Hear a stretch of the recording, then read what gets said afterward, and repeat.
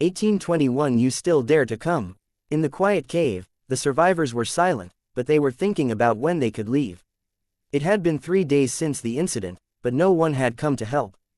In fact, during these 3 days, they did not hear any movement from the outside world, which proved that no rescue operation had been carried out. The King-class sea monster must have had something to do with this. To deal with a King-level sea monster, at least 5 King-level cultivators were needed. Otherwise, they would be no match for it. The entire island could gather this number of masters, but it didn't mean that they were willing to deal with the sea monsters. After all, it was a great risk, and a little carelessness could put their lives in danger. The best solution was to stall for time. When the King-level sea monster realized that it couldn't leave, it would probably leave on its own. This way, the price paid was the smallest. At best, they would sacrifice some residents, but in the end, the entire town would be saved. The people outside could naturally tell which was more important. But in this way, the survivors trapped in the cave became abandoned, and no one cared about them. Under such circumstances, if they did not think of a way to save themselves, they might never be able to wait for help to arrive. The survivors were also aware of this problem, and while they were indignant, they also tried to find ways to save themselves. Why don't we move the rocks together and see if we can dig a passage? One of the survivors in charge of security suggested. Don't even think about it. I've already tried it before, but it didn't work at all. Otherwise, why would I wait until now? Those rocks were too huge and hard, completely different from ordinary rocks. Even the cave under his feet was completely natural, and it was almost impossible to excavate it by hand. Moreover, we don't have any chiseling tools in our hands, so we can't do anything with the swords in our hands. The one who spoke was a resident of the town. He had lived here for decades and was familiar with the geography and soil. Naturally, he knew how hard these rocks were.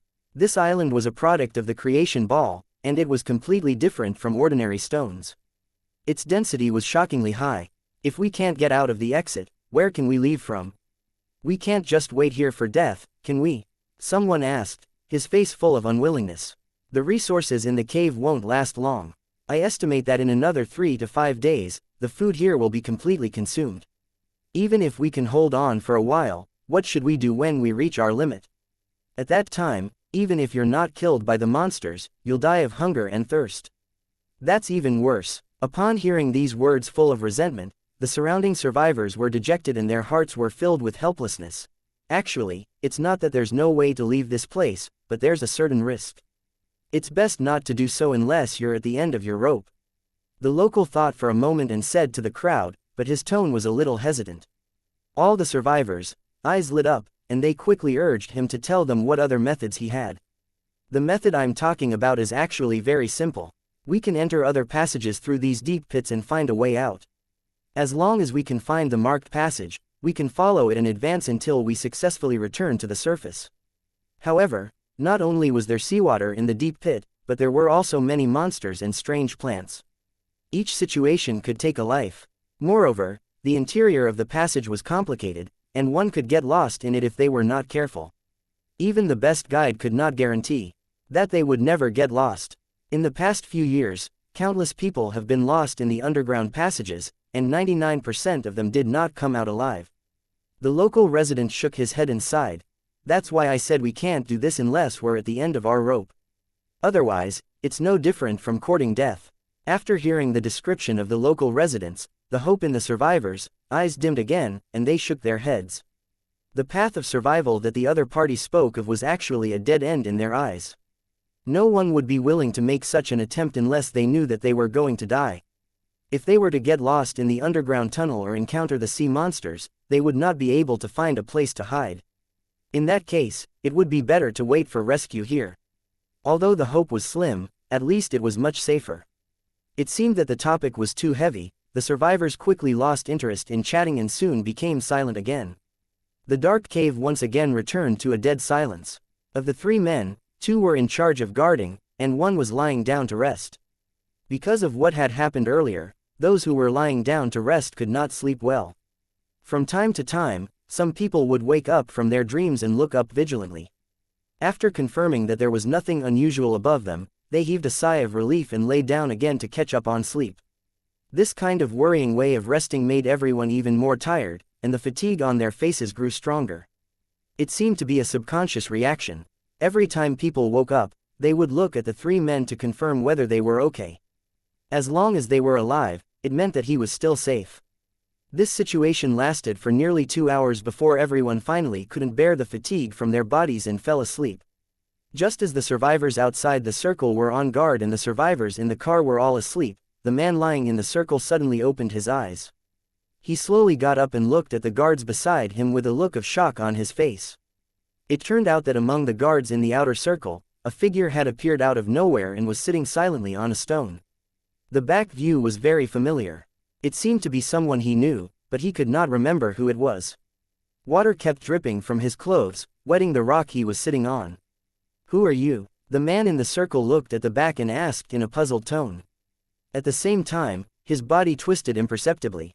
The figure didn't seem to have any reaction. He was still sitting quietly, but the water seemed to be dripping even faster. The entire rock was soaked.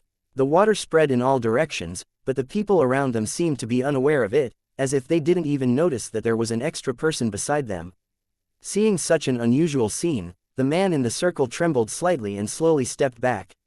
At that moment, the figure sitting on the rock suddenly reached out and waved at him. His back was clearly facing him, but the way he waved made it seem as if the figure was facing him. The man's eyes seemed to be in a daze for a moment, but he quickly returned to normal and continued to step back firmly. As if he had not expected this to happen, the figure sitting on the rock was stunned for a moment. Then, he stood up and slowly walked towards the man in the circle. The strange figure was walking towards him. The man in the circle showed a trace of fear and began to retreat faster. However, he was like a rusty machine. What he thought was a rapid retreat was actually as slow as a snail. In just a few breaths, the strange figure had already appeared in front of him, but his back was still facing him. The distance between the two of them was less than a foot. Then, the strange figure suddenly turned around, revealing a frightened and twisted face. It was the barbarian who had died not long ago. 1822. Let's see where you can run to. As expected, you still came. Seeing the barbarian's swollen face, the man who should have been scared silly suddenly revealed a strange smile. In such a strange scene, a person who should be afraid showed an abnormal smile. This was a very strange thing. There must be something wrong with this abnormal situation, and it was obvious that the situation had changed. The barbarian on the opposite side was silent for a few breaths. Suddenly, he raised his hand and grabbed at the man on the opposite side. His fingers were bent like hooks, and if they landed on his body, a few holes would probably be made. At the same time, an indescribable chill came, as if it could freeze one's blood. Under the assault of this chill, the human body would instantly become abnormally stiff, unable to react in time. In the blink of an eye, the barbarian's two hands were already on the man's shoulders, as if he wanted to fix him in place. With the strength of these arms, ordinary cultivators were indeed unable to break free and could only sit and wait for death. The moment the barbarian's arms touched him, his mouth opened wide, and his mouth split all the way to his ears. It was as if his entire face had been completely torn apart. A translucent tentacle stretched out of its mouth and went straight for the man's face. It was as agile as a poisonous snake. However, just as the tentacle was about to touch the man's face, the man, who was originally stiff and motionless, gave a strange smile again. He actually reached out and grabbed the incoming tentacle. The scene was still, as if it had fallen into a strange silence. The barbarian's face was filled with fear and surprise. Before he could react, the man opposite him pulled hard. The tentacle was torn off by the man, and an inhuman scream was heard. The voice was full of pain and hatred. From the sound, he knew that the enemy was heavily injured. The tentacle in the man's hand kept shaking, making strange sounds like it was alive, as if it wanted to escape from his control. As for the barbarian who had his tentacle torn off, he pounced over as if he had gone crazy. In the end, he saw the man raise his hand and punch the barbarian who was pouncing on him. The barbarian fell to the ground and then rode on his body like lightning. After a few cracking sounds, the barbarian's hands and feet were broken and tied around his back. The bound barbarian let out a strange cry. The sound was sharp and urgent. Then, two black shadows rushed out from the corner. It was the long-dead dark-skinned man and Hassan. Their faces were twisted, and they pounced over like hungry ghosts. The man didn't show any fear and charged at the two figures who were pouncing at him, looking extremely valiant. PFFT, two muffled sounds were heard. The man raised his fist and directly hit their heads like a heavy hammer. Their brains exploded, and two headless bodies flew out and landed heavily on the ground. After the man disposed of the two corpses, he turned around and saw that the barbarian who was bound up had actually turned around and tried to escape. The broken limbs were like centipedes, constantly moving on the ground, crawling away quickly. "You still want to run? Do you think you can?" Seeing this, the man sneered and rushed forward like an arrow, smashing the barbarian's head. "You're not real, you're a fake." Seeing that the man's fist was about to land on his body, the barbarian suddenly let out a low roar. His tone was raw, stiff, and sharp, as if he had just learned how to speak. Upon closer inspection, one would realize that it was not the barbarian's voice, but someone else's. A translucent shadow squeezed out of the barbarian's body and shot into the deep pit like an arrow. "I told you, you can't run away from me." The man laughed coldly. His speed was even faster than the shadow's by 3 times. The moment it was about to fall into the deep pit, he pressed it to the ground. The shadow kept struggling, but the man's hand was like iron, unable to break free. "I know, you're the Tang Zhen. You actually dared to lie to me." The shadow let out a sharp voice, as if it had already seen through the man's identity. Its tone was full of anger and unwillingness. In the entire cave, only this cultivator named Tang Zhen could make the shadow monster feel fear. Of course, it was only fear. He had never thought that he would be captured by him. This could only mean one thing. This cultivator called Tang Zhen in front of it was hiding deeper than it had imagined. If you still can't guess this, then I can only say that you're a complete fool and have wasted your innate magical ability. The man coldly laughed when he heard this. His appearance and figure actually changed in an instant, directly turning into Tang Zhen's appearance. This also proved the shadow monster's speculation. It was obvious that he had exchanged identities with the man and was waiting for the shadow monster to attack again. The result was as Tang Zhen had expected. This guy had already treated the survivors in the cave as prey and could not wait to attack again. As for how to make the shadow monster recognize the wrong person, it wasn't difficult for Tang Zhen to do it with his means. "Tang Zhen, do you think that you can catch me like this? You've really underestimated me. I'm telling you, everyone here will die, including you." The figure let out a hysterical roar. It seemed to be filled with hatred towards Tang Zhen and the others. After saying this, it kept letting out crazy laughter. Tang Zhen couldn't understand why this monster hated survivors so much. From his tone, he knew that there seemed to be an irreconcilable hatred between the two sides. Tang Zhen did not have the time to care about the grudge between the shadow monster and the natives. What he needed to do now was to use the clone in his hand to lock onto the location of the monster's main body. The shadow monster that had fallen into Tang Zhen's hands was actually only a part of his body. As long as his body was not damaged, he would be able to recover it in a short time. As for the clone that had been separated from the main body, it was constantly weakening and would probably completely wither and die soon. This was also the real reason why the shadow monster used an arrogant tone to demonstrate its power to Tang Zhen and said that it would take revenge at any time. It was just that the other party had underestimated Tang Zhen and the means of cultivators in Lucheng. He didn't know that Tang Zhen had already locked onto his general position in a short time. Just as the shadow monster was still laughing complacently, the corner of Tang Zhen's mouth also revealed a trace of a contemptuous smile. He casually sealed the shadow monster. "It's too early for you to be happy. Let's see where you're going to run this time." Tang Zhen's voice had just sounded when he suddenly jumped into the deep pit in front of him like an arrow that had left the bow. Tang Zhen's speed seemed to be even faster after he entered the water. This was because he had already sensed the shadow monster's true body. At this moment, it was fleeing in the tunnel as though it was flying. The underground tunnels were crisscrossed like a maze. The shadow monster's body seemed to be extremely familiar with this place, and it was moving around nimbly. Tang Zhen's mental energy spread out. As he advanced, he continuously judged the direction of the tunnel. Although this method could guarantee that he would not walk into a dead end, it would affect his speed of advancement. Tang Zhen activated the summoning altar when he thought of this. One after another, figures appeared around his body. Without any hesitation, they madly ran towards the different passages. If one person couldn't catch up, Tang Zhen would use hundreds or thousands of people to block it. Even if this monster's body had 3 heads and 6 arms, it could forget about escaping from Tang Zhen's palm today. 1823 The Revenge of the Only Survivor, 1 In the winding underground tunnel, a misty shadow was moving forward like lightning.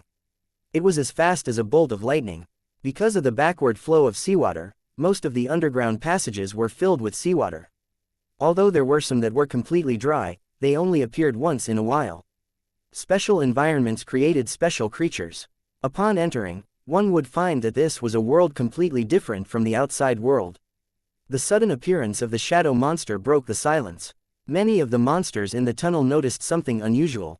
It seemed that something was charging toward their territory, but before they could react, a shadow had already flown past them.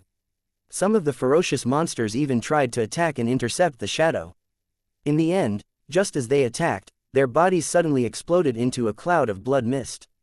The shadow monster was too fast, and it was comparable to a divine weapon, so it was almost certain to die upon contact. It was as if nothing could stop the shadow monster from moving forward. In the blink of an eye, it had already fled nearly 1,000 miles away. At this moment, the rapidly advancing shadow suddenly stopped. A trace of surprise and embarrassment seemed to appear on the face that could not be seen clearly. After letting out a cold snort, the shadow monster turned around without hesitation and ran toward another passage. Just as he left, a figure suddenly appeared in the tunnel ahead. His body was also translucent, and he was a summoner. After staying at the place where the shadow monster stopped for a few seconds, the summoning cultivator seemed to say something and immediately chased in the direction where the shadow monster disappeared. It didn't take long for several more figures to appear, and they also chased in the direction where the shadow monster had disappeared. At this moment, the shadow monster was a little flustered and exasperated because he found that there were enemies chasing him everywhere. From time to time, he would be blocked by people. The shadow monster clearly knew in its heart that these people were all Tang Zhen's subordinates. Their goal was to capture it. Although it did not know where the other party had called for reinforcements, the shadow monster knew that once it was caught, it would end up in a miserable state. In the past few years, countless people had died at his hands. In his opinion, this kind of enmity was impossible to resolve. As such, he fled with all his might, and relying on his familiarity with the surrounding thousands of kilometers, he began playing hide and seek with the summoners. He had played this game before, but at that time, he had companions, a group of companions of the same race. They had never been to the surface of the ground in the underground tunnels where they lived, because it was very dangerous there. However, one day, the entire world changed. Seawater poured into the passage they lived in, and because of the suddenness of the incident, many of their companions drowned to death. No matter how fast they were, they couldn't outrun the turbulent seawater. In this catastrophe, almost all the living beings in the underground passages had died. The originally crisscrossing underground passages had completely become underground sewers. At that time, he was only a teenager, but he was extremely lucky to escape a disaster. However, he was trapped in a section of the passage, quietly waiting for death to come. Perhaps he was not fated to die. He was so hungry that he looked around for food and finally found a body that had drowned in the sea. The size of this creature was incomparably huge. The elders in the tribe had once said that the winding underground passages were actually gnawed by this creature. It could be said that without these creatures, there would be no underground passages, and there would be no space for their race to live. He was so hungry that he couldn't care less. He cut open the skin of the dead body with the knife he carried with him and began to devour the flesh and blood of the creature. Even though his body would feel itchy and his head would feel like it was going to explode after eating the raw meat, it was still much better than being hungry. Time passed by slowly. The young man's daily routine was to sleep and eat. Even though the giant insect's body had rotted, he still gritted his teeth and swallowed it. Other than the food in front of him, there was only seawater and rocks around him, as well as a passage dozens of meters above his head. The young man knew that he could leave this place by climbing up that passage, but for an ordinary person like him, the height of tens of meters was enough to make him feel despair. Before he knew it, he had almost finished eating the giant worm's body. Later, in order to fill his stomach, the young man would find a way to swallow everything on the giant worm's body. Until one day, the young man found a bead in the body of the giant worm.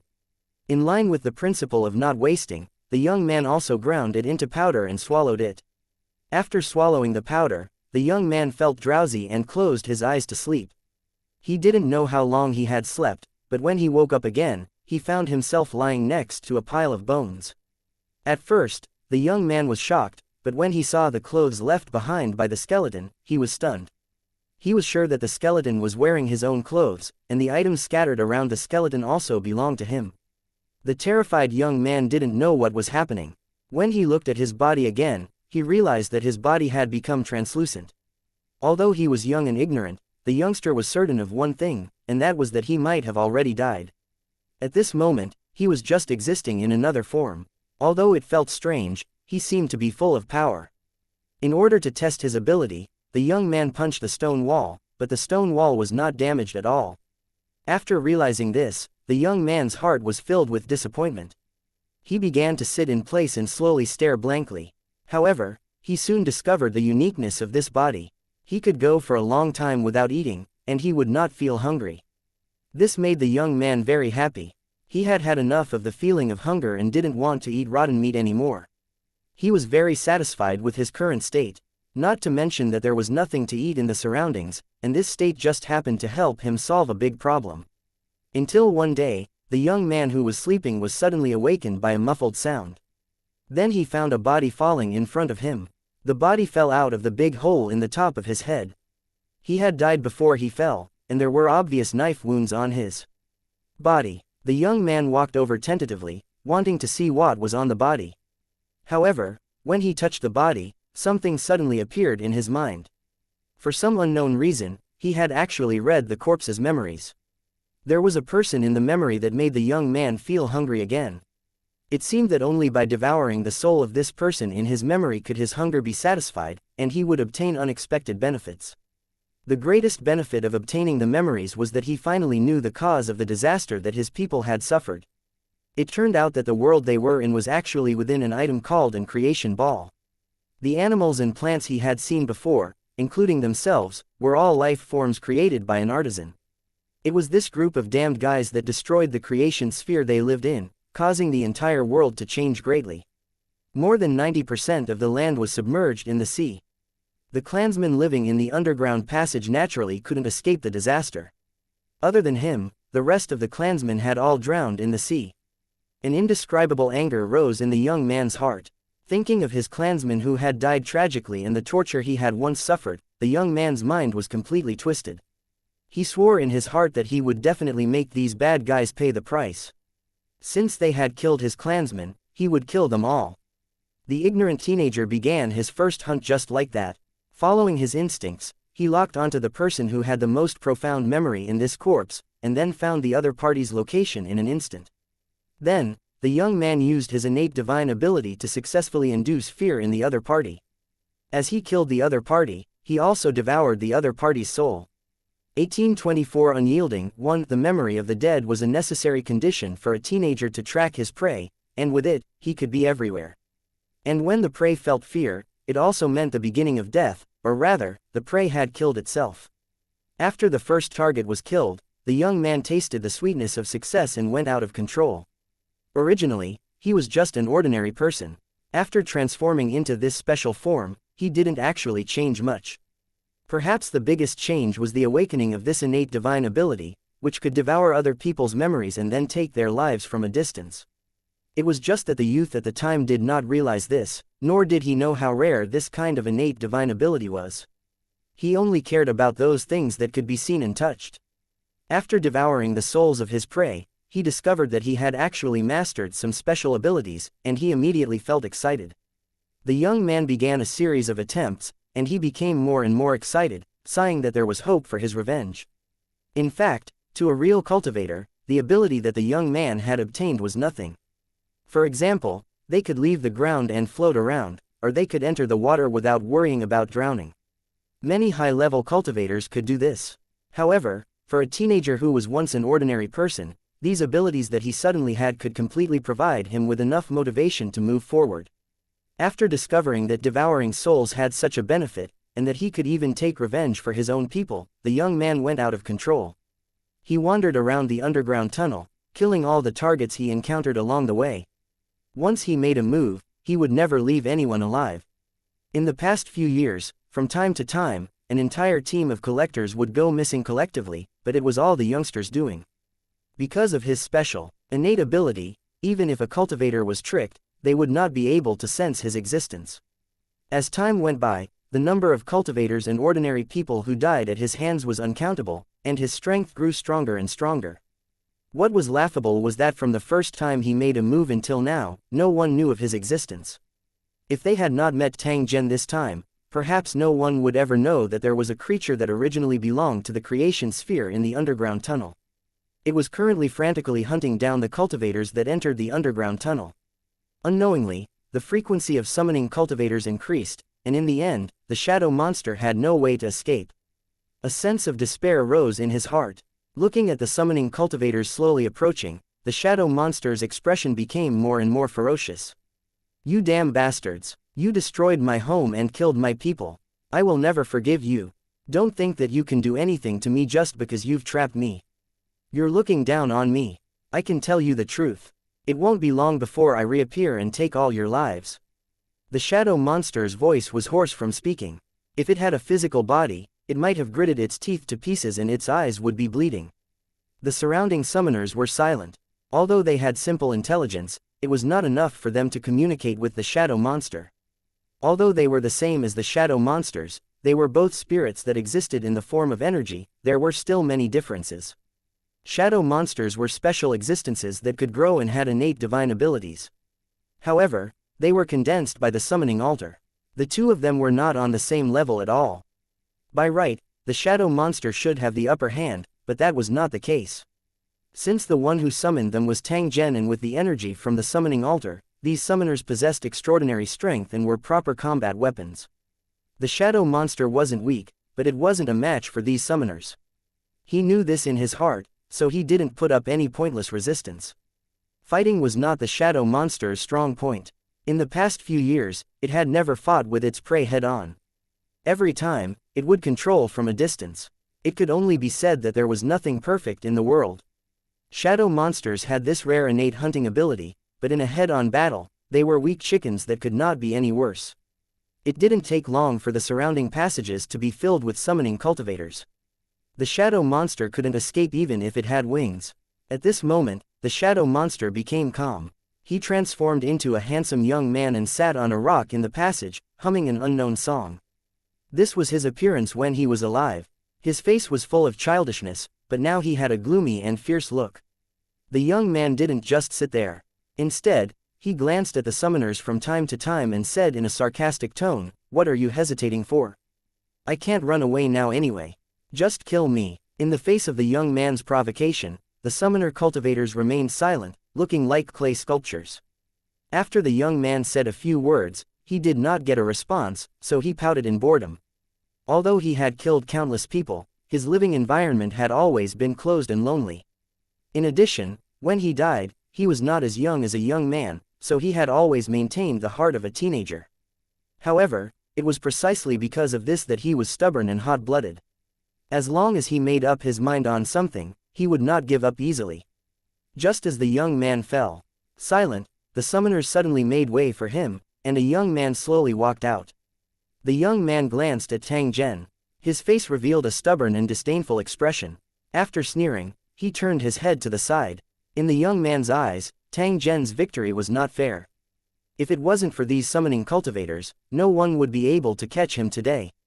If one wanted to fight one-on-one, it would depend on the situation. As the lord of the war zone in the world of Lusheng, Tang Zhen would never act like a lone wolf that relied on himself to complete everything. With a wave of his hand, tens of millions of cultivators moved forward bravely. This was the true style of the lord of the city. Although being a loner was free and easy, it might not be suitable for Lu Cheng's cultivators. Even if they could make achievements, there must be a certain limit. Tang Zhen looked at the stubborn and proud expression on the young man's face. After he laughed softly, he slowly walked forward. "Looking at you, you don't seem to be convinced." After hearing Tang Zhen's words, that young man turned his head and looked over. He coldly snorted, "Isn't it? If it weren't for these cultivators blocking the way, do you think you could have caught me today?" Tang Zhen shook his head. This shadow monster's speed was indeed freakishly fast. Unless Tang Zhen used his teleportation ability, he would always be a step slower than the other party. However, if he were to use his teleportation ability, it would be inevitable that he would be discovered by the powerful beings of this world, which would cause a series of unnecessary trouble. So it wasn't that he couldn't catch up, but that he didn't dare to go all out. There was no way to explain the true facts. However, Tang Zhen similarly did not wish to encourage the young man's arrogance. Otherwise, how would he be able to subdue him? You feel that this battle is unfair to you, that I'm bullying you, and that having many people is my advantage, so why can't I use it? Then have you ever thought that you've always been using your own advantages to deal with your prey? At that time, did you ever think about the question of fairness? It's best to have the same standards when asking for others and asking for yourself, or else you'll be looked down upon. After Tang Zhen said this, he sat on the rock beside the young man and pointed at the summoners. You have your own advantages, and I have mine. You used your advantage to kill me earlier, and now I'm using my advantage to deal with you. What's there to be disgraceful about? In a battle of life and death, there was no limit. If you always held this kind of childish thinking, everything must be fair and just, I'm afraid you will die a terrible death in the end. Besides, from the beginning to the end, you've never been fair to others, so what reason do you have to look down on me? The young man's mouth moved as a trace of a dejected expression was revealed on his face. He was silent for a moment before he turned his head and looked at Tang Zhen. I don't know what you're saying, but there's one thing I'm sure of. You're the ones who killed my people and destroyed my home. As long as I can kill you, I don't mind using any means. It's ridiculous to talk about fairness and justice. But even if what you said makes sense, and I'm in your hands now, please remember, I will never yield to you. 1825 I have an idea. The young man's suppressed obsession was released without any reservation at this moment. His expression was full of pain and hatred. Things would easily go bad if left for too long, and the same was true for the heart of revenge, unlike strong wine that would only get thicker and worse. He had endured countless days and nights of loneliness. If it wasn't for the obsession in his heart, he would have become a madman. Tang Zhen looked at the young man's eyes and said indifferently, have you ever thought that even if you kill everyone here, your clansmen won't be able to revive? What happened back then was just an accident. Your so-called revenge is just to find some psychological comfort for yourself. It doesn't actually mean much. After hearing Tang Zhen's words, the young man shook his head with a determined expression. If he acknowledged Tang Zhen's words, it would be the same as denying everything he had done. You have to pay for what you've done wrong, the youth retorted. Do you think I can let my people go just because they can't be resurrected? The obsession in the young man's heart had accumulated for many years. It was impossible to erase it in a day. Even Tang Zhen could not do it. If Tang Zhen intended to use force to invade the creator world, the young man's innate ability would definitely be put to good use and deal a fatal blow to the enemy. With the means of Lu Cheng's cultivators, he would definitely be able to unleash his innate divine power to the extreme. But his current plan was to use a gentle method to conquer the artisan world. The youth's existence would become an unstable factor that had to be properly resolved. The most energy-saving method was naturally to kill them directly. However, Tang Zhen placed great importance on the young man's innate ability and did not wish to waste it. Moreover, in the process of conquering the world of artisans, he would inevitably encounter obstacles, and he would need to take action to get rid of some enemies blocking his way. It wasn't good for the Lu Cheng cultivators to make a move, as it was likely to arouse the vigilance of the World Guardian. The young man's ability came in handy at this time, helping Tang Zhen to solve the problem quietly. Therefore, killing this young man was only a bad plan. Taking him in for his own use was the result that Tang Zhen wanted the most. After thinking up to here, Tang Zhen continued, of course you have to take revenge, but you might not have to use this method. You've absorbed the memories of so many people, so I'm sure you're well aware that your existence is actually just a coincidence. It was the artisans who created you. Otherwise, you wouldn't have been able to appear in this world. From a certain perspective, they are actually your benefactors. Not to mention, the one who destroyed the creation sphere was only one person, but you're putting your hatred on everyone. If you were to rely on your own ability, when would the killing end? Besides, the number of people you've killed over the years can't even compare to the number of clansmen you've killed. If that's not enough, how many do you think you should kill? The young man stammered. He really had not thought about this problem. In the past, he only had one thought in his mind, which was to kill everyone in this world. However, as time passed, he felt that this idea was unrealistic. Although his ability was hard to guard against, it had many restrictions. It was impossible to hunt without limit. The saddest thing for him was that the number of targets he had hunted over the years was nothing compared to the population of this world. If this situation continued, he might not be able to fulfill his dream even when he died. At this moment, the young man was undoubtedly depressed when Tang Zhen mentioned this matter. His eyes were wide open, but he could not say a word. Tang Zhen smiled when he saw this. The other party's reaction proved that his words had an effect. Next, he just needed to strike while the iron was hot to shake his heart and then gradually use him for himself. Thinking of this, Tang Zhen stood up and walked to the opposite side of the youth. He pointed at the summoning cultivators and said, "These cultivators standing in front of you, can you tell me their origins?" The young man looked at the summoner with a hint of doubt in his eyes and shook his head. He could tell that there was something wrong with these summoners. They seemed to be spirit bodies similar to him, but they were more numb, like puppets. Although most spirit bodies were muddle-headed under normal circumstances, they were still low-level spirit bodies. When their strength reached a certain level, they would recover their original memories, almost no different from when they were alive. The summoners in front of him were quite strong, but their intelligence was not even as good as the newborn spirit bodies. This was one of the reasons why the young man could not understand. Seeing the young man reveal a puzzled expression, Tang Zhen explained in a timely manner, "They are all spirit body cultivators that I summoned through special means. Some of them died hundreds of years ago, while others have been dead for thousands of years. Even so, I can still make them reappear in the world. If they were willing, they could even restore their original minds and bodies. Do you understand what I'm saying?"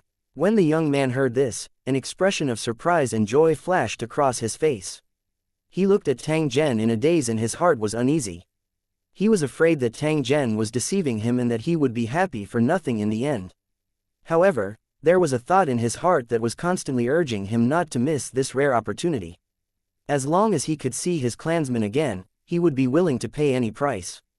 So after hesitating for a few seconds, the young man asked impatiently, "You're saying that you can bring people back to life?" Tang Zhen nodded his head and could be considered to have answered the young man's question. The young man's eyes flashed with a hint of surprise, but then he frowned and said in an uncertain tone, "My clansmen have been dead for countless years. I'm afraid that not even their bones remain, and their souls have disappeared without a trace. May I ask, how do you plan to save them?" The young man's worry was not without reason. According to his understanding, even gods could not do this. "I have a plan, and it's two plans." Tang Zhen looked at the young man and spoke with a confident tone, "The first method is a little risky. I'll find someone to bring you into the river of time and try to head to the time when the creation sphere was destroyed. After you enter the river of time, I'll think of a way to let you enter the creation sphere and save the lives of your clansmen. After that, I'll seal your clansmen in a special space. 10,000 years is only a moment there, and when it's done, you'll be able to meet your master again." The young man was stunned. If that was the case, he could really avoid a disaster. But the question was, could anyone really travel through the long river of time and return to the moment before the disaster? He was inexperienced and really didn't know that this could be done. After some thought, the young man chose to believe it. What he couldn't do didn't mean that others couldn't do it. Perhaps this mysterious cultivator named Tang Zhen in front of him really had a way to do this. "Can you keep the creation sphere? That way, all the disasters can be avoided." The young man hesitated for a moment before asking in a probing tone.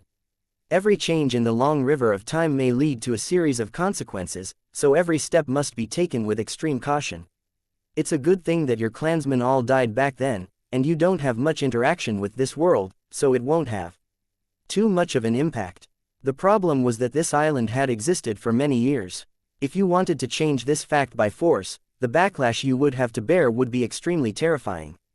When that time comes, not only will you suffer, but your clansmen and even me will also be annihilated with you.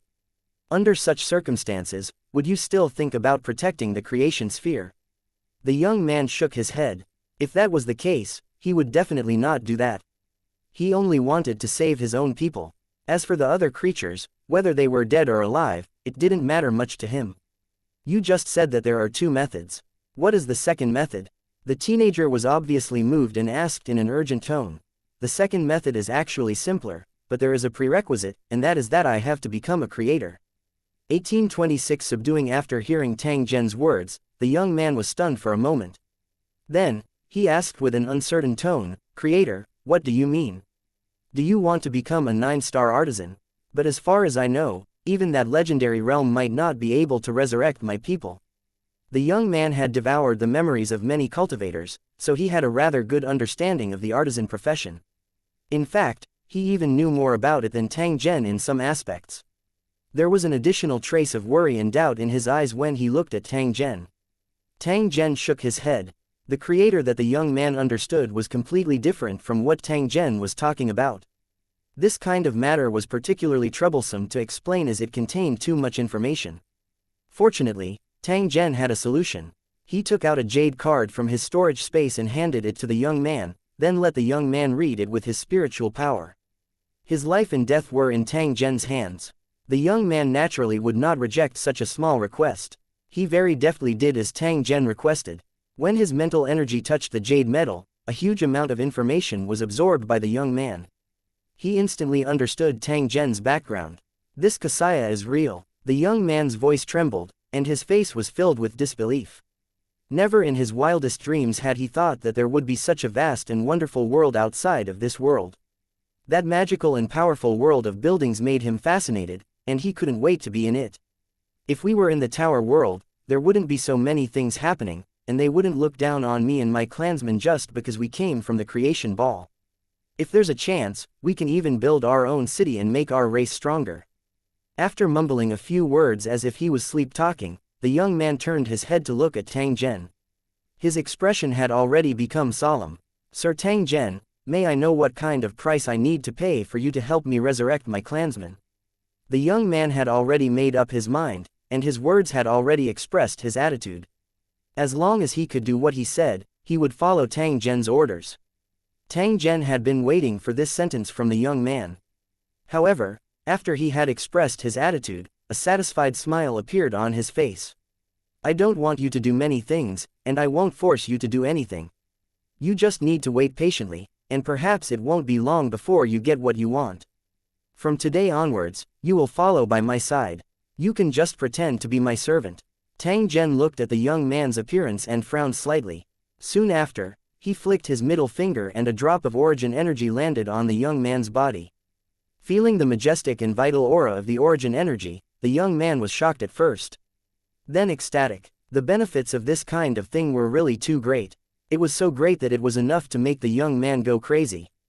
However, Tang Zhen had given him such a good thing without the slightest hesitation. Originally, he only had a cooperative relationship with Tang Zhen. However, at this moment, the young man's emotions were slightly stirred. The gaze he used to look at Tang Zhen had also become much warmer. Quickly absorb this source energy and you can reform your body. Unless it's a cultivator at my level, no one will be able to see through you. The young man nodded and immediately followed Tang Zhen's instructions, refining and absorbing the drop of origin energy. His body gradually became more and more solid. After the time it took for an incense stick to burn, the young man was no different from a normal person. Later on, you will sneak into the cave and pretend to be a hidden survivor. Then, you will be discovered by others. After warning the young man, Tang Zhen waved his hand at the summoning cultivators around him. Soon after, they quickly disappeared. Let's go. You'll be in charge of leading the way. We'll return to the cave. Sir Tang Zhen, that cave can't trap you since you're so powerful. Why did you return there? This was also one of the things that the young man was puzzled about. The others were weak and could not easily leave the cave. However, it was easy for Tang Zhen. However, he refused to leave, and no one knew why. There's something in the cave that's very important to me. You're just as important, so we have to go back. The young man was curious. Although he wanted to know what it was, he hesitated and didn't say anything. There were some things that were confidential. If Tang Zhen was willing to tell him, he would naturally find an opportunity to let him know. If she didn't want to tell him, it would be a waste of time to ask. Even though he knew this, he had the heart of a youth and had always been extremely curious about such things. Seeing the secret but not knowing the answer made him feel like a cat was scratching his heart, and he felt uncomfortable all over. Seeing the young man's uncomfortable expression, Tang Zhen smiled and casually told him about the creation sphere. When he heard that Tang Zhen was preparing to cultivate a creature that could pass through the creation ball's crystal wall, the youth immediately understood his meaning. His heart was also filled with anticipation. If this creature was successfully bred, he could return to the time before the disaster and use this creature to enter the creation ball to prevent the extermination of the race from happening. Perhaps it was because he was in a good mood, but the young man became more talkative. Along the way, he kept talking about his childhood experiences or the secrets he had obtained after devouring memories. Whenever the young man spoke of valuable information, Tang Zhen would also ask please like and share the video on the YouTube channel Cultivation Audiobooks. A few more questions and then silently remember it in his heart. These bits and pieces of information seemed useless, but as long as they were accumulated, they might come in handy one day. Perhaps, a distance of a few thousand miles was really too far in the eyes of an ordinary person. However, it did not take much time for Tang Zhen and his partner. After they arrived at the location of the cave, Tang Zhen and the young man split up and went their separate ways. At this moment, the survivors that remained in the cave were all looking at the deep pit in front of them with worried expressions. Tang Zhen had gone to chase after the monster and had yet to return. They were naturally aware of how powerful the monster was. Therefore, they could not help but feel worried for Tang Zhen. They were afraid that he was not a match for the monster. Out of all the survivors, he was the strongest. If he couldn't defeat the monster, then everyone would have no hope. After not seeing Tang Zhen return even after a long time, some people had even secretly guessed that he might have already died in the hands of the monster. However, when they saw Leah's serious expression, no one dared to say anything to avoid trouble. The interactions between the two of them in the past few days had been seen by everyone. It seemed that they were no longer just ordinary friends.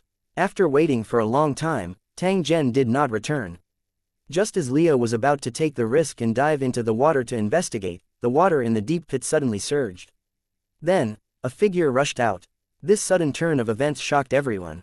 Just as they thought that a monster had appeared and were about to escape, they heard Leia's surprised voice. Tang Zhen, you've finally returned. 1827 The rescue is here. Upon hearing Leah's exclamation, everyone stopped in their tracks and turned to look at the deep pit. Tang Zhen was currently standing at the edge of the deep pit with his hands behind his back. He expressionlessly looked at the flustered faces of the survivors. A faint ridicule was present on the corner of his mouth. A trace of embarrassment appeared on everyone's faces. The scene of them running away in a panic just now was really embarrassing. The other party was fighting the monster to the death, but he was here to watch the fun, and at the critical moment, he only thought of escaping. Looking at the edge of the deep pit, only Leah didn't move. She was smiling at Tang Zhen. How could one endure such a scene? An artisan awkwardly smiled as he bowed to Tang Zhen to express his apology. When the others saw this, they also followed the actions of that artisan and bowed to Tang Zhen. Regardless of whether Tang Zhen killed the monster or not, just his courage to face the difficulties without fear of danger was worthy of everyone's admiration. Tang Zhen nodded his head in the face of everyone's bow and accepted it calmly.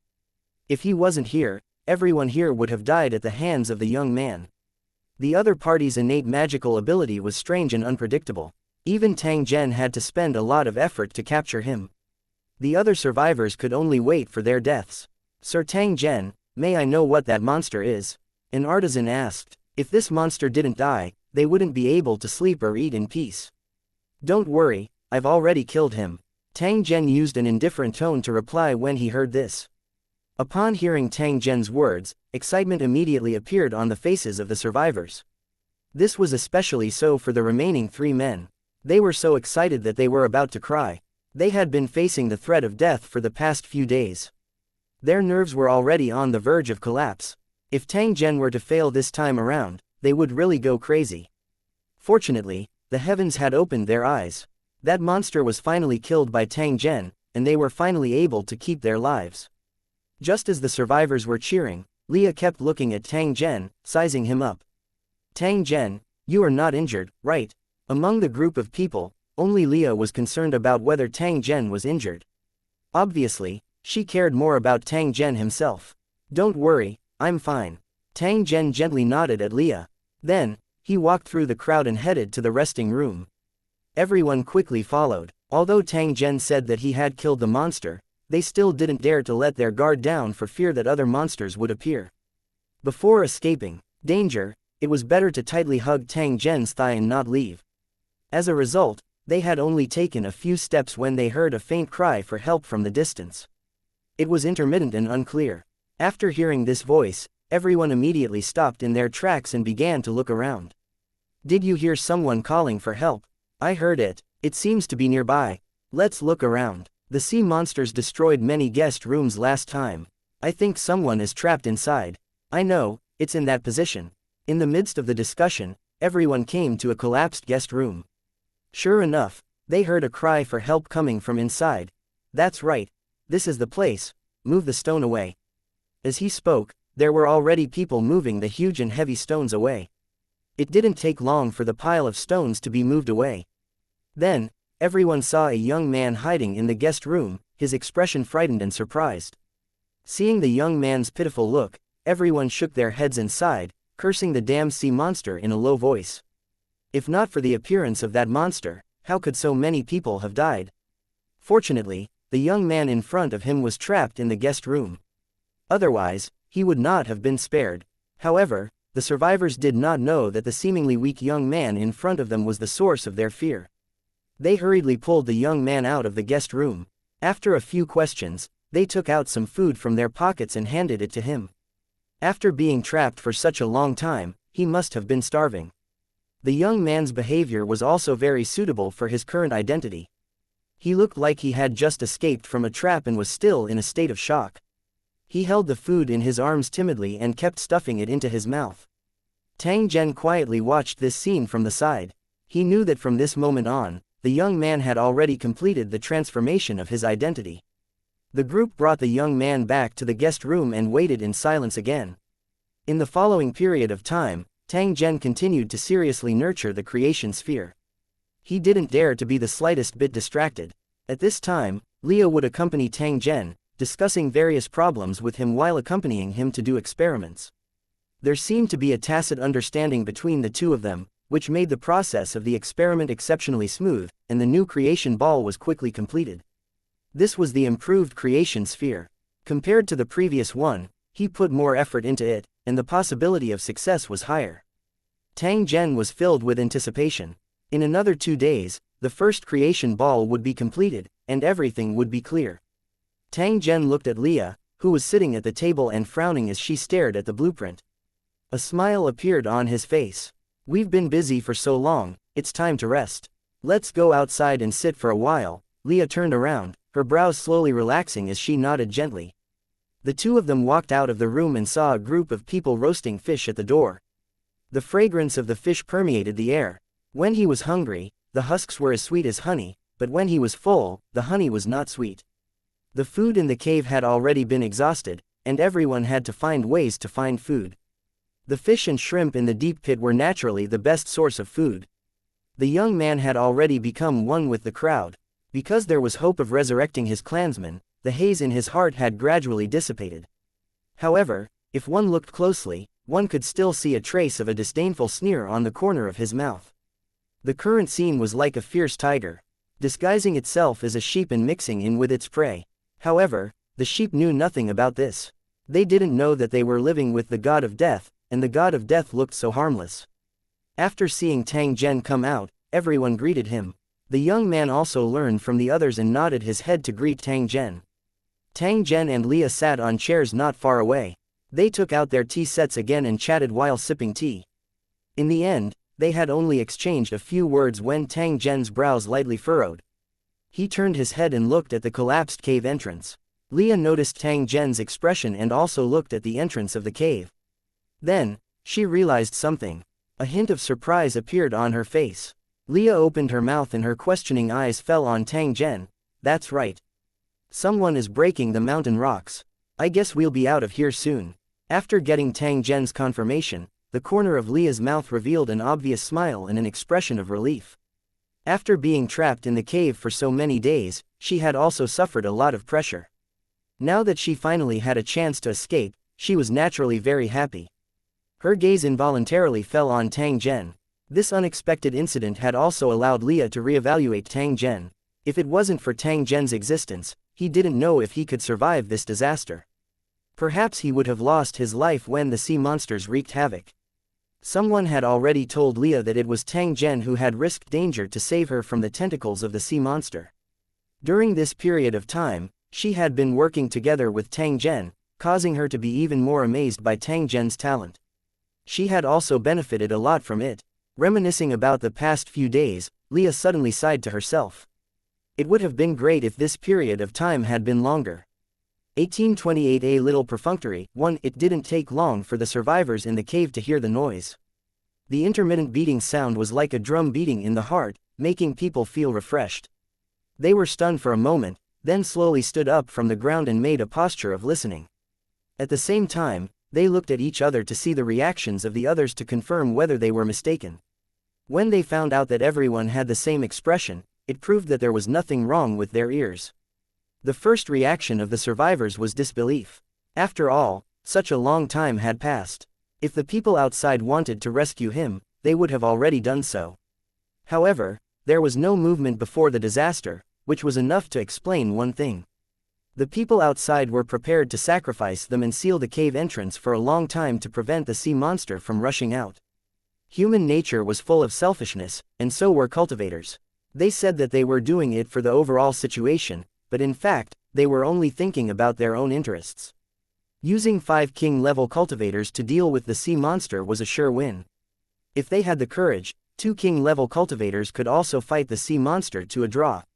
If they were cultivators of Lu Chang, they would dare to fight sea monsters alone and take the initiative to kill them. It was a pity that they didn't have the courage of the cultivators in Lu City. When they encountered such a situation, their first reaction wasn't to fight, but to protect themselves from harm. Under such a situation, there was naturally no one who would take the initiative to stand on the side of Tang Zhen's group. Instead, they would choose a safer choice that was more in line with the interests of the majority. To put it bluntly, Tang Zhen and the others were just sacrifices. If there were no accidents, no one would save them. It was precisely because they understood this that the survivors were quite surprised. The current situation was enough to explain that something must have happened outside, which was why help had come. No matter what the reason was, as long as someone came to help, it meant that hope had come. At this moment, no one was in the mood to eat. Instead, they gathered near the entrance of the cave, waiting for the ray of hope. What everyone was most worried about was that the knocking had suddenly stopped, which meant that their hopes had been dashed. Everyone, try to move back a little. We can't determine what method is used to break the mountain rock. If we use violence, you'll be easily injured. With an artisan's reminder, the survivors came to a sudden realization and hurriedly retreated to a safe distance.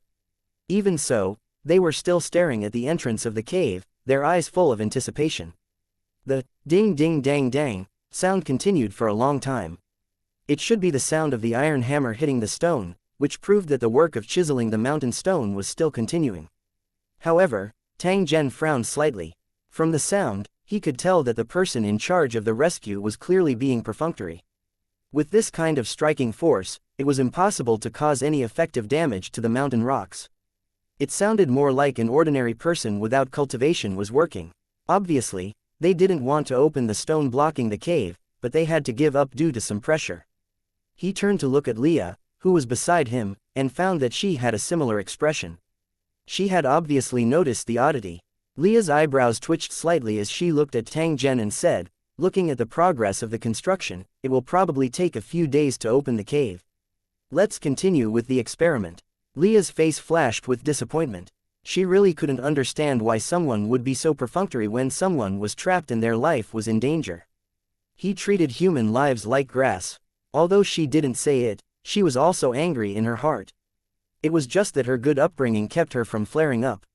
In fact, she had been protected since she was a child, so she didn't have much contact with such things.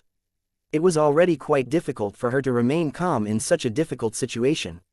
Tang Zhen didn't refuse. He returned to the guest room with Leah and continued to do the unfinished experiment.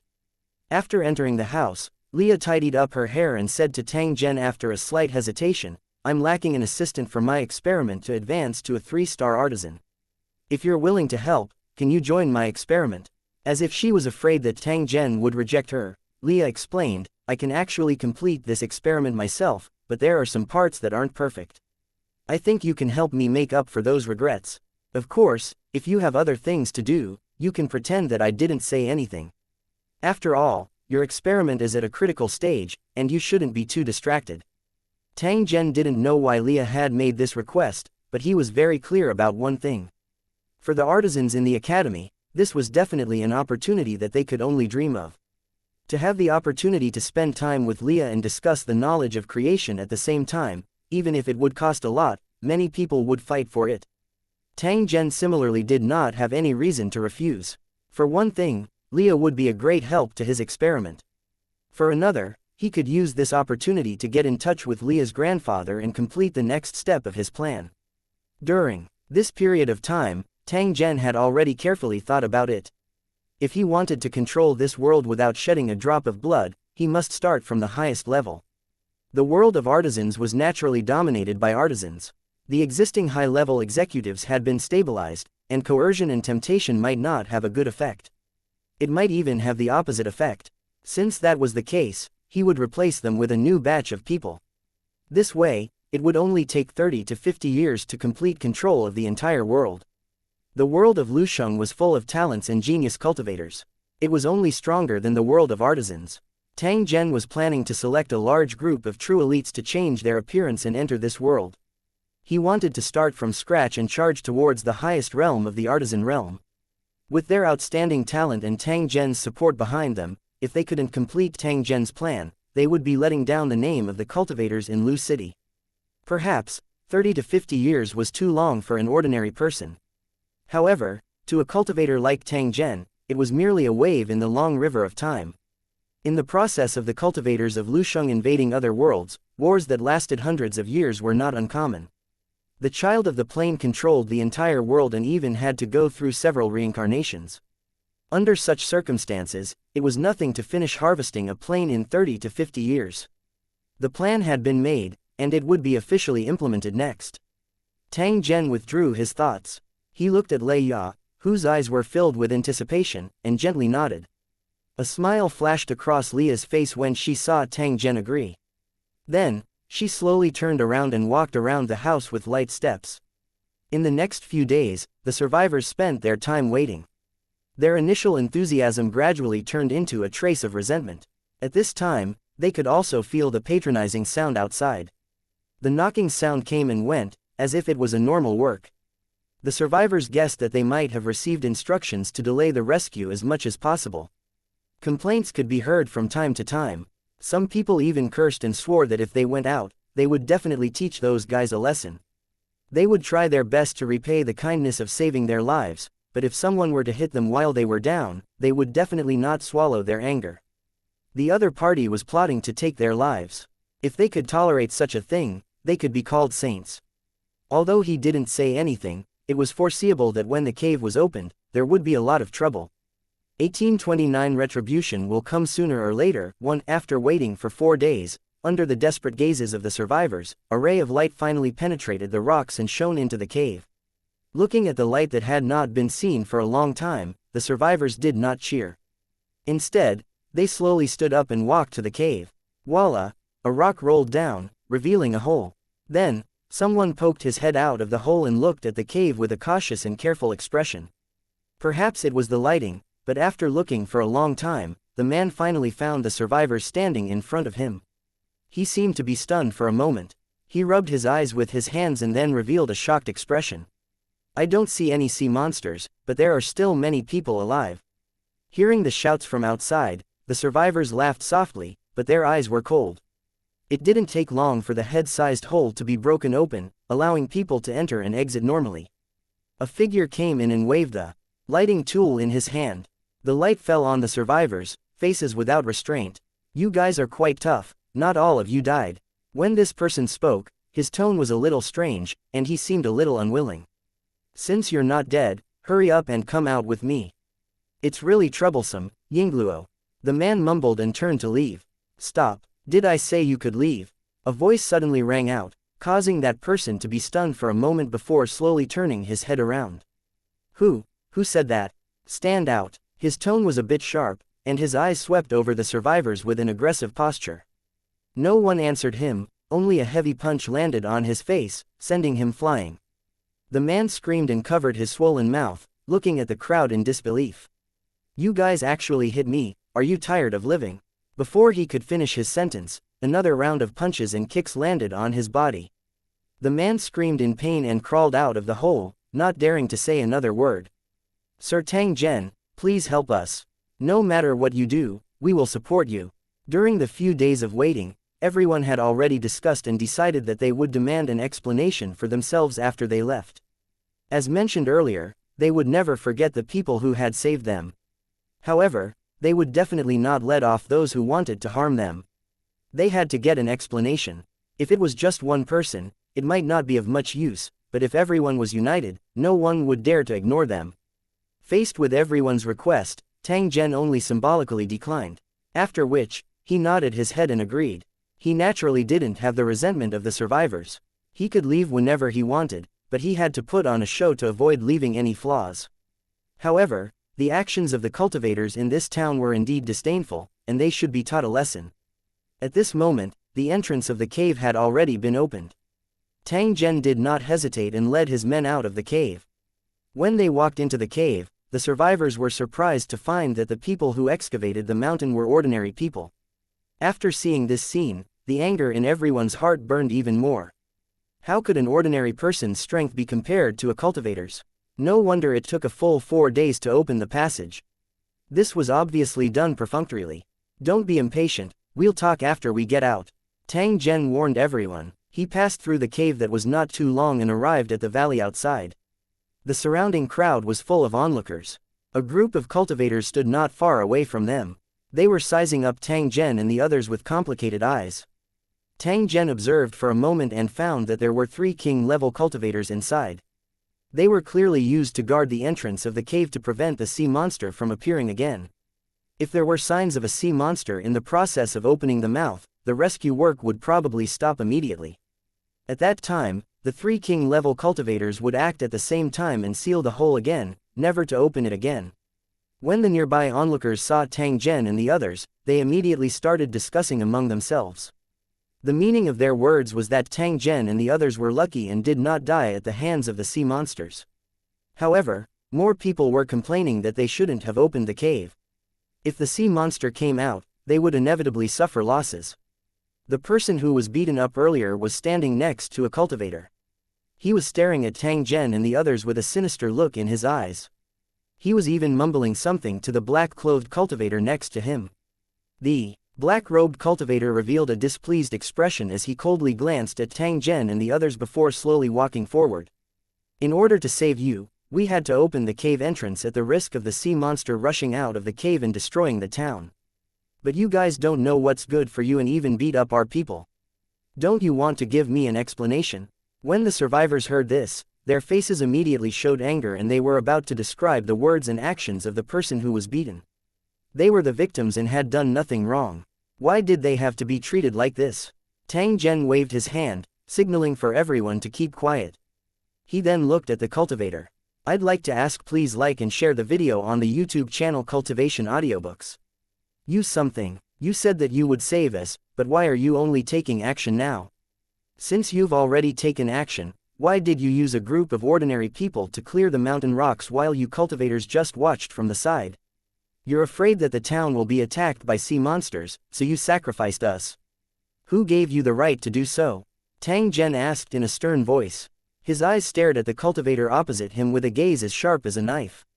That cultivator's eyes flickered slightly in the face of Tang Zhen's reproaching. Soon after, he roared with a dark expression, "What do you mean by that? Is it wrong to save you?" Tang Zhen shook his head. You better remember this. You're not the one who saved us. Even those ordinary people are more qualified than you to say this. I'll find out who the person who requested to open the cave is later and will definitely give a reward. I'll also find the person who destroyed the cave and stopped the rescue. If I'm not satisfied with this, none of you will have a good time. After hearing Tang Zhen's words, the cultivator sneered. He looked at Tang Zhen up and down and said in a disdainful tone, "What big words. I don't mind telling you that I was one of the people who stopped the rescue. The sea monster is in the cave. Why should we risk our lives for the lives of you outsiders? You can only blame your bad luck for running into a king-level sea monster. You're lucky to be able to walk out alive." Tang Zhen's eyes turned a little cold after hearing the cultivator's words. This was a sign of his true anger. When he turned to look at the cultivators and the crowd, he found that they also had the same expression. To them, the life and death of the outsiders really had nothing to do with them. As long as they ensured that their interests were not lost, it was fine. Very good. You said that we can only admit that we're unlucky to have encountered a sea monster, but in my opinion, your luck may not be that good. Who knew if the sea monster would appear again after it left? Perhaps the next time it appears, it won't be just one, but countless. After Tang Zhen said this, he turned his head and waved at Leah and the others. He then headed straight to the nearby square without turning his head back. The vehicle that they had rented when they came was still there. They only needed to rush to the scheduled location and could leave directly by taking the vehicle. Sir Tang Zhen, are we just going to let this matter go? Someone in the group spoke in an indignant tone when he discovered that Tang Zhen was planning to leave. His face was filled with unwillingness. Didn't you see that they're in cahoots with each other? It's obvious that they're just patronizing us. We're all alone now, so we naturally have to plan slowly. If we force an explanation now, the other party will either give us a perfunctory reply or do us harm. When the time comes, all they have to do is find an excuse and say that we've been killed by sea monsters, and they'll be able to shirk all responsibility. At that time, I really won't be able to die in peace. Without waiting for Tang Zhen to speak, a female artisan opened her mouth to explain. Just from her tone, one could tell that she was obviously very angry. Tang Zhen faintly smiled when he heard this. He did not explain any further and instead requested everyone to board the transportation tool as soon as possible. As for the other survivors, they bid farewell to Tang Zhen and prepared to return home. When they were about to leave, Tang Zhen looked at them and said, "If you listen to me, leave this town as soon as possible. If you're late, you might never be able to leave." Everyone was slightly startled when they heard Tang Zhen's words. They did not understand what he meant. However, when they thought of Tang Zhen's magical performance in the cave, the survivors' hearts trembled as they seemed to realize something. After thanking Tang Zhen once again, everyone hurriedly looked for their own transportation and left the town in the valley without stopping for even a moment. 1830 The town ravaged by sea monsters. After seeing Tang Zhen's group appear, the beast tamer controlling the large bird hurriedly asked about their well-being. His face was filled with concern. It seemed that he had very professional ethics. He didn't leave when Tang Zhen and the others encountered an unforeseen event. Instead, he had been waiting here. As for whether he had just received the news, he had no idea. After all, the list of hotel guests had been blocked before this. Obviously, the cultivators in this town were not willing to make a big deal out of it, so they had been trying hard to control the spread of the news, even to the extent that the dead could not testify. If someone asked, they could say that Tang Zhen and the others didn't exist in the cave, or they had left the hotel and entered the underground passage. In short, even if Tang Zhen and the rest were really dead, it would definitely have nothing to do with the matter of sealing the cave. As for why they wanted to open the cave, no one knew the specific situation for the time being. However, from their expressions, it could be confirmed that these guys were very unwilling. Therefore, when they saw Tang Zhen and the others, the attitude of those cultivators was very bad because Tang Zhen and the others would completely expose their actions. Although they could say that the cave was sealed to prevent sea monsters from rushing out, this reason was definitely not valid. Therefore, in the hearts of these cultivators, they probably wished for Tang Zhen and the others to die so that they could push the responsibility to the sea monster. The attitude of these cultivators had also decided how Tang Zhen would handle this matter. This was because this matter did not cause much loss to him. Tang Zhen had originally planned to let it go easily. But at this moment, he changed his mind. There was no other reason. It was because the attitude of these cultivators made him very uncomfortable. It was the first time Tang Zhen had seen such a matter where they disregarded human lives and acted so righteously. When the other party put on a matter-of-fact attitude and did not feel guilty at all, Tang Zhen had already decided to punish them. It was not that karma did not exist. The power of will would affect the operation of fate under certain circumstances, and then appear at a certain time and affect reality. Tang Zhen had the ability to let them taste the consequences of his actions. After everyone had entered the passenger cabin, the big bird, which was lying on the ground to rest, stood up at the whistle and then slowly rose into the air in a stable posture. When it was about 1,000 meters above the ground, the animal controller was about to command the bird to leave when he heard Tang Zhen's voice behind him. "Don't be in a hurry to leave. There'll be a good show soon. It's not too late to leave after watching it." After hearing Tang Zhen's words, The beast tamer hesitated for a moment, but he still nodded and agreed. He had already noticed earlier that after everyone returned this time, they actually faintly regarded Tang Zhen as the leader. The Beastmaster had a deep impression of Tang Zhen, who had an argument with White in the passenger cabin. At that time, he felt that this calm young man wasn't simple. Seeing that Leah, the leader, had no objections, the beast tamer, who was paid to do things, naturally chose to follow orders. The giant bird stopped moving forward and hovered in the air. The members of the adventurer team stood by the window and looked down at the city below. Everyone felt a faint doubt in their hearts when they heard Tang Zhen's words earlier. They could not understand what he was trying to do. Tang Zhen, do you know something or have you done something? Leah, who was standing beside Tang Zhen, asked in an indifferent tone. I just had a premonition that something was going to happen, so I stayed a little longer. It won't cause any damage anyway. Tang Zhen did not explain the specific reason. Instead, he stared at the river in the distance without blinking. That place was connected to the sea. It was said to be formed by a collapsed underground passage, and the water depth was more than 100 meters. If one observed the river water carefully, they would find that the water level was slowly rising, and there were strange fluctuations in the water.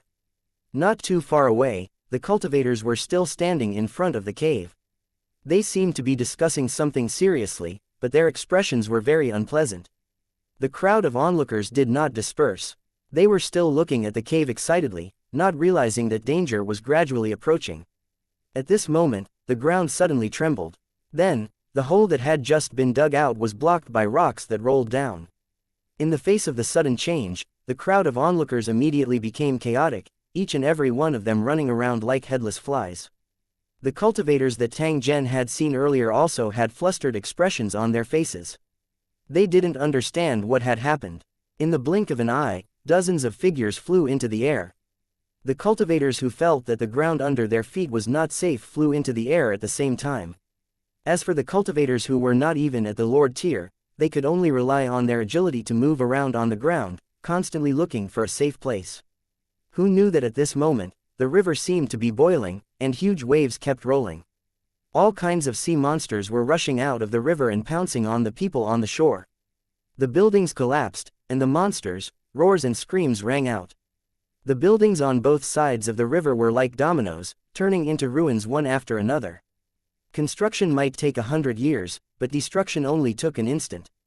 In addition to the changes in the river, the ground in the valley was also constantly cracking, revealing the dark underground passage below. Terrifying tentacles stretched out from these passages and danced without restraint. It didn't take long for huge sea beasts that were over 100 meters in size to appear, one after another. They could still survive after leaving the water, so they destroyed the town as if they were looking for something. Several huge monsters covered in thick shells crawled out of the ground. They seemed to have locked onto the cultivators in the air and kept spitting out condensed air masses from their mouths. Any object that was hit by the air mass would instantly shatter into pieces, and its power was no less than that of a bomb.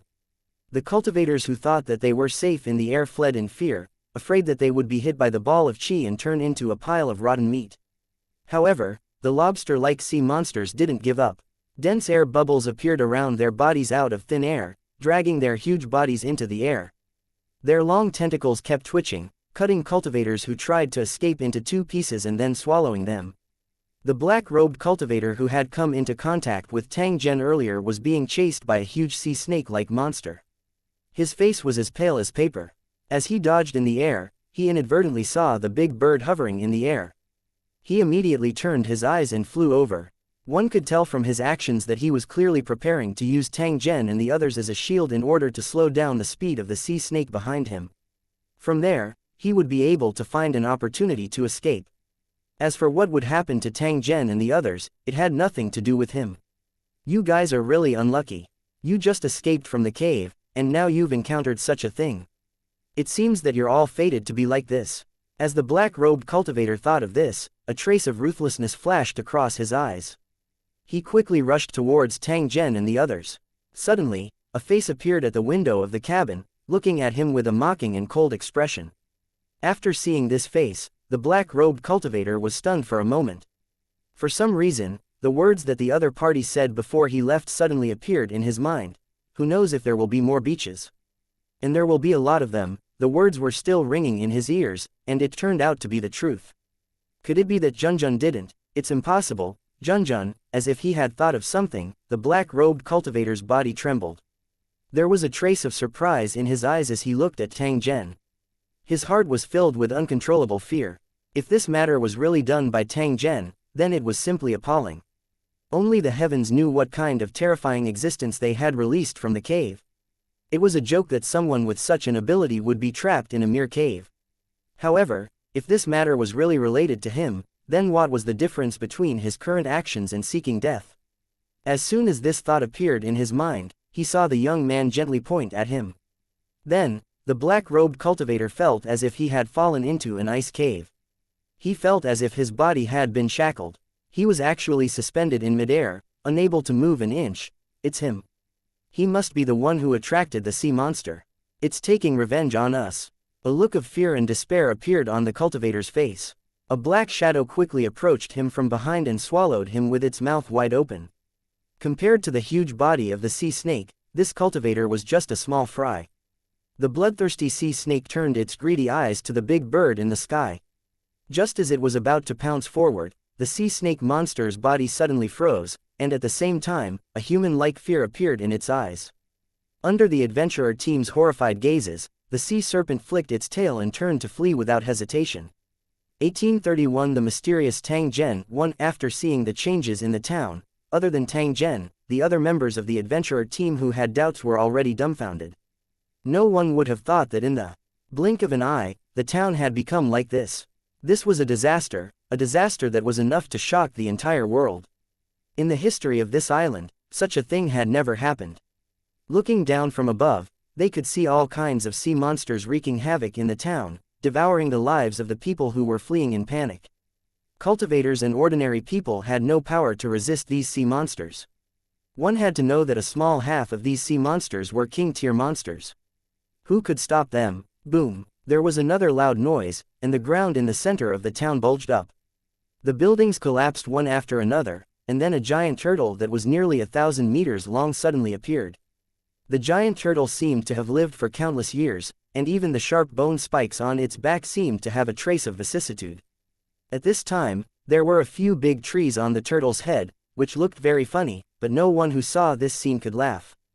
Anyone could tell that this was definitely a terrifying monster. The surrounding sea monsters all avoided it as if they were avoiding a flood. An aura that far exceeded king class was released, and one could clearly feel the rhythm of the laws. This proved that this sea monster was not simple. After this giant turtle sea monster appeared, it didn't wreak havoc like the other sea monsters. Instead, it raised its huge head and looked up at the sky. In the giant turtle's perception, there was a powerful existence that far exceeded its level, and it seemed that it could kill it with a move of its fingers. If it was any other time, the giant turtle would definitely stay far away and would never provoke such a terrifying existence. But at this moment, it took the initiative to come forward because the mysterious and powerful person was summoning it. After a dozen breaths, the turtle seemed to have received some kind of hint and turned its head to the side.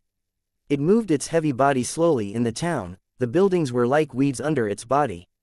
In the end, the turtle stopped in front of the cave entrance where Tang Zhen and the others had been trapped. It slowly lay down as if everything in the surroundings had nothing to do with it. Wisps of origin energy were being slowly absorbed by the sea monster turtle. Its huge eyes seemed to be filled with joy. In the cave behind the giant turtle, a miner pried open the stone and was about to escape. When he looked up, he saw a giant turtle the size of a small mountain lying in front of him. He was so scared that he immediately shrank back. The giant turtle seemed to have noticed this, but it did not care. Instead, it moved its body slightly and firmly blocked the entrance of the cave. The miners trapped in the cave trembled and kept praying that the heavens would open their eyes and not let the monsters eat them. Some of the miners secretly regretted that they should not have been greedy for the reward and come all the way here to earn this money. Because of the giant turtle, the sea monsters didn't dare to go too deep, making it the safest area in the town. Perhaps it was because the sea monster had caused too much damage, the town's ground had caved in. Because of the underground tunnels, it had become a huge lake in a short time. The once prosperous town had now completely sunk into the water, and there was no trace of its existence on the surface. There was an isolated island in the middle, where a huge sea turtle was sitting. It was looking at the sea monster that was wreaking havoc in the water coldly. As if it felt that it was about time, the giant tortoise suddenly raised its neck and let out a deep roar, shaking the air in the entire valley. Its aura had clearly become stronger. The sea monsters that had been running around seemed to have been frightened and fled through the underground tunnels and rivers, disappearing in an instant. The giant tortoise seemed to be very satisfied with this scene. It narrowed its eyes and looked at a certain spot in the sky. Its huge head nodded twice. Moving its heavy body, the giant turtle slowly entered the water and quickly disappeared. After waiting for a while, a light sound came from the blocked cave, and a miner stuck his head out. When he realized that the giant turtle had left, he informed his companions and carefully walked out. But when they saw the surrounding scene, the miners hired from outside were all stunned in place, their faces full of shock and joy. The original town had long disappeared, and in its place was a vast ocean with strange dark red waves. Looking around, apart from this isolated island, there was no trace of any living person. The giant bird flew slowly in the air, and there was only a short distance left to the academy. The passenger cabin was silent. This situation had been going on for a long time. Ever since they had witnessed the great changes in the town that day, the members of the adventurer team looked at Tang Zhen with a deep sense of respect and a trace of fear that was hard to detect. No one would have thought that the reason why Tang Zhen insisted on staying behind was to let them witness the destruction of a town with their own eyes. The town that had been hostile to them had completely disappeared from this world. As for those indifferent cultivators, they had all been buried in the stomachs of the fish without exception. The adventurer team members who had witnessed the entire scene had already forgotten how they had left. It was only after they were far away from the town that they regained their senses. On the way back, no one talked about what they had just witnessed, as if it had never happened. However, the adventurer team's members were all pondering the same question: why had such a thing happened? Coincidentally, they recalled the words that Tang Zhen had said as well as the various things that had happened after that. All the evidence showed that this matter might be related to Tang Zhen. Otherwise, there was no way to explain his actions at that time. They had been resentful of the actions of the cultivators in the town, but at this moment, no one cared about that. Although they had been treated unfairly, at least they had kept their lives. Those cultivators who had ignored their safety had already paid the price with their lives. Taking a step back, perhaps this matter really had nothing to do with Tang Zhen. However, the fact that he was able to know about these things in advance was already shocking enough.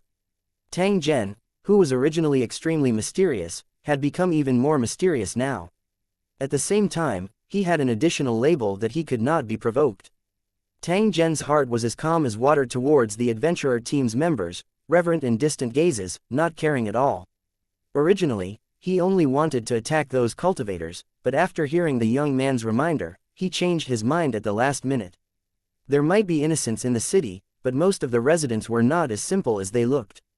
Some of them were pirates, while others specialized in robbing and killing adventurers who came here.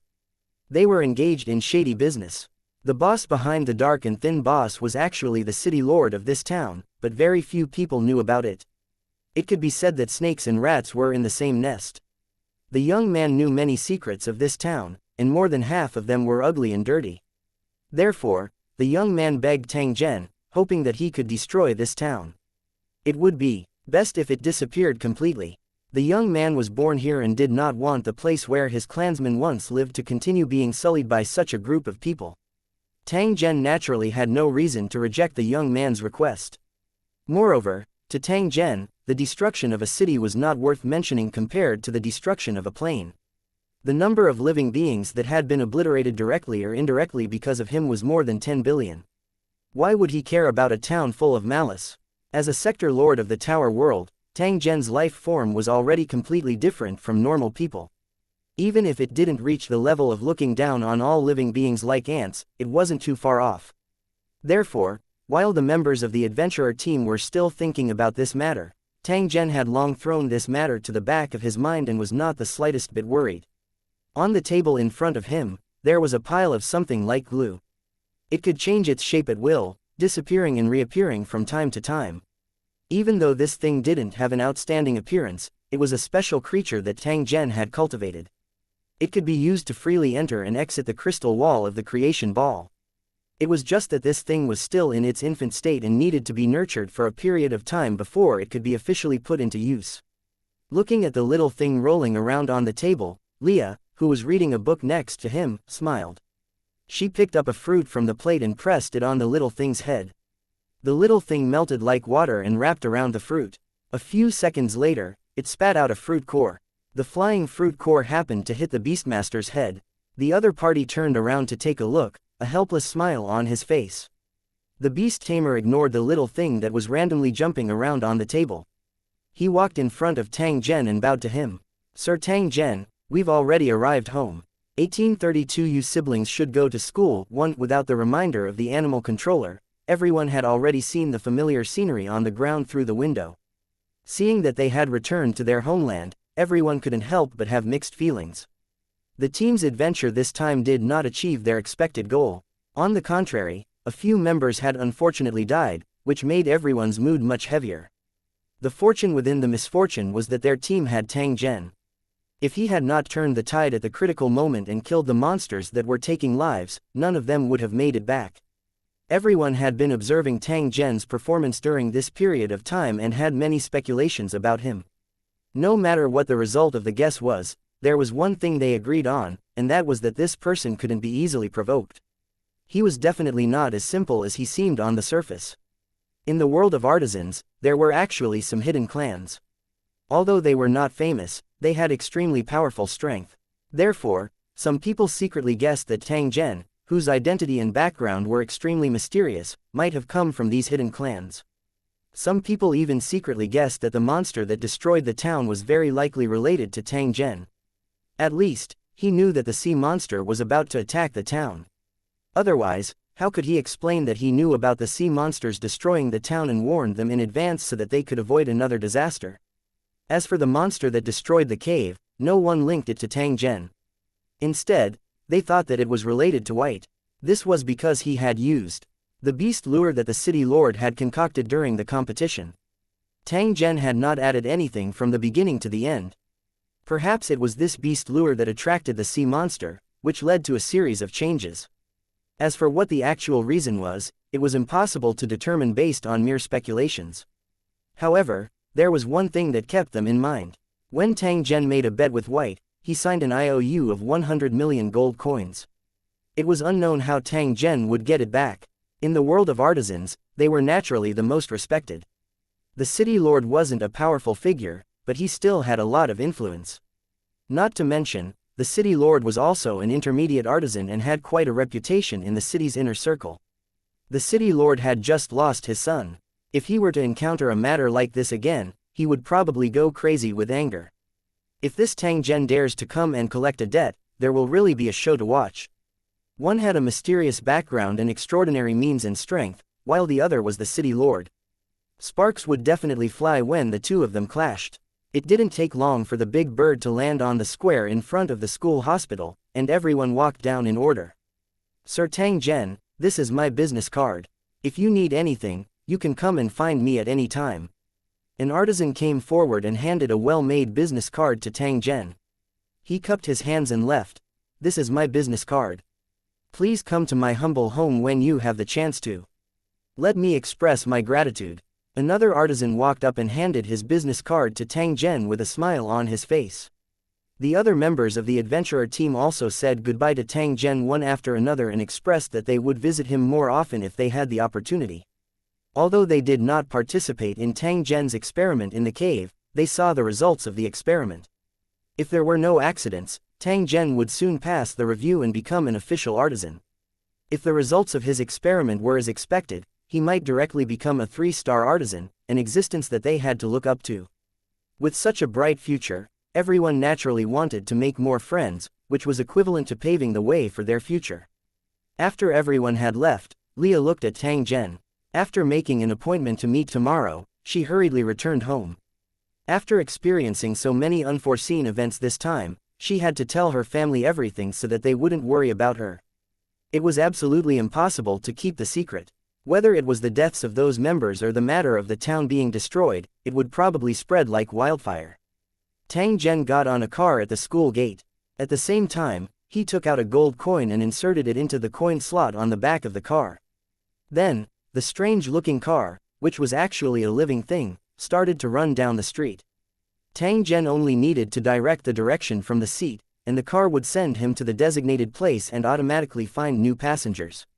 It wasn't the first time Tang Zhen had ridden in this kind of car, so he wasn't unfamiliar with it. He had even specially studied it before.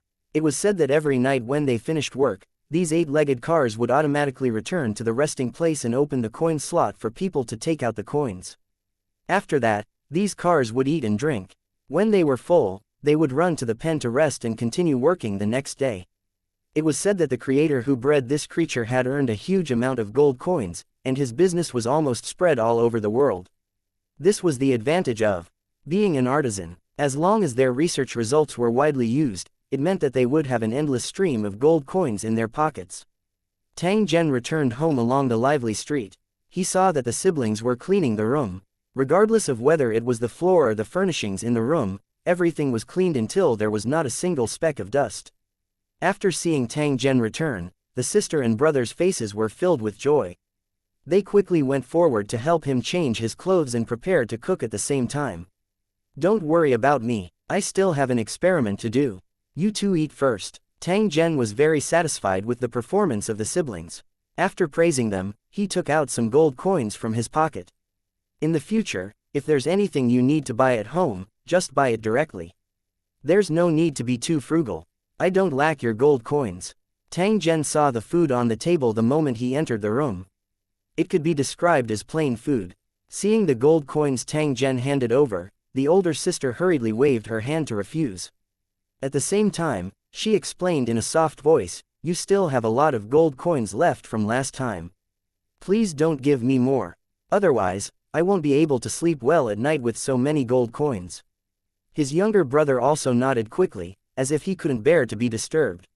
Perhaps protecting these gold coins made him worry a lot. Tang Zhen did not force him upon seeing this. He smiled and took out a few items from his storage equipment, which he placed in the hands of the siblings. "This is the gift I picked for you and your brother when I went out this time. Remember, you are not allowed to refuse."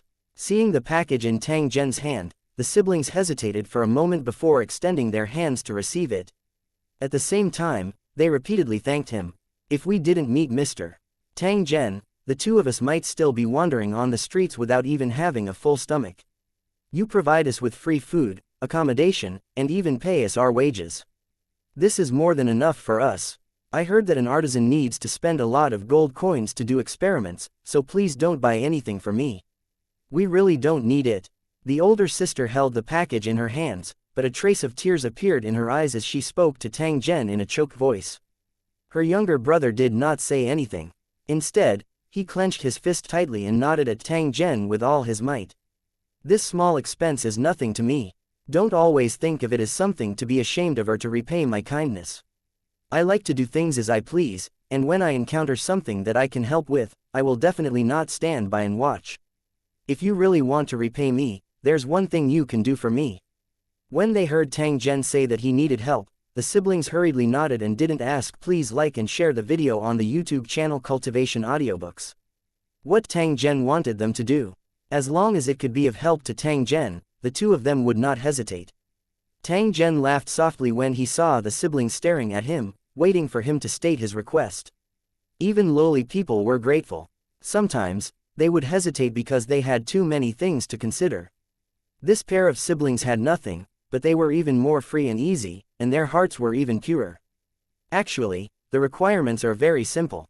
I will need an assistant when I do experiments in the future, and it must be someone I trust. Since you two want to help me, then starting tomorrow, you two will go to the Creator Academy to study. In this way, you can help me with my experiments while reading. Do you understand?" After hearing Tang Zhen's arrangement, the brother and sister were stunned on the spot. They had surprised and at a loss. Never in their dreams would they have thought that Tang Zhen's so-called help was actually to send the two of them to the Creation Master Academy to study. The opportunity that many people could not even dream of was placed in front of them just like that. No wonder the two of them were at a loss and their minds were in a mess. How was this helping Tang Zhen? It was clearly a pie that fell from the sky. Moreover, It was a golden pie that was enough to completely crush people. 1833 Challenging the city lord's residence. One after being stunned for a few seconds, the elder sister was the first to shake her head and refuse, indicating that she wasn't a material for learning to be an artisan. After rejecting Tang Zhen, the older sister turned her head and looked at her younger brother. Her eyes carried a trace of guilt and heartache. She was very clear that entering the Creator Academy had always been the dream of her brother and father. Now that the opportunity was right in front of her, she didn't know if her brother would hate her if she rejected it. As expected, her younger brother revealed a hesitant expression. Tang Zhen's words earlier were definitely a huge temptation to him. It was really difficult to reject it. After a moment of silence, the younger brother raised his head and looked at Tang Zhen with a very serious expression. I know you're doing this for my sister and me, and I really don't want to miss this opportunity. Otherwise, I might never have the chance to become an artisan in my life. But you've already helped me and my sister too much. If you continue to sponsor our studies, I really don't know how to repay your kindness. Tang Zhen shook his head as he looked at the young man who had a hesitant expression. He used an indifferent tone to say, if you're grateful and want to change your fate, then you can't miss this opportunity. Only by working hard to become a true artisan can you take better care of your sister and repay me. Those who had dreams in their hearts must seize the fleeting opportunity even more. They must never hesitate, or else their dreams would never come true. Now, you can tell me what you really think. After hearing Tang Zhen's words, the young man clenched his fists tightly and nodded his head. Thank you for giving me this opportunity. I would like to study at the Creator Academy. Tang Zhen revealed a satisfied expression when he saw that his younger brother had finally made up his mind. The first step of his plan had also finally gotten off to a good start. In Tang Zhen's plan, not only did he have to choose the elites of the Tower world, he also had to choose the geniuses of the natives. Due to the limited conditions, it was unknown how many talented artisans were buried and eventually lost to the masses. What Tang Zhen wanted to do was to unearth and provide financial assistance to them. In the end, they would become the team that he would use to control the world. He had the ability to see through geniuses, and at the same time, he had enough money, so it was not difficult for him to do this. After a few years, all the talented artisans in the world would be related to him, and it would be easy for him to control the world. In the following period of time, Tang Zhen continued his experiment. The siblings were so excited that they did not know what to do. Their eyes were filled with longing. His elder sister similarly had to go and learn. After drinking Tang Zhen's spirit medicine, the two of them already had quite a good foundation. How could they easily waste it? The next morning, Tang Zhen left the house with the brother and sister. He rented a car, parked by the side of the road and went straight to the Artisan Academy. He was going to complete the admission procedures for the siblings today, and then he would go to Leah to participate in her experiment as promised. Who knew that just as he arrived at the academy's entrance, he would see a group of cultivators standing there. When they saw him, they immediately swept their eyes over with unfriendly gazes.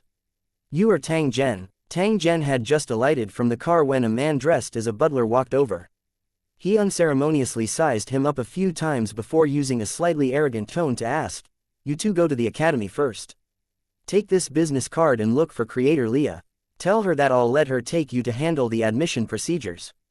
Tang Zhen ignored the butler who had asked the question and warned the siblings. After which, he used an encouraging expression and patted his younger brother's shoulder. The brother and sister looked at the cultivators with unfriendly expressions and looked at Tang Zhen with worried eyes. However, they saw him gently shaking his head. Then we'll go in first, please be careful. After the elder sister bowed to Tang Zhen, she brought her younger brother and quickly left. This was because she clearly knew in her heart that the two of them couldn't help in this kind of matter. If he stayed here, he would only cause trouble for Tang Zhen. He had better quickly look for Leah for help. The elder sister could tell that the fairy-like elder sister liked Mr. Tang Zhen. She would definitely help when she encountered this kind of situation. Tang Zhen only turned his head to look at the butler in front of him after sending the siblings away with his eyes. His eyes carried a trace of coldness. The city lord's mansion, right? It saves me the trouble of making a trip here. Your young master White owes me 100 million gold coins. When will he send it to me? Upon hearing Tang Zhen's words, the man dressed as a butler was stunned for a moment. Soon after, he sneered repeatedly. Young Master White's IOU, show me. If it's real, we naturally won't go back on our word. At this moment, the way that Butler looked at Tang Zhen was as though he was looking at a hothead. Moreover, it was the kind that did not know whether he was dead or alive. If Tang Zhen really took out the IOU, he would not admit it, let alone return it to Tang Zhen. Do you think you're worthy of it? Tang Zhen naturally understood the expression in the other party's eyes. He immediately laughed coldly and mercilessly ridiculed. Bastard, who are you talking to? The butler was furious. He pointed at Tang Zhen as the corner of his mouth kept twitching. He felt that he had lost all his face after being ridiculed by Tang Zhen. Tang Zhen coldly laughed when he saw the butler's flustered and exasperated appearance. He turned around and walked towards the academy. Stop him. If he dares to resist, break his legs. When the housekeeper saw this, he immediately shouted at the cultivators not far away, his face full of malice. You want to break my legs? I think you don't want your legs anymore. Tang Zhen's expression turned cold when he heard this. He lifted his leg and swept it towards the butler. This leg was so fast that it was inconceivable. The other party was completely unable to dodge. The sound of bones breaking could be heard. The housekeeper screamed and flew out, crashing into the cultivators who were rushing over. A series of screams could be heard as the cultivators who rushed up were smashed to the ground. Only one cultivator standing at the side was not affected. The cultivator looked at the scene in front of him in a daze. After hesitating for a moment, he immediately retreated to his companion's side to help him. At this moment, even if he was given a few more guts, he would not dare to rush up and deal with Tang Zhen alone. That would be no different from seeking death. The cultivators on the ground all vomited blood. Their bodies seemed to have fallen apart, and they had no strength at all. Their hearts were filled with shock and gloominess. They could not understand how Tang Zhen's kick came about. Why did it carry such a terrifying force? However, the butler only had his legs broken, and the rest of his body was unscathed. The way he used his strength was shocking. These cultivators, who originally didn't put Tang Zhen in their eyes, were now full of fear in their hearts. They fell to the ground and looked at him with evasive eyes. Tang Zhen looked at the butler and coldly said, "Listen up, there are many people who can prove that White made a bet with me and wrote an IOU, and there's even a photostone as proof. I'll give you 3 days to deliver the gold coins. If you don't, I'll personally come to ask. Please like and share the video on the YouTube channel Cultivation Audiobooks. For them, as the saying goes, if you agree to a bet, you must accept your loss. The city lord's mansion is a big household, so I don't think it's worth 100 million gold coins. If you want to use such a despicable method to renege on your debt, then let's see who can win."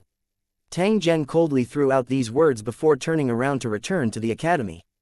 When the butler whose legs had been broken by Tang Zhen saw this, he immediately roared with a ferocious expression, "Tang Zhen, you listen to me. My young master's death is related to you. If you don't explain it clearly, don't even think about leaving this city alive." Hearing the butler's angry roar, Tang Zhen slowly turned around and his gaze fell on the other party. Feeling the coldness in his eyes, the butler subconsciously shivered and an indescribable fear rose in his heart. Tang Zhen softly sighed. He used a mocking tone to say, "Many people saw your young master die at the hands of the sea monster. Are you going to blame this on me just to renege on your debt?"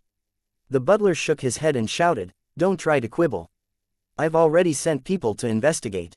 Young Master White used a beast lure, but it was not enough to attract the king-tier monster. You must have done something secretly. Besides, if it wasn't for your bet with young Master White, how could all these things have happened? You can't shirk your responsibility." At this moment, there were already more and more onlookers in the surroundings. They had different expressions on their faces when they heard the conversation between Tang Zhen and the butler. Tang Zhen shook his head in the face of the butler's angry roar. He used an indifferent tone and said, "First of all, you have to remember that White had already used the beast lure before the bet. Even if the beast lure can't attract a king-class sea monster, it can attract the 7-colored sea dragon, and the 7-colored sea dragon is enough to attract a king-class sea monster. White wanted to use the beast lure to plot against me, but he went for wool and came home shorn. Instead, he was killed by the sea monster.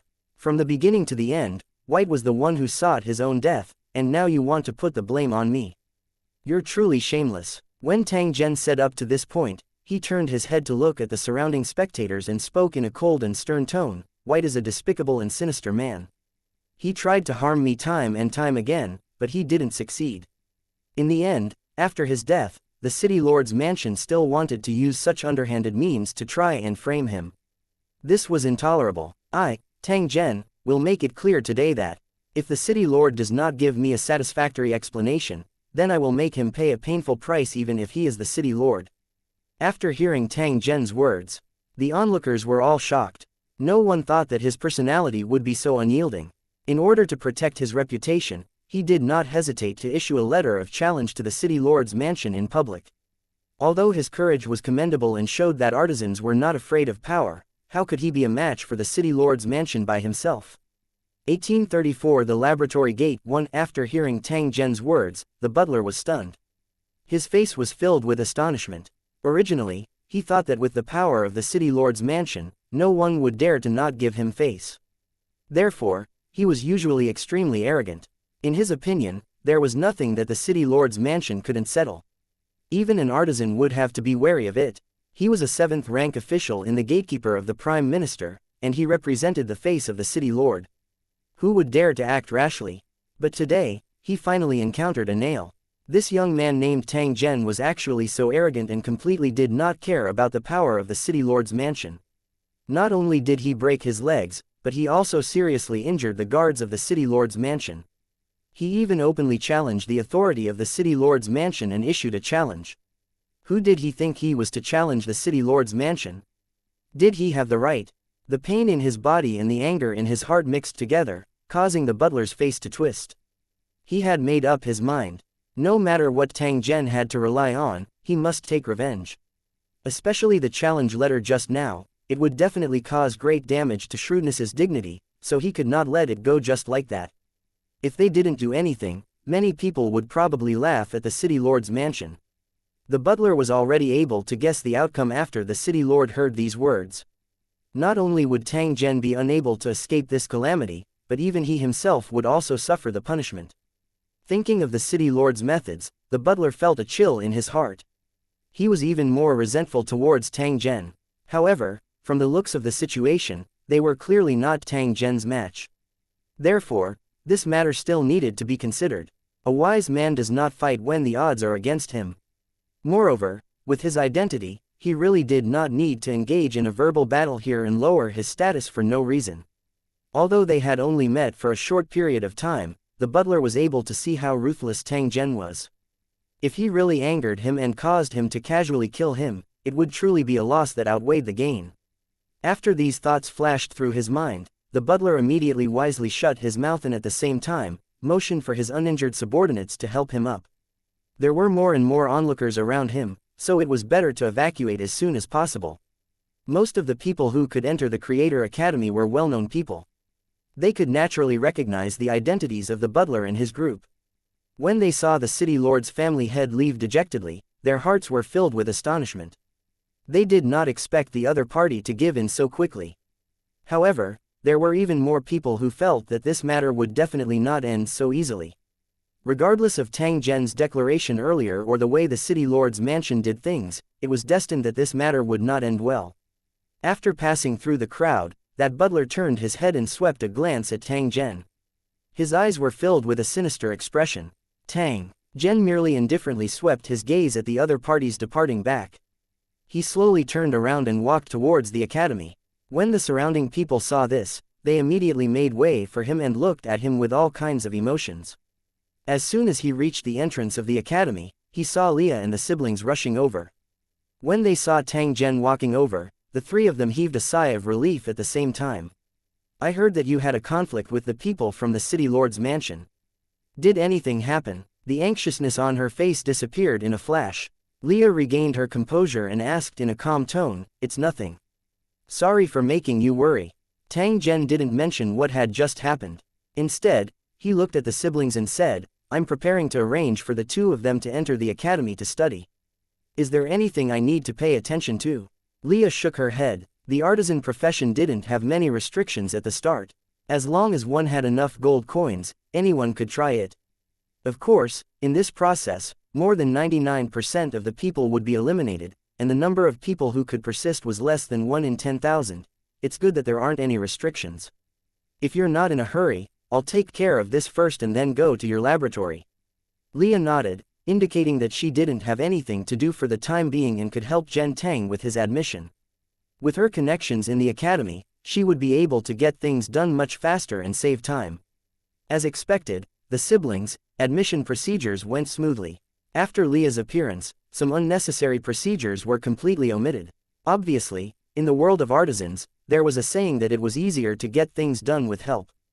After making the arrangements for the siblings, Tang Zhen gave them a few more instructions and followed Leah to his laboratory.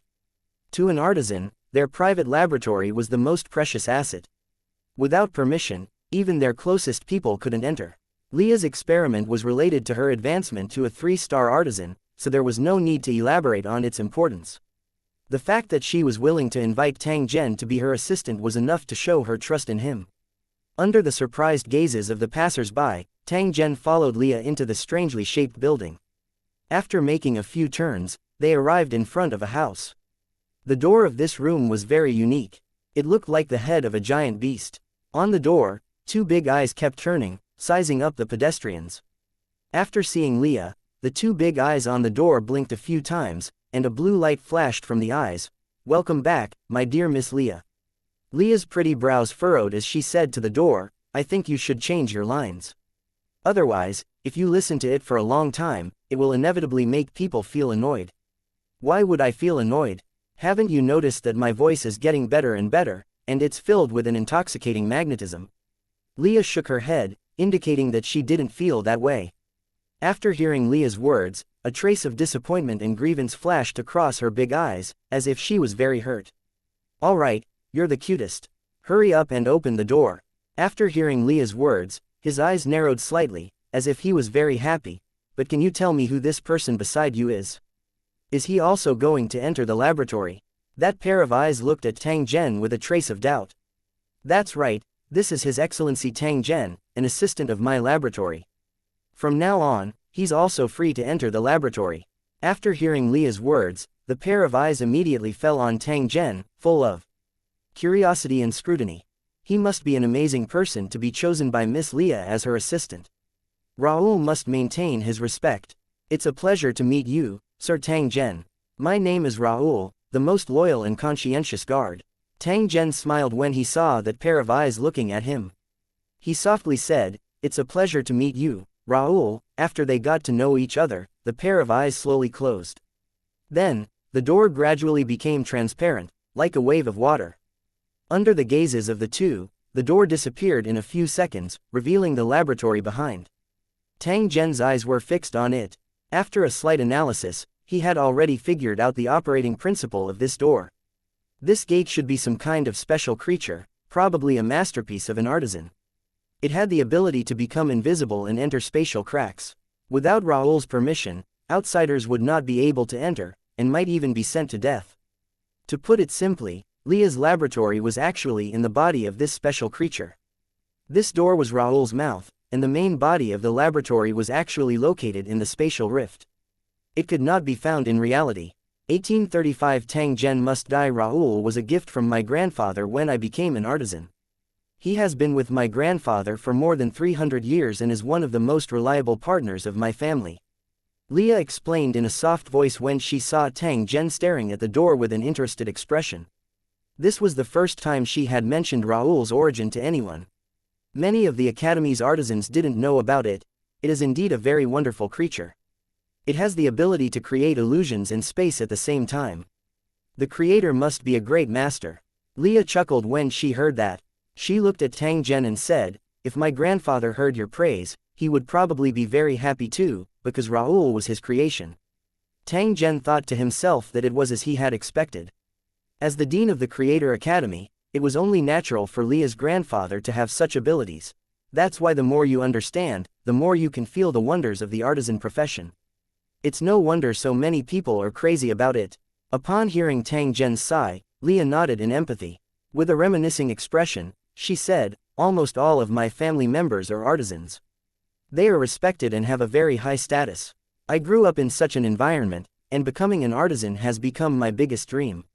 However, when I started learning about this profession, I realized that becoming an artisan wasn't as simple as I had imagined. Even though I have the responsibility to learn this talent, I still put in a lot of effort to barely get the results I have today. However, compared to my grandfather and father, I'm still very far away. I'm still far from my ultimate dream. Tang Zhen had been listening attentively the entire time. At this moment, he comforted her in a timely manner. When you're chasing after the legend, you don't know that you've already become a legend in the eyes of others. A smile appeared on Leah's face when she heard that. She seemed to be very happy. Perhaps in the eyes of others, my life is extremely smooth and I'm envious. However, the truth is not so. Leah's brows furrowed slightly, and she sighed softly. She continued, in fact, fate is the fairest. When you get something, you must pay something. In order to become an artisan, my past life has always been very monotonous. I spent almost every day studying and doing experiments. So, I will never forget this island's adventure for the rest of my life, because it gave me a completely different and exciting experience. At the same time, I have to thank you. If it wasn't for you, I might not have been able to come back, and my dream naturally wouldn't have been realized. Tang Zhen shook his head and did not dare to claim any credit. From the beginning to the end, this matter had actually been within his calculations. It seemed to be filled with danger, but in reality, it was just a scare without any danger. Under no circumstances would Leah's life be in danger. She just didn't know about it. In essence, Leah was just a chess piece in Tang Zhen's plan. Of course, Tang Zhen didn't think so. One must know that this matter had appeared randomly and was not part of Tang Zhen's plan. Therefore, there was no need to talk about using it. Compared to Tang Zhen's true plan, this matter was even more insignificant. From the beginning to the end, he had not put it in his heart. You don't have to always remember this. I only helped you guys while I was saving myself. It's not a favor, and you don't owe me anything. Since it's already in the past, don't mention it again, or else it will only restrict our communication. Leah nodded, then smiled and invited Tang Zhen into the laboratory. Raoul was not lying. This was indeed the first time Leah had invited an outsider to her laboratory, other than her family. City Lord's mansion. Looking at the butler whose legs were broken, the City Lord, who had just walked out of the laboratory, had a gloomy expression on his face. He sat in his chair and did not say a word. After seeing the City Lord's expression, the butler's heart trembled and his body trembled. Having followed the City Lord for many years, the butler naturally understood his nature. He was very clear that this was the City Lord's appearance after he was angered. Although it wasn't a violent storm, it was full of killing intent and could take lives at any time.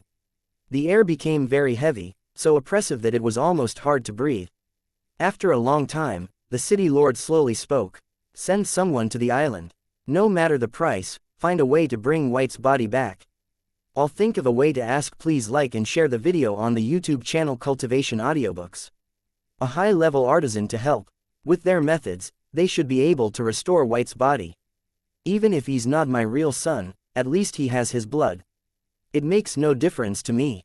As for that Tang Zhen you spoke of, he's merely an arrogant person. Since this matter is related to him, he must pay the price.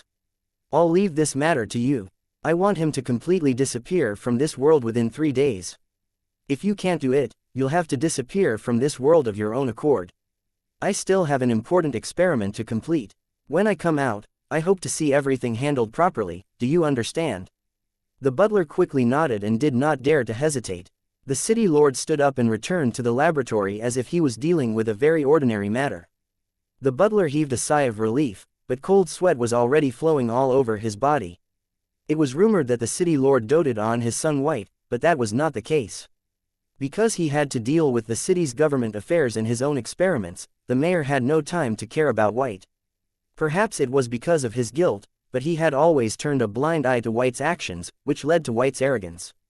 However, neither the City Lord nor White himself felt that they had done anything wrong. They also felt that this was the right they should enjoy.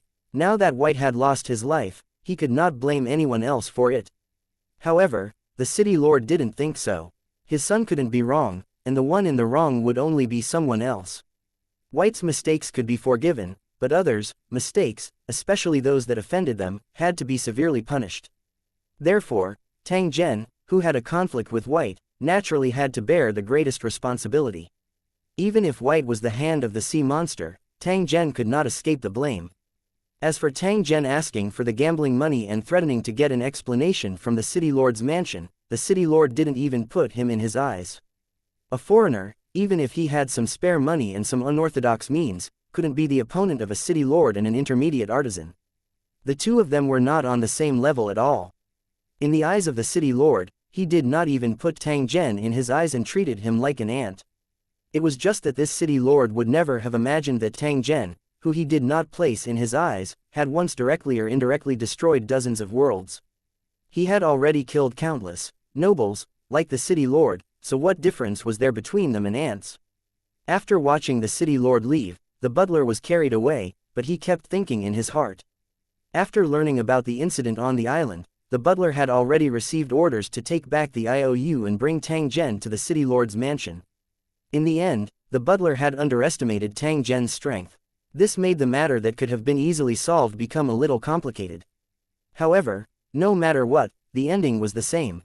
Tang Zhen must die. Coincidentally, Tang Zhen had given the city lord's mansion a 3-day deadline.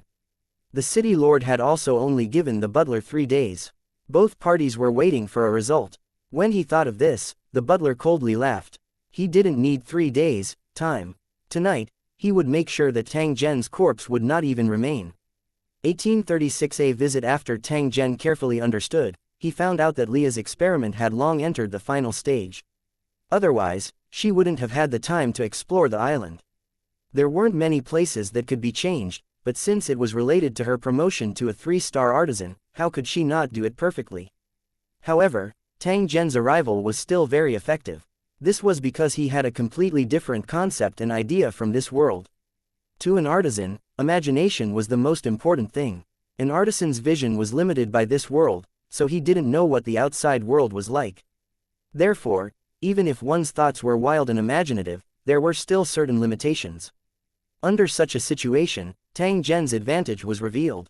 His imagination might not be that strong, but he had a wealth of experience and had seen the local customs and knew things of many planes. Therefore, in the process of the experiment, Tang Zhen would always come up with some strange but refreshing suggestions. Leah saw this point, so she invited Tang Zhen to be her assistant when the experiment was about to end. In the end, she was also pursuing perfection, hoping that she could perform outstandingly in every key point of the artisan profession. As for whether there were other reasons, only Leah herself knew. There was no need to elaborate on the process of their discussion. In the blink of an eye, it was already evening. Tang Zhen was prepared to stand up and bid farewell. My grandfather has prepared a family dinner. He has some things to discuss with you. Do you have time? When Tang Zhen was about to leave, Leah suddenly spoke with a hint of anticipation in her eyes. In fact, Tang Zhen was also looking for an opportunity to get in touch with Leah's grandfather.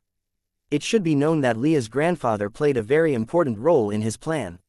Now that the opportunity had presented itself before him, he naturally had no reason to reject it. It's my first time visiting, so I should bring some gifts. I wonder what your grandfather likes. Tang Zhen didn't refuse. Instead, he asked Leah to avoid being too rude. A hint of joy flashed across Leah's face. She shook her head and said, "It's just an ordinary family dinner. You don't have to be so polite. Just come with me." Tang Zhen nodded and did not argue much. He had an idea in his heart. The two of them left the laboratory and took Leah's strange cart to the edge of the college. Compared to the bustling teaching area of the college, the scenery of the residential area was undoubtedly more beautiful. Many of the buildings had strong personal styles, which was eye-opening. These artisans had enough ability and money to run their own residences. The type of residence often represented the field of expertise of an artisan. For example, the building they had just passed was actually a huge tree-like creature that covered nearly an acre of land. A few houses with unique designs were hanging from the thick branches of the tree. There were also bridges woven from vines connecting each house. Standing on the platform of the building, one could see that the surroundings were filled with red flowers and green leaves, and the fragrance of the flowers wafted in the air. It was definitely an excellent place to live. The most amazing thing was that this building could be moved at will. For example, if the owner wanted to see the red sun rise one day, he could make the treehouse walk to the edge of the cliff automatically. Then, in the floating morning mist, they would quietly wait for the arrival of dawn and enjoy the beautiful sunrise from the best angle. After hearing Leah's introduction, Jundi Tang couldn't help but praise her. He also secretly sighed in his heart. The world of artisans was indeed wonderful. In terms of killing and conquering, the world of artisans would never be able to compare to the cultivators of Lusheng. They were destined to be crushed. However, in the magical field of creation, the Lu Cheng cultivators were far behind because they were more skilled in destruction. Perhaps it was because this world was sealed off, but the research direction of the creators was mostly focused on daily life. They rarely touched on the creation of war. If these artisans were in the world of Lusheng, with their talent in this area and absorbing the strengths of the various planes, who knew what kind of terrifying war weapons they would create? Fortunately, he had discovered this world ahead of time and had enough time to lay out his plans. When he had officially taken control of it, the strength of the Holy Dragon Warzone would definitely advance by leaps and bounds. It didn't take long for the car to stop in front of a building. It looked like an old-fashioned clock that had been sprung out of a spring. Compared to the other buildings, Leah's grandfather's residence was a little plain. However, Tang Zhen would never believe that the dean of the Artisan Academy's residence would be any worse than others. Perhaps the true essence of the building had been covered up by its low-key appearance, so that outsiders could not perceive the exquisiteness of the building. Under Leah's lead, the two of them walked along the small path between the gardens and headed towards a big tree in front of the house. The sky was getting dark, and the big tree in front of them was actually starting to glow, illuminating the large open space in front of the building. The vines hanging down from the trees danced gently in the breeze, and the rustling of the leaves actually sounded like a pleasant rhythm. After seeing this big tree, Tang Zhen thought of the mother tree in Holy Dragon City. Because of the treatment at all costs, the withered mother tree had long been revived. After so many years, the mother tree had once again regained its former glory, and was even more robust than before.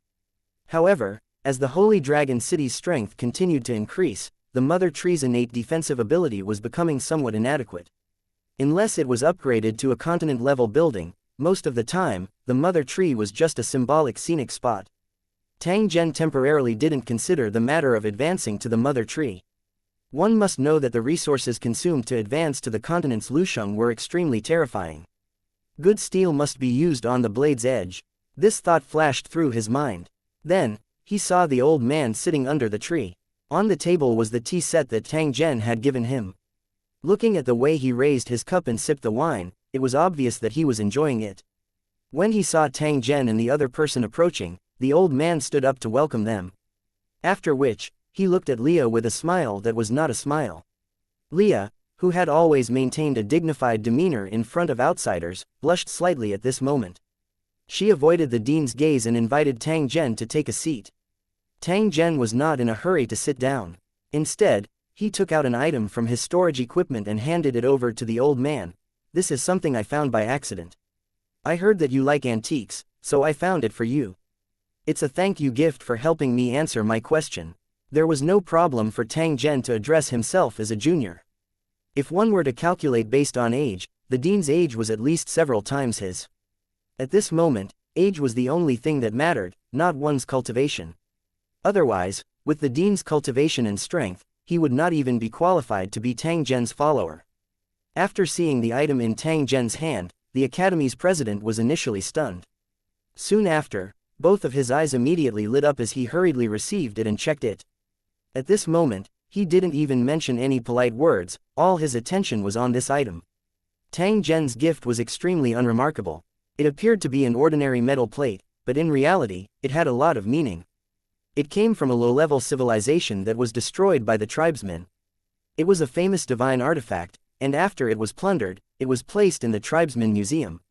Inside the metal plate, there was a lot of information about that civilization, which was equivalent to a special reading device.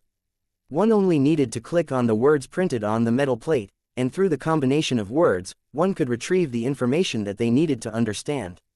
Tang Zhen had already seen the things inside. They didn't have much value to him, so it was most suitable to take them out as a gift. Moreover, he wasn't afraid that Leah's grandfather would find out about the contents. First of all, the text was extremely choppy, and Tang Zhen could only read it normally by relying on the translation app on his mobile phone. If the dean really wanted to understand the content inside, he would have to consult Tang Zhen about the words inside every 3 to 5 days. This would also increase the chances of the two of them coming into contact. Tang Zhen's true motive for doing this was to obtain a shortcut that would allow him to have the opportunity to come into contact with an even higher level. If it was possible, Tang Zhen hoped that he would personally take on the role of the dean of this Creator Academy one day. 1837 Showdown. Looking at Grandpa Lia's expression, it was clear that he was very interested in these antiques. At this time, he was observing the metal plate with an undisguisable obsession in his eyes. Lia shook her head. Her grandfather had always been like this. Sometimes, he would even abandon his experiments in order to study these antiques. If he hadn't spent so much energy on these things, he might have been able to focus on his experimental research and try to break through to a higher realm. However, no one raised an opinion in this regard. Even if the dean had a tendency to play around and lose his ambition, his achievements in the field of artisans still needed to be looked up to by later generations. Perhaps it was because he had learned by analogy, but it was this obsession and seriousness that had allowed the dean to have his current achievements. Grandfather, it's better if you don't study that metal plate first. Didn't you say that you have something to tell Tang Zhen? Not wanting to give Tang Zhen the cold shoulder, Lia reminded him in a low voice. After hearing Lia's words, the dean seemed to wake up from a dream. He raised his head and looked at Tang Zhen again. His originally kind eyes once again had a trace of affection. Lia has already told me about your experience on the island. If it weren't for you, she might have been in great danger, so I have to thank you. Tang Zhen hurriedly shook his head when he heard this, indicating that there was no need to be polite. Sit down first. I've prepared some special food. I guarantee you've never eaten it before. The dean invited Tang Zhen to take a seat, after which, he gently shook the bell beside the table. Immediately after, Tang Zhen saw the branches above his head continuously dance. One by one, items were brought over by the branches from afar and gently placed on the table. It could even be done to pour tea. From the nimble movements of the branches, one could tell that they could not only illuminate, but also be ordered around as servants.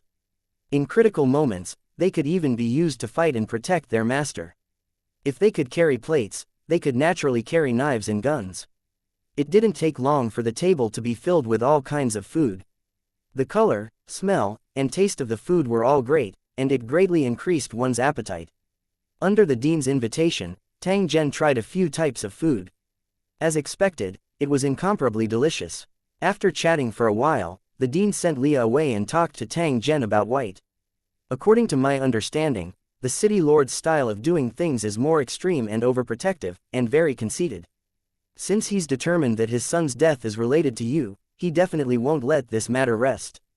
So, you have to be more careful in the coming days. If you really can't handle it, you can come to my laboratory to hide. With me here, they definitely won't dare to be impudent. The reason why the dean of the academy took the initiative to offer protection was naturally because Tang Zhen had saved Lia. This could be considered as a way to repay Tang Zhen. Tang Zhen had saved Lia back then, and now the dean had blocked the city lord's mansion's revenge for him. They could be considered to be even. However, with Tang Zhen's methods, it was only a matter of a single thought for him to destroy the city lord's mansion. He did not wish to waste the other party's favor like this. Please rest assured, Dean. I can handle this matter. If they really want to play any tricks, I, Tang Zhen, will accompany them. To put it arrogantly, if he doesn't want to be the city lord anymore, or if he doesn't want to live, I don't mind helping him. Tang Zhen did sound a little arrogant when he said such words in front of a dean. One had to know that the other party was not only a city lord, but also an intermediate artisan. In the eyes of outsiders, he was stronger than Tang Zhen in every aspect. This was also the reason why most people were not optimistic about Tang Zhen's declaration of war. Some even secretly laughed at him in their hearts. The reason for the ridicule was naturally because Tang Zhen had overestimated himself. After the dean heard Tang Zhen's words, she frowned slightly, then carefully sized him up. Young people must act according to their ability when they speak. Are you sure you have the ability? Although the dean's tone was not very good, it was also out of good intentions, and there was even a hint of probing. He admired Tang Zhen's talent. At the same time, he had to take care of his granddaughter's feelings. He naturally did not wish for Tang Zhen to act on impulse. Tang Zhen smiled and gently nodded as he looked at the academy's headmaster who was sizing him up without blinking. He felt that there was something wrong with the dean's attitude, but now was the time to show his strength. There was no need to be too humble. The dean nodded upon hearing this. Since you're so confident, then do it thoroughly.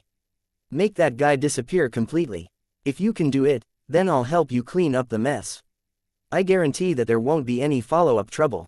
The dean took a sip of tea and spoke casually. His tone was as if he was talking about family affairs. However, the contents of his words were shocking. He had decided the life and death of a city lord in the midst of a conversation. As expected, being able to become the dean of the Creator Academy wasn't as simple as it seemed on the surface. At the very least, this ruthlessness caused Tang Zhen to have a higher opinion of him. If Tang Zhen did not guess wrongly, the dean clearly wanted to use this opportunity to achieve some goal. Otherwise, just saving Leah's life wouldn't have been enough for her to help him deal with the subsequent troubles. The connections and resources required for this process were equally astonishing, and it was even more complicated than killing the city lord. Tang Zhen would never believe that the dean did not have any ulterior motives. Then, can I ask please like and share the video on the YouTube channel Cultivation Audiobooks. The dean to tell me why you are doing this. After hearing Tang Zhen's question, the dean smiled and turned to look at Leah, who was in the distance. Do you know why Leah's parents aren't in this city? It's because he was framed by that guy when he was competing with the city lord, so he was forced to leave. He thought he was being secretive, but in fact, I already knew about it. I just pretended to be confused. Since you have the ability to get rid of him, I naturally have to help you. It can be considered as revenge for my son. Leah doesn't know about this because I've never told her so that she won't be under too much pressure. Tang Zhen nodded after hearing the dean's words. After which, he asked in a slightly curious tone, "Aren't you afraid that I'll speak without thinking, but in fact, I don't have that ability, and instead expose my own secret?" The dean smiled mysteriously when he heard this. He placed an item on the table and gently pushed it in front of Tang Zhen. Tang Zhen glanced at the items on the table and felt that they were a little familiar. It seemed to be an accessory that Leah was wearing. Tang Zhen's mind turned and he understood the cause and effect of the matter. He smiled and shook his head. He had indeed underestimated the abilities of an artisan. This item was always on Leah's body, but he couldn't see through its secret. The old man must have known everything about his time with Leah, and that was why he had said those words to him. Otherwise, he would not be able to avoid being reprimanded and then shamelessly boasting. Seeing Tang Zhen reveal an expression of understanding, the dean smiled and explained, "I only have one precious granddaughter, so I naturally have to take care of her. If you weren't by my side, I would have helped her long ago.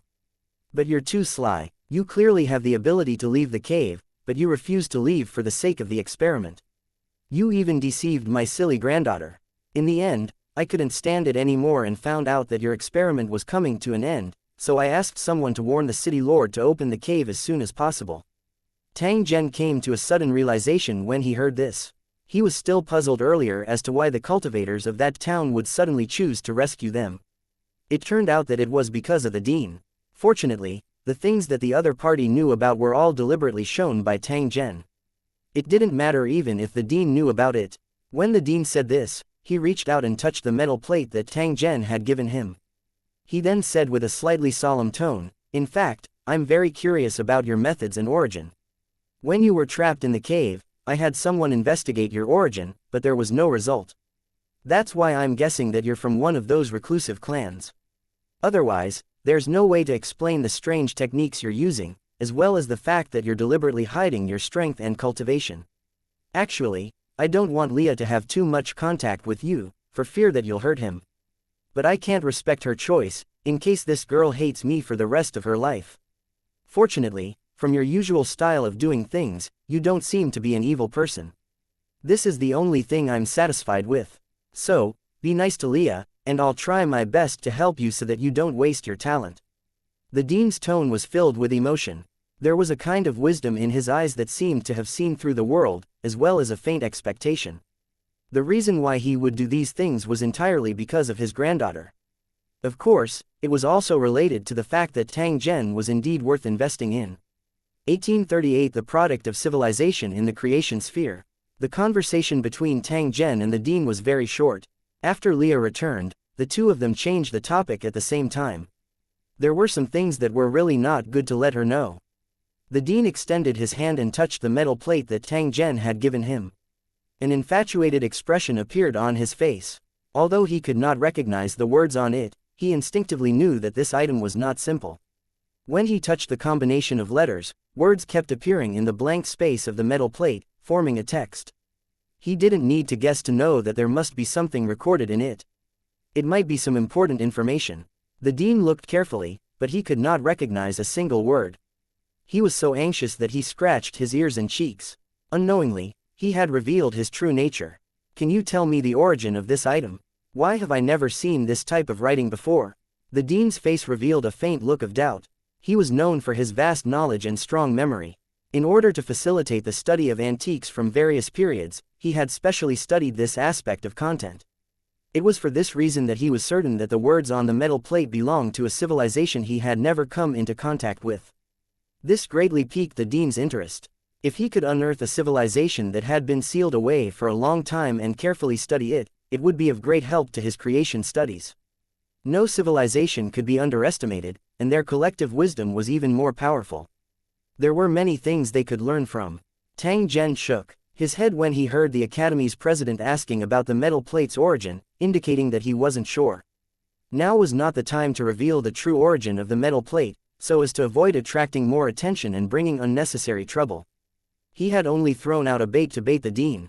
He would wait until a certain day to tell him the origin of this item, so that it would not appear too abrupt. Sooner or later, he would let the artisans understand that there was a wider world outside, and that their world was nothing compared to it.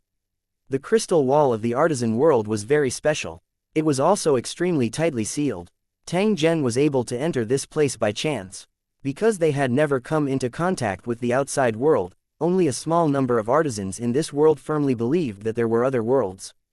The majority of the remaining artisans believed that the Creator's world was the only core world, and even if there were small worlds, they were worlds created by the creation sphere. They believed that they could create everything and even called themselves the Creator. This alone was enough to prove their arrogance. The true Creator was not as simple as they thought. The dean seemed to have thought of something, but he did not dare to be certain. He held the metal plate and studied it for a while before he said in an uncertain tone, "Perhaps the creator of this metal plate also came from the world in the creation ball. They created their own civilization and created this metal plate for recording." Such a situation is extremely rare, but it's not impossible. Moreover, all of these creation spheres that have a civilization have a long history and extremely rich resources. This kind of creation ball was extremely rare, and most of them came from family inheritances or ancient ruins. Ordinary people had no chance to come into contact with it. With the supply of resources from the creation ball, those reclusive families did not need to contact the outside world and could be self-sufficient. They only occasionally sent a group of juniors to blend in with the crowd and get in touch with the latest creation knowledge so as not to be completely out of touch with this world.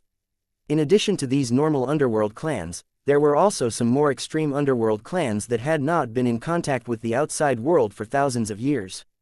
Someone had once discovered such a reclusive family. They found that their clothes and style of speech were out of tune with the current world. They looked like a group of people who had lived in ancient times.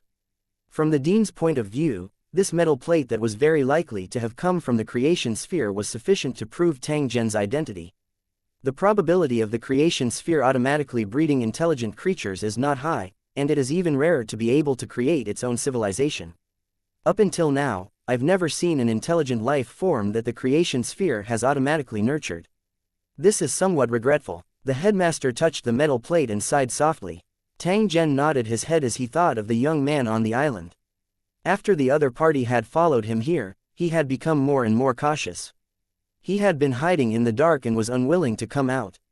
It was obvious that he was not used to coming into contact with such a world. He was a native of the creation ball, and because of some kind of mutation, he had a rare innate divine ability. The race that he used to belong to also had no civilization. They were more like primitive barbarians who ate raw meat and drank blood. Under normal circumstances, no matter how strong the life form in the creation ball was, it would be suppressed to an extremely weak level after leaving the creation ball. To the life forms of the artisan realm, the world of the artisan was the main world, and the power of the law had an innate restriction on them. This was also the reason why the life forms produced by the creation ball could be ordered around without being able to resist. It was because from the moment they were created, they had already been labeled as slaves. Dean Shu sat for a while and let Leah accompany Tang Zhen. He then went back to study the metal plate. Before he left, he also told Tang Zhen that if she had any problems in the future, she could directly go to the laboratory to find him. To be able to receive guidance from the Academy's dean at any time would definitely make other artisans envious. One had to know that even his personal disciples might not receive such treatment. Tang Zhen knew that the dean was trying to get close to him. After all, the two of them could be considered to be in a cooperative relationship. They had to face a common enemy. In addition, it was naturally because Leah and Tang Zhen had a closer relationship. After sitting for a while, Tang Zhen saw that the sky was gradually turning dark. He stood up and bid farewell.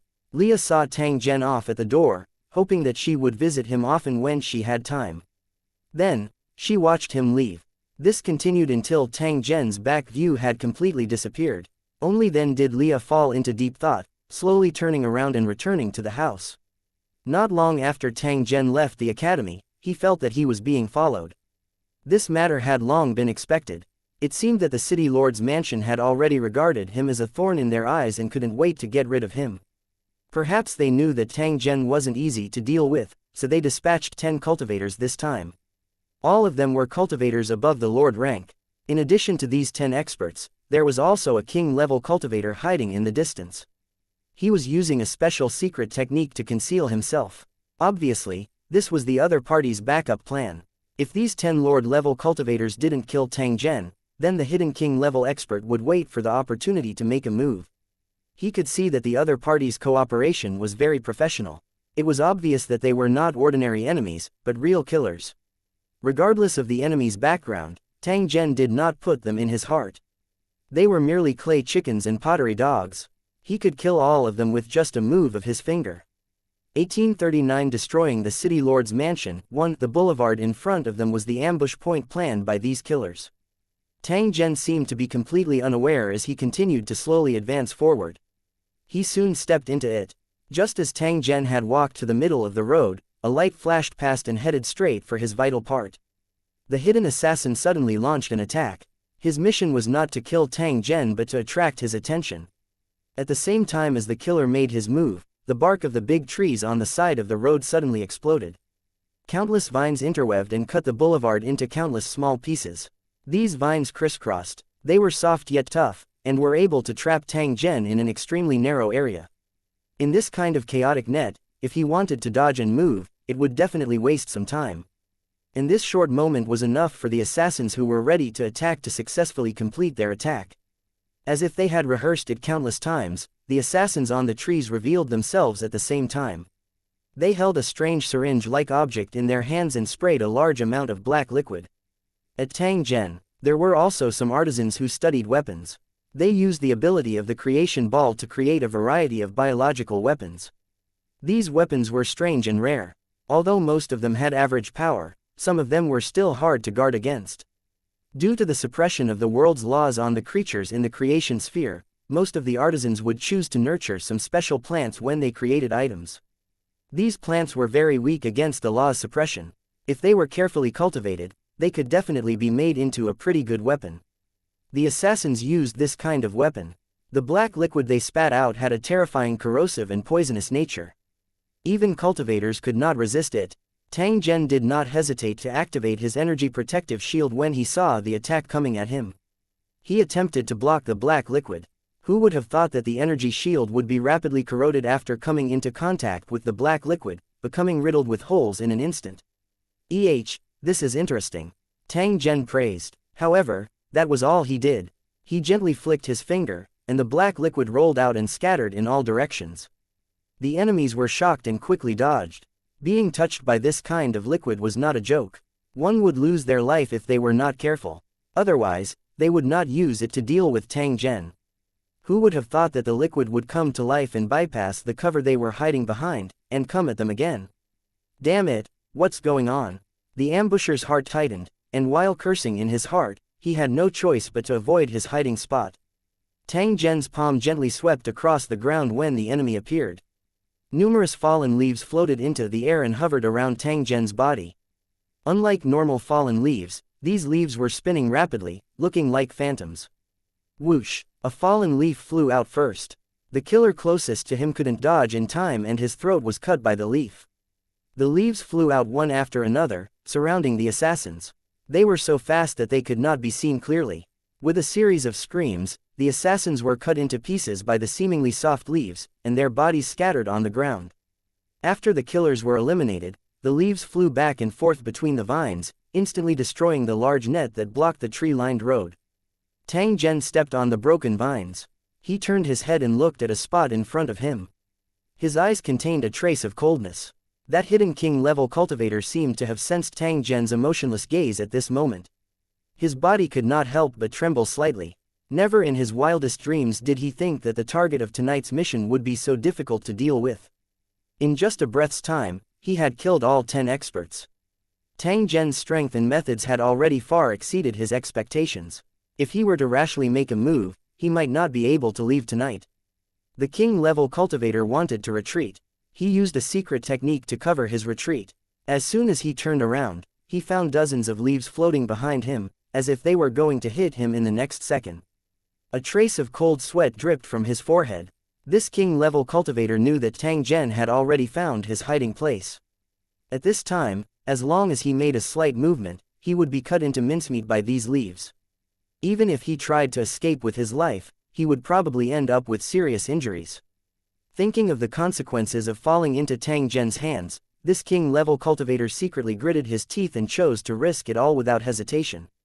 The moment the energy shield appeared, the king-level cultivator slashed out with all his might and then shot forward like a bolt of lightning. The spinning leaves seemed to have been affected. They couldn't block the king-level cultivator's path, nor could they destroy his energy shield. Rejoicing inwardly, the king-level cultivator prepared to escape as far as he could. But at this moment, a breeze blew, and the fallen leaves on the ground floated up at the same time. Looking at the falling leaves surrounding him, the king-class cultivator cried in his heart, but he had no choice but to continue moving forward. In the blink of an eye, his body was once again wrapped up by the fallen leaves, leaving no gaps. The king-level cultivator struggled with all his might, but after a few seconds, he was cut to death by the leaves.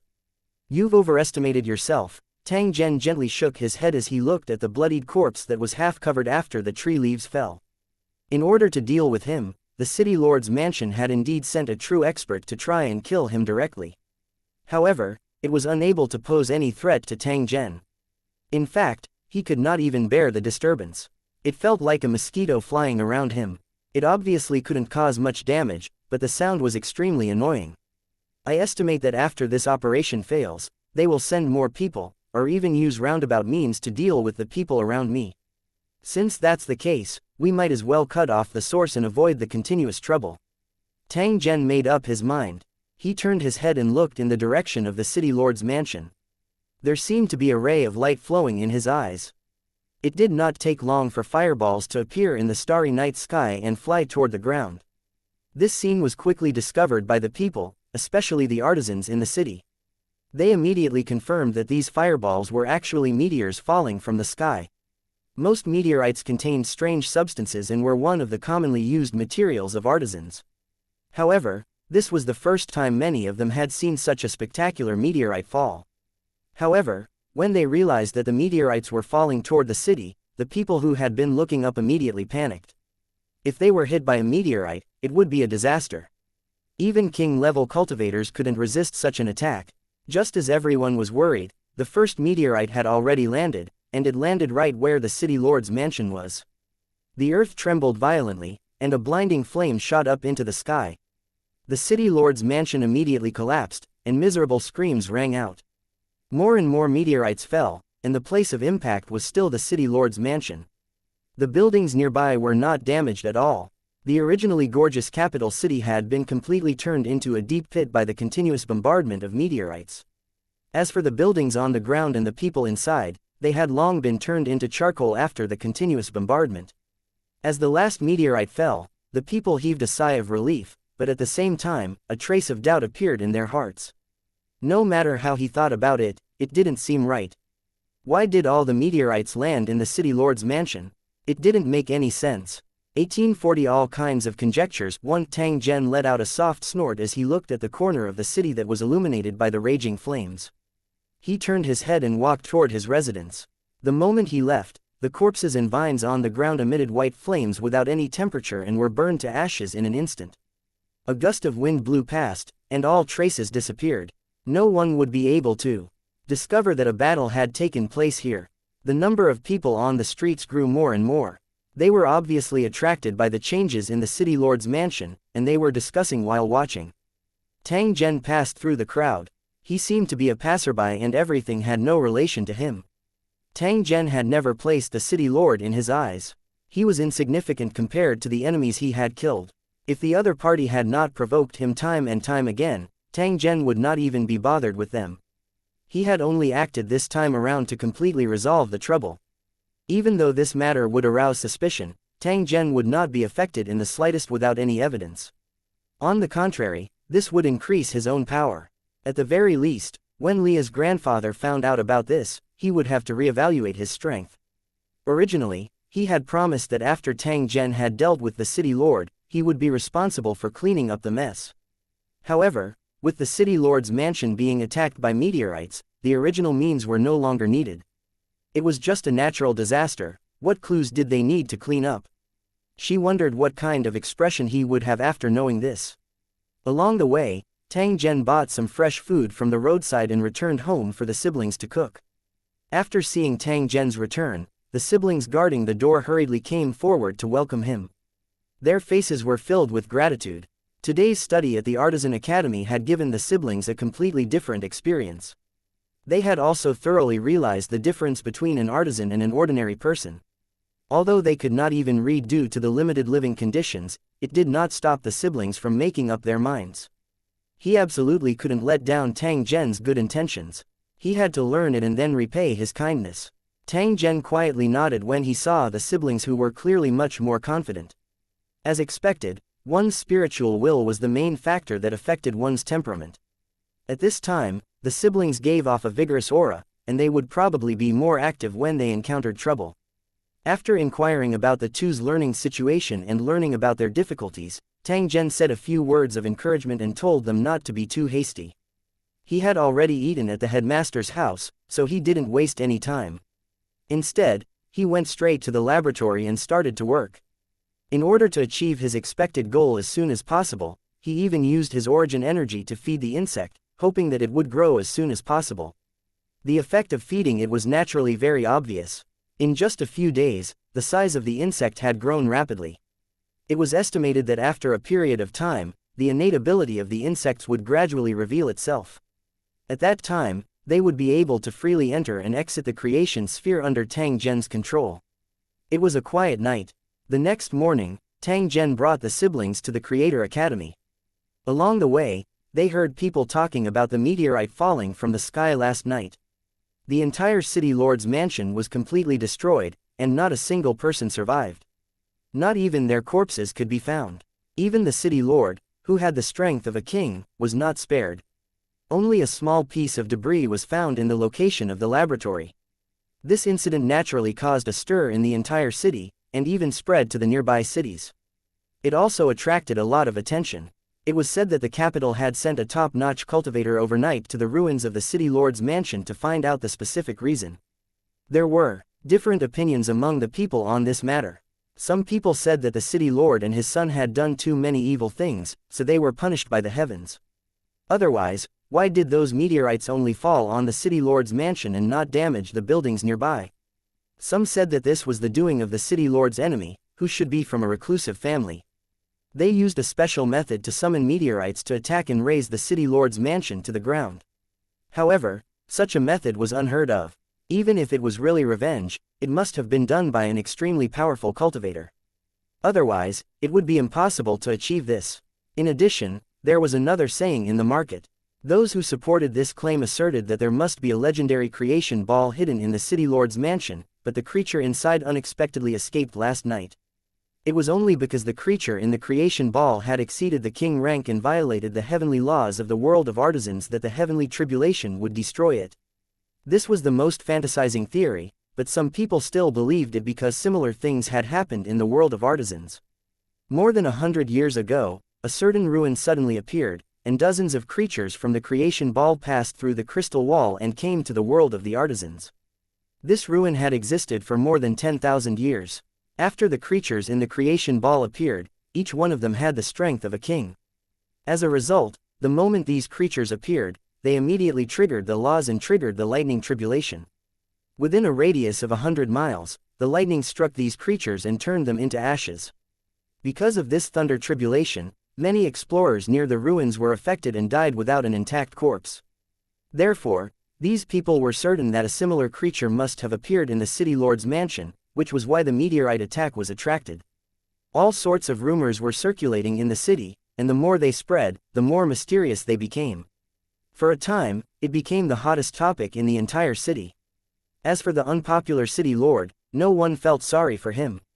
Tang Zhen had an indifferent expression on his face when he heard the discussions of the people on the side of the road. It was as if it had nothing to do with him. On the other hand, the sister and brother had faces full of excitement.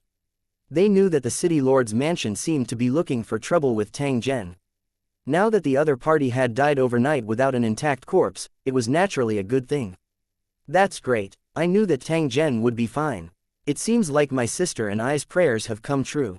The younger brother said casually, his face full of excitement. Oh, what did you pray for? Tang Zhen turned around and casually asked after hearing this. My sister and I prayed that the city lord's mansion would be burned down, and it really came true. Does this count as a sincere heart? Hearing his younger brother's question, Tang Zhen smiled but did not say anything. The weak were good at praying, hoping that the gods and Buddhas in the sky would respond to them, while the strong could do as they pleased and do what they wanted. With Tang Zhen's current strength, he could become a god in the eyes of those natives if he wanted to. This was because what he did casually was a miracle in the eyes of ordinary people. After arriving at the Creator Academy, Tang Zhen met a few familiar students along the way. However, after these people saw him, their faces revealed a strange expression. Tang Zhen knew what they were thinking. He had just issued a challenge to the city lord's mansion, and the result was that the city lord's mansion was annihilated overnight. If the matter was too coincidental, there would definitely be something fishy going on. Some people even boldly speculated that the change in the city lord's mansion might be related to Tang Zhen. However, the problem was that if Tang Zhen could really do this, why would he stay in the Creation Academy? Where could he not go to in the vast world? At the same time, there were also some people who felt that Tang Zhen was extremely lucky. Otherwise, he would definitely not be able to bear the consequences of offending the city lord's mansion. When they saw that Tang Zhen and Leah were very close, they couldn't help but feel jealous. Their thoughts also became darker. Being able to see Tang Zhen in misfortune would naturally cause them to feel happy in their hearts. They could not wait for him to quickly leave this city. Who would have thought that in the blink of an eye, an unforeseen event would happen in the city lord's manor? It was truly a pity. Tang Zhen did not care about the various gazes along the way. After parting with the siblings, he headed straight for Leah's laboratory. At that moment, Leah was waiting for him in front of the building. She was dressed in a fitting and capable outfit, which made her tall and round figure look even more alluring. Her long hair hung down gently, glistening like top-grade plain brocade. Coupled with her delicate but slightly cold face, men and women passing by often turned their heads to look. After seeing Tang Zhen walking towards her, the corners of Leah's mouth curled up into a smile. It was bright and beautiful, making people who saw it lose their minds. Those men who were secretly observing were secretly envious of Tang Zhen, who made Leah smile. At the same time, they also felt a faint sense of disappointment. 1841 The warning of the tongue bird. One after entering the laboratory, Leah didn't rush to work. Instead, she turned to look at Tang Zhen. Have you heard about the city lord's mansion? Tang Zhen nodded his head. His expression appeared very calm. That's good, it saves you a lot of trouble. Leah smiled, tied her long hair up, and went into work mode. At this moment, she seemed extremely serious and engrossed. It was as if nothing in the outside world would affect her work. She was in a completely different state when she was working and when she was normal, and the transition was very natural. Tang Zhen admired Leah's state very much. In fact, he was also in this state of concentration when he was conducting experiments. Birds of a feather flock together. Perhaps this was also the reason why the two of them could cooperate. After changing into a long robe that was specially used for an artisan's experiment, Tang Zhen began to cooperate with Leah to prepare for the final step of the experiment. This step was crucial. It was related to all of Leia's efforts over the years. She could not be too serious about it. Looking at Leia, who was carefully synthesizing the materials together as if she was performing the most precise surgery, Tang Zhen walked to the edge of the laboratory and made a pot of tea. In addition to providing necessary help and giving suggestions at the appropriate time, Tang Zhen's remaining work was to serve tea and pour water. An artisan's experiment was actually a very private matter. Some crucial data couldn't be known to outsiders, or it would be equivalent to leaking core secrets. Thus, most artisans would choose to experiment on their own or nurture some special creatures to help them complete these tasks. Compared to their own kind, these life forms from the creation sphere seemed more reliable. At the very least, they would not be tempted by benefits. Under such circumstances, Leia allowed Tang Zhen to join her experiment at the critical moment. Naturally, she had absolute trust in him. With this experience, it would be much easier for Tang Zhen to obtain the artisan qualification. Even if Leia didn't say anything, Tang Zhen knew what was going on. Tang Zhen naturally wouldn't let her down. He seriously carried out his responsibility and allowed Leia to benefit a lot. If the original work was still slightly incomplete, with Tang Zhen's addition, it had basically reached a near-perfect degree. Time passed by slowly. When the last step was completed, Leia's body swayed slightly, and she almost fell to the ground. Obviously, she had done her best in the experiment just now, and now that she had relaxed a little, this happened. After Tang Zhen saw this, he hurriedly went forward to support her and prevent her from falling to the ground. Although the ground couldn't hurt people, if they hit the experimental equipment, they might be injured. Not to mention, the creation sphere that he had just completed was on the table. If he were to knock it to the ground, his previous efforts would be in vain. Hugging Leia's soft body, Tang Zhen didn't have any other thoughts in his heart. Instead, he carefully helped her to the soft chair at the side. "Thank you," he said. Leia said in a slightly weak tone, and at the same time, she slowly closed her eyes, as if she was recovering her spirit. Tang Zhen walked to the table next to him and brought over the tea that had just been brewed. He handed it to Leia. "I saw the steps of your experiment just now. It can be said to be perfect. It seems that you should be able to advance to a 3-star artisan." After hearing Zhen Tang's words, Leia smiled gently and took a sip of the tea. "You've contributed to this. I'll mention it in the report." Tang Zhen nodded his head. He knew that Leia was helping him. Although it was not essential, he had to remember this favor. Smelling the faint fragrance of tea, Leia's spirit seemed to have recovered a lot. After chatting with Tang Zhen for a while, she got up and continued working. Next, she just needed to put the creation ball into the catalytic device and wait for the catalytic device to be completed. Then, her work would be completed. After the catalysis is successful, I will head to the capital to be certified as a 3-star artisan. If you have the time, can you accompany me? Leia's eyes glistened when she asked this question. She lowered her head gently under Tang Zhen's gaze. "No problem. It just so happens that I'm also thinking of making a trip to the capital." Tang Zhen didn't hesitate and gently nodded in agreement. Strengthening his understanding of the world of artisans was also an important part of Tang Zhen's plan. After seeing Tang Zhen agree, a trace of joy flashed across Leia's face. It was as if the fatigue from the previous experiment had been swept away. "It's almost time, we should go eat. Do you have any good places? I'll treat you to a meal today to celebrate the success of your experiment." After hearing Tang Zhen's words, Leia thought for a moment and nodded gently. "I do know a place, but can you wait for me? I need to change my clothes."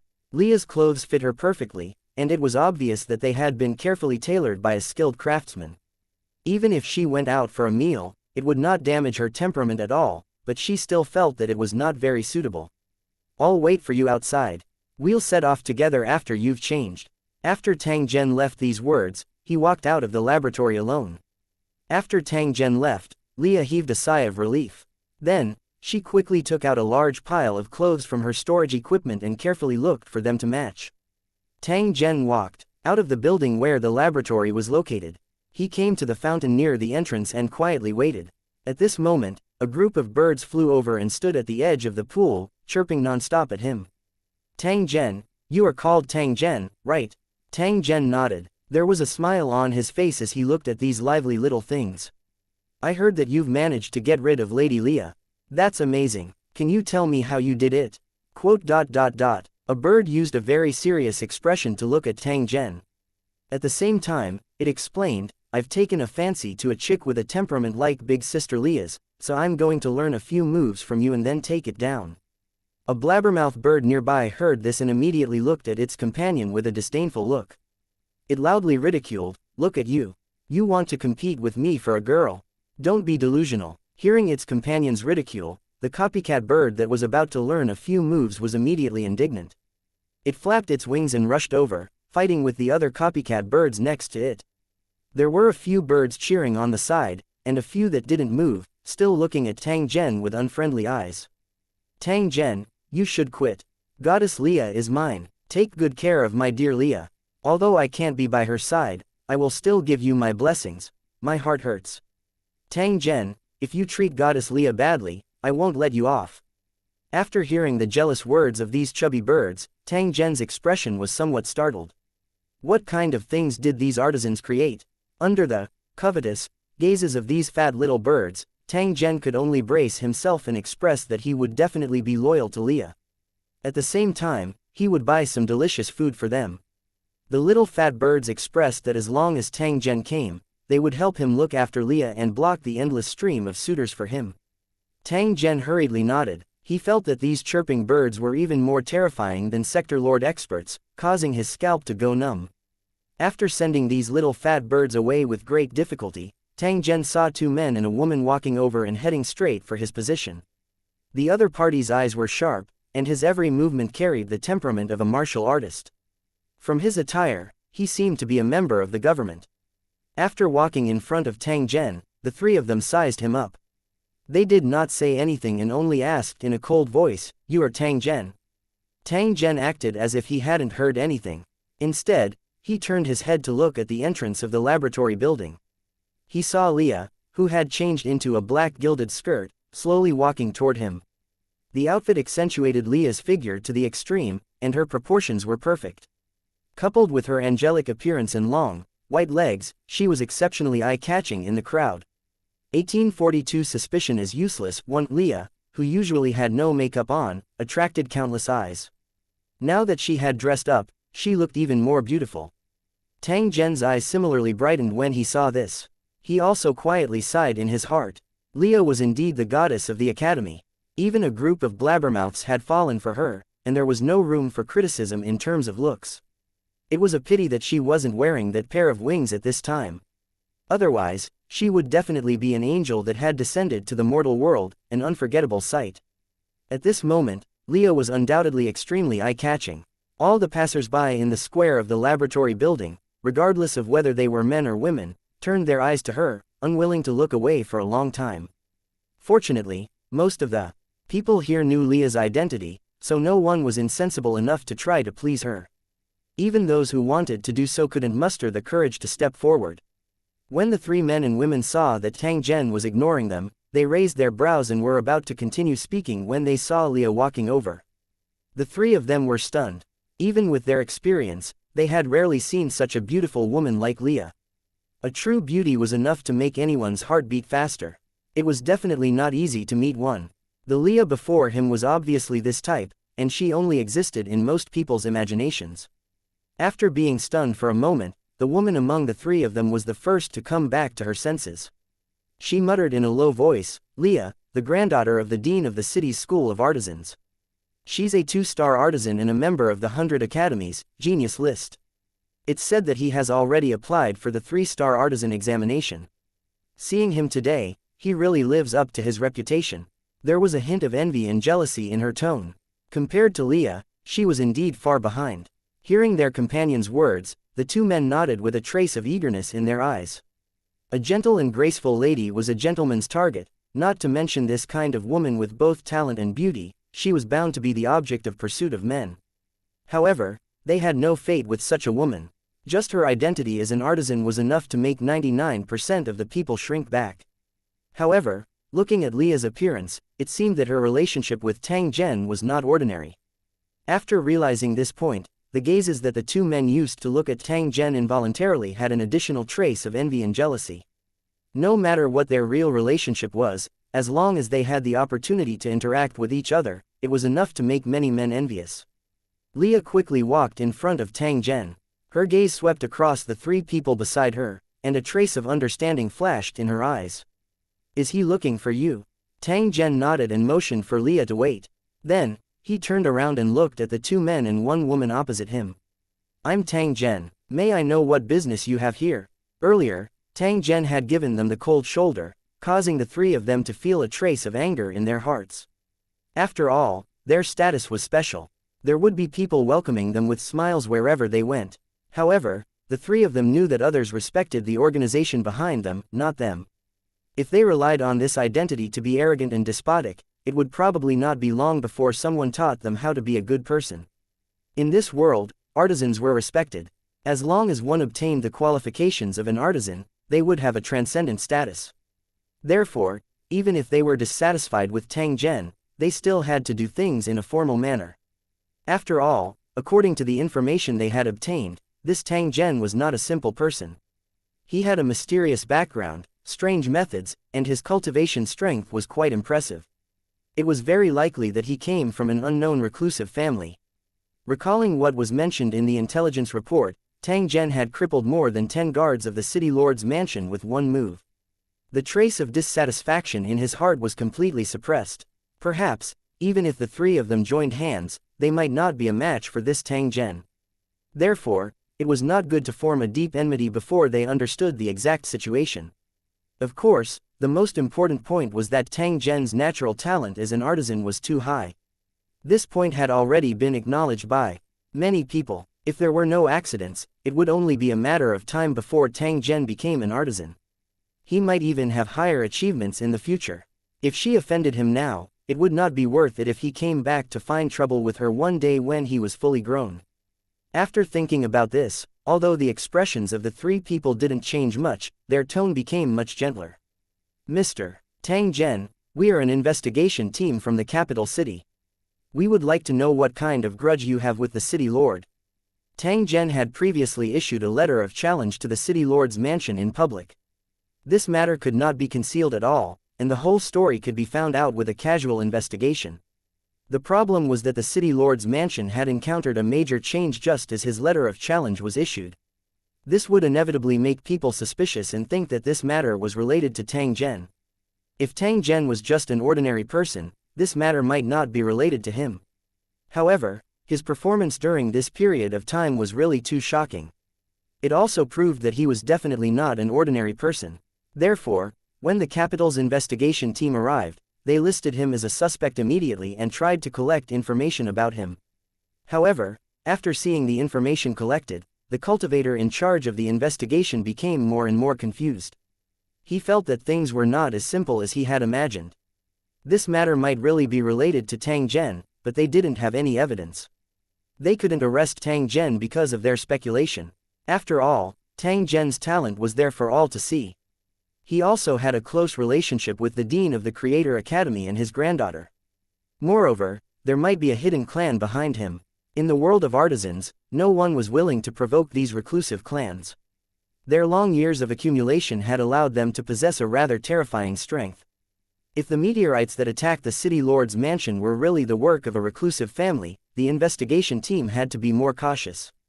This kind of attack was simply too terrifying. Once they were angered, the consequences would be simply unimaginable. After thinking about it, the investigation team finally decided to contact Tang Zhen first and then formulate the next countermeasure. After hearing the other party's question, Tang Zhen repeated everything that had happened earlier without hiding anything. The three of them were silent as they listened to Tang Zhen's story. However, they were secretly thinking in their hearts. And NBSP, the investigation team had already grasped the contents of what Tang Zhen had said, and it was also not what they wanted. Last night, the city lord's mansion was attacked by meteorites. The entire mansion was razed to the ground. I'm sure Mr. Tang Zhen also knows about this matter, right? Tang Zhen nodded. He looked at the other party and asked, "You do know about this, so you think I'm related to this? In this matter, you're indeed the most suspicious. After all, you've just issued a letter of challenge to the city lord, and then this happened." One of the men among the three looked at Tang Zhen. His eyes carried a trace of scrutiny as he tried to find a flaw from his expression and actions. This action of his was a little overestimating his own strength.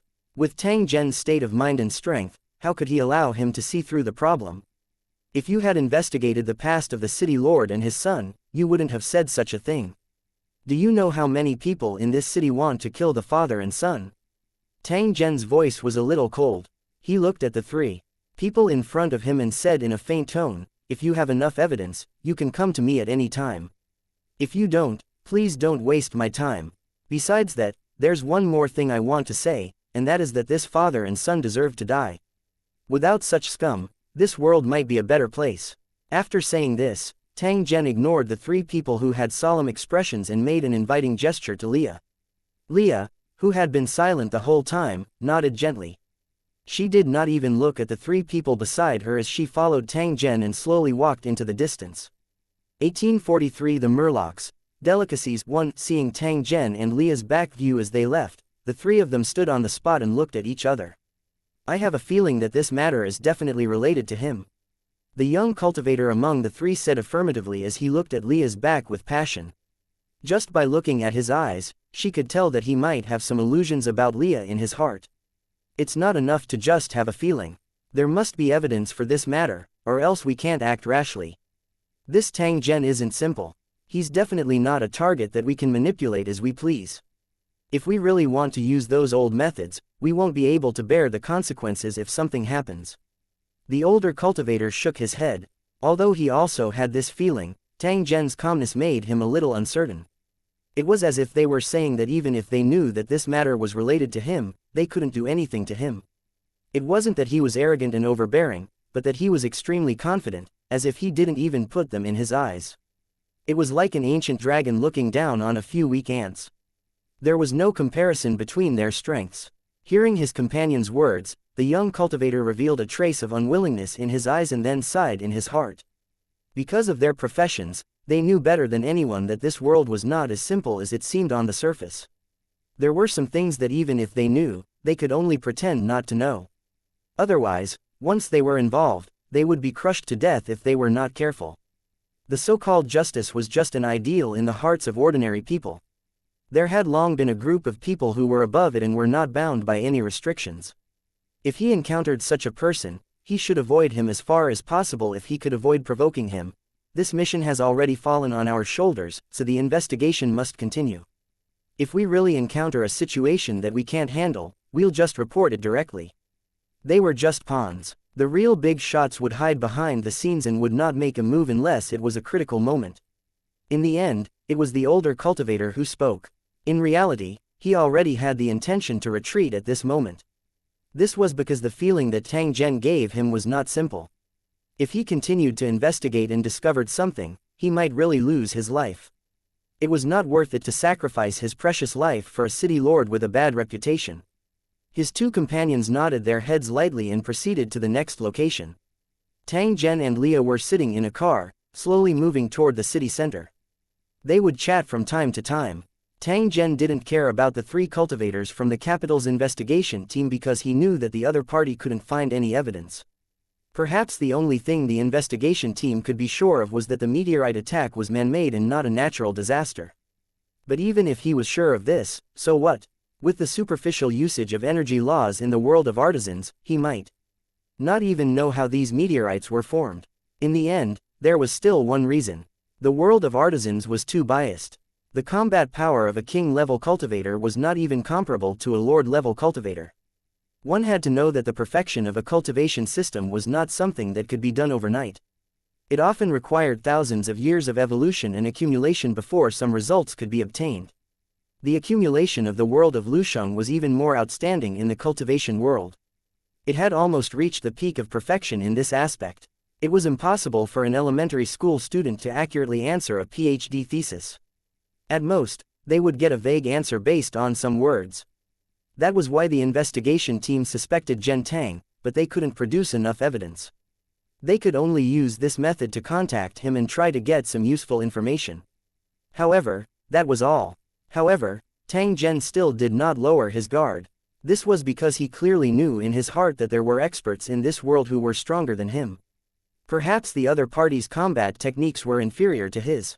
However, just the difference in their cultivation realms was sufficient to cause Tang Zhen to maintain sufficient vigilance. Hence, Before the real setup was completed, Tang Zhen would definitely not reveal his true strength as a sector lord to avoid attracting the attention of the other party. As for the city lord's mansion, it was just a small matter, not enough to arouse the interest of those old monsters. Before they knew it, the car passed through the crowd in the city and arrived at a colorful forest. Tang Zhen had seen all kinds of plants. However, the forest in front of him did make his eyes light up. It was not an exaggeration to describe it as jade trees and viburnum flowers. These trees looked like they were carved out of precious stones. They were bright and transparent, and the leaves were shining with a gem-like luster. It was like being in a fairyland. However, this was only the scenery from the outside. As he followed Leah into the forest, he saw a blue lake with rippling waves. A few dozen meters away from the shore, there was a white building with a unique shape. It was like a huge lotus flower in full bloom in the lake. He could see that someone was walking on the surface of the lake. It looked like they were walking on the water, but in fact, there was a transparent passage under their feet. The amazing thing was that when he stepped on it, there would be waves of water rippling with his feet, and he could clearly see all kinds of fish swimming back and forth in the water. These fish glowed and were beautiful in all sorts of colors. When they swam in groups, it was as if rainbows had appeared at the bottom of the lake. Tang Zhen originally thought that the two of them would have their meal inside the building in the water. However, after he walked inside, he discovered that the building in the middle of the lake was actually similar to a dock. Many long ships that looked like lotus flowers were docked here. After the guests arrived, they could choose one at will. After Tang Zhen and Leah got on, the boat they were on slowly moved toward the lake in front. After Tang Zhen observed it for a while, he confirmed that this ship was also the work of a creator. This was because he saw a pair of eyes in the water, as well as fins that were constantly shaking. They were now sitting on the back of this big fish with petals blooming, slowly moving on the surface of the lake that was as smooth as a mirror. Not long after he left the building, Fang Rui saw silhouettes flashing across the lake. Then, he saw beautiful women with fish tails slowly emerge from the lake. They surrounded the ship, singing and dancing. Their voices were melodious and crisp, and their dancing was beautiful and moving, making people feel intoxicated. It didn't take long for these mermaids to dive to the bottom of the water. Then, they used a shell tray to hand items to Tang Zhen and the others. After that, they smiled and slowly left. The operator of this place is really original. He actually thought of using this method to attract customers, but it's really unforgettable. Tang Zhen praised. His gaze landed on the items that the mermaids had brought up earlier. He wanted to see if these seemingly simple food could match the excellent scenery of this place. Leah had obviously been here before. When she saw Tang Zhen looking at the food, she smiled and introduced them to him one by one. Under this lake, there's a seaweed field specially planted by the mermaids, and many of the food there is extremely delicious. This white water conch only needed to be cooked and it could be eaten. It was extremely delicious. This was the bean pod of a type of aquatic grass. It could be directly eaten after being peeled. It was fragrant and refreshing, with an endless aftertaste. The lake shrimp in front of you needs to be matched with the seaweed juice. As for the taste, you will know after you try it. Following Leah's instructions, Tang Zhen tasted them one by one. As expected, they were incomparably delicious. Seeing Tang Zhen's satisfied expression, Leah picked up a fruit-like object, broke it, and squeezed out the juice inside. This is the juice of Murloc fruit wine. It doesn't taste any worse than aged wine.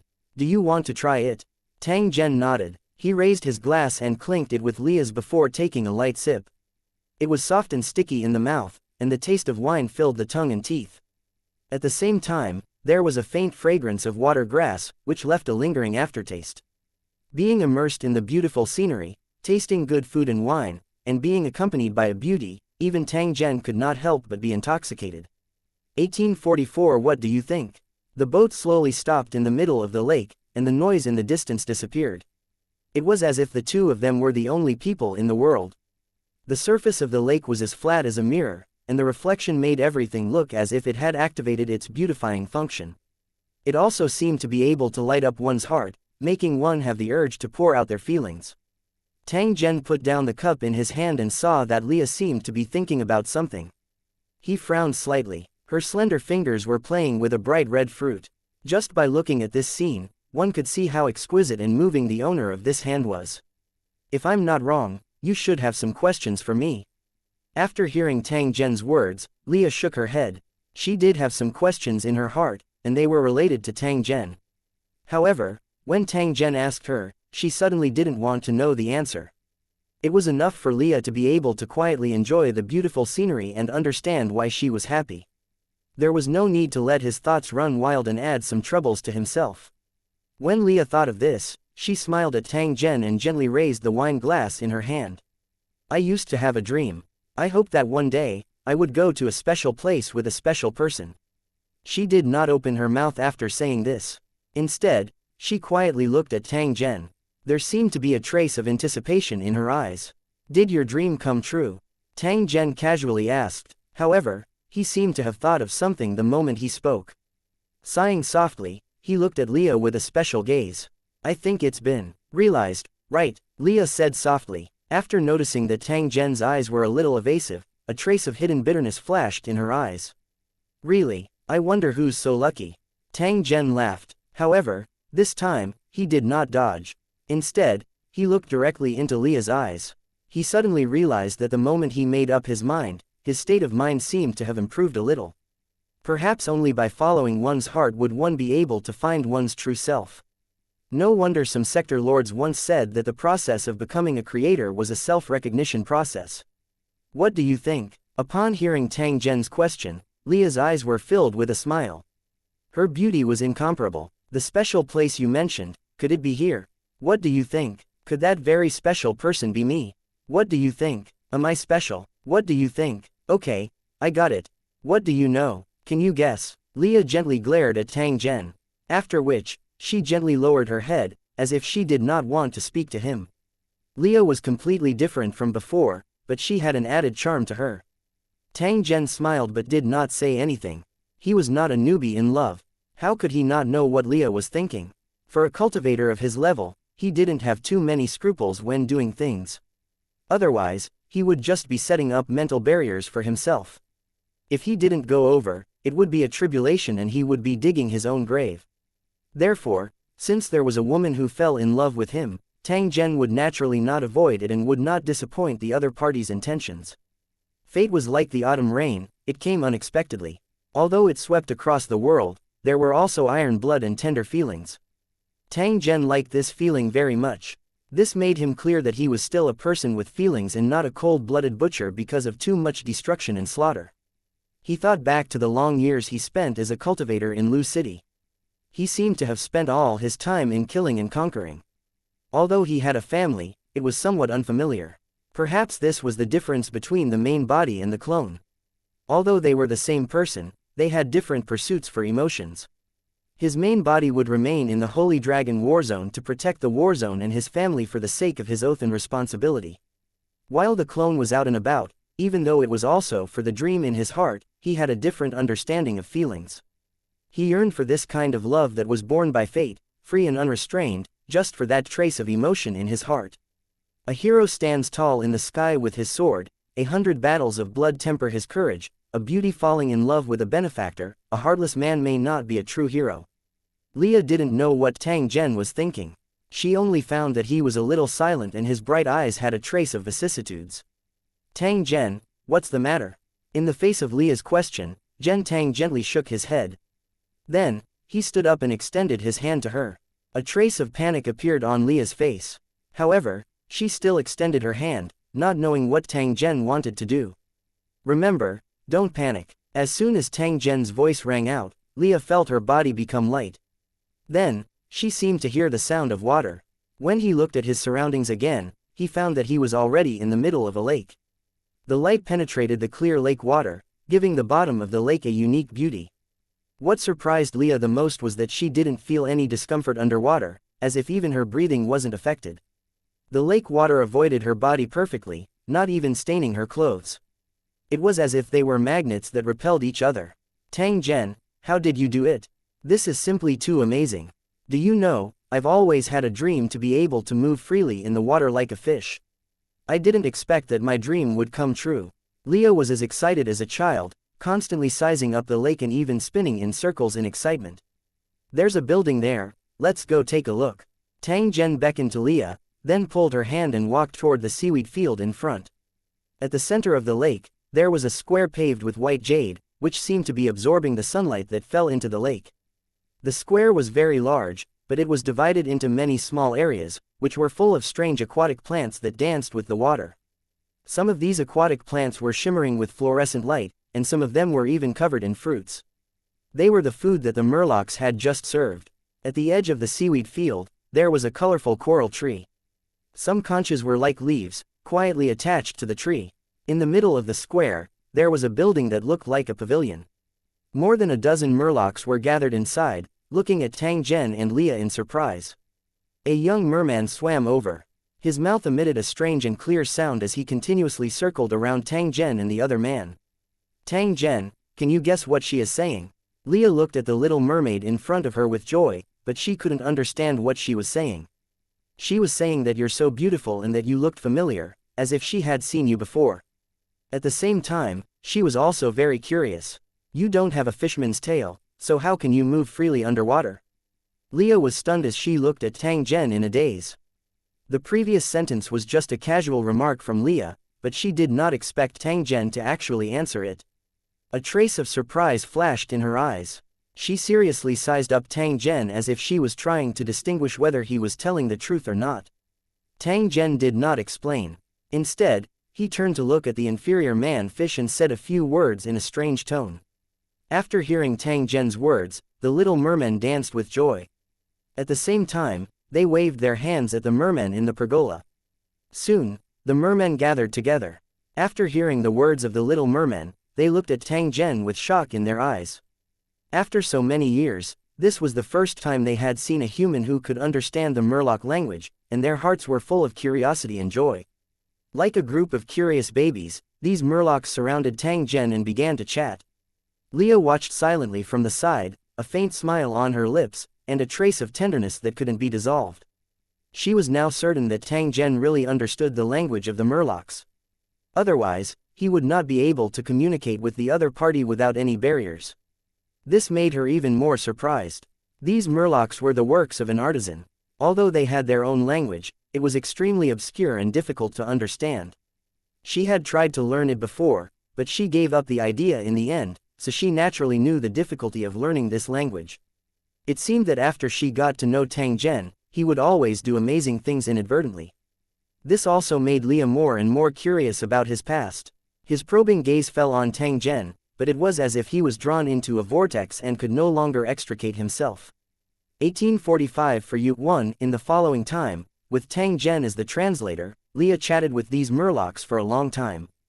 It wasn't until a new customer came and the Murlocs had to go to work that she left the bottom of the lake unwillingly. After returning to the shore, Leah's face was still filled with excitement, as if she was still recalling what she had just experienced.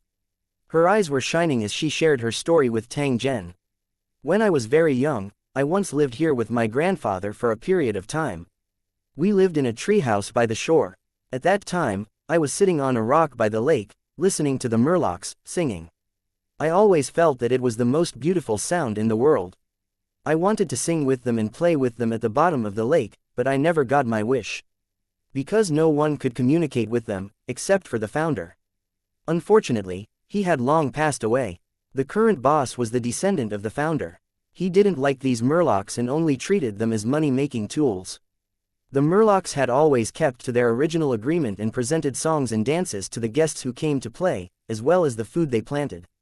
However, they weren't happy because although this place was their home, it didn't feel like home. Leah's tone was a little sad. From her conversation with the Murlocs, she knew that they were very lonely.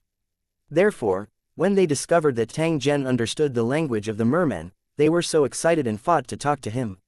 Tang Zhen deeply felt the same. He turned around and looked at the lake behind him, only to see those fishmen floating to the surface of the water.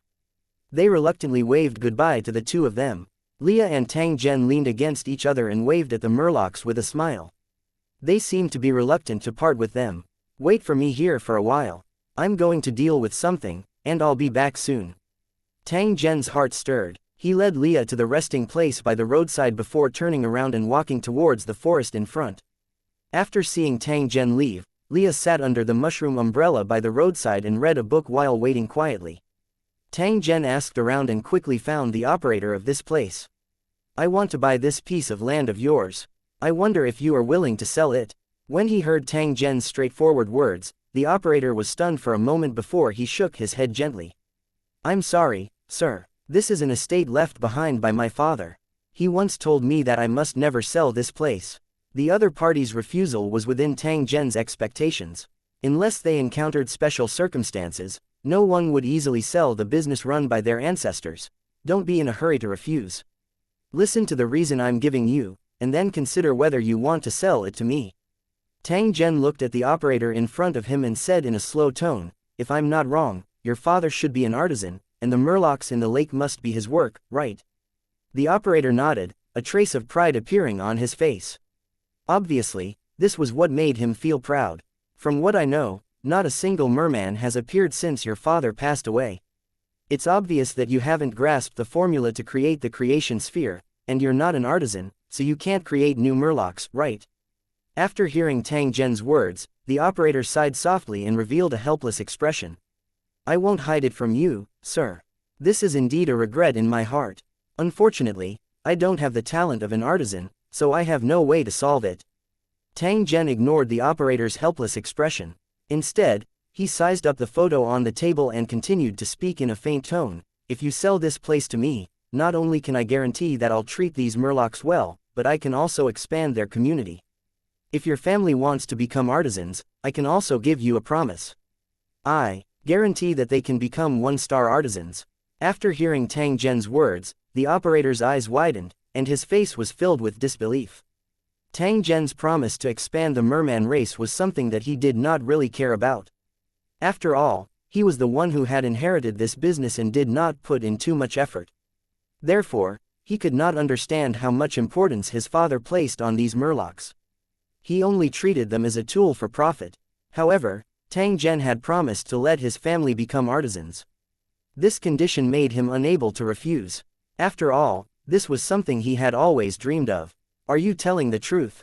You're not lying to me. It was extremely difficult to become a true artisan, yet this young man in front of him actually promised to help his family become artisans.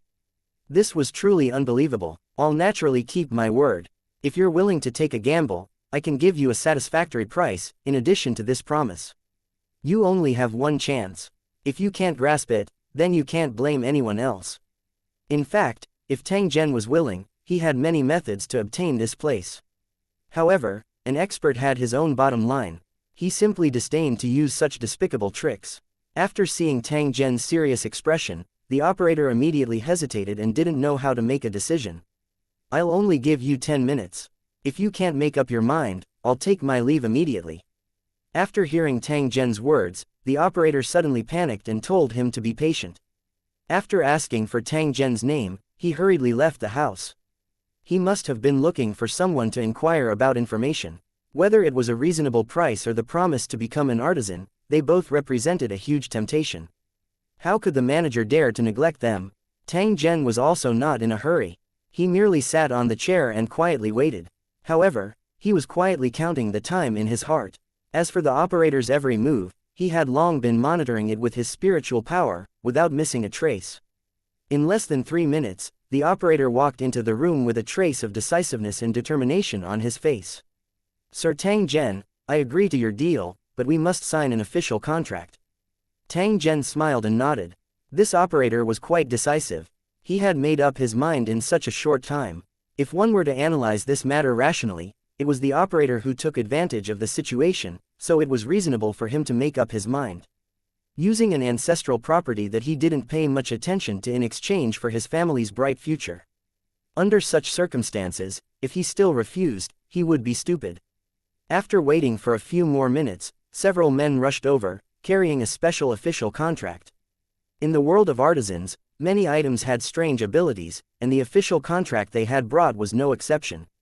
After both parties signed the contract would automatically disappear and be hidden in a special space. If anyone violated the agreement, the contract would automatically appear and be hung in the hall of a special official institution in the capital. This organization was the seller of the contract. When someone violated the contract, they would send people to investigate and hold them accountable. Under the witness of these people, Tang Zhen signed a contract with the operator, promising that within 50 years, he would guarantee that the other party's family would become artisans. 50 years might seem long, but to an artisan, it was a relatively normal period of time. Not everyone had a talent like Leah's. Many apprentice artisans spent their entire lives without being able to get rid of the word apprentice. If one was guaranteed to become an artisan in 50 years, then countless people would fight for this spot, even at any price. After the contract was signed, it disappeared in front of everyone. Tang Zhen took out a stack of gold cards and handed them to the operator. The other party also took out a stack of documents and handed them all to Tang Zhen.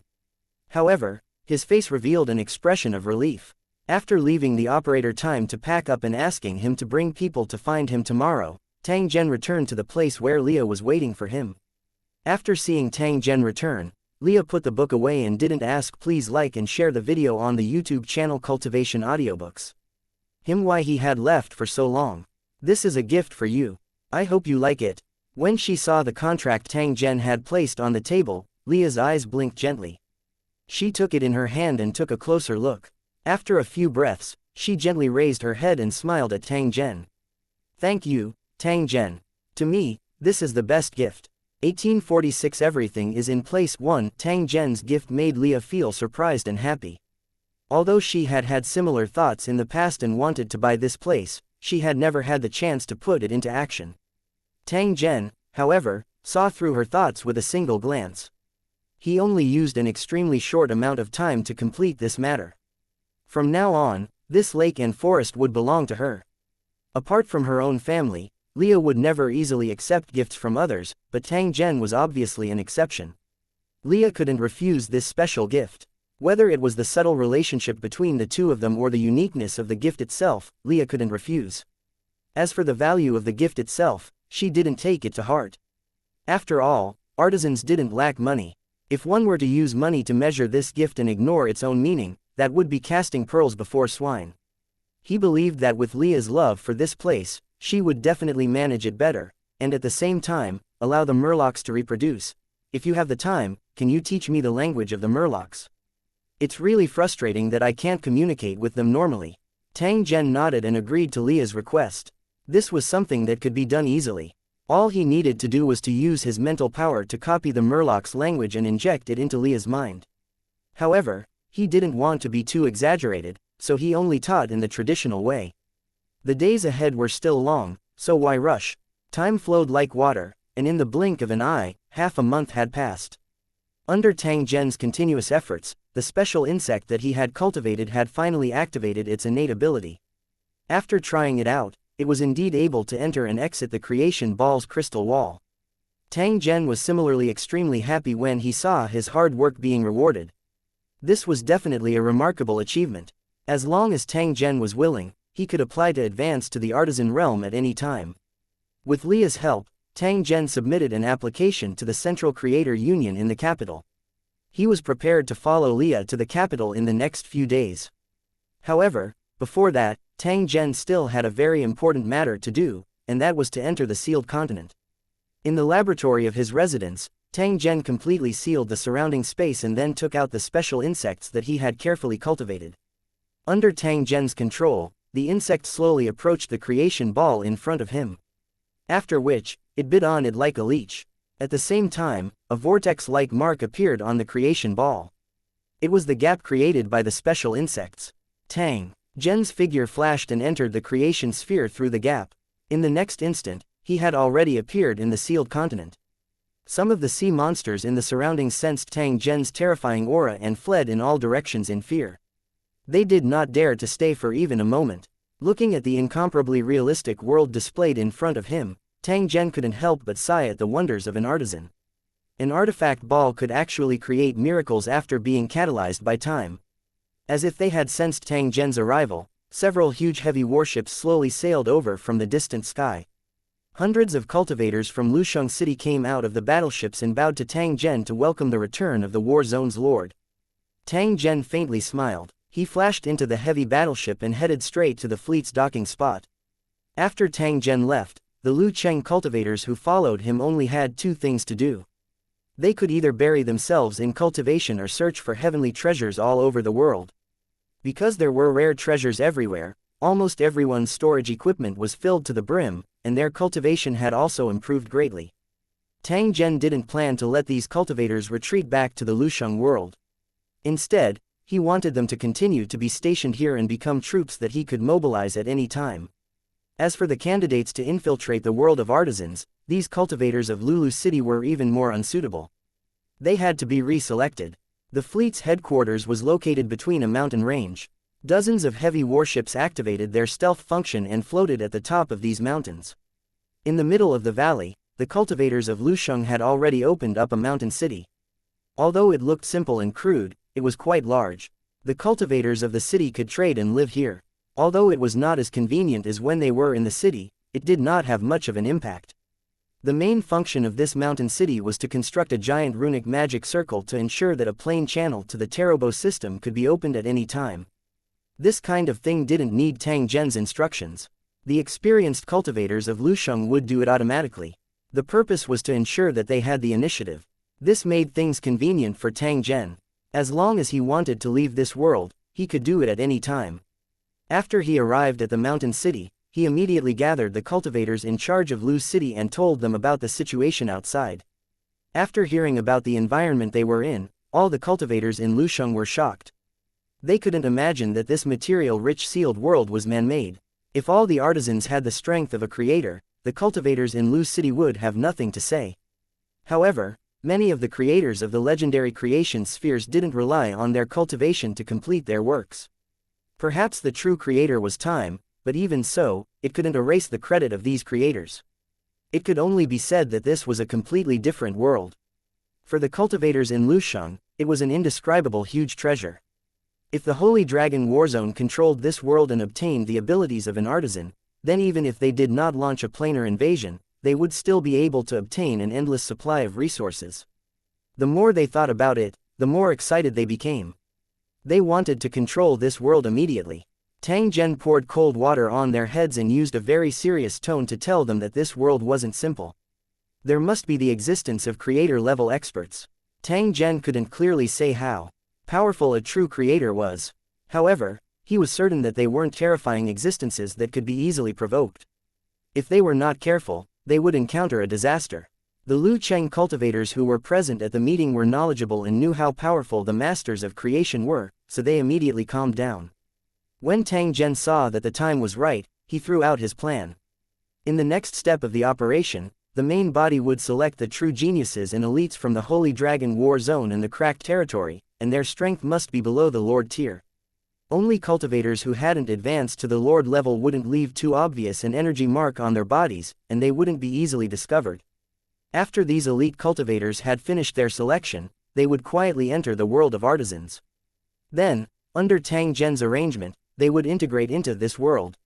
A portion of the cultivators in Lusheng would be sent to protect them while the rest would be on standby. During this process, Tang Zhen would formulate the action plan and provide specific resources to ensure that they didn't have any worries.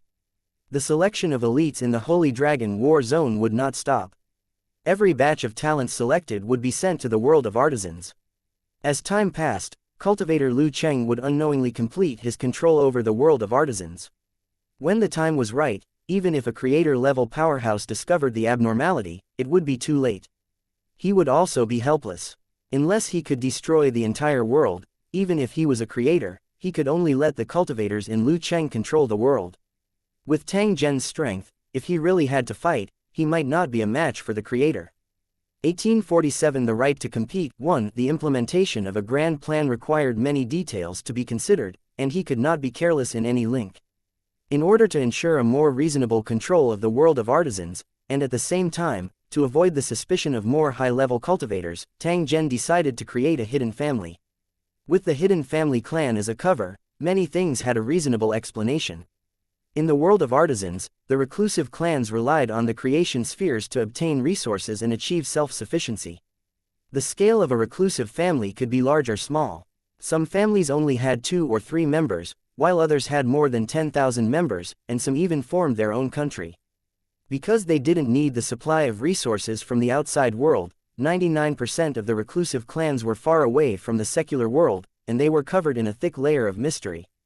How could Tang Zhen let go of such a good disguise? He would naturally make good use of it. Since he wanted to create a hidden clan, he naturally needed clan members. The cultivators of Lusheng in the sealed continent were completely qualified. When the time was right, they could reveal some of their heads and let people notice the existence of this hidden family. Tang Zhen naturally came from this hidden clan. In this way, the problem of his identity would be completely resolved. He would no longer be a person of unknown origin. The establishment of the reclusive family clan had also solved the identity problem of the cultivators who had infiltrated the clan.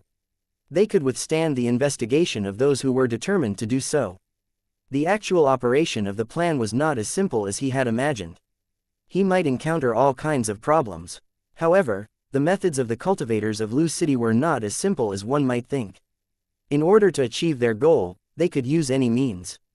There were also many experts in coercion, bribery, assassination among the cultivators in Lu Cheng. Therefore, to Tang Zhen, some problems were actually very easy to solve. In fact, he did not even need to do it personally. His subordinates would be able to solve it perfectly. His task was to make a plan and hand it over to the capable executors, who could remotely command it. After a simple discussion, Tang Zhen activated the runic magic circle and left the sealed continent once again. He appeared in the Tarobo system, where the plane node was first discovered. During the time he was away, the Cultivator Alliance was invincible and had completely cleared out the Tarobo star system. They were currently in the harvesting stage, and countless spoils of war were either transported away or sold directly to the Cornerstone platform in exchange for battle points. According to Tang Zhen's original plan, they would completely destroy the Tribo system after they finished cleaning up the spoils of war. However, the sudden discovery of the artisan world made him temporarily change his mind, because he needed a backup base. Although it seemed convenient to build the rear base on a sealed continent, it was actually an irrational move and carried many risks. A special world like the creation sphere was like a soap bubble. It was actually very unstable. Once there was an accident, the creation ball would easily shatter and lead to a disaster.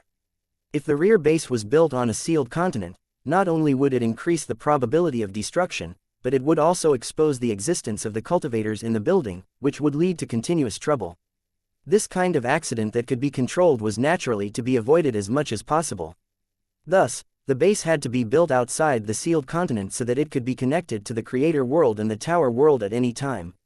The node of the world of artisans was an empty starry sky, and it was impossible to build a base behind it. Therefore, Tang Zhen could either choose a nearby planet and transform it into a rear base or move the Tarobo People's space fortress over.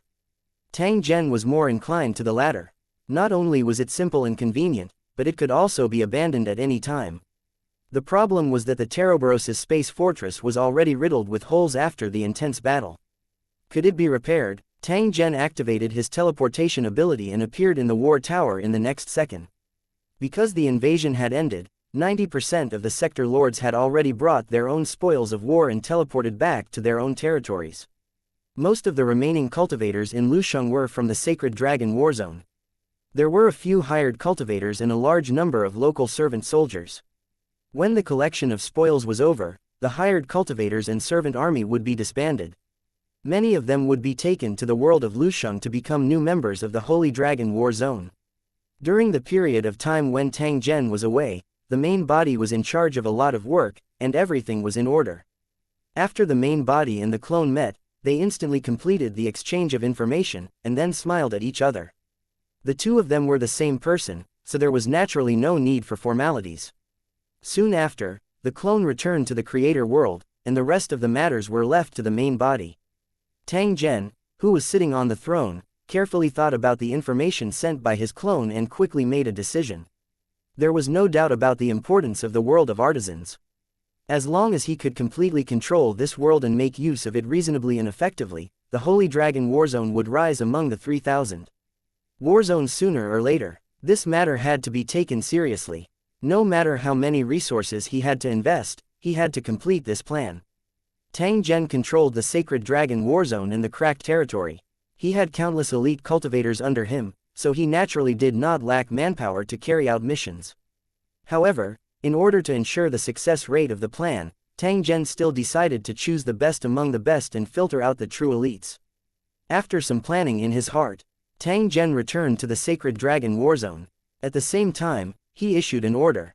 Select elite cultivators, regardless of race, with cultivation below the Lord level. Due to the need to carry out special missions, the selected may have to abandon their original bodies, with the exception of human cultivators. This time, 100 cultivators will be recruited. The winner will receive a generous reward and increase the authority of the cornerstone platform. This order was issued to the entire battle zone, including the cracked territory.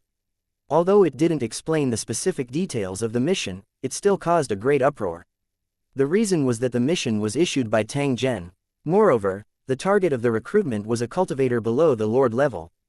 As the strength of the Holy Dragon battle zone continued to increase, Lord level cultivators were already everywhere. Especially in the Holy Dragon City, without the strength of a king, one would be embarrassed to say that they were an old resident of the Holy Dragon City.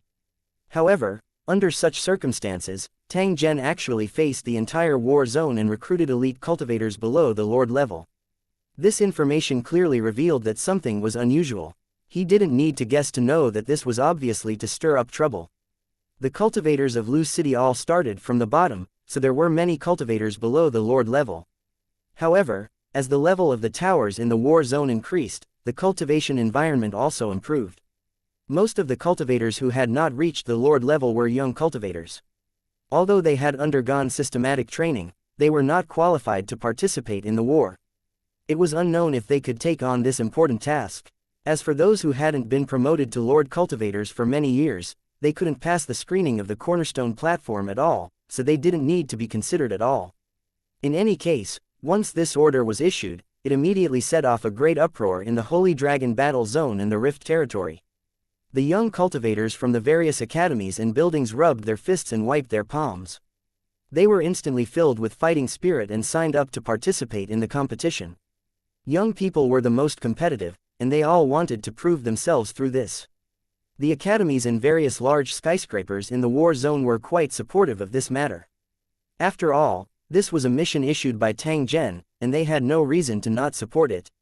They were even secretly competing with each other. No one wanted to lose to other cities or academies in this matter. By the time the registration was over, the cornerstone platform had calculated that the total number of people who had registered had already exceeded 7 million. As the competition officially began, the entire battle zone focused their attention on this matter. As they watched the intense competition, the young geniuses displayed their might one after another, causing the blood of all the residents in the war zone to boil. This competition was not only about strength, but also intelligence, talent, and comprehensive ability. The more it was like this, the more exciting the competition was. After rounds of brutal competition, there were losers who were constantly eliminated, and the true elites gradually revealed their talents. The residents of the warzone finally realized that there were so many talented cultivators in the warzone. It was just that their strength was too low and they were young, so they never received too much attention. However, this fierce competition had given them a chance to show off their talents and let the residents of Lushengri recognize these rising stars. 1848 Gathering from all directions. 1. As the competition was held simultaneously in the entire battle zone, it did not take too much time. The contestants in the final round had already emerged from the crowd. At the same time, the election for the cracked territory had also ended. The participants would directly arrive in the Holy Dragon City through the cross-district teleportation array. The location of the final match would naturally be Holy Dragon City. This was something that had been decided from the start.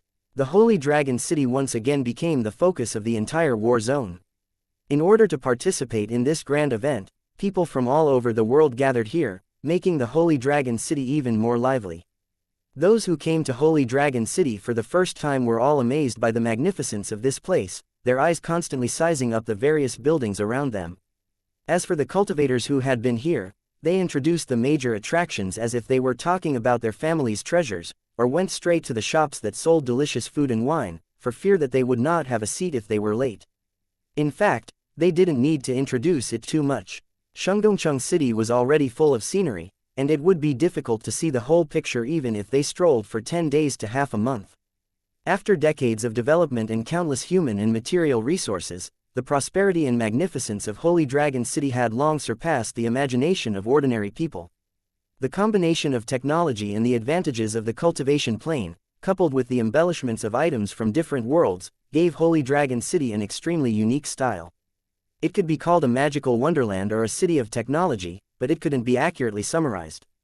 Any cultivator who had been to the Holy Dragon City would have their own opinion of the city, but without exception, they were full of praise. In order to welcome this competition, the Holy Dragon City had also made active preparations. Not only did they expand the huge venue for visiting the competition, but all kinds of service facilities were also put into use. In an area 100 kilometers away from the Holy Dragon City, there was a huge spaceport. Any aircraft that came to the Holy Dragon City had to park there. This was one of the necessary measures.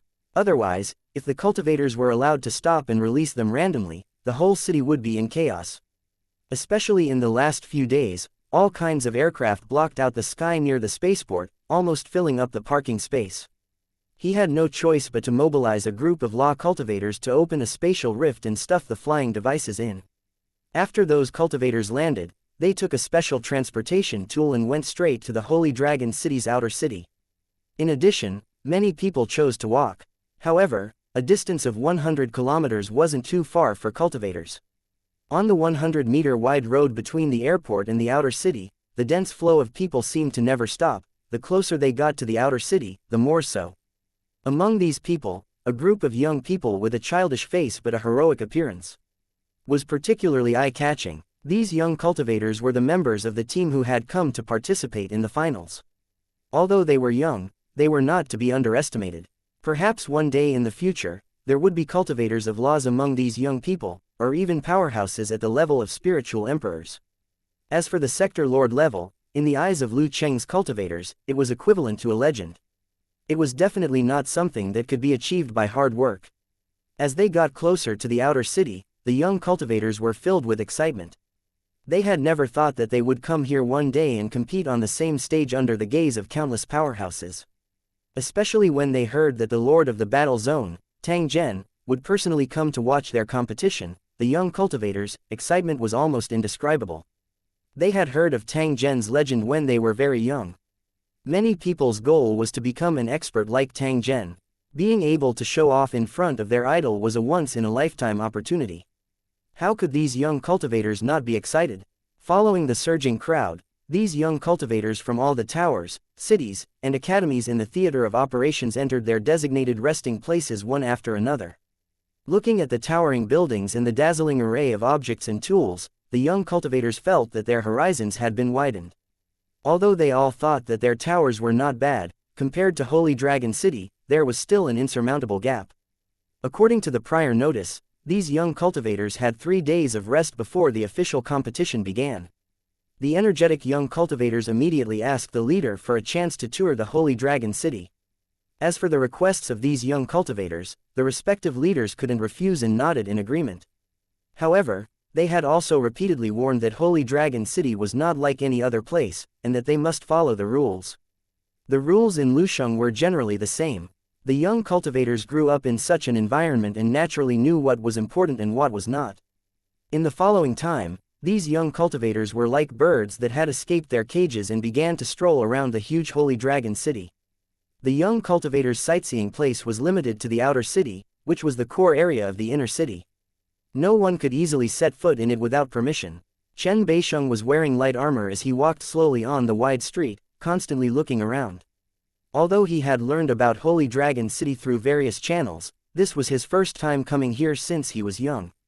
Unlike the other young cultivators, Chen Bo had a special sense of familiarity with the Holy Dragon City, because his grandfather was an old resident of the city. Back then, Tang Zhen had recruited technical personnel from his original world. His grandfather had come to the Lusheng world despite his family's opposition. Later, her grandfather's family also knew the benefits of the Lusheng world. They spent a lot of effort to migrate here. After that, they slowly began to spread their branches, and their family's population also increased. Now, they had become a big family. Every time they talked about the past, his grandfather would be filled with emotion. He always said that it was not easy for the Holy Dragon City to have its achievements today. In the process of the Holy Dragon City's rise, countless cultivators had paid the price with their lives. Even after so many years, grandfather could still remember their voices and smiles. However, the person that grandfather mentioned the most was the Lord of the Battle Zone, His Excellency Tang Zhen. Firstly, it was because of his contributions to Holy Dragon City. Secondly, it was because he also came from the original world. As he grew up listening to the legend of Tang Zhen, Chen Bo had set an ambition. Sooner or later, he would become a world overlord like Tang Zhen and roam the great thousand world. For this ambition, Chen Bo had been working hard in silence. He had stood out from his peers at a young age. Although he was only 15 years old, he was only one step away from becoming a Lord-grade cultivator. This had always been something that his family was proud of. However, it was also because of this that he had almost missed the selection. At this thought, Chen Bo felt lucky that he was not in a hurry to go to the cracked territory and complete the advancement trial in the cultivation Holy Land. If not, once he became a Lord-tier cultivator, how would he have the opportunity to come to the Holy Dragon City and compete with the young talents of the entire battle zone? Just as he was thinking about where to visit next, the young cultivators who had come with him were already discussing their next stop. I think we should go to the Myriad World Mall. If we don't go there, it'll be equivalent to a wasted trip to the Holy Dragon City. Let's go to the Sky Tower. I heard that it's a replica of the Sky Tower in the cracked territory. After clearing it, there will be generous rewards. With our strength, even if we can't get the reward, we can still gain some knowledge. I actually want to go to the hunting grounds and kill monsters as I please there to train my combat skills. You have to know that there are no longer any monsters in the battle zone. My large blade has been thirsty for blood for a long time. The group of youths discussed animatedly, each of them having their own goals, and no one could convince the other. If they had enough time, they could have visited each of them. However, they only had one day to visit, and they had to prepare for the finals later. In the end, the young cultivators made a decision to go to their respective places and then return to the team's base. The place Chen Bo wanted to go was the inner city of the Holy Dragon City. He had grown up with his grandfather and had heard his grandfather mention the scenery there more than once, so he had always wanted to see it. Although outsiders were not allowed to enter the inner city, Chen Bo was satisfied with just one look from afar. 1849 The old residents of Holy Dragon City. Since flying was not allowed in Holy Dragon City, Chen Bo could not imagine how big the outer city was. After figuring out the direction to the inner city, Chen Bo got on a hover bus and headed toward his destination with anticipation.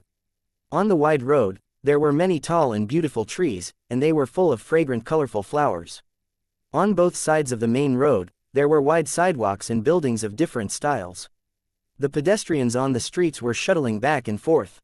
Some of them came from other buildings, some from the other world, and some from his grandfather's hometown.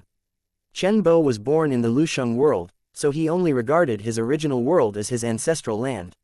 He never thought that he belonged to that world. When he saw the tourists from the original world, he felt like he was looking at a stranger, neither familiar nor repulsed. After the bus arrived at the station, Chen Bo alighted with the crowd, but his eyes were fixed on the giant city wall at the end of the street. Chen Bo didn't need anyone to point him out. He knew that it was the location of the inner city. The remaining mottled marks on the city wall were the best proof. These were all signs of the Holy Dragon City's rise and had been preserved, forming a sharp contrast with the prosperity and beauty of the outer city. Other than the huge city wall, he could also see a giant tree rising into the sky, covering less than half of the inner city. Chen Bo knew that this was the Holy Dragon City's mother tree. Back then, it had died and withered in battle to protect the Holy Dragon City. Later on, it had been resuscitated by Sir Tang Zhen. Her grandfather had once mentioned that there was a group of mother tree cultivators in the Holy Dragon City. They existed to protect the mother tree in the Holy Dragon City. Among this group of mother tree cultivators, there was a female cultivator named Li Sha. She had always been the goddess in her grandfather's heart. It was a pity that cultivator Lisa never had the thought of getting married. She only accompanied the mother tree all day long, which broke the hearts of countless admirers. As for Li Sha's father, he was one of Tang Zhen's earliest followers, and he was now the city lord of Tower No. 5, His Excellency Tai Sen. This city lord had followed His Excellency Tang Zhen to conquer the north and south and had made great contributions. Some people even called him the war god of the war zone. Chen Bo had once read on the internet that Sir Tessin was trying to reach a higher cultivation realm and rarely appeared in public. Other than Sir Tessin, there's also Sir Thousand Dragons and Sir Little Rui. They've all been mentioned by grandfather before. As the war zone grew stronger day by day, the new generation of cultivators rose one after another, while most of the older residents of Holy Dragon City retreated to the second line. They were either focused on improving their strength or touring the mountains and rivers to cultivate their spirits. They appeared to be at ease. Everyone knew that the old residents were giving the younger generation space to grow. Otherwise, as long as they existed, the younger generation would never have the possibility to grow. However, if they were really in danger, these older cultivators would not hesitate to put on their armor and charge into the enemy lines for the Holy Dragon City like in the past. As long as they existed, the Holy Dragon City's spirit would never be extinguished.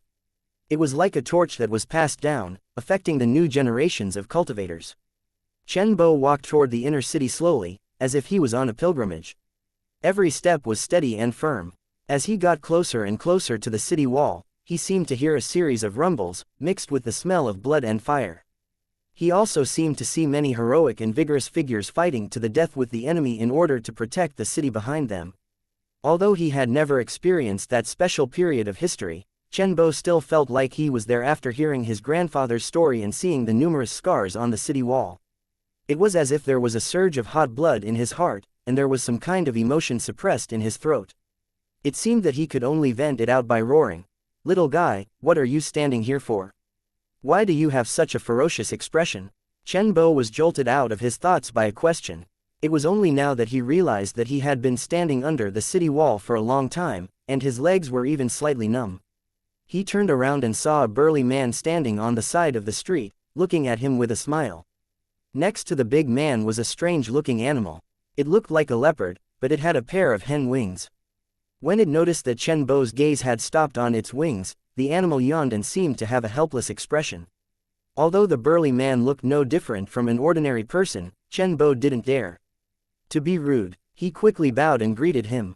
His grandfather had specifically warned him that there were many hidden dragons and crouching tigers in Holy Dragon City, and that he should not be arrogant just because of his little bit of talent. In the entire war zone, the Holy Dragon City's tower was ranked first. Its energy concentration was scarily high, making it so that there was no shortage of geniuses. Perhaps a random young man of the same age would be able to surpass him in terms of cultivation, so he could not be careless. Seeing Chen Bo bow to him, the big man smiled with satisfaction and nodded to him. "Little fellow, you're quite polite." "Not bad." The burly man turned around and sat on a chair by the side of the road. He casually took out a wine pot, raised his neck, and took big gulps. "Little guy, I see that you're wearing a badge. You should be here to participate in the competition, right?" After taking 2 sips of the wine, the burly man glanced at Chen Bo's chest and asked in a casual tone. "Senior's guess is correct. I'm here to participate in the competition, and at the same time, I want to take advantage of the free time before the competition to see what the inner city looks like." After hearing Chen Bo's answer, the burly man smiled and said, "You're an interesting little kid.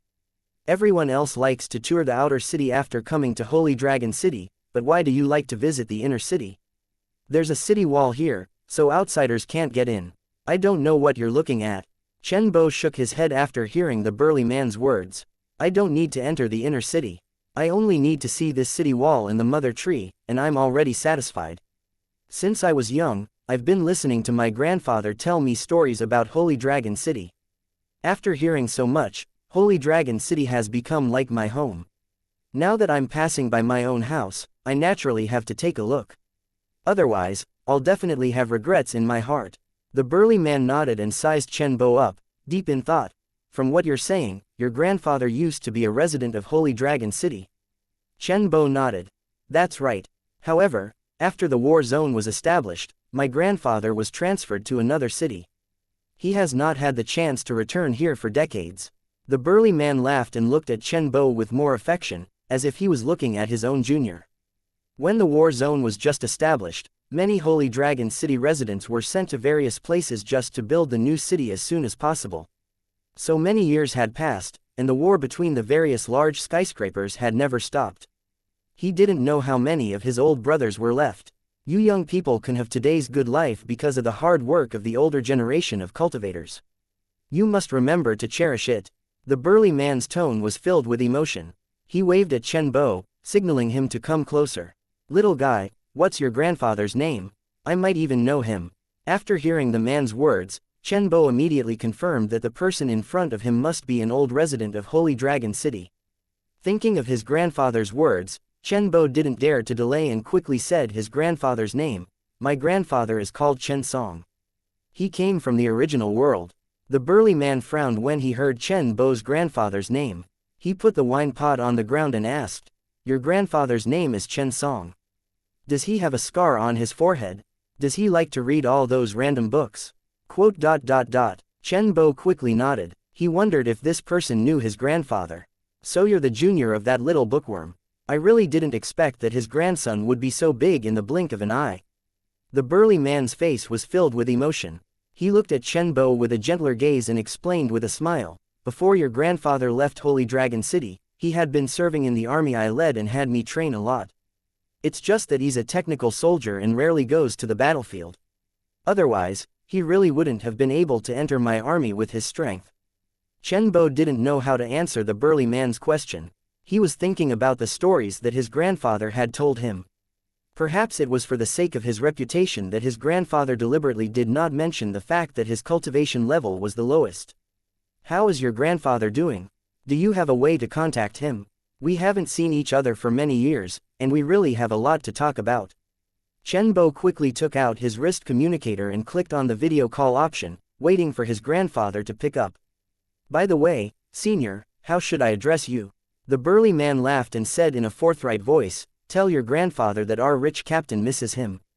1850 The past of the rich captain, one rich captain. Chen Bo's mouth twitched a few times when he heard the man's name. He quickly lowered his head to cover it up. He had actually heard his grandfather mention this name before.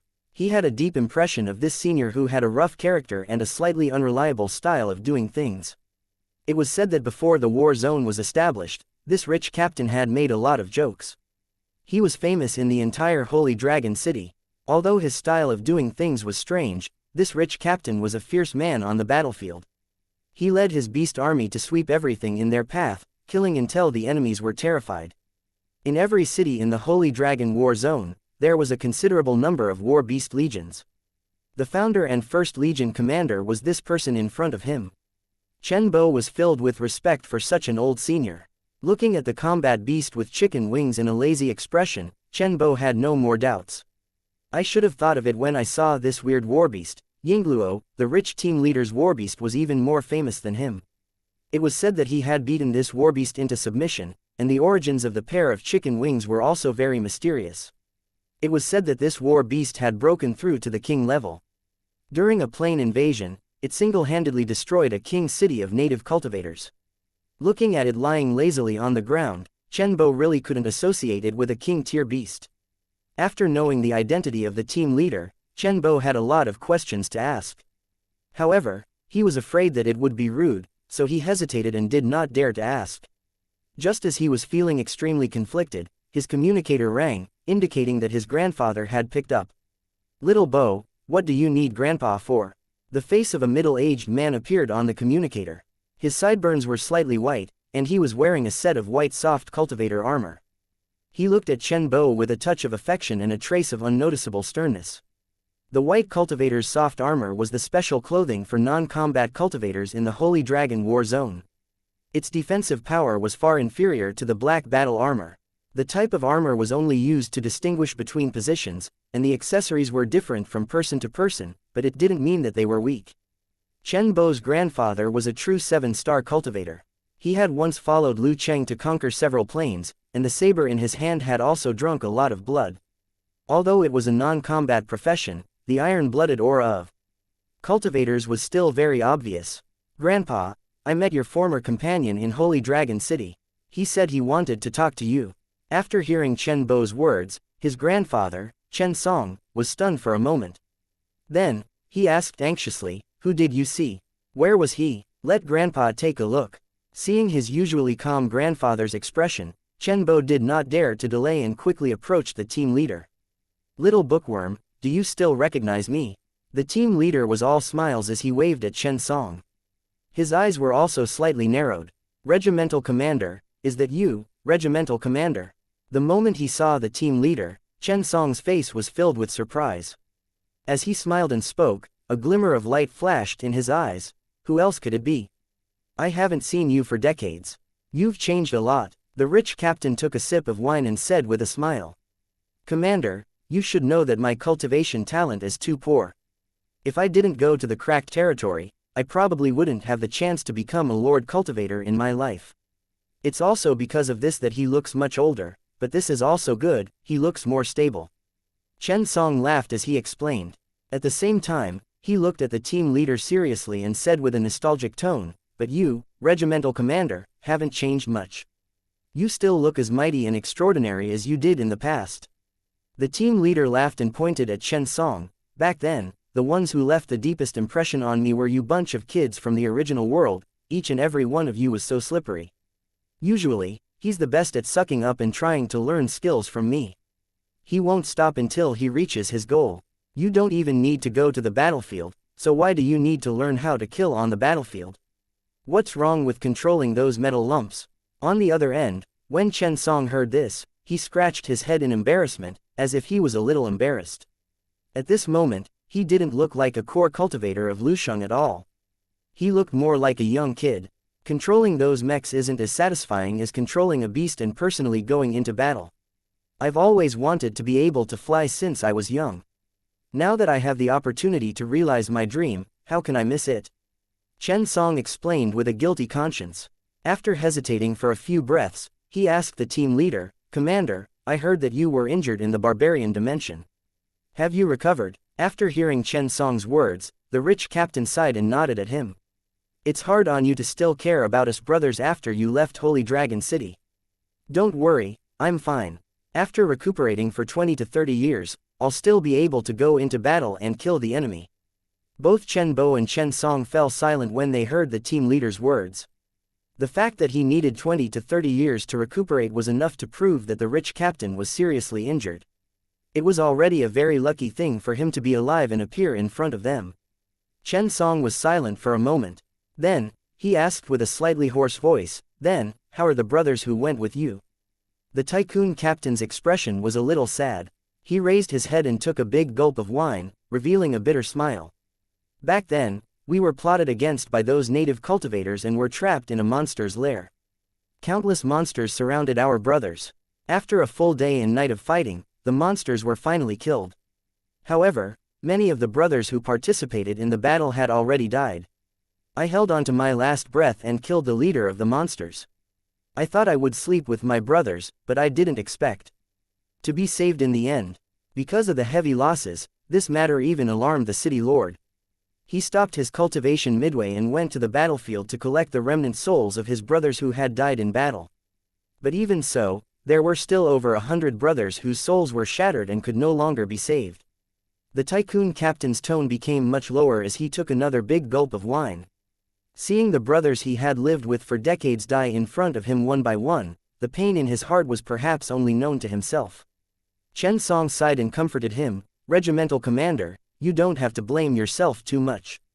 Since the day we became cultivators of Lusheng, we were destined to stain the battlefield with blood one day. To be able to fight to the last moment means that you have no regrets in your life. I believe that those brothers in the underworld will never regret their choice." After hearing Chen Song's words, the team leader laughed and took another sip of the wine. "Stinky brat, quickly put away your act. It's so mushy. I've fought over a dozen planes, and the corpses of my enemies can be piled up into a mountain. What's there to be afraid of? Since I happened to meet your grandson today, I'll take him for a tour of the inner city and let him have a good look at the place where our sacred dragon battlefront started." Although cultivators don't talk about age, the potential of the younger generation really can't be underestimated. They have better cultivation conditions than us, and they have more knowledge. Even the Castellan had said that if the Holy Dragon Warzone wanted to develop and grow, these young people would be the real main force. So what we old guys need to do now is to cultivate in peace and worry less. When we can't suppress this group of young people anymore, we'll come out and help them get back their face. Chen Song nodded with a smile and gave Chen Bo an encouraging look when he heard the captain's shameless words. "Since you have the chance to compete in the finals, you must do your best and don't let Grandpa down." Chen Bo nodded in agreement. At the same time, he clenched his fists and made up his mind. In the process of the rise of the Sacred Dragon Battle Zone, the older cultivators had written countless legends. Every time they heard about it, their blood would boil. Now that the new generation of cultivators had grown up, his name might appear in the legendary stories that the next generation would hear. 1851 Geniuses gather in Holy Dragon City under the lead of the team leader. Chen Bo visited the inner city as he wished. He looked at the places that his grandfather had mentioned, and his face was full of excitement. After the tour, Chen Bo said goodbye to the team leader and hurried back to the team's resting place. He had already made up his mind to do his best to become one of the 100 mission executors. Chen Bo's name would definitely appear in the legendary stories in the future. 3 days passed by in a flash. The young cultivators from the various academies, major cities, and cracked territories in the Holy Dragon Warzone had already gathered in the Holy Dragon City. There were more than 7 million contestants, but after a round of elimination, less than 10,000 were in the final. The elimination rate was close to 1,000, which made all the contestants in the final competition young talents. If there were no accidents, they would definitely have great achievements in the future. Because of this, these young cultivators had received unprecedented attention.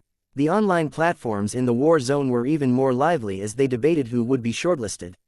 Countless people rushed to the venue of the finals, hoping to see the scene of the final with their own eyes. Those who could not make it in time would also watch the live broadcast. About 30 kilometers away from the Holy Dragon City, a huge ring arena appeared out of thin air. This was the venue of the final. Because of the use of a space array, the arena could accommodate millions of people without feeling crowded. This place used to be a green grassland, but in just one night, a huge arena had appeared. It was said that His Excellency Tang Zhen had personally completed this huge project in a moment, making the onlookers at the scene exclaim in admiration. When the sky had just turned bright, the audience had already begun to appear in the arena. By the time the morning arrived, the audience seats were already packed. Thousands of king-level cultivators were guarding the arena to prevent any accidents from happening. Their majestic figures were intimidating. What was surprising was that although there were countless onlookers in the arena, and they were constantly discussing among themselves, there was not much noise. Some cultivators who were proficient in runic magic circles saw that the corners of the arena were covered with all kinds of arrays. The noise was quickly filtered out when it appeared. When they thought about how Tang Zhen was able to set up such a complicated and profound runic magic circle while building the arena, the hearts of those cultivators were filled with admiration. Just as the competition was about to begin, a large group of cultivators suddenly appeared in the air in the Holy Dragon City's direction and flew towards the arena. Flying was forbidden in the Holy Dragon City's airspace. This was a rule that everyone knew. Those who could ignore this rule must have special privileges. It's His Excellency Tang Zhen. His Excellency Tang Zhen has come. It was unknown which cultivator shouted, but the audience stood up at the same time and looked up at the approaching cultivators. Sure enough, at the very front of this group of cultivators, a young man in purple gold armor was looking around with a smile and waving his hand gently. "We pay our respects to Your Excellency Tang Zhen." There was no one directing it, but the audience in the stadium bowed at the same time, their voices soaring into the sky. Countless cultivators were overwhelmed with emotions as they looked at the Lord who had personally established the sacred dragon warzone and had even made a name for himself in the 3,000 warzones. They had all heard of Tang Zhen's name for a long time. Today, they were finally fated to meet him. How could they not be unusually excited? There were even some people who did not come here to watch the competition. Instead, they hoped to see Tang Zhen with their own eyes and see this legend in their hearts. Amidst the tsunami-like cheers, Tang Zhen and the rest sat on the specially reserved seats and looked at the competition ground below without blinking. Only then did the audience notice that the cultivators following Tang Zhen were either the city lords of the various skyscrapers or the famous spirit emperors in the war zone. These people were rarely seen on normal days, but they were all gathered here today. This not only made the audience even more excited. Is the person next to Sir Tang Zhen His Excellency Tessin? That's right. The other one is His Excellency Thousand Dragons, the city lord of our city. Who are those beautiful cultivators? Why are they also sitting next to His Excellency Tang Zhen? Do you only know how to cultivate and never log into the network of the war zone? How come you can't even recognize Ms. Mirong Ziyu and Ms. Lisa? Of course I know the two of them. I also know Sir Tang Zhen's wife, but can you tell me who that little girl is? I don't know Yingluo either. Could she be Sir Tang Zhen's daughter? Don't talk nonsense. Sir Tang Zhen's children are already adults, but this is clearly a little girl. The surrounding spectators were discussing animatedly. Tang Zhen, who was seated on the viewing platform, was chatting and laughing freely. It was as if the surrounding environment was unable to affect him in the slightest. Tang Zhen, did you hear that? They said that I'm your daughter. It's really infuriating. While Tang Zhen was chatting with Qianlong and Tai Seng, the little girl beside him turned around and spoke with a clear voice. They must be blind to think that you're the daughter of the Castellan. However, it's fine if you're used to it. Qianlong chuckled from the side. However, anyone with a discerning eye could see that there was a hint of ridicule in his smile. No one could believe that the giant tree that covered almost half of the inner city was actually an adorable little loli. Thinking of the mother tree's weight in the hearts of the Holy Dragon City's residents, and then looking at this porcelain doll-like little fellow in front of him, Qianlong felt strange no matter how he thought about it. Qianlong's hair was now completely white, bound together by silver bands. Even his brows had turned white, but his face remained the same. However, because of this, he gave people a rather demonic feeling. In addition, he was usually unsmiling, and some people even secretly called him the White-Hair Devil Lord. As the Lord of the city, he had already invaded several planes. The experience of life and death had already made Qianlong's temperament more and more stable. White-Hair Devil Lord's nickname was not as simple as it sounded. In the hearts of his enemies, he was an out-and-out devil. However, in front of Tang Zhen, Qianlong reverted back to his lazy appearance from back then. He even had the leisure to tease the mother tree incarnation. The mother tree pouted in anger, but when she realized that she was no match for the Thousand Dragon, she snorted and ignored him. She was not like this either, but the image of her incarnation could not be changed. Moreover, according to the lifespan of the mother tree, she was really just a child. Seeing the mother tree's angry look, everyone laughed and the atmosphere became more relaxed. Tang Zhen looked at the familiar faces around him and could not help but feel a little emotional in his heart. Many of the residents of the Tower City who had followed him back then had already taken up important positions. Even though it was the highly anticipated finals, there were still some old residents who couldn't make it, because they were on the battlefield in the other world. Tang Zhen would not force everyone to gather because he knew that it was because of the cultivators around him in the other worlds that the Sacred Dragon Battle Zone was as prosperous as it was today. When they got something, they had to pay a price. The old residents who were fighting outside also wanted to come back, but they had no choice. Unknowingly, the time for the final match had officially arrived. Under the leadership of their respective leaders, groups of young cultivators entered the arena. Among the teams participating in the finals, the teams from the various large cities in the Holy Dragon War Zone undoubtedly possessed the strongest strength. Especially the young cultivators from the Holy Dragon City, who had a cultivation environment that was far better than other towers, making them more competitive. The young cultivators from the other buildings were not to be underestimated either. Perhaps their background could not be compared to the Holy Dragon City, but their talent and ability were not that bad. Other than the teams from the various large skyscrapers, the young cultivators from the Folk Academy were also not inferior. Although they did not have the cultivation enhancement like the other Lu Cheng, due to the promotion of the cultivation runic magic circle, they also had a pretty good cultivation environment. Young cultivators who could stand out in such an environment were all top-notch in terms of temperament and talent. The young cultivators from the cracked territory were also outstanding figures. Because of the rich heaven and earth energy, their cultivation advantages were needless to say. Compared to the teams from the various skyscrapers and academies, the young cultivators from the cracked territory were generally younger, which was both an advantage and a disadvantage. The three types of teams each had their own strengths. Now that they were gathered together, there was bound to be a fierce struggle. Tang Zhen's group beamed with joy as they watched. They did not care about the final result. Their hearts would be filled with a sense of achievement when they saw the scene where geniuses gathered. 1852 Fighting the Monsters, one with nearly 10,000 talented players competing on the same stage, it naturally attracted the attention of countless people.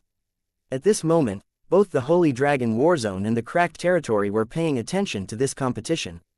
With the Holy Dragon Battle Zone's current strength, a live broadcast of a match was a piece of cake.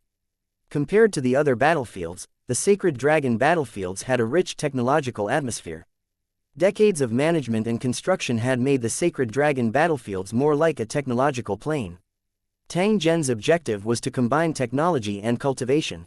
Cultivation civilization was the main focus, and technology civilization was the secondary. After the two were combined, the entire war zone would look brand new. The communication network covered the entire war zone, and the transmission of information was even smoother, especially in the cities where ordinary people lived. The shadow of technology could be seen everywhere. It was for this reason that countless spectators were able to personally witness the live broadcast of the match and cheer for the teams they paid attention to. Even in his original world, he was also paying attention to the competition. In addition to the global live broadcast, a large number of spectators had arrived at the venue. Among the participating teams, there were a few that were very special because their members were all from their original world. A drop of kindness would be repaid with a fountain. After Tang Zhen became famous, he naturally couldn't forget his original world that had provided him with great help. Not only did he open up more immigration qualifications to the original world, but he also allowed students from the original world organization to come to Holy Dragon City to learn and exchange. The students who obtained this qualification were all true geniuses. It was impossible for them to enter without background and strength. Ordinary tourists and students were two completely different concepts. The latter was almost equivalent to a temporary resident of the Holy Dragon City. These students from the original world were studying and cultivating in the Holy Dragon City. When their time was up, they could return to their original world or join the various tower cities. With the experience of studying and living in the Holy Dragon City, these students were very popular, whether in the original world or in the various large cities. Some of the buildings in the Holy Dragon War Zone were built by the authorities of the Asian Alliance and the American Alliance to enjoy the war benefits through the plane invasion. 99% of the students who received training in the Holy Dragon City would join this kind of tower. It was also a way for Tang Zhen to strengthen their strength. The more powerful the towers in the war zone were, the more benefits it would bring to Tang Zhen. Therefore, he was quite supportive of this. As their vision continued to expand, the original world's attention was placed on the wider Greater Thousand Plains. They had long lost interest in fighting for the tiny piece of land on Earth. Tang Zhen had unintentionally caused a war to not break out in his original world for a few decades. This could more or less be considered a merit. Compared to the elites of the entire battlefield and the young cultivators in the cracked territory, the teams from the original world were not that strong. However, the competition was a test of overall strength. In some events, the students from the original world still had a strong competitive edge. With the sound of a trumpet, the match officially began. The first stage was to test the cultivation base and combat power of the contestants. Being invincible and able to suppress the entire Greater Thousand Plain, the thing that the Lu Cheng cultivators were most proud of was naturally their powerful combat techniques. The young cultivators in the competition had all been systematically trained. Many of them had extraordinary skills, so they were full of confidence in the first round. Looking at the competitors around them, they secretly swore in their hearts that no matter what kind of competition method they used, they would do it perfectly. The first round of the competition begins. A distant voice rang out, and then, under everyone's watchful eyes, the participating youths were simultaneously divided into different areas. These areas were like hexagonal grids, like transparent glass tiles, making it impossible for the contestants to walk together. The team that was originally formed had also been completely broken up. If they wanted to win, they could only rely on themselves. The audience took a closer look at the grids and soon showed a surprised look. The space formed by these boxes seemed small, but when you stared at it, it seemed to be infinitely enlarged. In short, it gave people a very strange feeling. Although they didn't understand the specific principles, it was more convenient for the audience to watch the game. The young cultivators who were participating in the competition had a serious expression on their faces. They kept looking around and were ready to fight, the hell. When they came back to their senses, hideous monsters suddenly appeared and swarmed toward the young cultivators. There were no longer any monsters in the Sacred Dragon Warzone. This was because as the Warzone's leader, Tang Zhen had already cancelled this slightly backward training method. However, for the sake of this competition, the Cornerstone platform had reactivated the ability to create monsters to test the true standard of the young cultivator. The strength of these monsters ranged from low to high, and there was a fixed number of them. At the specified time, the one who killed the most monsters would win. Different from the virtual illusion of the Cornerstone platform, this was a real fight, and one would be injured by the monster if they were not careful. Although he wouldn't lose his life, he would inevitably suffer. After knowing the content of the competition, the audience felt that it was only natural and they were looking forward to it. This was because the enemies that these young cultivators would face in the future would be tens or hundreds of times more brutal and cunning than these monsters. If he couldn't even deal with these monsters now, how could he enter the planar battlefield in the future and deal with all kinds of dangers? Compared to the older generation of cultivators, the only thing these young cultivators lacked was this kind of blood and fire battle. The audience looked calm, but the young cultivators in the competition were tense. They clenched their sabers and roared as they hacked at the monsters. The arena was completely sealed, and there was no way to escape. Furthermore, with their pride, they would not admit defeat so easily. The blade flashed, and blood spurted out. The monsters roared in anger after being injured. Perhaps it was their nature, but these monsters showed no fear and attacked the young cultivator more fiercely. In the face of such a ferocious monster, it was inevitable that some young cultivators would be timid and make mistakes in the battle. There were even people who were injured by the monsters. When they couldn't hold on any longer, they were sent out of the competition space. The cornerstone platform took the opportunity to repair their bodies and ensure that they could participate in the following competitions. The cultivators of Lusheng couldn't help but shake their heads when they saw this. Some of them even cursed out loud. This bunch of brats, they're just level 1 monsters and they're already in such a sorry state. When I was their age, I was only a rank 2 cultivator, but I've already killed several rank 3 monsters by myself. When a companion heard this, he smiled and shook his head. How can that be compared to now? In the past, the living environment was extremely harsh, and we couldn't survive if we didn't put in our best. Look at the current environment. Fights between buildings are not allowed, underage cultivators are not allowed to participate in the dimensional war, and some contestants have not even killed a chicken before. It's already pretty good that they're able to perform like this. Why are you still asking for so much? When he heard his companion's words, that cultivator shook his head and turned to look at Tang Zhen, who was sitting on the grandstand. After hesitating for a moment, he said to his companion, "Do you think that Tang Zhen's actions are good or bad? Will it affect the strength of our battle zone?" When his companion heard this, he raised his eyebrows and said in an unhappy tone, "You dare to question Sir Tang Zhen's decision with just these 2 moves?"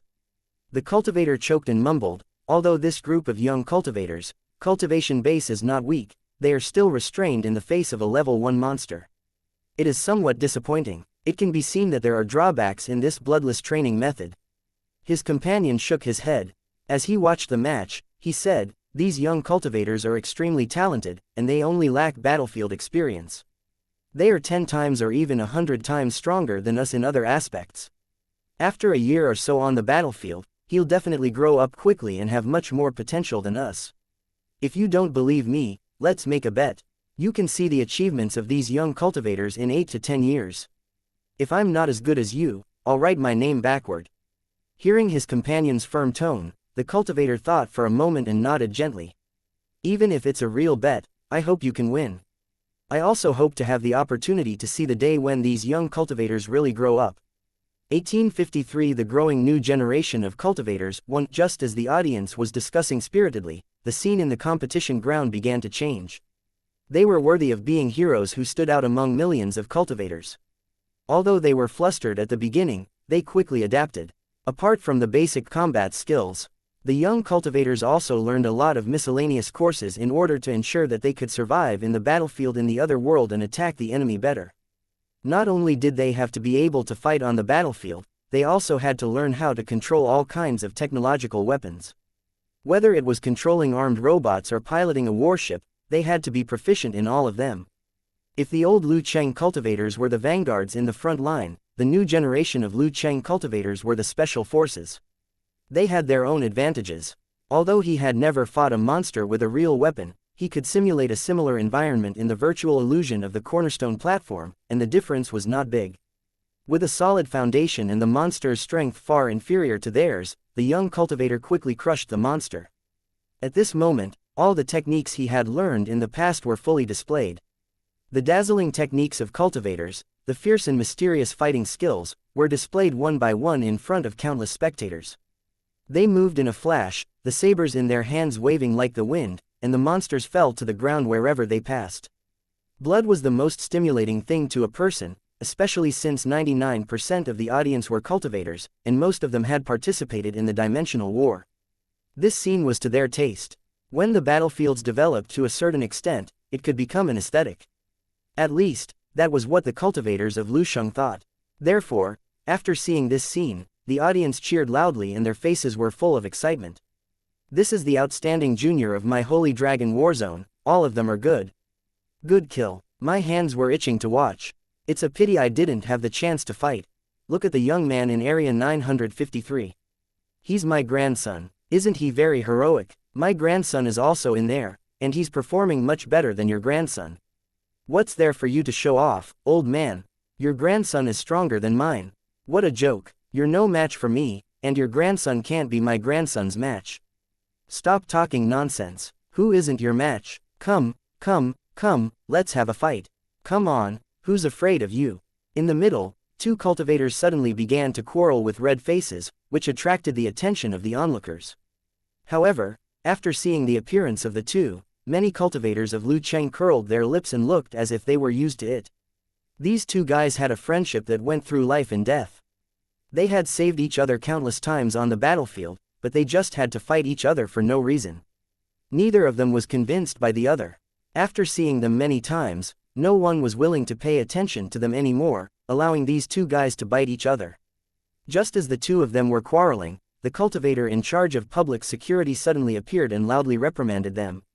Bone Cat, Su Laoju, you two old men are really getting more and more stuck. When they were together, they were already fighting. Now that his grandson was already so big, why was he still like this? His Excellency the City Lord is up there. Do you want me to lead you two to judge? Faced with the Holy Dragon City cultivators, stern faces, the two cultivators did not dare to act rashly and obediently shut their mouths. When the onlookers saw this, they couldn't help but secretly laugh. It was rare to see these two old men being stifled, so they obviously knew how to weigh the consequences. The cultivator in charge of security was none other than Xiao Rui, who had come from the Black Rock Tower back then. Now that his cultivation had broken through the nomological realm, he was the overall commander of the security and defense in this competition. The Bone Cat and Su Laoju were both old residents of the Holy Dragon City, even older than Xiao Rui. However, Xiao Rui had his duties at the moment. If the two of them continued to be impudent, they might be thrown into the underground prison. For such a big matter, how could the two of them be allowed to mess around? Even the old residents were not allowed to do so. The Bone Cat knew their limits. After being reprimanded by Xiao Rui, they immediately shut their mouths. Although they had gone through life and death together on the battlefield and often drank together in private, they really couldn't be presumptuous on such an occasion. If he really angered Tang Zhen, the consequences would be unimaginable. He might even be casually thrown into the underground prison. When he would think of it, he would be released from his sentence. Although they stopped quarreling, the two of them still cheered loudly for their grandsons, hoping that they could get good results and fight for their own pride. In the arena, the fighting became more and more intense. Although a small number of young cultivators were caught off guard by the sudden appearance of the monsters, they quickly regained their composure and the monsters were killed one after another. The ground was littered with corpses, and everything was blood red. The figures standing among the monsters, corpses now had a hint of killing intent. They were like carefully forged divine weapons that were using the flesh and blood of monsters as whetstones, revealing their sharp edge. The surrounding audience couldn't help but raise their voices. Even if the young cultivators couldn't hear it, it still couldn't stop the enthusiasm of the audience. After the first batch of monsters were killed, their corpses disappeared in an instant. Then, new monsters appeared and swarmed toward the young cultivators again. The blood on their sabers hadn't dried yet, and a new battle had begun. Compared to the panic at the beginning, the young cultivators had become more and more calm. As time passed, the gap between the young cultivators began to show. Some were still fighting against level 2 monsters, while some were already fighting against level 3 monsters. The young cultivators who had an eye-catching performance also received more attention, and the size of the grid they were in also increased. At this moment, the hundreds of boxes on the stage were particularly eye-catching. These were the players who were the most watched. The cultivators in these squares were male and female, and they were of different races. However, they had one thing in common, and that was that they were able to deal with monsters easily. It was as if those hideous monsters were just chickens and ducks that they could knead at will in their eyes. Even though they seemed to be in a lot of danger, they were basically safe. The audience was excited and kept cheering, their voices reverberating through the sky. With a little bit of insight, he could see that these young cultivators were constantly improving. At this time, They had a bit of iron-blooded aura and were becoming more and more similar to the real cultivators of Lu Cheng. Unknowingly, the level of the monsters kept increasing, and some of them were already infinitely close to the Lord level. The strength of these young cultivators was below that of a Lord. Although they had powerful talents, Lord-level creatures had undergone qualitative changes. They couldn't be dealt with by talent alone. But even so, the young cultivators gritted their teeth and held on, unwilling to admit defeat easily. Seeing the young cultivators covered in wounds but still struggling to hold on, the audience at the scene and the people watching the live broadcast couldn't help but be moved. Previously, when he looked at these young cultivators, he felt that they were still too young and not enough to take on heavy responsibilities. However, looking at it now, it made people feel deep veneration and admiration. Age did not matter when one had ambition, and living 100 years without ambition was an empty waste.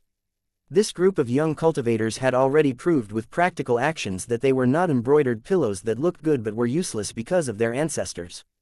With this generation of young elites, there was no need to worry about not being famous in the 3,000 battlefields of the Sacred Dragon Battle Zone. 1854 Tang Zhen's gift won under everyone's watchful eyes. The battle between the young cultivator and the monster finally ended. The purpose of the competition was to select the elites, not to let the monsters crush their confidence. Naturally, they had to know their limits and stop when they should. The moment the competition ended, the monster corpses on the ground all disappeared, as if everything that had just happened was an illusion. When they found that the monster in front of them had disappeared and the surrounding scenery had returned to normal, the young cultivators who had been nervous all secretly heaved a sigh of relief. At this moment, another change occurred. Beams of light filled with the power of life appeared, completely enveloping the center of the arena. This scene made the spectators extremely envious. This was the cornerstone platform using its origin energy to heal the young cultivator's injuries. It could even obviously improve his talent. If someone had a terminal illness, they would be cured instantly as long as they entered the arena. This was something that could only be encountered and not asked for. Even if one was extremely rich, one could not even dream of buying a single star. This kind of precious thing, it seemed that he could touch it with his hand. It really made people's eyes burn. It was a pity that they had no fate with such benefits. If they dared to reach out, they would regret it for the rest of their lives. When the light beam dissipated, all the young cultivators were full of energy and fighting spirit. Feeling the changes in their bodies, their hearts were filled with confidence. If those monsters appeared again, they would definitely be able to kill them all in a shorter time. When he looked at Tang Zhen on the stage, other than respect and admiration, there was also an additional trace of deep gratitude. Sir Tang Zhen's skills are indeed extraordinary. This group of youths are also blessed with such a good opportunity. He's already extraordinarily talented, and now that his body has been repaired by the origin energy, his future achievements are limitless. A cultivator on the grandstand sighed softly. His words resonated with the surrounding spectators, and they all nodded in agreement. Everyone knew very well that although it had only been a few short breaths, the origin power consumed was terrifying, equivalent to the entire harvest of a plane invasion. There were often rumors in the outside world that Tang Zhen was willing to pay any price to train cultivators. Now, it seemed that it was true. In fact, the current Sacred Dragon War Zone was rich and generous. This kind of consumption could be completely supported. Even if they had to do it 8 to 10 times more, it would not be a problem. As the first round of the competition ended, the young cultivators' results had been recorded. When all the competitions were over, the overall results would be out. The candidates participating in the infiltration mission would be selected from the winners. Even if it was a test, it was also an opportunity.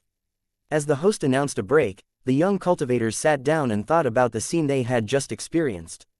Some of them were excited and satisfied with their previous performance, while others were depressed, obviously not having achieved their desired result. No matter what the final result was, this competition was already over. In the next competition, he had to do his best. Tang Zhen looked at the results of the competition and realized that the young cultivator from the cracked territory had an obvious advantage in fighting the monsters. As for the young cultivators from the Holy Dragon Battle Zone, although they had the advantage in numbers, they only accounted for less than half of the top 100 participants.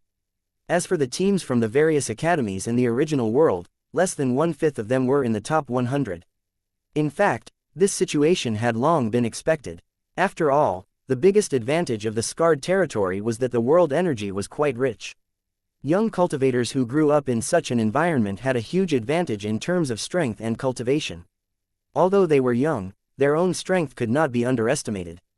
Moreover, there were monsters and shattered space in the scarred territory. These young cultivators could obviously get more training. They had really seen blood and even killed people. These young cultivators from the Holy Dragon City could not compare to them. Although the performance of the young cultivator in the Sacred Dragon Battle Zone was average, Tang Zhen did not care. Whether it was the Sacred Dragon Battle Zone or the cracked territory, they were all areas under his jurisdiction. Tang Zhen was completely able to treat everyone equally. City Lord, look at this cultivator called Bee Sting. He's ranked number 1 among all the young cultivators in the cracked territory. In the competition just now, he was also ranked first among all the contestants. He's really a rare good seedling. Someone at the side said, as if he held this young cultivator in high esteem. Tang Zhen had also noticed this young man called Feng Yan. At this moment, he was quietly sitting on the ground with an indifferent expression. Compared to those 14 to 15-year-old young cultivators, Feng Shi, who was only 10 years old, was not tall, and had a trace of baby fat on her face. However, no one in the audience dared to look down on this young man. He had leapt through the group of monsters as if he were flying and easily harvested the lives of those monsters. If it were them, they could also do this, but if it was someone of the same age, they definitely did not have such strength. Young talents were indeed extraordinary. Go and bring that Bee Sting over. I have something to ask. Please like and share the video on the YouTube channel Cultivation Audiobooks. Tang Zhen ordered the cultivator beside him. The other party obeyed the order and quickly arrived in front of Feng Zhu. When she saw the Holy Dragon City cultivators in front of her, Feng Shi was stunned for a moment before she looked in Tang Zhen's direction. It didn't take long for Feng Zhu to arrive before Tang Zhen under the guidance of the cultivators in Lusheng. Feng Zhu, come here. Tang Zhen waved his hand as a trace of a smile appeared on his face. Feng Tan hesitated for a moment. From his expression, it seemed that he didn't like to interact with people, but he still walked over. One could see that there was still a trace of joy in Feng Luan's eyes, but it was hidden very deeply. From the information I've read, you're an orphan. You were picked up and raised by a rogue cultivator. You signed up for the competition this time because you want to get the prize money to exchange for cultivation resources, right? Upon hearing Tang Zhen's question, Feng Jian nodded and revealed an embarrassed expression. You don't have to be shy. You should be proud to be able to reach this stage with your own strength without anyone to rely on. Feng Shi lowered her head and gave an undetectable nod. I called you over because I have something to ask. Please like and share the video on the YouTube channel Cultivation Audiobooks. If there is a mission for you to complete, but you have to give up your body, would you be willing? Upon hearing Tang Zhen's words, Feng Zhu raised his head with a trace of confusion on his face. Can you still live after abandoning your body? Feng Zai's voice was very soft and weak, completely different from her fighting style. Tang Zhen's eyes narrowed slightly after hearing Feng Tan's voice. He carefully sized him up. So it's a girl. I was wondering why I felt that something was wrong. Tang Zhen smiled and explained as he looked at Feng Zhu, whose face was covered in blood and whose eyes were filled with confusion. For cultivators, the body doesn't mean everything. When they reach a certain realm, they even have to give up their body.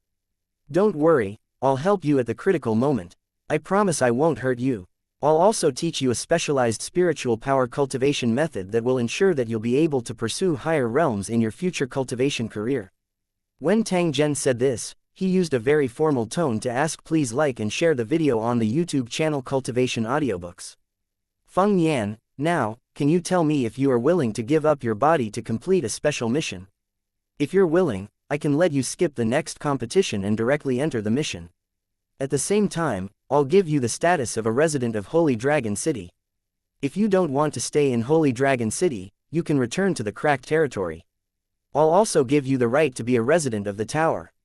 Feng Luan's hands were clasped together as if she was in deep thought. After a dozen breaths, she nodded lightly. I'll follow your arrangements, sir. Tang Zhen smiled and rubbed Feng Shang's small head. He used an indifferent tone and said, don't worry, you won't regret your choice today. This is my promise to you. 1855. The end of the competition. Feng Zai's talent went without saying, but because of her background, her comprehensive ability was not actually stronger than other young cultivators. The world of Lusheng was not heaven. In the battlefields outside Holy Dragon City, it was extremely difficult for a wild cultivator to get a chance to stand out. Not to mention winning the battle with the Lu Cheng cultivators, the qualification to participate in the battle couldn't possibly fall to a wild cultivator. After Tang Zhen took control of the cracked territory, although this situation had been greatly improved, the inherent system could not be changed overnight.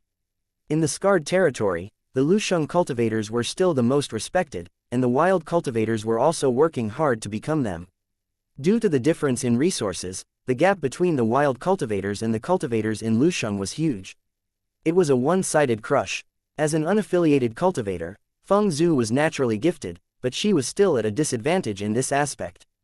She had almost experienced all the training that young cultivators should have received. She had obtained the qualification of the finals by relying on her super combat skills.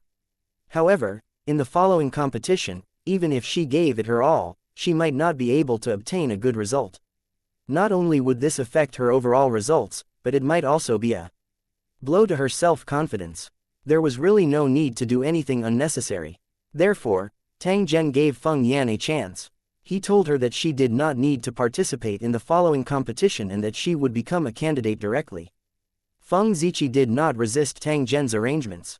Or rather, she believed in Tang Zhen. From her point of view, since Tang Zhen was respected by so many people, he shouldn't be a bad person. Feng Yan didn't need to continue participating in the competition and was taken away by Tang Zhen's men to rest. After that, there would be someone to teach her some things. He believed that with her comprehension, she would be able to grasp the knowledge that needed to be learned very soon and it would not affect the execution of the plan.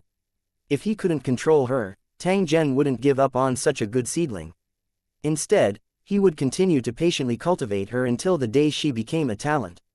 Not long after Feng Kun left, the second round of the competition began. The content of the second round was related to runic magic circles. It tested the basic knowledge of the young cultivators. These were all what the young cultivators learned daily. The starting point was the same, but how much they could master depended on individual effort.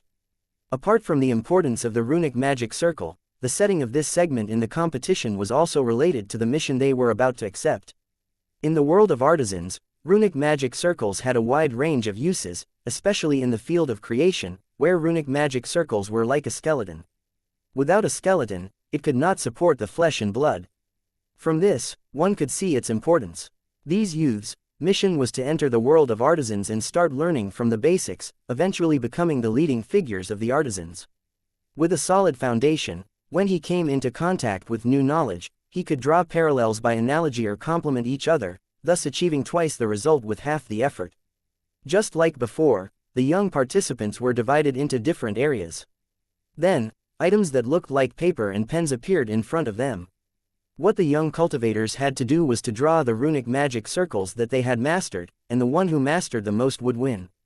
The cornerstone platform would judge and grade their runic magic circles, and at the same time give corresponding points, maintaining absolute fairness and justice.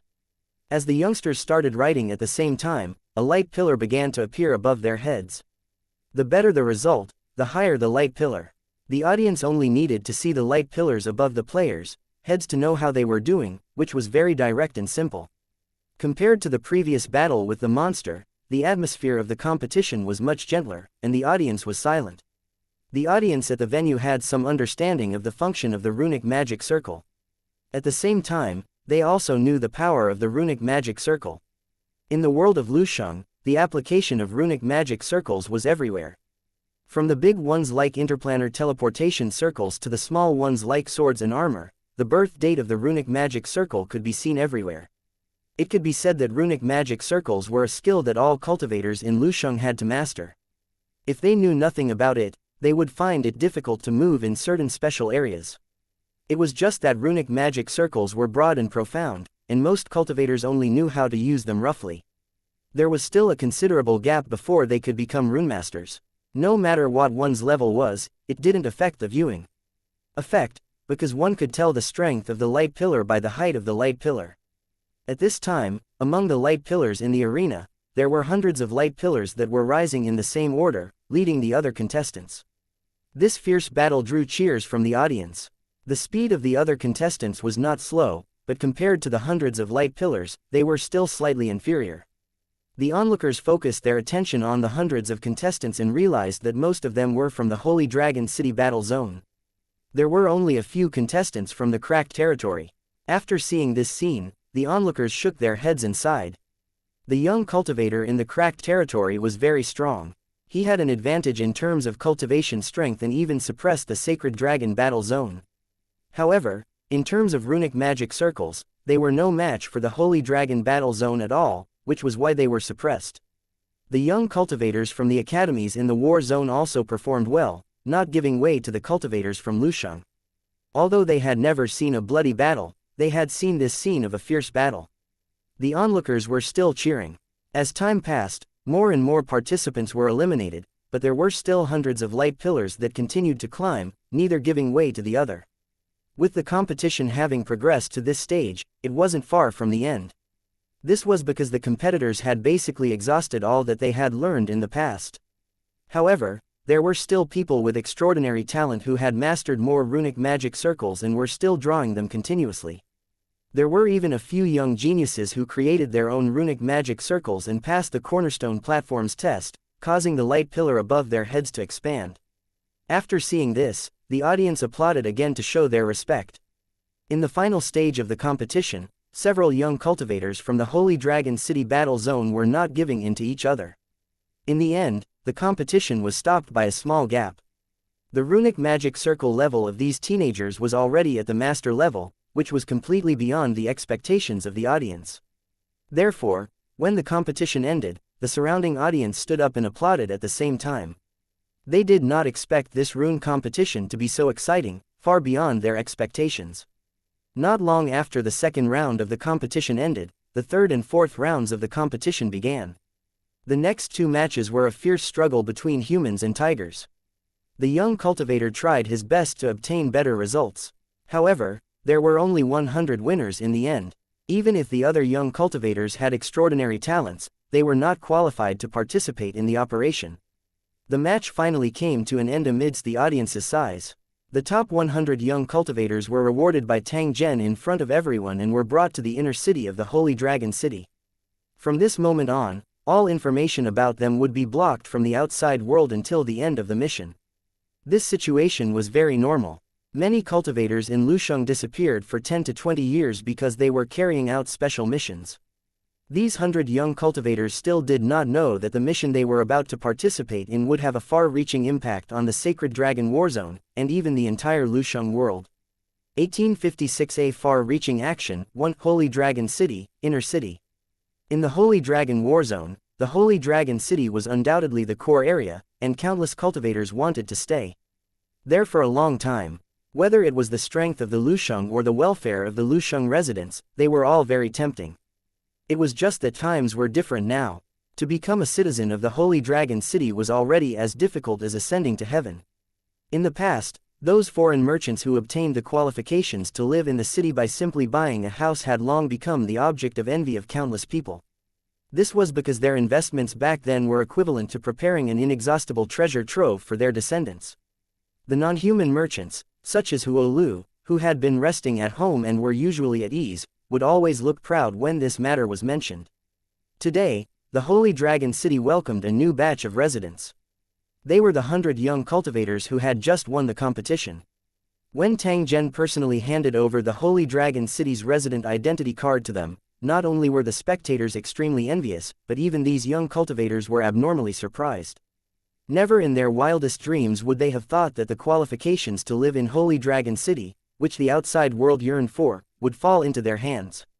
The young cultivators arrived at the gate of the inner city in a daze. They were filled with curiosity about the legendary inner city, especially when they thought about how they would be qualified to enter this place in the future. They could not wait to enter. It was not just these young cultivators, but all the tourists who came to Holy Dragon City were curious about the inner city. The scenery in the outer city was gorgeous and majestic, but compared to the inner city, it lacked a trace of the unique charm of a building city. You could treat the outer city as a super city, a city of technology, or a city of magic, but it definitely couldn't be considered a real building.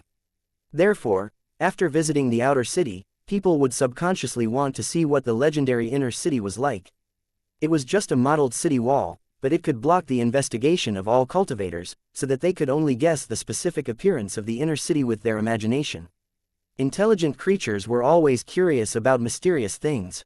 It was also because of this that many rumors about the inner city appeared in the outside world. According to these rumors, the inner city was full of treasures, and at the same time, it also hid many shocking secrets. Whenever the old residents of Holy Dragon City heard these rumors, they would always show a faint smile and say a sentence in their hearts. The secrets of the inner city are far more than you can imagine. At this moment, the young cultivators were already in the inner city, looking around with curiosity.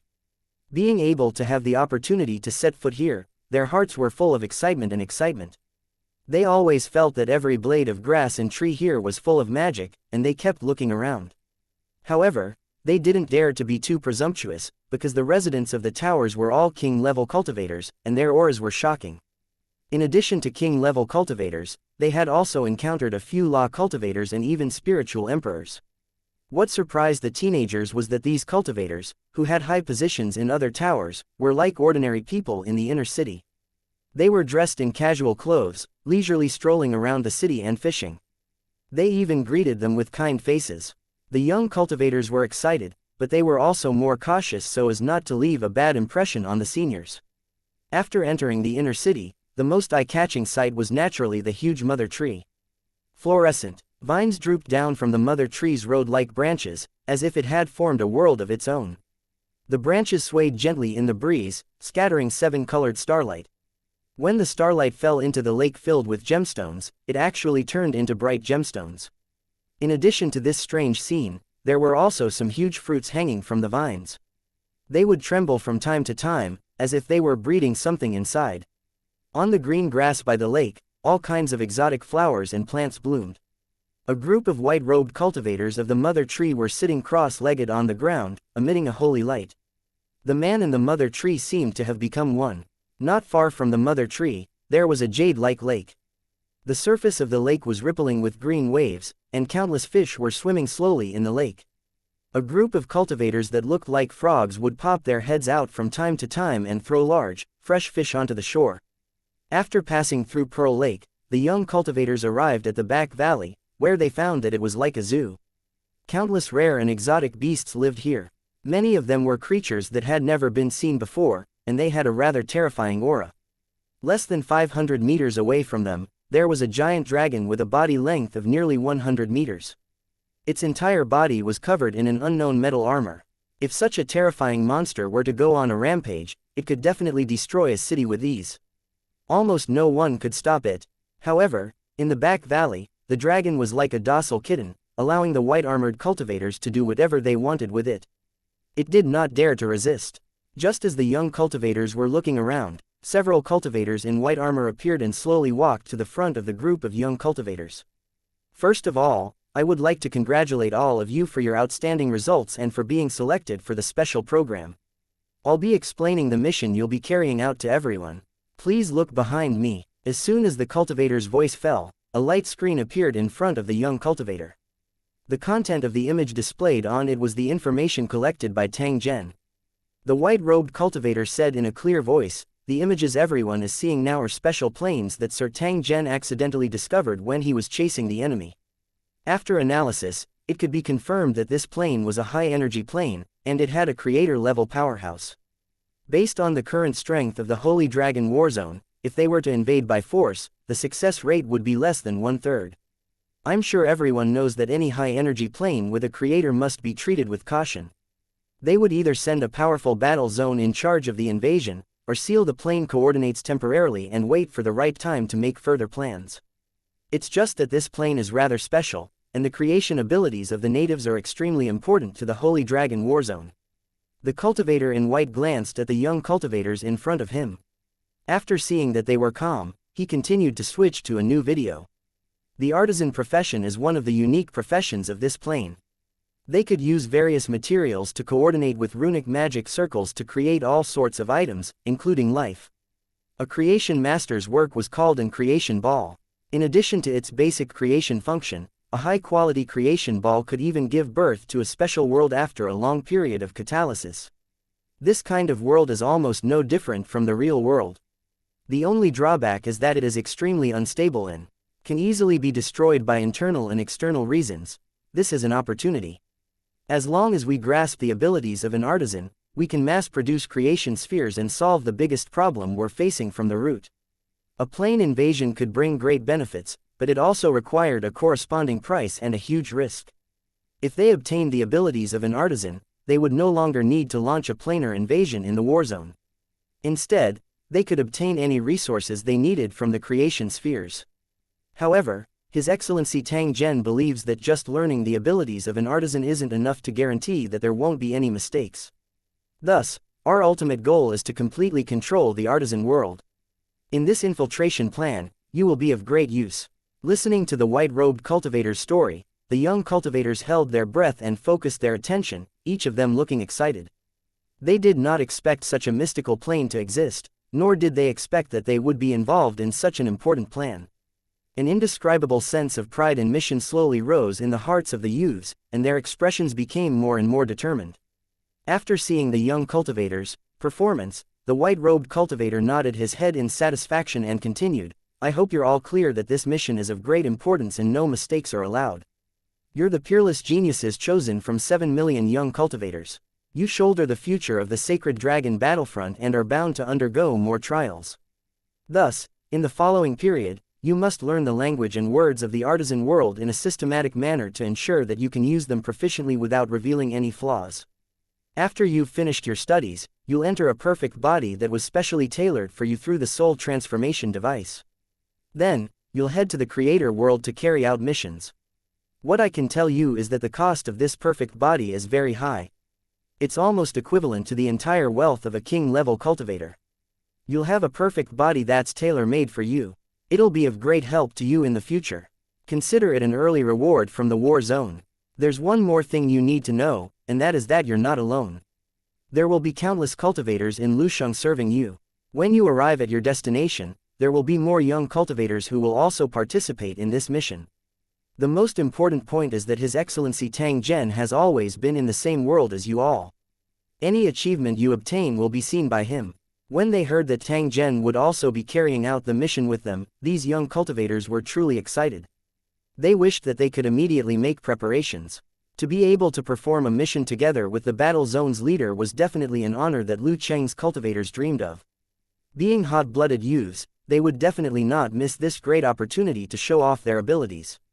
1857 The mother tree returning to its old business. Seeing the young cultivators' excited faces, the white-robed cultivator knew that he had achieved his goal. Then, he smiled and stepped aside. Young people needed a sense of mission and a goal to fight for. If this goal was lofty and great, they would do it without any regard for their lives. The white-robed cultivator's words had ignited the young cultivator's passion, letting them know the significance of their mission. Then, another cultivator walked up. His face was warm and friendly, making people feel friendly at first glance. After glancing at the young cultivators, he let them sit behind a table and took out a box of meaty bugs. "Stretch out your arms and let this bug bite you. Then, you will enter the hall at the back and begin to receive the knowledge transfer."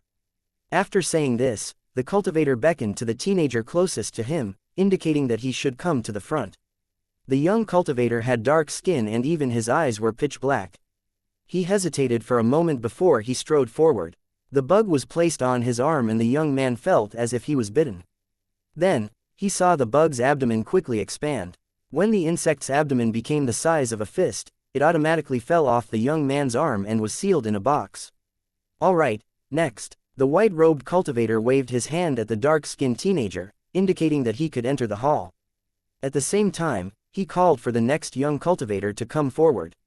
After seeing that the insect only sucked some of their blood, the young cultivators behind them no longer hesitated. They walked forward one after another and let the strange insect bite them. It didn't take long for the young cultivators whose blood essence had been collected to enter the hall and lie in silver-gray containers. The container was filled with a light blue liquid, and it didn't take long for the young cultivators to fall asleep. During the process of their deep sleep, the knowledge that Tang Zhen had meticulously arranged was continuously instilled into their minds. The young cultivators who were in a coma had their souls become very active. They were led into a special space and began to absorb the knowledge like sponges. In this special space, the young cultivators' souls were constantly nourished, becoming more and more solid and agile. Unknowingly, the soul strength of these young cultivators had already surpassed that of the Lord-level cultivators and was constantly approaching the standard of King-level cultivators. If they woke up now, they would find that their physical bodies had become extremely uncoordinated because their souls were too powerful, and their original bodies could no longer accommodate them. What they didn't know was that after participating in this mission, they had to abandon their original bodies and couldn't re-enter. First of all, the young cultivators belonged to different races, and in the world of artisans, only humans existed. The other races were products of the creation ball. Secondly, their original bodies did not meet Tang Zhen's requirements. His purpose in choosing young talents was to absolutely choose the best among the best. Although these young cultivators had extraordinary talents, their original bodies were flawed in all aspects. Therefore, he used the mother tree's ability to reshape perfect bodies for these young cultivators. The bodies created by the mother tree were perfect to begin with. Now, with the blood essence extracted from the young cultivators and their original racial talents, these young cultivators would only gain more benefits. It could be said that Tang Zhen had paid a considerable price in order to complete this plan. However, as long as he successfully completed the goal, all the efforts would be worth it. Just as the white-robed cultivator had said, once the creator world took control of the war zone, not only would they be able to avoid the risk of planar invasion, but their development potential would also greatly increase. When they had accumulated enough, the resources obtained from the creation ball alone would be enough to support the consumption of the Holy Dragon Battle Zone. After that, the Holy Dragon Battle Zone could even sell all kinds of items produced by the creation sphere to the entire Lusheng world. At the same time, they could purchase the precious materials needed for experiments. This business model could benefit both the war zone and the world of Lusheng, and it might be popular among cultivators. At the same time, it could also produce the materials needed for cultivation and sell them at cost price to improve the comprehensive strength of the cultivators in the war zone. When that time came, even if the towers in the Holy Dragon War Zone launched a plane invasion, it would at most be used to train soldiers.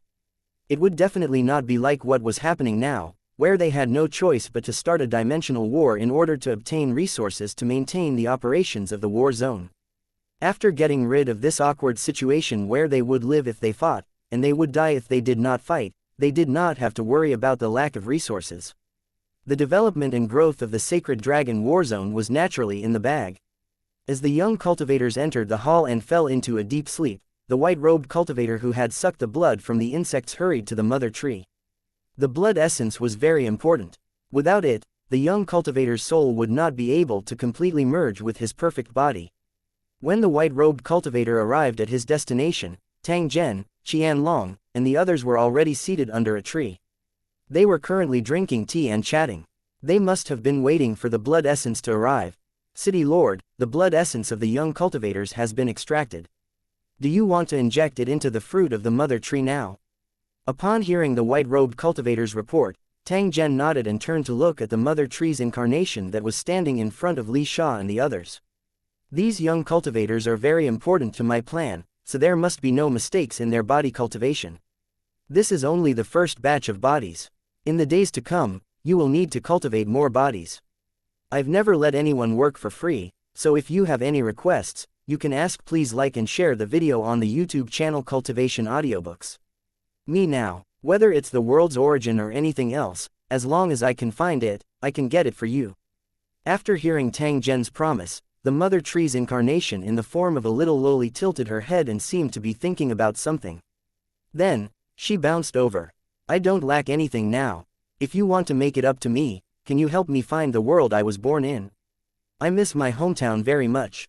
I want to see if there are any companions left after the disaster. After hearing the mother tree's request, Tang Zhen's brows slightly furrowed, as if he was in a difficult position. In the vast void, there were countless dimensions, and it was quite difficult to find the mother tree's hometown in these dimensions. Can you change your condition? If you search aimlessly, I estimate that you may not be able to find your hometown even after 10,000 years. So it's not that I don't want to help, but your request is a bit too much. Tang Zhen's rejection was already very obvious, but after seeing the mother tree's disappointed expression, he still gave a suggestion. Although this is a difficult matter, there is a way to solve it. If I become a creator, I can use the time law to trace back to your past life and present life. Perhaps I can find the plane where your hometown is. This time can be long or short, but I can promise you that once I become a creator, I will definitely help you with this." After hearing Tang Zhen's promise, a smile flashed across the mother tree's face as she gently nodded.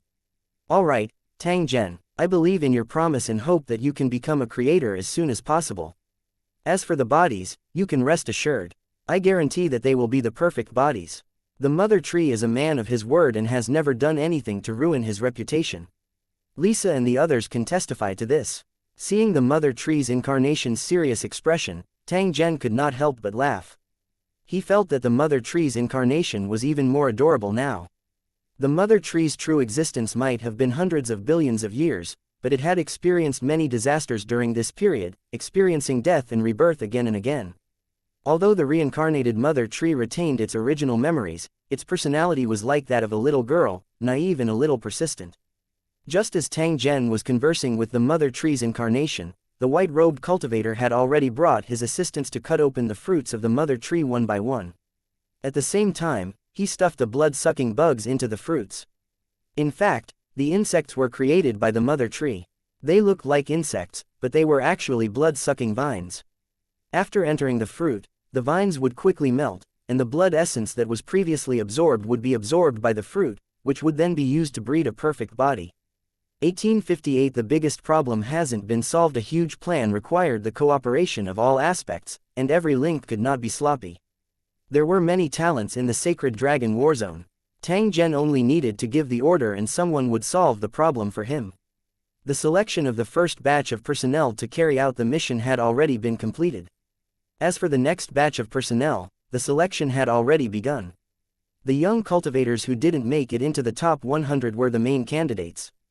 Although they didn't make it into the top 100, it didn't mean that they couldn't make it.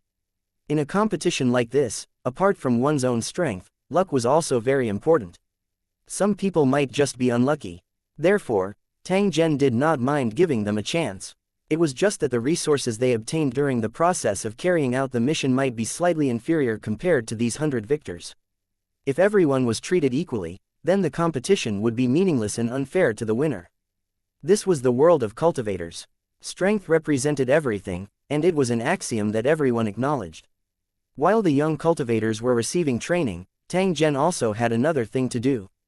That was to build a super transmission array at the location of the plane node. After a round of selection, Tang Zhen finally chose a half-destroyed space fortress. The super transmission array would be built inside the fortress. In the battle back then, over 10 sector lords had charged into the space forts, almost turning them into scrap metal. Now, it could be considered as recycling waste, but if he wanted to move it to the designated location, he would need to spend some effort. Fortunately, the entire Tarobo star system was already under the control of the Lu Cheng cultivators. With Tang Zhen's order, the relocation of the fortress had officially begun. In fact, even if it was a space fortress in good condition, it was very difficult to move it, not to mention that it was in a half-destroyed state, so it must be repaired appropriately. The cultivators of Lusheng were good at destruction, but not at repairing, let alone this high-tech space fortress. The lower races that were originally vassals of Tarobo now had a place to put their skills to good use. Batches of mechanics were recruited and then collectively rushed to the space fortress. Not only would they try to restore the power system, but they would also install new propulsion devices to power this behemoth. In addition to increasing the power system, 500 heavy warships would be mobilized to drag the space fortress. In this way, the space fortress, which was not known for its speed, would arrive at the destination at the fastest speed. After the space fortress was sent to its destination, these heavy warships would stop in place and act as the guard of the teleportation array. If necessary, these heavy warships could also open a plane channel through the teleportation array and directly enter the world of the artisans. In a situation where the enemy was unprepared, they would launch a full-scale surprise attack and catch the enemy off guard. However, in terms of tactics, a military invasion was the worst method. If it was not necessary, Tang Zhen would never give this order. As the cultivators of the Holy Dragon City injected their blood essence into the fruit of the mother tree, it would not take long for perfect bodies to break out of their shells. Tang Zhen thought about the plan again and finally decided to go to the cracked territory. There was still a huge hidden danger in the plan, and he had to go to the cracked territory to find a suitable solution. The biggest obstacle to controlling the Masters of Creation's world was the Masters of Creation hiding in the dark. If they discovered and obstructed him, Tang Zhen would be forced into a passive position. In order to prevent such a situation from happening, Tang Zhen had to make early preparations. At the very least, he had to possess a trump card that would cause the other party to be afraid of him in the situation where the other party might make a move. In order to avoid the destruction of the world, the creator rarely chose to fight to the death. Most of the time, he would choose to compromise. This was because after becoming a creator, one would live and die with this world, which was where the door of life was. In this aspect, cultivator Lu Cheng was much more brilliant. The bound world was in his mind, so he had no scruples at all. Under normal circumstances, a world like the creator plane would only give birth to one creator. Otherwise, the entire world's laws would be chaotic and collapse. Only a few dimensions would have two or more masters of creation, but in such dimensions, gods and devils were everywhere, and the native creatures were quite powerful. The artisan plane was in good order, so it was obviously not a rare and special plane. There should only be one creator. Only masters of creation of the same level would be afraid of them. Unfortunately, Tang Zhen wasn't. He knew many sector lords, but he only knew one creator. It was the island master of the Island of Destiny, the mysterious woman who seemed to be related to the scales of destiny. However, Tang Zhen had too many concerns. It was impossible for him to invite the other party to take action. Firstly, he couldn't afford to pay the corresponding price, and secondly, he was afraid that the other party would target the artisan plane and try to seize it by force. Although the Holy Dragon battle zone was strong, they might not be a match for the Island of Destiny, especially when it came to competing with the highest combat power. The Holy Dragon battle zone was completely no match for it. Since he couldn't count on the mysterious woman, the only power Tang Zhen could rely on was the destiny scale and the cornerstone platform of the fifth battle area. The balance of fate was omnipotent. If Tang Zhen wanted to obtain a weapon to balance the creator, the scales of fate could probably be created as well. However, Tang Zhen did not attempt to do so. This was because he clearly understood in his heart that he was unable to bear the price of such an exchange. It was like having a few hundred yuan in your pocket and wanting to buy a luxury car that was worth a few million yuan. You were completely overestimating your own ability. Why did Tang Zhen try when he clearly knew that this path would not work? In this case, there was only one way left, and that was to use the power of the cornerstone platform to request for strong support at a critical moment. With the powerful strength of the fifth battle zone, there was naturally no lack of creator-level powerhouses. Tang Zhen might not be qualified to invite such powerhouses to fight, but the cornerstone platform could. Although this would also cost a huge price, he could choose to pay on credit and slowly pay off the debt. However, according to the cornerstone platform's rules, if one wanted to obtain war support, they had to register on the cornerstone platform and pay a certain percentage of the war commission. The commission was naturally the world's origin. If Tang Zhen didn't want to destroy the creator's world, this world's origin would have to be taken out from his pocket. Different perspectives would lead to different answers. The same item would have different values in the eyes of different people. If the cornerstone platform were to be valued according to ordinary planes, it would still be fine, but if it were to be estimated according to the true value of the artisan world, just the percentage taken would make Tang Zhen directly bankrupt. The cornerstone platform could only provide the most basic teleportation function. If he wanted other services, he would have to spend extra money. It could be said that after Lu Cheng was promoted to national level, he became a hen raised by the cornerstone platform, the kind that laid golden eggs. It was just that Tang Zhen already had the means to enter the artisan plane. The service of the cornerstone platform was of no use to him. In this case, if the cornerstone platform was involved, it would undoubtedly be quite uneconomical. Tang Zhen was at a loss because of this. He did not know if he should do this. However, he also clearly understood that he must not take any chances.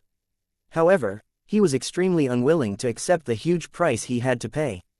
He was afraid that after all the hard work he had done, the cornerstone platform of the fifth battle area would take most of the benefits. This also made Tang Zhen secretly ruthless in his heart. He would raise the strength of the cultivators in the sacred dragon battle zone at all costs. As long as there was a creator in the Holy Dragon battle zone, all the problems would be solved easily, and there would be no need to be so conflicted. In fact, in addition to the above methods, Tang Zhen actually had another method, but the possibility of success was very low. And that was to think of ways to increase his own strength. Even if he couldn't reach the level of a creator, he had to at least reach the level of a sector lord. Tang Zhen's battle strength was already unparalleled, and after he reached the third level of the sector lord realm, he would be even stronger. If he were to face a creator-level powerhouse again, even if he wasn't a match for them, he would still have the power to protect himself. If necessary, the main body and the clone could merge into one, and their strength would improve further. If he were to fight a creator-level powerhouse now, he would be able to survive in a one-on-one battle. However, it was not as simple as one might think. Hard work was important, but luck was also indispensable. Even with the 5th battle area's energy density, there weren't sector lords everywhere. This was enough to explain the problem. Tang Zhen had the strength of a second-level world overlord, and he was already envied by countless cultivators. If he wanted to take another step further on this foundation, it would be as hard as ascending the heavens. 1859. The solution to the problem. Tang Zhen's purpose for heading to the cracked territory was naturally to find a solution to the problem through the cornerstone platform. The 5th battle area had a long history, and the cornerstone platform was very knowledgeable. Perhaps there was a special method that could allow his cultivation to increase rapidly in a short period of time. Such a method might exist, but it was bound to be filled with danger. If one wanted to obtain it, they would have to pay a corresponding price. The arrow had already been knocked and had to be released. In order to ensure that his plan was foolproof, Tang Zhen had to give it a try. He couldn't back down even if there was danger. After everything was arranged properly, Tang Zhen entered the cross-battle zone teleportation formation and arrived directly at the cracked territory. After a few decades, the cracked territory had changed greatly. It was no longer that desolate and abandoned land. Due to the existence of the cracked space underground, the cultivators in the cracked territory had many ways to obtain cultivation resources. In addition, the towers that appeared one after another made the entire territory more and more prosperous. Due to the influence of the Sacred Dragon War Zone, technological products could be seen everywhere in the cracked territory. Cultivators from other territories often came here for sightseeing and consumption. Tang Zhen's arrival didn't alarm anyone. Instead, he directly arrived at the foundation stone platform inside the tower and raised his question. I want to improve my strength in a short time. Is there a suitable method, and what kind of price I have to pay? As the Warzone Lord, Tang Zhen had the right to directly ask. Please like and share the video on the YouTube channel Cultivation Audiobooks. A question, and the cornerstone platform had to reply. If it was an ordinary Lu Cheng cultivator, the cornerstone platform wouldn't reply even if he shouted until his throat was sore. After a moment of silence on the cornerstone platform, an old voice rang out. The tone did not contain any emotion. You're already a second-level sector lord, it'll be extremely difficult for you to raise your strength in a short period of time. Tang Zhen nodded. He was clearer about this matter than anyone else. However, he had to give it a try. I know all of this. You just need to tell me if there's such a method. It was still a long period of silence. However, Tang Zhen had sufficient patience to wait. His expression was as calm as water. The foundation stone platform was a special life form. It had the same lifespan as the Warzone and seemed to have no end. Therefore, when conversing with the cornerstone platform, one had to get used to its speaking speed, and it was normal to speak slowly. After waiting for half an hour, the cornerstone platform finally gave an answer. Devouring living beings is the most direct and simple way to increase one's strength. Even sector lords can use this method. If you want to improve your strength in a short time, you may be able to use this method, but the consequences will be endless. Even if your strength increases, it'll take a long time to get rid of the hidden danger. If you're not careful, all your previous efforts will be wasted. Tang Zhen nodded after hearing the cornerstone platform's reply. He naturally had some understanding of this devouring technique. Back when he was in the true immortal plane, he had used this method of devouring flesh and blood to obtain great benefits. However, the negative effects were similarly great. It would frequently cause Tang Zhen's emotions to be in an uncontrollable state, and he would go crazy like a bloodthirsty maniac. This was also the reason why he lived in seclusion and often cultivated in his secret chamber. It was to resolve the suppression of this state. Since even the cornerstone platform had mentioned this method, it seemed that this was the only way to solve the problem. Tang Zhen wanted to give it a try. Of course, With the low-level cultivation technique he originally knew, it wasn't enough to support him to rely on devouring to advance to the third level of the World Overlord realm.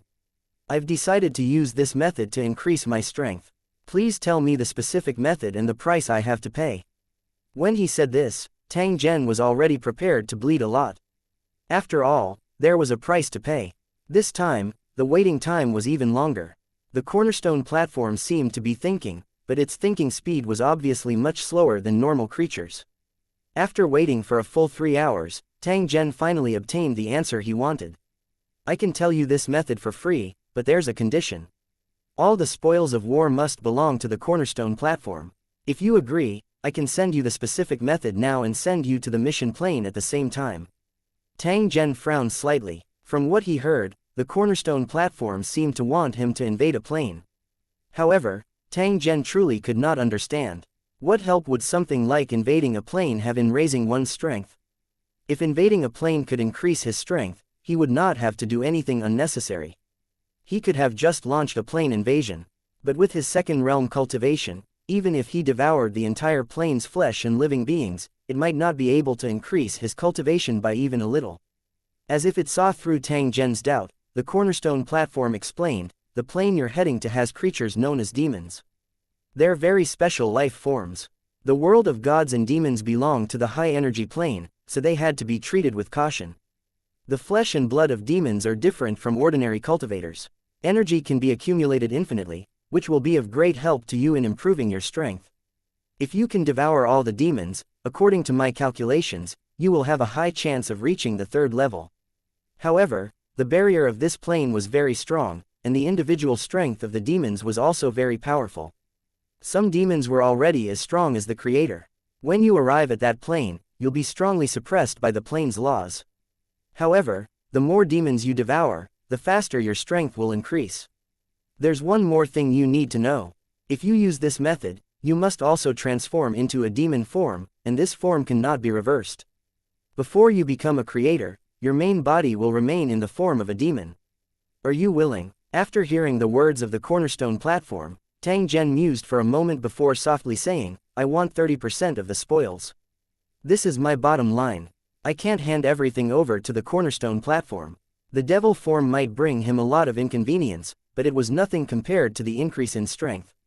Even if he had to show his face in public, he could disguise himself. It was estimated that not many people could see the changes in his main body. After hearing Tang Zhen's reply, the foundation stone platform was silent for over 10 minutes before it slowly said, I agree to 30% of the spoils, but I have to remind you that there are actually many disadvantages to transforming into the demon form. It might even put your life in danger. Are you sure you've thought about it? Tang Zhen nodded once again. He was more or less able to guess a little about the so-called disadvantage of the cornerstone platform. However, that was only for the weak evil demons. A world overlord third-level evil demon, even the enemy would be wary of it and wouldn't easily provoke it. After seeing that Tang Zhen had already made up his mind, the cornerstone platform no longer spoke any nonsense and directly entered a set of information into his mind. Tang Zhen's eyes flickered after he had deciphered all the information. At the same time, he also understood why the cornerstone platform had confirmed it again and again.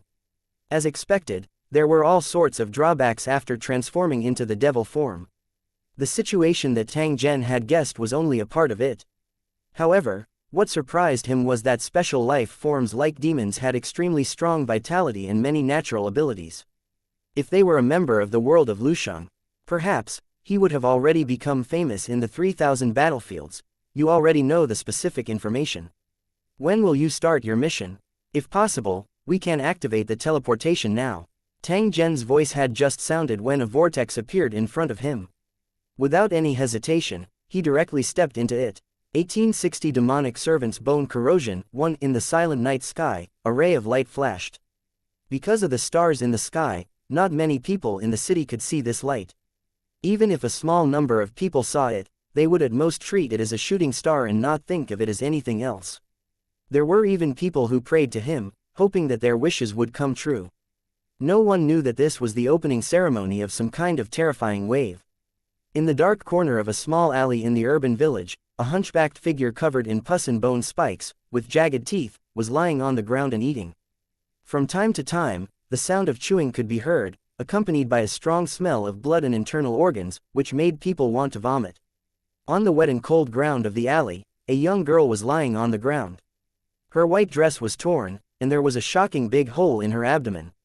Her eyes were listless as she stared ahead. There was a trace of panic on her young and pale face, and a few drops of blood slid down her skin. Together with the hideous monster on her exquisite body, it formed a strange scene that made people's scalps numb. In the process of devouring the flesh, the monster would raise its head from time to time, looking around like a wild dog protecting its food. Seeing that no one had appeared around it, the monster let out a hee-hee laugh. It was low and sinister, with a hint of pride. However, if one looked at his blood-red eyes, one would discover that there was a strong sense of vigilance and an undetectable fear hidden within. Gulu, gulu, gulu. A strange sound rang out, like the sound of hunger. At the same time, the monster's face revealed a helpless expression. His stomach bulged as if there was a living thing squirming inside. The flesh and blood that he had devoured were quickly digested after entering his stomach. It was for this reason that he was constantly in a state of relief. Even if he ate flesh and blood, it could only alleviate his hunger slightly. Driven by its hunger, the monster no longer paid attention to its surroundings and continued to eat. After swallowing the bright red heart in one gulp, the monster seemed to feel extremely comfortable and could not help but raise its neck. He opened his mouth wide and stuck out his tongue desperately. A deep and strange rhythm came out of his throat, which sounded like the low groan of a devil. As the strange sound rang out, a black shadow slowly appeared on the corpse. From its shape, it was clearly the girl who had just died. The girl's blurry face was filled with endless fear. She looked at the monster in front of her in fear, as if she wanted to avoid it, but she was firmly bound to the spot by some kind of force.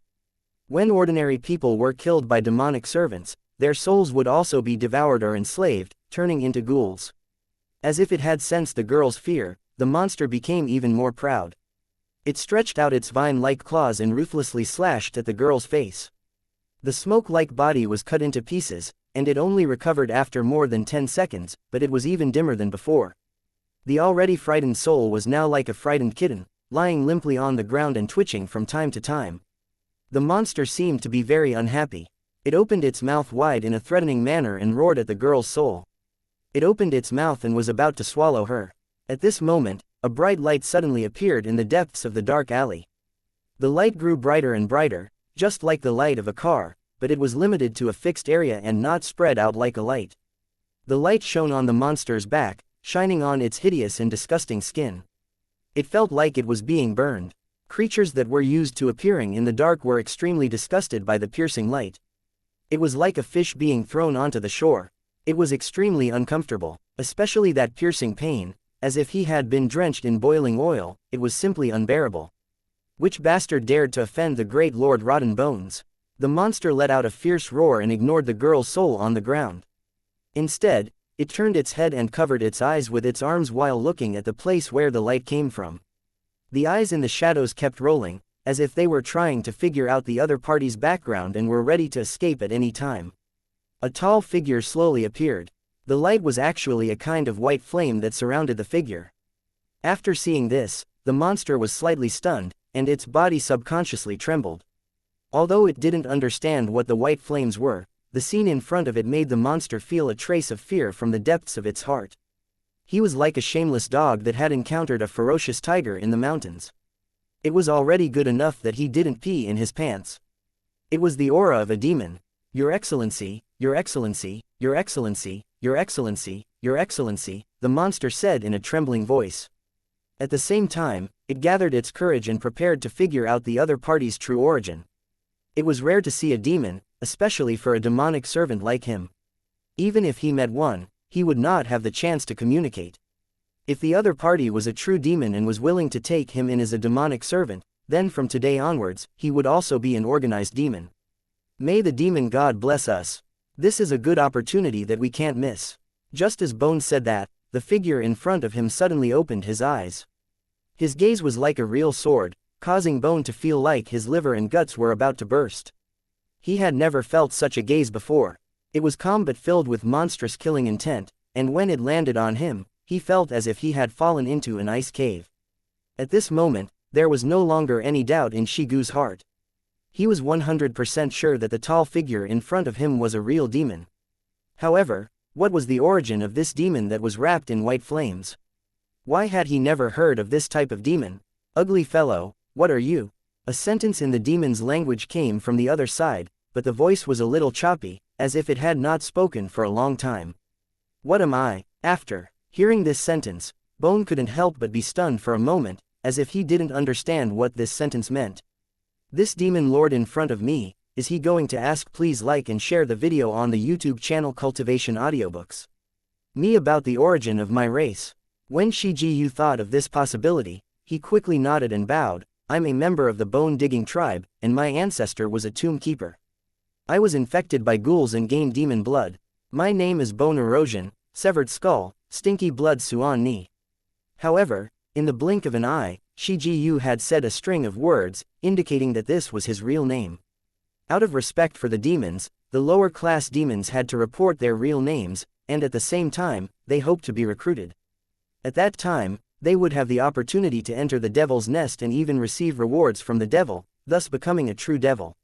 However, the probability of this happening was very low, because most demons would stay in their own demon nests. Only low-level demonic servants like them would wander around the world. If the person in front of him was a true evil demon, then the one that appeared now might not be his main body, but a clone projection. But even so, it was still extremely powerful, and Shijiyu did not dare to show any disrespect.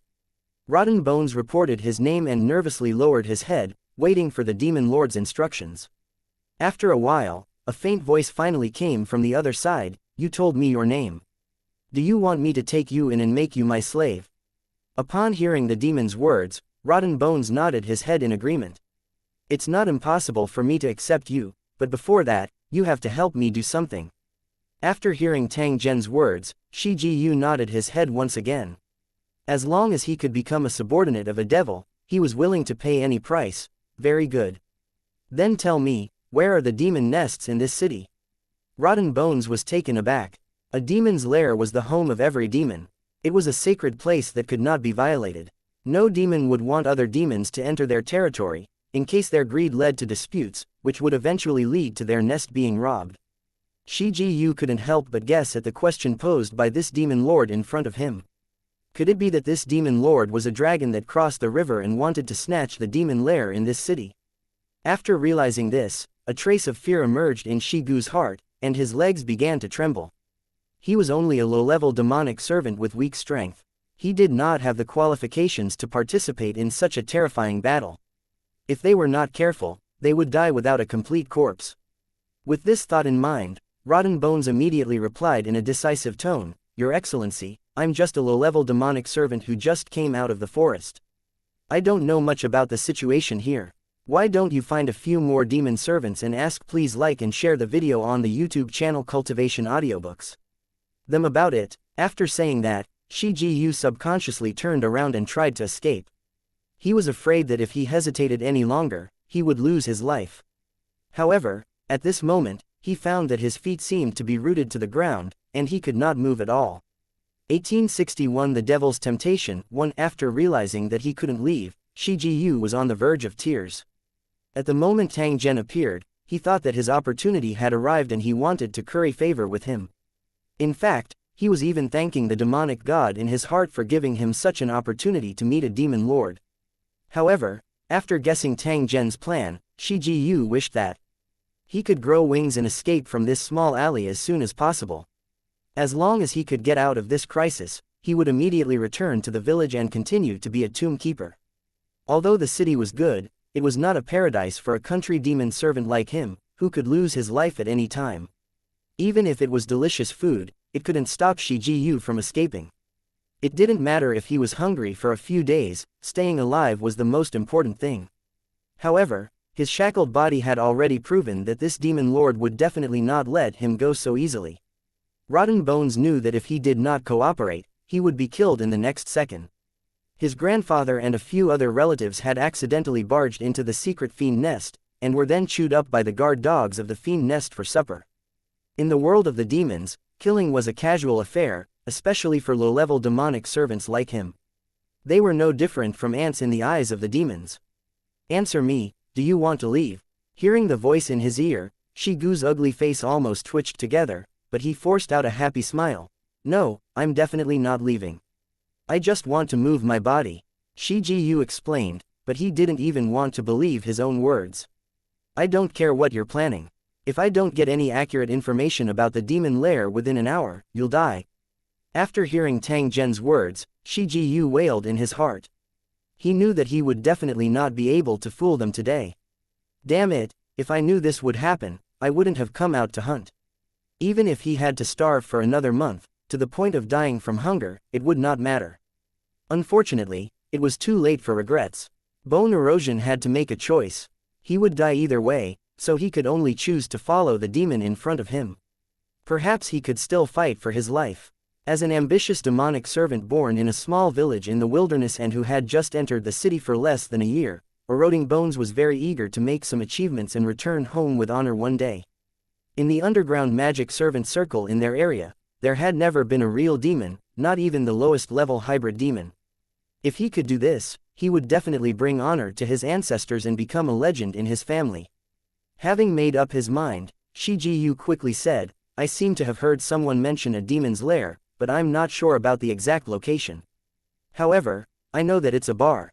If you're willing, I can lead you there. I'm sure you'll be able to find it.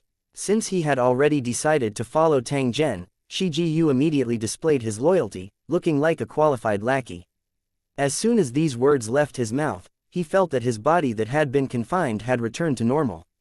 In his heart, he was even more certain that it was Tang Zhen who had done this. The means of the demon lord were indeed impossible to guard against, and he could not resist it at all. At the thought of this, Shi Jiyu broke out in a cold sweat. If he hadn't agreed quickly enough, he might have been slapped into a meat patty by now. Demons were fickle in their emotions. They didn't need a reason to kill, it all depended on their mood. Your Excellency, please follow me. I'll lead the way. As Shi Jiyu spoke, his body began to shrink. In the blink of an eye, he had turned into an ordinary-looking young man. Then, he took out some clothes from the pocket on the side and quickly put them on. He looked no different from a normal person. The low-level demonic servants did not have their own demon lairs. They could only hide in the crowd and would not reveal their true forms easily.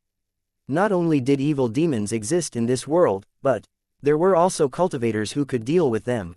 They were called demon hunters and were the natural enemies of evil demons. The moment both sides met, they would fight to the death. This was also the reason why he had always been hungry after entering the city. He was afraid that he would be discovered by the wandering demon hunters at night when he went out to hunt. His strength was only slightly stronger than that of an ordinary strong man, and he had not revealed his innate ability as an evil demon. Once he was discovered by demon hunters, he would definitely be beheaded in exchange for a bounty. Because of the existence of evil demons, large-scale disasters would occur from time to time in this world. The officials had no choice but to issue a huge reward to encourage demon hunters to kill evil demons. Sometimes, the appearance of a demonic servant would even attract the pursuit of a dozen demon hunters. The possibility of successfully escaping from a group of money-minded demon hunters was close to zero. Tang Zhen did not directly follow the corrosive bone. Instead, he looked at the young lady's soul that was curled up beside the corpse and was about to dissipate at any moment. Shi Jiyu, did you kill her? Shi Jiyu nodded his head when he heard Tang Zhen's question. Because of his unbearably hungry stomach, he had no choice but to muster his courage and risk being chased by the demon hunters to block the girl who was returning late in this alley. This was just a random hunt, and the girl could only blame her bad luck for running into a cowardly and famished Rotten Bones. Tang Zhen glanced at the young lady's soul that was about to dissipate. He slowly walked in front of her and extended his hand to take out a black substance. The white flames ignited the black substance, and then a gray smoke appeared, surrounding the girl's soul. The girl's soul, who was initially filled with fear and sorrow, suddenly showed a shocked and intoxicated expression. She then stretched her neck with all her might, trying to absorb the gray mist into her body. Very quickly, her body left the ground, and like a fish, she danced in the dark alley. It was as if they were feeling extreme happiness, and they couldn't help but dance. The scene was beautiful but strange. Rotten Bones' eyes widened. Although he couldn't tell what the gray smoke was, he was certain that it was extremely valuable. Even when he sniffed a wisp of smoke, he felt extremely comfortable all over, and even his mind became especially clear. Especially the unbearable hunger in his stomach, which disappeared after inhaling the smoke, and it was definitely not an illusion. Shi Gu's heart was filled with excitement. If he could take in this smoke every now and then, not only would he be able to avoid the torture of hunger, but he would also be able to increase his strength. However, he also knew in his heart that this kind of good thing must be very precious, and he was not worthy of it at all. "Your Excellency, what treasure is this?" Although Shi Jiyu knew in his heart that he had no fate with such a good item, he still could not suppress his curiosity. He wanted to know what kind of treasure it was. "This is the soul-devouring sand. It's priceless and is the best soul nourishment. If I'm satisfied with the way you handle things, I might be able to reward you with some that will be very helpful in increasing your strength." Upon hearing Tang Zhen's words, Shi Gu's face revealed a pleasantly surprised expression. It was as though he did not dare to believe that this was true. He felt as if a meat pie had fallen from the sky, and his heart was beating like a drum, as if his skin would burst at any time. Shi Jiyu really wanted to confirm if Tang Zhen had really made such a promise. However, he was afraid that he would incur Tang Zhen's dissatisfaction if he asked this question. With a heavy heart, Rotten Bones turned to look at the soul of the young girl beside him, only to see a twisted face staring at him with blood-red eyes. The girl's body was clearly more solid than before. In the dark night, she didn't look much different from a real person. A wisp of aura that made eroding bones tremble was emitted from the young girl's soul. It seemed to be filled with indescribable hatred and resentment. When their eyes met, the girl's soul suddenly reached out her arms and clutched at Rotten Bones' neck. Feeling the cold aura invade his body and being unable to resist it at all, Shi Jiyu felt an inexplicable fear in his heart. "Damn it, am I going to die here today?" 1862 The female ghost in the excavator. Looking at the female ghost's twisted face and her gradually losing consciousness, Shi Jiyu felt like he was about to die. Demonic servants were not demons. They were also made of flesh and blood, so they would still die if their vitals were injured. But Shi Jiyu didn't want to die. He still had a great ambition. How could he die like this? When he came out of the mountains, he was full of pride and swore to become a true demon so that his people would look up to him. After all, in their family history, no one had ever become a true demon. The most promising one had only entered a fiend nest, but he was still a demonic servant. Even so, the clan members were proud of him and would mention him from time to time. If he could become an evil demon, he would definitely be respected by his clansmen and would be remembered by his descendants. Unfortunately, all his dreams would be gone with the wind. Tonight, he would die aggrievedly, and his enemies would still be his food. His heart was filled with indescribable sorrow. Shi Jiyu was prepared to take another look at this beautiful world and die with infinite regret. As he turned his head, he saw a calm face looking at him silently. "No, I can still be saved." A trace of hope appeared in Shi Gu's heart. His eyes desperately turned towards Tang Zhen's direction as he blinked continuously, hoping that the Devil Lord would be able to save him. However, this demon lord didn't move, as if he didn't see the pleading look in his eyes, which filled Rotten Bones' heart with despair again. "I'm not willing to accept this." Yingluo, corrupted mind, shouted out these words, and the scene in front of him turned from light red to gray-white, the gray vision before death. Perhaps in less than a minute, he would die directly and become a corpse that even wild dogs would not eat. Just as Rotten Bones was about to give up hope, the demon suddenly opened his mouth and said something that sounded like the sound of nature. "Let him go." Rotten Bones was so happy that he wanted to cry. It was clear that this demon lord had decided to save him. However, the female ghost completely ignored Tang Zhen's words and continued to firmly strangle Shi Gu's neck. It was as if she would only be satisfied after strangling him. Seeing that the female ghost was unmoved, the hope that rose in Shi Gu's heart was instantly replaced by despair. "I said, let him go." Tang Zhen's voice sounded once again. Although it was impossible to tell whether he was happy or angry, the surrounding atmosphere seemed to have suddenly dropped. It was as if something shabby had appeared, quickly covering the ground and walls of the alley, making people feel as if they had fallen into an ice cave. The female ghost still didn't respond. It was obvious that she was very persistent and would not easily let go of the bone erosion that had killed her. "Impudent," Tang Zhen coldly snorted. Soon after, he saw that the female ghost seemed to have been struck by a heavy hammer as her body was ruthlessly slammed against the wall. After landing on the ground, she continued to tremble like smoke. Rotten Bones was finally out of danger, but his first reaction was not to avoid panting, but to rush in front of the female ghost and swing his sharp claws at her throat. This was the nature of the demon race. Once they seized the opportunity, they would never leave the enemy with the possibility of a comeback. Although the female ghost's strength had exceeded the bone erosion, she had clearly been severely injured. If she were to be attacked by the bone erosion again, she would be completely crippled if not dead. However, just as the sharp claws touched the female ghost's face, he felt an invisible barrier in front of him, preventing him from completing his attack. After sensing the abnormality that he had encountered, Shi Ji subconsciously looked at Tang Zhen. His ferocious eyes contained a trace of confusion and unwillingness. "Let her go." Tang Zhen had just said these words to the female ghost, but the other party didn't pay any attention to it. After that, it became this miserable state. Now that these words were said to Shi Ji, although he was unwilling, he did not dare to resist. Otherwise, if the female ghost died, he would not be able to live either. Shi Ji retracted his hand resentfully and retreated to the side. He then gently moved his neck that was about to break. The female ghost saw Shi Ji retract his hand, but her expression was still twisted and ferocious. At this time, she only wanted revenge and had no other thoughts. After feeling that her body could move again, the female ghost stood up and pounced on the rotten bones. Seeing the female ghost attack again, Shi Ji, who was standing at the side, was overjoyed. He slashed out with his claw. Originally, he was worried that Tang Zhen would block him again. Therefore, his attack carried a trace of probing. In the end, he did not feel the slightest bit of resistance when his claw pierced into the female ghost's body. Shi Ji was overjoyed, and at the same time, his killing intent surged, and he did not hesitate to use all his strength. He wanted to get rid of any future trouble. Now that the attack had landed, the female ghost had no chance of surviving.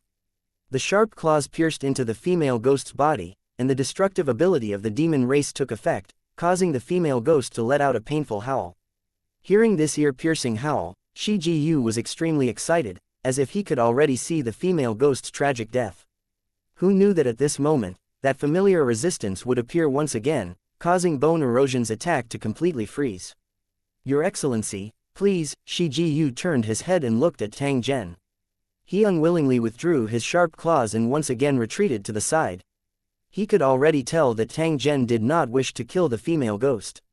Naturally, he did not dare to randomly attack. Otherwise, once he angered Tang Zhen, the first one to die would be him. The female ghost was dispirited, as if the pain had diluted the hatred in her heart. Her face gradually returned to normal. His pale face was like a white porcelain plate, and there was blood flowing from his eyes and mouth. It was a creepy sight. However, to Tang Zhen and Shi Ji, this form was too ordinary. It would be a joke if they were frightened. "Do you still want to kill him now?" Tang Zhen looked at the female ghost and spoke in a calm tone, as if he was a clay sculpture. "I want to." The female ghost knew that it was impossible for her to be Tang Zhen's match.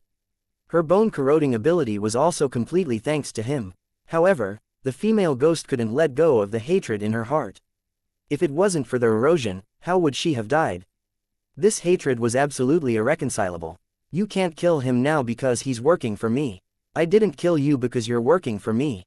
Whether you're willing or not, you have to do as I say, or else I'll make your soul scatter right now." After hearing Tang Zhen's words, the female ghost and rotten bones fell silent at the same time. They knew in their hearts that they did not have the qualifications to resist. Unless they really wanted to die, they could only obey. Tang Zhen nodded his head slightly when he saw the female ghost and Shi Gu's silent expressions. He took out another set of soul-devouring sand. "Absorb the smoke and follow me. As long as you're obedient, you'll get your share." The female ghost and the bone erosion did not speak. Instead, they looked at the soul-devouring sand that was emitting gray smoke at the same time, their faces twisted with an intoxicated expression. To existences like them, the soul-devouring sand was like the most terrifying forbidden spiritual medicine. Especially after trying it once, they had no will to resist at all. Tang Zhen slowly withdrew the white flame around his body as he watched Shi Ji and the female ghost become completely intoxicated. A trace of solemnness flashed across his eyes. The cornerstone platform of the fifth battle area didn't lie to him. At this time, his strength had been suppressed to the limit. Other than his strong physical body, he couldn't use the skills of Lu Cheng's cultivators at all. On the other hand, he could still use his mental power, but he could not control it as easily as he used to, and it would be consumed very quickly. The suppression of the laws of the demonic world was indeed abnormally terrifying, causing Tang Zhen to be extremely shocked. If cultivators below the king level came here, they would not be much stronger than ordinary people. How could they be a match for the devil? 1863. Take in two thugs first. 1. There were many special worlds in the greater world that even cultivators in Lusheng were not willing to provoke. There would always be someone stronger among the strong. Although the world of Lusheng was very strong, it was in terms of overall strength. It was by no means an invincible existence. It was unknown how many buildings had been defeated because they had encountered two powerful enemies and their souls had finally died in foreign lands. The plain barriers of worlds controlled by gods and demons were extremely strong and difficult to break through. This was because once one's cultivation reached the level of a creator, they would have a better understanding of the outside world and understand that they weren't the only existence. The view from the mountain and the view from the mountain were two completely different concepts. When the masters of creation were aware of the situation, they would automatically enhance the defense of the planar barrier to ensure that their territory would not be easily invaded. In addition, the more masters of creation there were, the more severe the suppression of the plane's laws would be, and the more unfriendly they would be to outsiders. The demonic plane was obviously such a special world, otherwise it wouldn't have required a sector lord to act. According to Tang Zhen's estimation, if this mission were to be hung on the foundation stone platform, it would at least be a 5-star mission. Tang Zhen didn't know the true purpose of the cornerstone platform, nor was he interested in knowing. He only needed to achieve his goal for this trip: madly devouring evil demons, breaking through to Sector Lord Level 3, otherwise all his efforts would have been for nothing. However, looking at the current situation, he knew that if he wanted to escape unscathed, he had to be more careful. Fortunately, the true bodies of the masters of creation wouldn't easily appear, because their existence had already affected the balance of the world. If they did anything, it would cause a terrible disaster. When they injured their enemies, they would also injure themselves. That kind of terrifying backlash could even take their old lives. There were no truly invincible existences in the world. The seemingly powerful masters of creation of the dimensions also had all kinds of restrictions. If the plane was destroyed, they would not be able to survive. The masters of creation would have different ways of dealing with the greater world. Except for a small number of masters of creation who would rely on their strength to invade other planes and plunder resources crazily, the rest would all become slaves. If he didn't provoke others, others wouldn't dare to provoke him.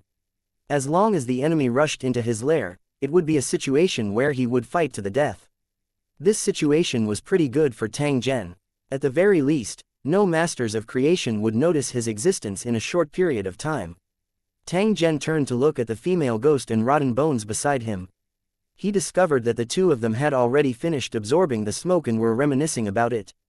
However, they were all on guard against each other, and their eyes would occasionally sweep across each other with a faint killing intent. However, with Tang Zhen's suppression, the two of them did not dare to act presumptuously. "I will never mistreat my subordinates. This soul-devouring sand smoke is only one of your benefits. The benefits will only increase in the future." Tang Zhen's tone was filled with temptation, causing the female ghosts and she-goo's hearts to palpitate. This was because they had already obtained the benefits, causing them to subconsciously believe Tang Zhen's promise. The reason why he was so willing to spend so much money to train the female ghost and the eroding bones was because he hoped that they could be his thugs and help him charge into the enemy lines. After the difficult period in front of him, even without the help of the female ghost and corrupted bones, he could easily take care of the enemy. "Do you have any other wishes? You can tell me in advance so that I can help you fulfill them." Shigu's eyes lit up and he said without hesitation, "Your Excellency, I want to obtain the evil demon's blood and become a true evil demon." Shi Jiyu had been secretly observing Tang Zhen's expression when he said these words. He was afraid that he would incur Tang Zhen's wrath. The value of demon blood was incomparably precious, and every demon would choose to keep it for themselves after obtaining it. The demon's greed was far beyond the imagination of ordinary people. Any demonic servant that could obtain demonic blood was extremely lucky and would be envied by countless demonic servants.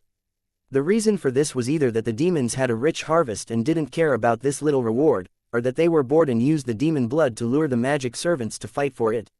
Every time this happened, there would always be a scene of blood flowing like a river until the final victor was decided. At such a time, the demons would enjoy watching the battle scene, completely unconcerned about the deaths of their demonic servants. In this dimension, there were many fiend nests. The aura that occasionally leaked out would infect ordinary people and turn them into fiend servants. If needed, the devil would even personally take action and turn an entire village into a demonic servant to serve him. In the end, this was a world controlled by the evil demons. Ordinary people were their livestock. In the eyes of the evil demons, demon hunters were just entertainment. Without the existence of demon hunters, this world would become dull and boring, losing a lot of fun. Unfortunately, among the demon hunters, almost no one could recognize this. Most of the demon hunters were hot-blooded, thinking that it was because of their intimidation that the evil demons were unable to do as they pleased. Reality was cruel. Unfortunately, those who were deceived would never know this secret in their entire lives. This might be a good thing. At least, they still had hope and did not need to worry about tomorrow and their descendants. Tang Zhen gently nodded his head in front of Shi Gu's uneasy eyes. Sure, even though it was only 2 words, it made Shi Jiyu overjoyed, and his body trembled uncontrollably. A demon's promise could not be easily taken seriously, because they loved to go back on their word, unless they signed a soul contract. However, it was better to get a promise than nothing. At least it proved that the demon lord had listened to his request. Otherwise, he would not have bothered with him and would have chosen to ignore him. Ignoring Shi Jiyu, who was secretly excited, Tang Zhen turned his head and saw through the female ghost, signaling her to say her wish. The female ghost hesitated for a moment and looked at Tang Zhen with a trace of hope in her eyes. I hope to get some money. Hearing the female ghost's wish, Shi Jiyu revealed a disdainful smile. He thought to himself, she's really ignorant. She's dead and still wants money. For the demons, banknotes were no different from waste paper. What was the use of them? Tang Zhen frowned slightly. He seemed to have thought of something as he asked the female ghost, if you want money, are you going to give it to your family? The female ghost nodded her head, her eyes filled with sorrow. She then turned to look at Shi Jiyu, and her face twisted again. Shi Jiyu turned his head away guiltily. He was not feeling guilty. The female ghost's strength was not much weaker than his, and he was afraid that she would ambush him. One had to know that the obsessions of ghosts were quite terrifying, and they were as famous as the greed of evil demons. How could corrosive bone not be careful? Shi Jiyu, since you're the one who killed her, you should at least show some appreciation. Take out all your money and give it to her family. If you can't do it, I'll teach you a lesson. Tang Zhen looked at Shi Jiyu and spoke in an unquestionable tone. Upon hearing Tang Zhen's words, Shi Jiyu immediately revealed a bitter expression, indicating that he really did not have any money. He was just a demon servant from the countryside who had just entered the city. In order to avoid being discovered by demon hunters, he usually lived in seclusion, so how could he have the opportunity to get cash? After rummaging through his pockets, he only had a dozen yuan left, and this was the road fee he had brought when he left home. He had previously expressed his disdain for the female ghost's demand for money and thought that cash was useless, but now he began to worry about money. 1864 The crying father and daughter. Seeing Shi Gu's embarrassed and helpless expression, the female ghost's face revealed a hint of disappointment. Her father was seriously ill and needed a large sum of money for medical expenses every month. That was why she worked late into the night every day just to earn more money. If it wasn't for this reason, she wouldn't have returned home so late at night and ended up being targeted and killed by Shi Jiyu. Now that he was dead, there was no one to take care of his seriously ill father. He was afraid that he would not be able to hold on for long.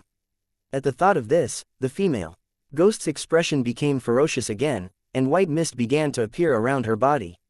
The surrounding scenery began to distort, disrupting people's senses and thinking. Then, they would be controlled by the female ghost and lose their lives in confusion. Rotten Bones was already on guard against her. Seeing the change in the female ghost's expression, he immediately took a step back and got into a defensive stance. He even pretended to look at Tang Zhen and revealed a trace of innocence on his face, indicating that he wasn't the one who was stirring up trouble. If the female ghost attacked him, he would be forced to defend himself. If he accidentally killed her, he could not be blamed. In reality, Rotten Bones had already made up his mind that if the female ghost were to make a move, he would kill her at all costs. With such a source of danger by his side, he was afraid that he would not be able to sleep and eat in peace in the future. He had to solve it as soon as possible. Tang Zhen frowned slightly. He did not wish to waste time on such a matter. There were still many things that he needed to do. Alright, let me handle this. Let's go to your house first, Tang Zhen said. At the same time, he pointed at the female ghost and asked her to lead the way. After hearing Tang Zhen's words, the female ghost slowly restrained her ferocious expression. She glared at Shi Jiyu with hatred, turned around, and floated out of the alley. Looking at the back of the female ghost, Corrosion sneered and muttered, "Silly woman." It was obvious that the female ghost had not yet adapted to her current identity. She walked out without any scruples, not realizing how terrifying her appearance was. Fortunately, ordinary people couldn't see its existence. Otherwise, they would probably be scared out of their wits after seeing the female ghost. If they were even more unlucky, they would directly encounter demon hunters wandering in the middle of the night, and a fierce battle would be inevitable. After Shi Jiyu said this, he felt as if there were thorns on his back. Soon after, he saw Tang Zhen coldly staring at him. Shi Gu's heart suddenly trembled. He immediately looked at Tang Zhen in a fawning manner. His appearance appeared extremely respectful. "Put away your crooked thoughts. If there's a next time, I'll burn you to ashes." Shi Jiyu subconsciously shrunk his neck when he heard Tang Zhen's warning. He hurriedly indicated that there would not be a next time. After storing the girl's corpse, Tang Zhen and Shi Jiyu walked to the main street and hailed a taxi. The two of them were now in the form of normal people, and the taxi driver did not notice anything unusual. He did not know how scary the passenger he had just pulled was. A sector lord implanted with demonic blood, a demonic servant who had just killed someone, and a female ghost sitting beside him. Each passenger was scarier than the last. The driver suddenly felt that the temperature in the car was a little low, so he subconsciously turned on the warm air, only to find that it was cold air. What's going on? Is the air conditioner broken? The driver scratched his head in confusion and fiddled with it a few more times, but he didn't notice the strange look in the back seat. At this moment, the female ghost's hand was blocking the air outlet, turning the hot air into cold air. The driver's hand was touching the female ghost's hand. Not only did he just touch it, the driver also subconsciously rolled it back and forth a few times, and the suspicion on his face became more and more obvious. The female ghost, who was less than a foot away from the driver, twisted her pale face again. She raised her hand and strangled the driver's neck. Tang Zhen coldly snorted at this moment. The driver was somewhat baffled. He glanced at Tang Zhen through the rear mirror and muttered, "Ridiculous," before continuing to focus on the road. During this period, the driver felt that his neck was a little uncomfortable. He thought it was an occupational disease, so he didn't take it to heart. In the back seat, Shi Jiyu sneered. This stupid driver probably didn't know that he had just barely escaped with his life. With the female ghost leading the way, it did not take long for Tang Zhen to arrive at a short building complex. This plane was similar to the original world, but there were still differences in many aspects. For example, the buildings in this world had a strong retro style. The high-rise buildings in the distance looked more like towering pagodas and halls, while some other buildings looked like ferocious ancient castles. As for the building complex they were in, it was short and the walls were old. "This is my home." The female ghost walked to the front of a house and said in a cold tone with a sad face. Tang Zhen and Shi Jiyu walked to the door. Just as they were about to push the door open and enter, a middle-aged woman walked out of the house next to them. "Who are you? What do you want?" The middle-aged woman's face carried a trace of vigilance as she seriously sized up Tang Zhen and Shi Jiyu. She seemed to have treated them as bad guys. When the female ghost saw that it was her neighbor, she quickly explained, but the middle-aged woman couldn't hear her. A look of extreme disappointment appeared on the female ghost's face again, and 2 streams of blood tears slowly flowed down. However, she still explained the situation to avoid any misunderstandings that might implicate her neighbors. "Don't misunderstand, we're Xiao Yu's friends. We're here to see her sick father." After hearing Tang Zhen's explanation, the middle-aged woman's vigilant expression gradually disappeared. An additional smile appeared on her face. "So you're Xiao Yu's friend. It's rare that you're so thoughtful. However, she should be at work at this time and should be back soon. If you don't mind, you can come to my house and wait for her to come back. There's only her father at home, and he's bedridden all year round. There's no way he can entertain you, and it'll be inconvenient for you to go." The middle-aged woman was obviously a warm-hearted person. After confirming that Tang Zhen and the others were not bad people, she warmly welcomed them to her house as guests. "You're welcome. We'll leave after taking a look. While Tang Zhen was speaking, he had already pushed open the door and slowly walked in. The house was narrow and old, and a strong herbal smell filled the air. A middle-aged man was lying on the bed, with 2 pits on his thin face. After seeing Tang Zhen and Shi Jiyu, the middle-aged man's face revealed a trace of surprise. His eyes rolled around with great difficulty, as if he was about to open his mouth to speak. Who knew that at this moment, his eyes were staring unwaveringly at the back of Tang Zhen and the other man. His eyes were filled with shock and anger. Unconsciously, 2 streams of tears rolled down from his eyes. Beside Tang Zhen, the female ghost Xiao Yu's face was also covered in tears as she knelt down on the ground. Other than cultivators, only those who were extremely weak or dying could see things like spirits. Xiao Yu's father had clearly been bedridden for a long time and was even close to death. That was why he could see her dead daughter. Little Jade Pixiu. Xiao Yu's father tried his best to open his mouth and finally let out a hoarse voice. At the same time, he raised his thin arm and grabbed forward. However, his body was too weak, and his arm fell down limply after only lifting it halfway. Seeing this, Xiao Yu immediately rushed over and tried to help her father. However, their bodies passed each other and they could not touch each other at all. Humans and ghosts had different paths, and they were helpless. The middle-aged woman who was following closely behind saw this strange scene and revealed a puzzled expression on her face again. At the same time, she subconsciously retreated toward the door. Tang Zhen casually waved his hand. The middle-aged woman appeared to have been struck by a body-freezing technique and was no longer able to move an inch. Her face slowly revealed a look of fear. There were all sorts of legends about demons on this plane. Even though the officials had repeatedly denied it, people still believed in the existence of demons. The middle-aged woman currently treated Tang Zhen and Shi Jiyu as demons. Her heart was filled with regret. She should not have been deceived so easily. The middle-aged woman's emotions were complicated. Tang Zhen's expression did not change. Shi Jiyu, on the other hand, curled his lips in disdain. However, the expression on his face was somewhat unnatural. In the end, he wasn't a true demon, but a demonic servant transformed from a human. He still had human emotions. Thinking that he was the one who had caused this tragedy, Shi Jiyu felt uncomfortable and even wondered if he had done something wrong. 1865 Contract. 1 Corrosive Bone had always aspired to become a true demon, and before tonight, this thought had never wavered. In the end, when he saw Xiao Yu and her father, he suddenly realized that he actually did not like to see this scene. This made Rotten Bones panic. Could it be that he was not suitable to become a demon? Otherwise, why would he be so soft-hearted and awkward? Shi Gu's heart was filled with confusion. He felt a little uneasy about his own actions and blamed himself for his weak willpower. It's almost time, we still have important matters to attend to. It was impossible for Tang Zhen to waste all his time here. He had to continue to complete the next matter after Xiao Yu and her father met. It was obviously impossible for a pauper like him to hand over the money to Xiao Yu's father.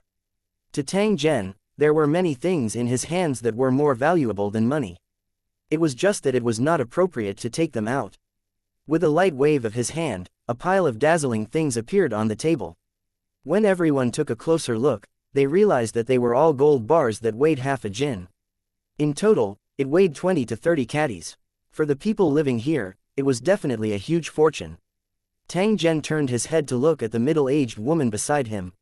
He gently snapped his fingers and she immediately regained her freedom. Although she could move her body, the middle-aged woman's mouth was still sealed, so she couldn't scream in fear. Xiao Yu is dead, but his father still needs someone to take care of him. That's why we're here. Since you're her neighbor and you're familiar with her, I'll let you take charge of this. I'll give all this gold to you. After you dispose of it, you can exchange it for a large sum of money. It's enough for you to take care of her father. If you do as I ask, you will naturally benefit. If you dare to have any crooked thoughts, you will know the consequences even if I don't say it. Do you remember what I just said? The middle-aged woman quickly nodded, not daring to hesitate. At this moment, she had already treated Tang Zhen and the others as devil-like existences in her heart. How would she dare to disobey her orders? However, there was still a trace of doubt in her heart. The demon in front of her seemed to be a little different from the legends. He would actually take the initiative to send money to take care of the patient. Could it be that they were the ones who harmed Xiao Yu, and they were doing this to make up for their losses? When he thought about the various legends about the evil demons, he felt a sense of regret. The middle-aged woman became hesitant again. She thought of agreeing for the time being to deal with the immediate crisis. After Tang Zhen and the others left, he would go and find the demon hunters to solve this matter. Otherwise, he would not be able to sleep and eat in peace. The middle-aged woman's plan was not bad. However, how could her little thoughts be hidden from Tang Zhen? Tang Zhen gently shook his head. He raised his hand and took out a contract, preparing to add another layer of insurance. I'll only believe that you'll keep your promise after we sign this contract and won't go looking for the demon hunters after we leave. If you don't sign it, not only will you be unable to leave, but your family will also be implicated. The threat in Tang Zhen's words was already so obvious. The middle-aged woman immediately revealed a dejected expression. Her family was her true lifeline. The original thoughts in her heart immediately disappeared. She did not dare to act rashly, in case the other party really endangered her marriage. No matter how dangerous the situation was, he only needed to bear it himself. The middle-aged woman trembled as she picked up the pen and signed her name on the contract according to Tang Zhen's request. After she signed her name, the contract turned into ashes and disappeared. A strange pattern appeared on the back of the middle-aged woman's hand. The pattern was the head of a demon. Its eyes were as red as blood, and it was staring at the woman with a strange smile. Under the middle-aged woman's terrified gaze, the pattern gradually faded and seeped into her skin. Seeing this, the middle-aged woman couldn't help but shed tears and began to worry about her future. Having made a deal with the devil, he had to live in fear, and trouble might come to him at any time. Xiao Yu, who was at the side, watched silently. This matter concerned her father's life and safety. Therefore, she would definitely not stop Tang Zhen's actions. The matter has been resolved. Now, come with me. If you stay here, you will only bring trouble to your father. Hearing this, Xiao Yu stood up from the ground with a hint of reluctance in her eyes. However, she still left her father decisively. Just like what Tang Zhen had said, she and her father were already separated by yin and yang. They belonged to two completely different worlds.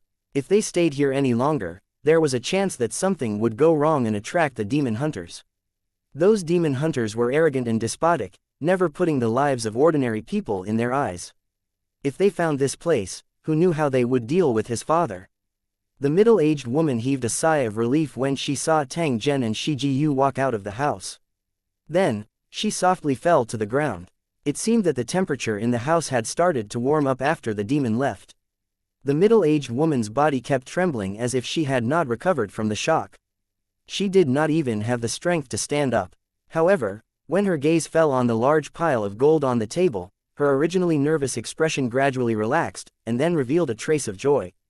A glimmer of hope gradually appeared in his eyes of despair.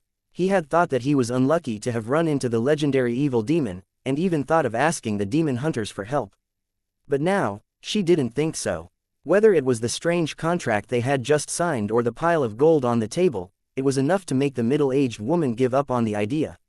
She had a son, and the life of an orphan, and a widow was just as difficult. Otherwise, she would not be living in such a place. Perhaps they were in the same boat, so the two families were very close.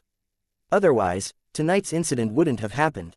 Although this sum of money was used to take care of Xiao Yu's father, but he had worked hard, so it should be fine to use a little, right? Thinking of her son who was in urgent need of school fees, the middle-aged woman secretly made up her mind.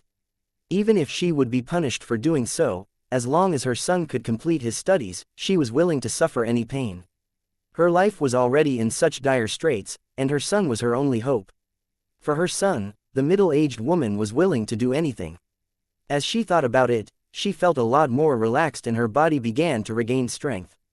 She turned to look at Xiao Yu's father, who had a blank look in his eyes. The middle-aged woman wiped the tears from the corner of her eyes and hid the gold. Then, she fetched a basin of warm water and washed Xiao Yu's father's body. Her movements were meticulous and serious. After leaving the ghost lady Xiao Yu's house, Tang Zhen and the rest got into the car again. However, they didn't head to the demon nest. Instead, they went straight to the demon hunter headquarters. As a demonic servant without any background, Rotten Bones had no right to come into contact with the city's demonic lair. He was not even allowed to get close. If they wanted to find the fiend nest through him, they would undoubtedly need to go through a lot of trouble and waste too much time. Therefore, Tang Zhen decided to use another method, which was to become a demon hunter. He would wear an official legal identity and brazenly hunt evil demons. This way, not only could he reduce the obstacles in his operation and avoid being disturbed by the demon hunters, but he could also get access to the official resources of the demon hunters and obtain some information he wanted. An evil demon that wasn't pure wanted to become a demon hunter. This was a new thing. 1866 forced purchase in this city. There were bright and resplendent lights, but there were also dark corners where people could not be seen. Where light envelops, there must be darkness. This was an unchanging melody, and it was the same in every world. Demon hunters were executioners who walked between the dark and the light. Their identities were not top secret, but there were still many ordinary people who didn't know of their existence. Rotten Bones happened to know where the demon hunters in the city gathered, but he usually stayed away from them. He never thought he would come to this place of his own accord. In Shigu's eyes, this was equivalent to sending a sheep into a tiger's mouth. He was simply courting death.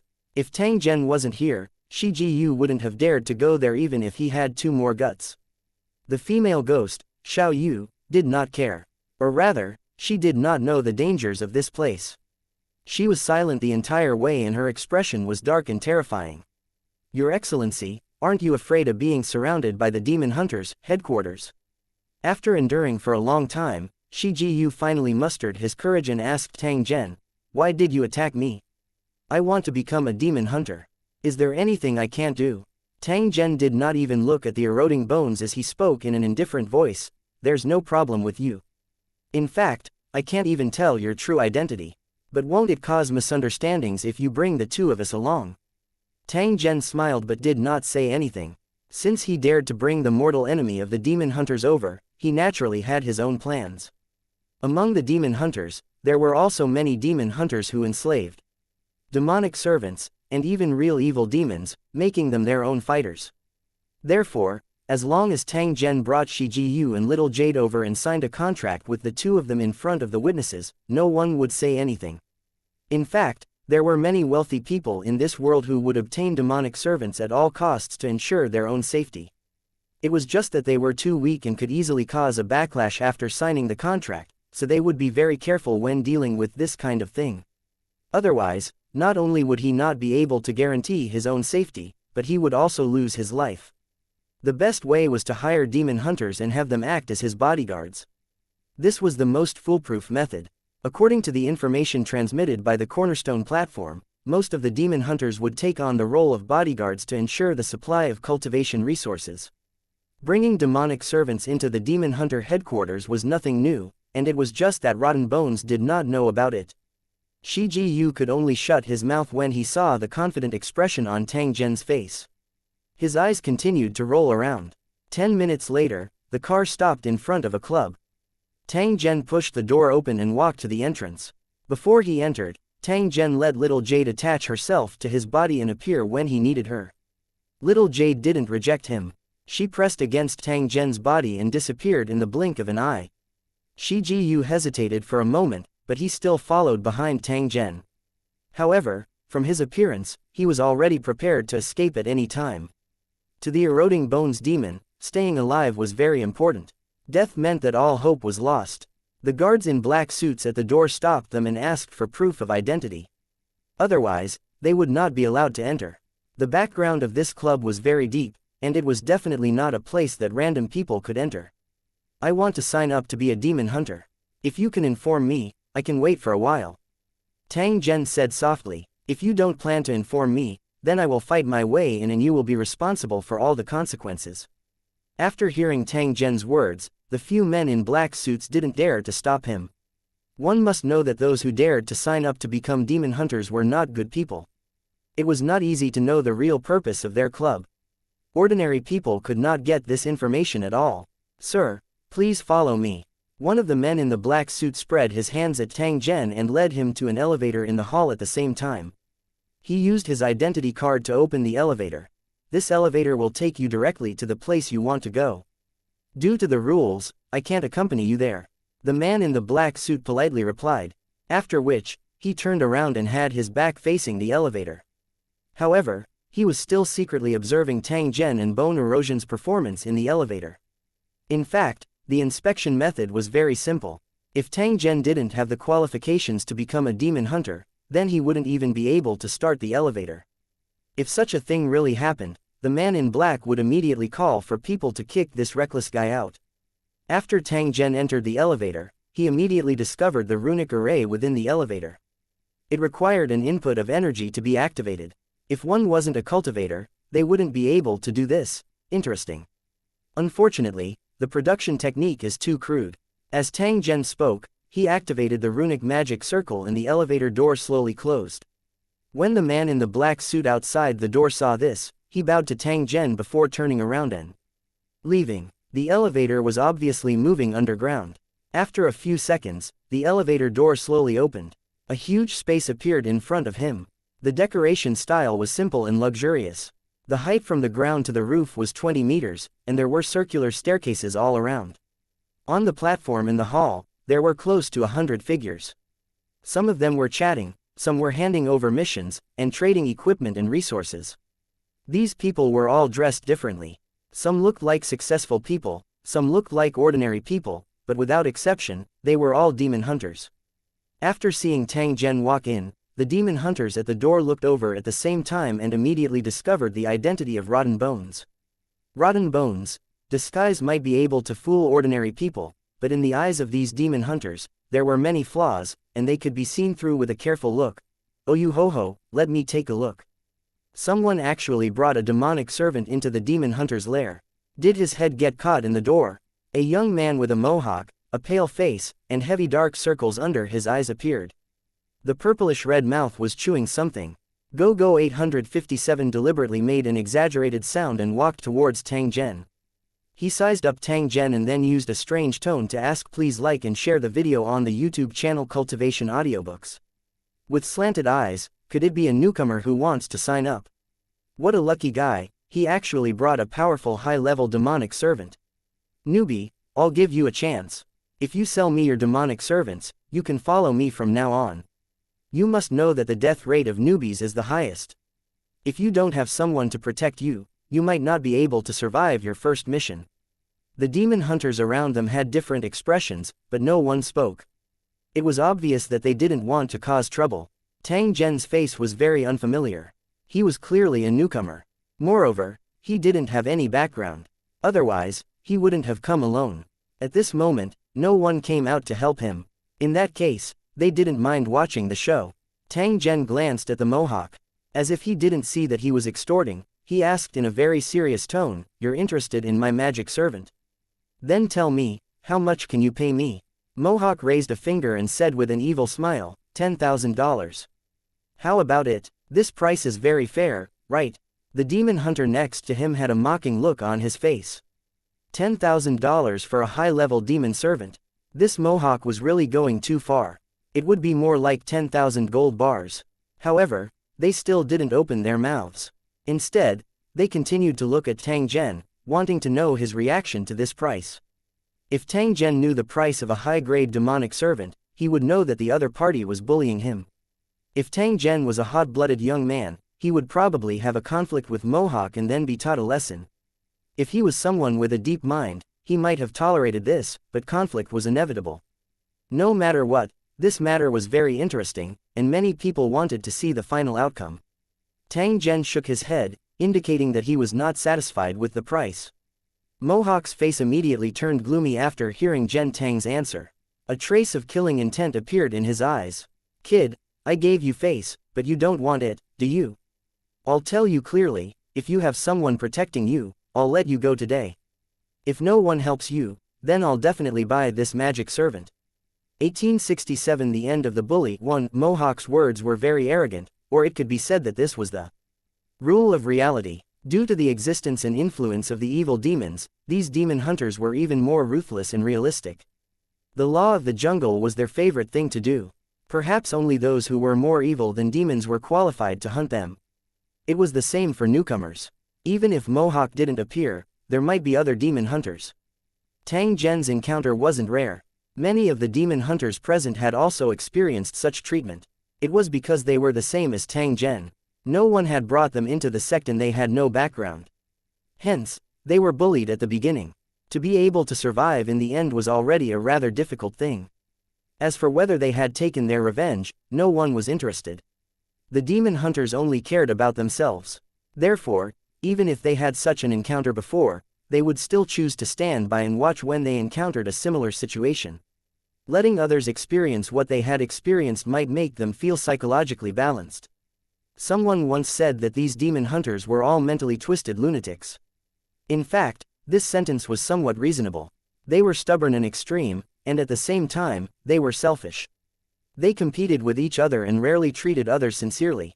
The situation that Tang Zhen encountered belonged to the type that demon hunters loved to see and would wish for Tang Zhen to be unlucky. This was a meeting gift for a newcomer, or rather, it was a way to lower his authority. Tang Zhen did not become anxious and furious as the onlookers had imagined when he saw the coxcomb head's arrogant face. He just looked at Mohawk, his eyes were calm as if he didn't have any emotional fluctuations. If you want to buy my magic servant, you don't have to pay, but you have to be able to beat him. If you can beat him, not only will I give him to you, but I will also give you additional benefits. If you can't win, then die.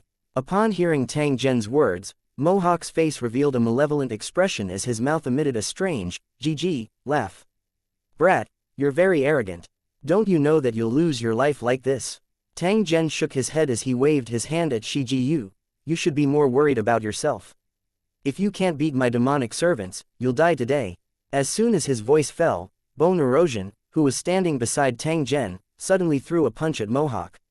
His speed was very fast, but Mohawk was already on guard, his attention was always on eroding Bone. Seeing that Bone Erosion was about to attack, he twisted his body slightly and dispelled the attack. Seeing this, Shi Ji once again closed in, pulling the distance between them closer. Mohawk laughed coldly and quickly dodged the attack. At the same time, he kicked towards the man's head. To become a demon hunter, one had to at least have the strength of a grade 1 cultivator, and the strength of a high-level demon servant was at most close to that of a grade 1 cultivator. The difference in strength between the two was very big, so Mohawk didn't put Bone Erosion in his eyes, and even planned to use 3 moves to knock down Bone Erosion. Of course, Tang Zhen could not intervene during this process. Otherwise, he would have to waste some effort. As for the possibility of being defeated by Tang Zhen, Mohawk had never thought about it. How could a newbie who wasn't a demon hunter yet be his match when he had a demonic servant that he had tamed from God knows where? In fact, it was just as he had expected. This demonic servant only had a level, but it had never received any training. When it fought, it did not have the slightest order. If it was a trained demonic servant, then his combat power would at least triple, and even Mohawk would have to be careful. What a lucky fellow, to actually be able to obtain such a high-level magic servant without a contract. However, your good luck ends here. Thank you for the gift. However, to punish you for your rudeness, I won't give you the 10,000 yuan. I'll only give you 1 yuan, not a single cent more. Mohawk was obviously very proud and confident. He was actually talking nonsense during the battle, looking like he was at ease. Perhaps he really didn't place Tang Zhen in his eyes, or perhaps he was deliberately performing in front of others. Hence, he had violated a great taboo in battle. If it was a truly evenly matched battle, his actions would be completely courting death. Sure enough, the Bone Erosion was not Mohawk's opponent. As soon as the two sides exchanged blows, he was kicked in the chest and his body flew backward. His sternum was shattered. If not for his demonic servant physique, he would have fainted. Fortunately, the demonic servant's physiques far exceeded that of ordinary people. Furthermore, Shi Ji had previously absorbed the gray fog of the soul-devouring sand, so his strength had greatly increased. Although Mohawk's attack made him spit out blood, it didn't reach the level of losing his combat ability. In fact, because of the other party's arrogant attitude, it even aroused his bone-corroding ferocity. From Shi Gu's point of view, although Mohawk's strength wasn't weak, he was still far from Tang Zhen's. He didn't dare to fight with Tang Zhen because the difference in strength was too great. The result of fighting would be certain death. This Mohawk wasn't much stronger than him, but he still dared to look down on him because of his skills, which made Shi Ji very angry. Today, even if he had to risk getting injured, he would also teach this Mohawk a lesson. At the same time, he would also let Tang Zhen see how loyal and obedient he was. After all, only Shi Ji himself was clear that Tang Zhen definitely had a purpose that he could not guess for coming here. Most importantly, he wasn't a real demon hunter, but the mortal enemy of demon hunters. Go to hell. Filled with anger, Shi Ji tore apart his disguise, his skin was torn apart, and then he waved his sharp claws to slash at Mohawk. He had obviously used all his strength. The demonic servants were able to hide in a crowd because they had the ability to disguise themselves. When they did not want others to discover their identity, their bodies would secrete a special mucus. This mucus had a memory function and would quickly condense into the shape of skin, wrapping around the demonic servant's body. By relying on their lifelike human skins, the demonic servants were able to easily hide in the crowd, making it difficult for others to discover anything unusual. Seeing that the bone erosion had revealed his true form and his body had more than doubled in size, Mohawk's expression began to become serious. Bullies were the best at judging the situation. When they found that the situation was not in their favor, they would immediately choose the most suitable means of self-protection. Just as Rotten Bones revealed his true form, Mohawk pulled out a dagger made of polished white bone from his waist and stabbed it toward Rotten Bones' heart. This bone dagger was made from the bones of a real demon's leg. Not only was it extremely hard, but it also had some negative damage. Once the dagger pierced through the bone erosion, even if it didn't kill him on the spot, he would lose his combat ability for a long time. Who knew that at the moment Mohawk waved his dagger, an illusionary shadow suddenly flashed behind Tang Zhen and pounced over with an unbelievable speed. Mohawk was shocked. He didn't even have time to check the enemy's path and hurriedly dodged to the side. The bone-corroding attack was like a maggot attached to the bone. It followed the Mohawk's retreating path, and a 15-centimeter nail scratched his chest. Mohawk grunted and retreated without hesitation, trying to dodge the next attack. The ethereal shadow sneaked an attack on him again, blocking his way out and causing his body to stiffen for a moment. Go to hell. Bone erosion roared and his sharp claws ruthlessly struck Mohawk's abdomen, digging out his intestines. Mohawk screamed and took a few steps back. He knelt on the ground and his blood instantly dyed the ground red. 1868 Mohawk's dead body. Don't kill me. Mohawk shouted as he fell to the ground. At the same time, he pressed his hand on his abdomen to prevent his organs from falling out. The attack of the bone erosion had hit the target. It had even broken one of Mohawk's intestines. The skin and meat were cut into strips and hung on his stomach. It seemed that they would be stripped off his body at any time. Mohawk's face was filled with fear and panic. He kept dodging to the back of the crowd. The Mohawk could still move and dodge even after suffering such an injury. It was clear that he had some ability. However, if one were to carefully observe the Mohawk's wound, one would discover that his flesh was squirming like a worm, and at the same time, his muscles were constantly contracting inward. As it wriggled and contracted, its intestines were also held up to prevent them from falling out. It was impossible for a human's self-healing ability to be so powerful. Only a demon's recovery ability could do this. Mohawk, this guy who was afraid of death, had obviously done something to his body. Otherwise, his wound could not have healed so quickly. Just as he was shouting not to kill himself, he was also asking the demon hunters around him for help, shouting for them to help stop Rotten Bones. However, the surrounding people were either too far away or their attention was attracted by the sudden appearance of the female ghost Xiaoyu, so they were unable to rescue her in time. Even the demon hunters who could help hesitated for a moment and didn't stop him in the end. If he intercepted her now, he would definitely be attacked by the demonic servant female ghost, and the Mohawk would definitely take the opportunity to escape. Only a fool would do such a troublesome thing. If he was not careful, he might even lose his life. Looking at Tang Zhen who was standing at the side, the demon hunters' gazes became complicated. They even began to wonder about his background. They were already surprised when they saw Tang Zhen bring a high-level demonic servant. In the end, at the critical moment, a female ghost that was not inferior in any way appeared. The demon hunters, who originally thought that Tang Zhen had no background, immediately doubted their previous judgment and determined that this newcomer's background wasn't simple. Getting a high-level demonic servant could only be considered good luck. There had been similar cases in the past, but getting a female ghost at the same time was no longer a matter of luck. It was obvious that he had some sort of background or powerful strength to be able to do this. Knowing that there was a problem, these demon hunters were even less likely to make a move to avoid causing trouble for themselves. Previously, when Tang Zhen was being extorted, they were indifferent. Now that Mohawk was being attacked, what did it have to do with them? Shi Ji stared at the disheveled mohawk and laughed wildly in his heart. He even wanted to roar at the sky. Never in his dreams would he have thought that he would one day be able to kill a demon hunter in the demon hunter headquarters without any restraint.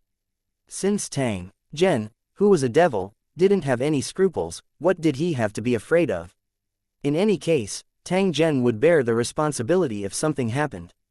At this moment, without Tang Zhen's order, Shi Ji continued to attack with a sinister smile. He had long found Mohawk an eyesore and wished for nothing more than to kill him. The female ghost Xiao Yu was the same. She was filled with resentment after her death. Now that she had a channel to vent her anger, she naturally wanted to tear Mohawk into pieces. "You're leaving me in the lurch, you damn bastards." Mohawk saw that no one came to his rescue, so he couldn't help but curse. He didn't care about his injuries and retreated like a madman. Shi Ji and Xiao Yu followed closely behind, tightly biting onto the coxcomb. As long as they launched another wave of attacks, the coxcomb would die without a doubt. The intense fighting scene attracted the attention of the surrounding demon hunters. When they saw a demonic servant and a female ghost chasing after the Mohawk, everyone's expressions were extremely interesting. It seemed like it had been 2 to 3 years since anyone dared to start a war in the demon hunter headquarters. This kind of scene was really nostalgic. Stop! Suddenly, an angry roar was heard. Then, a figure jumped down from the high platform and went straight to Mohawk's position. This person was wearing a windbreaker and had a full beard. He was very well groomed. While he was still in midair, the man in the windbreaker had already pulled out a black battle blade and slashed it straight at the first man, Rotten Bones. This saber was made from the long horn of an evil demon. Once it cut into flesh, it would fester and turn people into pus. From the way he attacked, it was clear that he wanted to kill the bone erosion before attacking the female ghost Xiao Yu. When the demon hunters at the side saw this scene, some of them curled their lips in disdain, some of them revealed a disappointed expression, but most of them were gloating. No matter what the result of this matter was, a fight was inevitable. Whether it was Tang Zhen or Mohawk who was unlucky, it was a good thing for them. Mohawk's boss has finally made his move. I think this newbie is going to be in big trouble. I guess this will be his last time appearing in the Demon Hunter headquarters. I don't think so. This newcomer is obviously not simple. Mohawk's gang may be defeated. Hee, you guys just watch the show. That high-level magic servant is probably going to die. Such a high-level demonic servant is worth a lot. It would be a waste to die like this. Just as everyone was discussing, the blade in the air was already close to the bone erosion, and in the next second, his head would fly into the sky. Get lost. Tang Zhen, who had not moved at all earlier, suddenly let out a low roar. Soon after, he raised his hand and threw an item, which directly smashed onto the saber that was slashing down. Bang! A muffled sound rang out, and at the same time, the man in the windbreaker in the air let out a cry of surprise.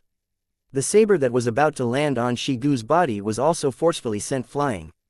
At this moment, everyone saw that it was a brick that had sent the saber flying. It had turned into powder after the violent impact. Shi Ji was so frightened that he broke out in cold sweat. He originally thought that he would be killed in the next moment. He did not expect that Tang Zhen would actually intervene to save him. Bone Erosion, who had recovered from his shock, laughed hideously and once again charged towards Mohawk. He raised his sharp claws and clawed at Mohawk's back. Mohawk saw that he couldn't avoid it, so he raised his dagger and tried to die with the Bone Erosion. Seeing this, Shi Ji quickly dodged. He didn't want to kill Mohawk at the same time as putting his own life on the line. Idiot! Mohawk cursed in his heart. His eyes flashed with a smile as if his scheme had succeeded. Then, he stuffed an item into his mouth. After chewing twice, he spat out a mouthful of dirty blood. Bone Erosion could not dodge in time and was touched by the blood. Smoke immediately rose from his skin and he let out a painful roar. Mohawk didn't turn around to escape. Instead, he waved his dagger again and cut at Shi Gu's throat. For a vengeful person like him, once he seized the opportunity, he would definitely put his opponent to death. Xiao Yu, hold him back immediately. Tang Zhen's voice sounded, causing the female ghost, who was at a loss, to tremble. She then went straight for Mohawk.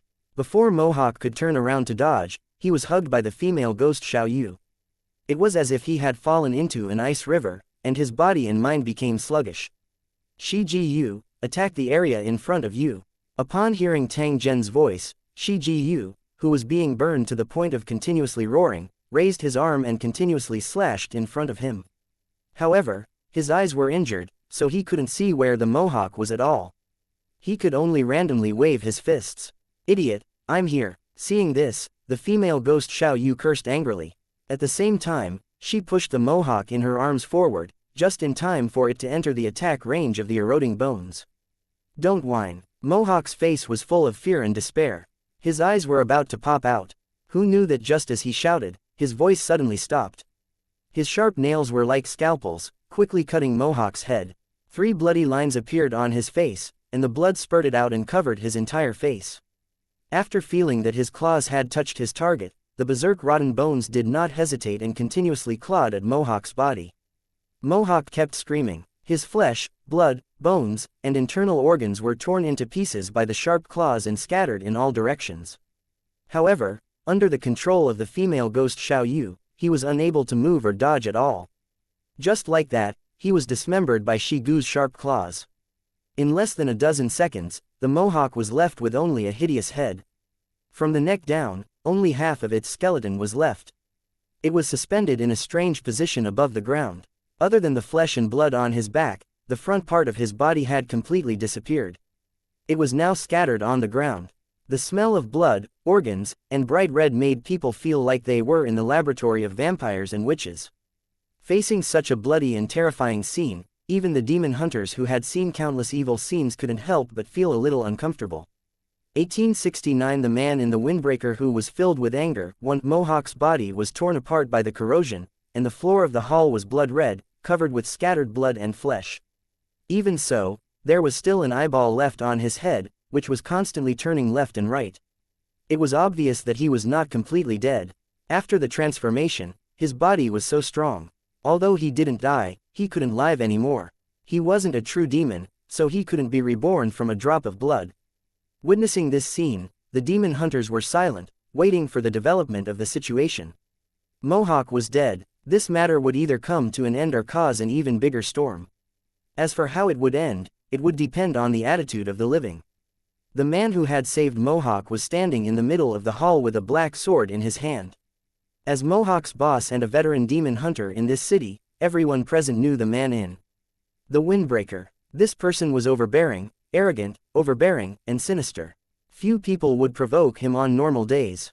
It wasn't that he didn't dare to, but he didn't want to cause trouble. After all, this guy was like a mad dog, and he couldn't get rid of it once he was stuck to it. However, at this moment, the man in the windbreaker was acting strangely. In front of him, Tang Zhen stood with his hands behind his back, blocking his path. He just stood there casually, but the man in the windbreaker didn't dare to take a step forward, as if there was a great flood or ferocious beast hidden in front of him. It was precisely because of Tang Zhen's existence that the man in the windbreaker was unable to approach the center of the battlefield and save Mohawk. He could only watch helplessly as Corrosive Bone and the female ghost Xiao Yu worked together to control Mohawk, who was trying to counterattack, and was then torn into pieces in the blink of an eye. The man in the windbreaker was extremely depressed that things had developed like this. At the same time, he had his own difficulties. If one were to look closely at the man's arm, one would find that it was trembling slightly, and there was a trace of blood on the handle of the knife. The hand that held the knife should be as steady as a mountain, but his current state was clearly a little off. Looking at the web between his thumb and forefinger, there were cracks. That was the result of the violent impact and the skin being torn. Even with his powerful recovery ability, he could not heal these small wounds. It was clear that the damage was not as simple as it seemed. The most eye-catching item was the windbreaker-wearing man's favorite weapon, the black demonic longhorn saber that he had spent a lot of money and effort to forge. There was an obvious crack on the blade of the black saber, and the surface was stained with brick powder. The cut on the blade made the man in the windbreaker feel heartache, but it also shocked the onlookers. Everyone knew how hard the blade was. The demon hunters present were all experts, and this gap alone was enough for them to see a lot of things. At this moment, the person who felt the most uncomfortable was undoubtedly the man in the windbreaker, who had failed to save her and had his saber damaged.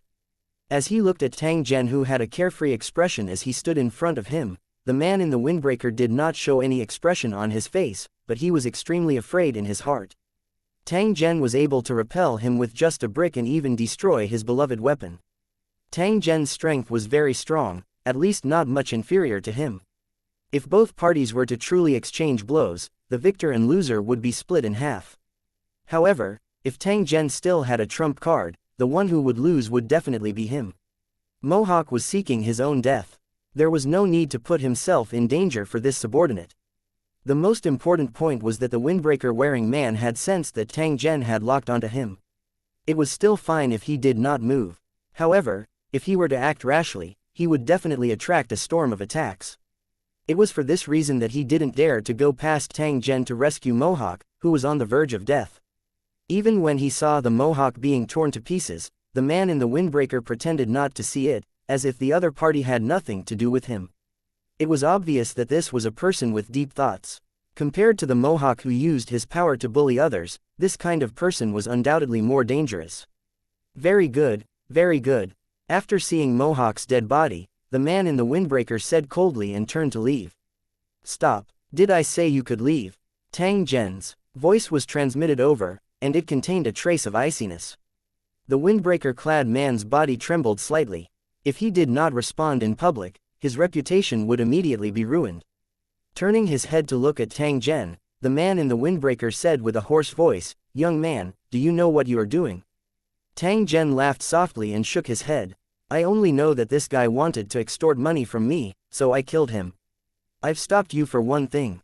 If you have any relationship with him and want to take revenge for him, remember that my name is Tang Zhen." Hearing Tang Zhen's words, the man in the wind coat took a deep look at him as the corner of his mouth was lifted into a smile. This smile was meaningful, as if it carried a trace of fear and a trace of cruelty. Tang Zhen, right, I will remember it. After saying that, the man in the windbreaker turned around and left. Stop, did I say you could leave? Tang Zhen's voice sounded once again. The same words caused the body of the man wearing the wind coat to stiffen as he slowly turned his head around. The demon hunter beside him saw this and for some reason, he wanted to laugh. Tang Zhen, don't you go too far. Do you really think that I can't do anything to you? The organization of demon hunters seemed powerful, but in fact, the rules were just for show. The killing just now was also tacitly approved. If someone really tried to use the rules to punish Tang Zhen, it would only cause the resistance of the demon hunters, even if they didn't know Tang Zhen. From the demon hunters' point of view, the real purpose of this headquarters was to hand over missions and to buy and sell supplies and equipment. Demon hunters did things without restraint.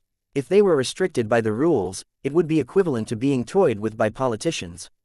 They would not even know how they died. However, if there was concrete evidence that the demon hunters had done something to harm ordinary people, the headquarters would send people to investigate and deal with it. As for the fighting and killing between the demon hunters, the demon hunter headquarters rarely paid attention to it. No matter how many casualties there were, they would only put on a show and would not really investigate it. This was a pool of muddy water. If he participated too much, not only would no one be grateful, but he would also be stained with mud.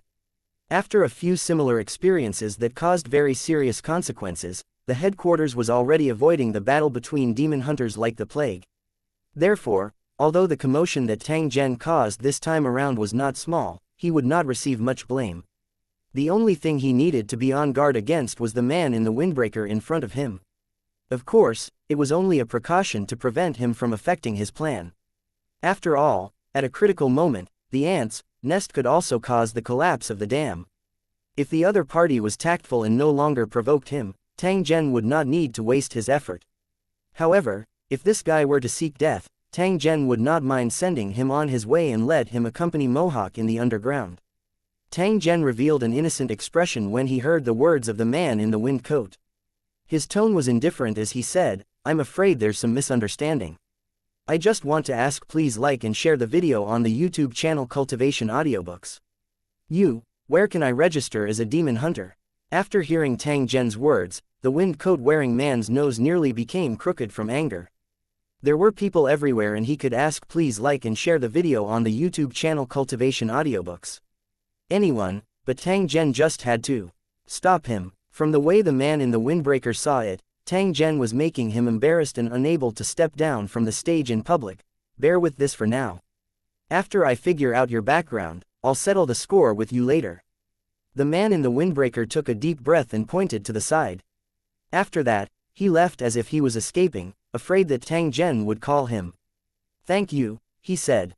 Tang Zhen gave his thanks in an indifferent manner. He swept his gaze at the demon hunters beside him and called out to the bone erosion and little jade to walk towards the counter in front of them. The demon hunters automatically made way for him. With the mohawk as an example, they were afraid of provoking this fierce newcomer again. Similarly, there were also people who secretly sized up Tang Zhen. Their gazes were rather unfriendly. It was unknown what they were thinking in their hearts. There were 2 female clerks standing in front of the counter. When they saw Tang Zhen walk over, their plump bodies subconsciously trembled and there was a trace of fear in their eyes. Although they clearly knew that Tang Zhen would not do anything to them, they still subconsciously felt fear as their legs trembled slightly. The 2 of them were afraid that this young man who had just killed Mohawk and scared off the man in the windbreaker would do something unfavorable to them. Tang Zhen grinned and softly said to the 2 workers, "Don't be nervous, I'm a good person. I want to register as a demon hunter.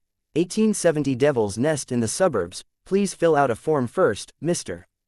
Chow." Perhaps Tang Zhen's smile had an effect as the 2 female clerks became less nervous. They took out a piece of paper from the counter and handed it to him while secretly sizing him up. If one only looked at his appearance, no one would dare to believe that this young man had just killed Mohawk and scared off the man in the windbreaker. As long as he could survive the newbie period and escape the revenge of the man in the windbreaker, he would definitely become a prominent figure here in the future. Of course, all of this was just a hypothesis. The premise was that he could survive all the dangers. Otherwise, no one would care who he was. Why pay so much attention to a dead man? Tang Zhen casually glanced at the form. After which, he filled in his personal information according to the requirements on it. Everything was fake, but no one cared, because this kind of thing was very common. In order to protect their family, demon hunters never left behind real information, and registration was just a formality. After the clerk took it, he glanced through it and nodded. "There will be someone in charge of verifying your strength. You can go to the 3rd room on the 2nd floor. There will be a clerk there to serve you." After Tang Zhen gave his thanks, he brought Shi Ji Yu and the female ghost Xiao Yu to the 2nd floor. A middle-aged man in a gray suit stood at the door of the room where the strength was verified. He was currently looking at Tang Zhen with a complicated expression. "Hello, I'm here to register as a demon hunter. How do I proceed with the verification?" Hearing Tang Zhen's question, the middle-aged man laughed bitterly and shook his head gently. "Do you think there's a need to test your strength after what just happened?" "So, I'm already a demon hunter now?" Tang Zhen nodded and asked. "Although your strength has been proven, you still have to make an oath in front of the recording device and sign a contract with your demonic servant and female ghost. If you don't sign the contract, you'll become the target of the demon hunters if you bring them out to the streets again." Tang Zhen nodded his head to show that he understood. Soon after, under the lead of the middle-aged man, he completed the contract with the eroding bones and the female ghost, Little Jade. After completing the entire process, Tang Zhen received a badge, a set of electronic equipment for demon hunters, and the most basic novice equipment. This was a benefit for newbies, including a demon hunting pistol, 50 spare bullets, and a demon hunting dagger. The equipment could deal damage to demonic servants, but against demons, it was no different from paper. If one wanted a better weapon, they would have to spend points to exchange for it or spend money to purchase materials from the black market. Then, they would have to hire an expert to custom make the weapon. That was why newbie demon hunters would seek out weak demonic servants to train themselves in the beginning, and slowly accumulate points to exchange for better equipment. Tang Zhen didn't plan to do this. The purpose of him signing up to become a demon hunter was to give himself an official identity. With such an identity and background, he would be able to avoid a lot of trouble when dealing with demons. This was also a layer of disguise to make the evil demons think that he was a demon hunter, concealing his identity as a dimensional invader. After everything was done, Tang Zhen brought Shi Ji Yu and Little Jade out of the demon hunter headquarters and headed to the demon lair that Shi Ji Yu knew. During the process of heading to their destination, Tang Zhen had prepared a set of equipment for bone erosion Little Jade and the other person. It could greatly increase their combat strength. Although the demon and ghost didn't have much knowledge, they knew that this set of equipment was definitely valuable. In particular, the method Tang Zhen used to take out items from thin air had caused them to be endlessly amazed. The female ghost, Xiao Yu, had never heard of such a thing before. However, Shi Jiyu had vaguely heard that powerful evil demons and demon hunters had such means. Shi Jiyu no longer doubted Tang Zhen's identity and strength. The car gradually left the city and finally stopped in a huge area on the outskirts of the city. There were only a few dozen households around it. Although there weren't many houses, there were many cars parked in the area. From time to time, men and women in strange clothes could be seen going in and out. At the edge of the venue, there was a building that looked like a factory, and its surface was sprayed with all kinds of strange patterns. In Fang Rui's eyes, the building was shrouded in a thick black aura, like a group of squirming black insects. Hair-like tentacles dangled from the air into the building, giving off a greasy and cold feeling. It was impossible for the demon hunters to not notice such an obvious location, so the only explanation was that they were pretending not to see it. Perhaps they were afraid of the power of the demons, or there was some kind of deal between them, so this demon lair could exist so brazenly. Tang Zhen didn't care what kind of unspeakable secret was hidden behind this. He had come to hunt for evil demons, and no one could stop him. After you enter the devil nest, just kill them without restraint. If they don't die, then you'll be the ones who die. After throwing down these words, Tang Zhen took the lead and walked toward the factory building. He did not have the slightest nervous expression that he had before the battle. Upon hearing Tang Zhen's words, Shi Jiyu and Little Jade exchanged glances before following closely behind. In the following battle, they might not be able to leave this place alive, and the only people they could rely on the battlefield seemed to be each other. If you encounter any danger, remember to run to my side. Two people are always safer than one.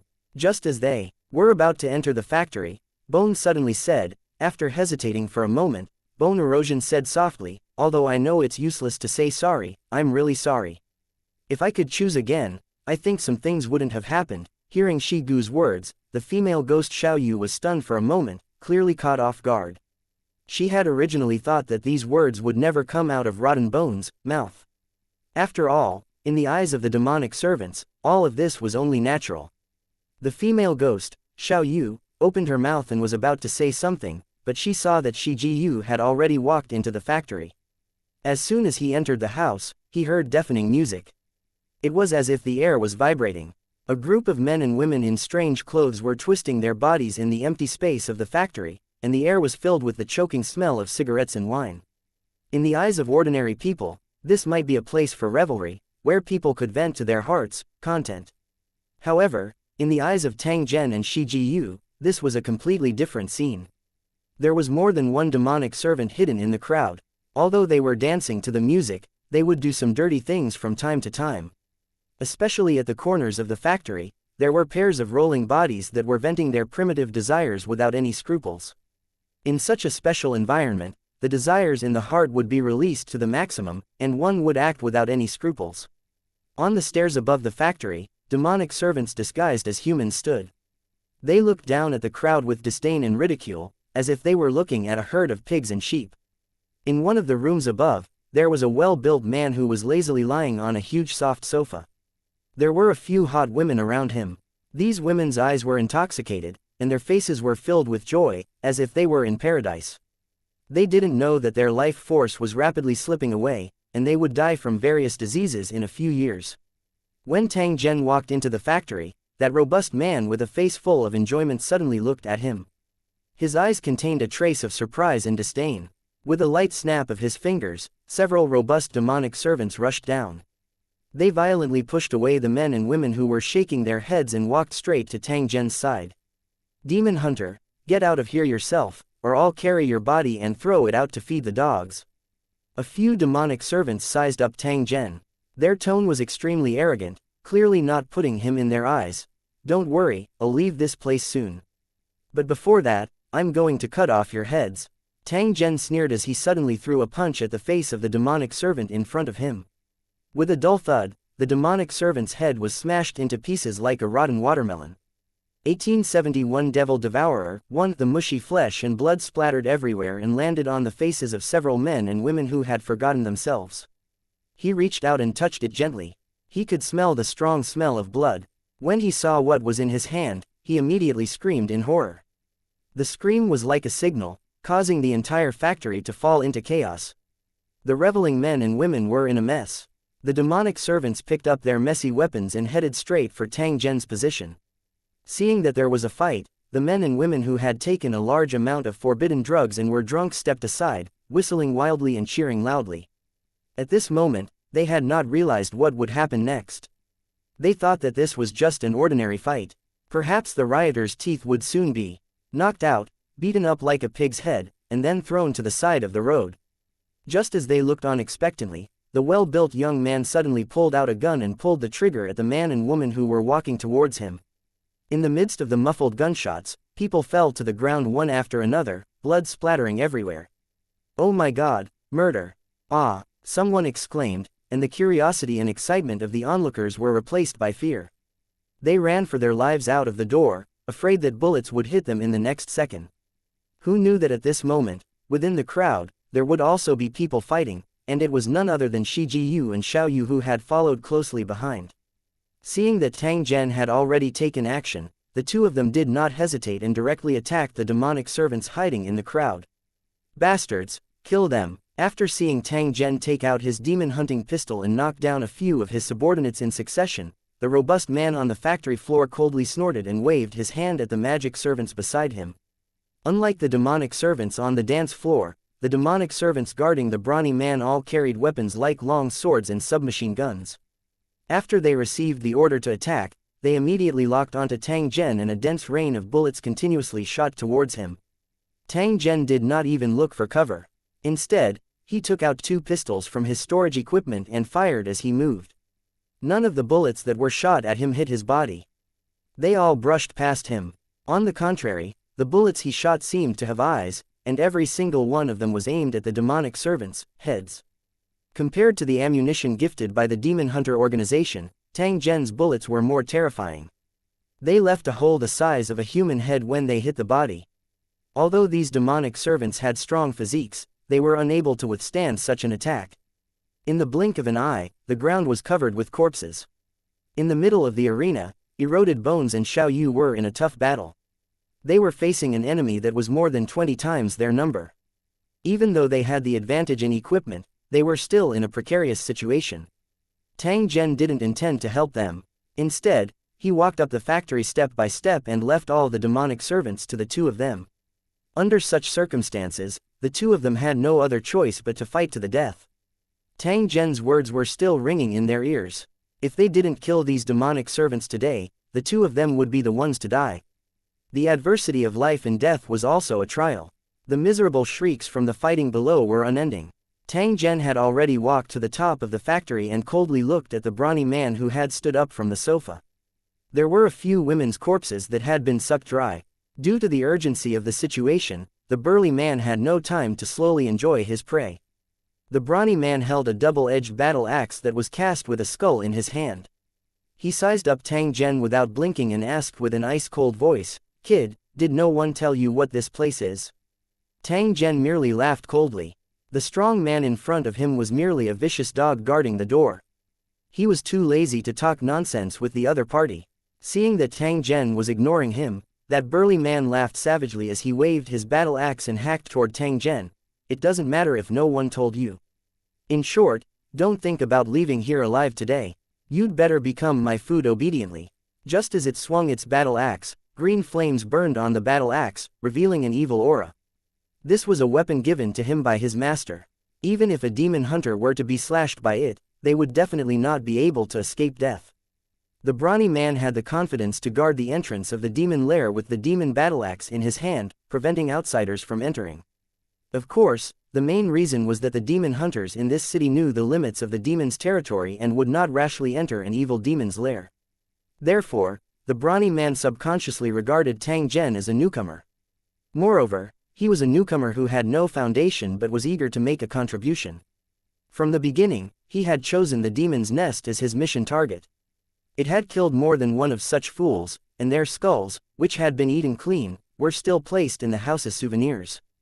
After today, another one would be added to its souvenirs. Get lost. The burly man's face was filled with ferocity. He had already imagined the scene of Tang Zhen being split into two. In the end, an explosive sound came to his ears. The voice entered its ears, causing its vision to go black, and its body fell limply to the ground. When it gradually regained consciousness, it saw a pair of feet walking in front of it. The battle axe that had fallen on the ground also gently floated into a pair of white palms. With great effort, the burly man turned his head and saw the young man holding the demon battle axe and chopping down at his head. Then, his vision rolled and he saw a headless body with blood spurting out from the neck. This angle is so unique. As this thought flashed through his mind, the brawny man saw the young man kick the sofa away, revealing the entrance to the fiend nest hidden below. The man opened his mouth and wanted to say something, but he soon felt that his vision was pitch black, and his consciousness was gradually blurred. Tang Zhen looked at the whirlpool-like entrance of the devil nest. A trace of disdain flashed across his eyes. Soon after, he leapt into it. The next second, he appeared in a greasy and slippery world, and the translucent mucus was everywhere under his feet. In this world, there were countless bodies wriggling around in the mucus, looking like disgusting snot worms. When they discovered Tang Zhen, this outsider, those disgusting snot worms leapt out from the mucus and flew over like flies that had seen blood. You're just in time. I'll start devouring you guys. Just as Tang Zhen's voice faded, rolling blood mist appeared out of thin air around his body, enveloping the demonic servants within. Shrill screams constantly rang out. Any demonic servant that was enveloped by the red mist was instantly corroded into powder. At the same time, wisps of blood essence were absorbed by the red mist. This was the devouring ability given to Tang Zhen by the cornerstone platform. Its original owner was killed by Lu Cheng's cultivator, and at the same time, the secret of the demonic plane was exposed. When Tang Zhen carried out this mission, the cornerstone platform transplanted this ability into his body. In order to be able to use this ability, it also transformed his body. Although that evil demon was powerful, how could it be compared to Tang Zhen? Hence, this devouring ability would only become even more terrifying in Tang Zhen's hands. If Tang Zhen was willing, he could kill all the living people in the entire city with just a thought. Just as Tang Zhen was devouring the demonic servants, an angry roar suddenly came from the depths of the fiend nest. Following that, a monster that was hundreds of meters long rushed towards him. The monster's body seemed to be made up of the bodies of countless living people. It was like a giant human centipede, and it exuded an evil aura. This ferocious and evil monster was the master of the demon nest, a demon whose strength was close to the king class. After seeing the appearance of this evil demon, Tang Zhen suddenly pounced over. The rolling red mist instantly enveloped the evil demon. Sensing the fatal danger of the red mist, the 5 human faces on the evil demon's head let out shrill screams and swam away without hesitation. You want to run? Obediently die. As Tang Zhen's voice sounded, the red mist seemed to have a life of its own as it swept towards the demon. In the blink of an eye, the demon was enveloped by the red mist. Then, like a worm thrown into a pot of oil, it rolled and struggled in pain. 1872 The shocked demon hunter. 1. The red mist's devouring and corrosive abilities were extremely terrifying. In the blink of an eye, the demon's skin had already rotted. Just like the most powerful aqua regia, there was almost nothing that could stop its destruction, especially the body of flesh. The demon's powerful self-healing ability seemed to have completely lost its effectiveness. The white bones quickly appeared in the rotten flesh, and then decayed and broke at an extremely fast speed. The devil was extremely terrified in his heart. His pained screams continued to ring out. There were even sounds of him begging for mercy mixed in. He hoped that Tang Zhen would let him off. It did not understand Tang Zhen's background and why he had directly charged into its lair and attacked it without saying anything. All of these were not important. The most crucial point was that Tang Zhen would really kill it. He could conclude that he was definitely not Tang Zhen's match just based on this terrifying red mist. Therefore, he could only lower his voice and choose to beg for mercy. If he hesitated any longer, he would lose his life. Who would have expected that Tang Zhen would remain silent from the beginning to the end? He merely quietly looked at the devil that was continuously turning around due to the pain. It was as though everything had nothing to do with him. If you want to kill me, you have to pay the price. When the devil saw that Tang Zhen was unmoved by his begging, he knew that he would definitely die. Hence, he simply rushed forward and tried to die together with Tang Zhen. The explosion under despair was actually quite terrifying. Even if the evil demon was already at the end of its life, it still couldn't be underestimated.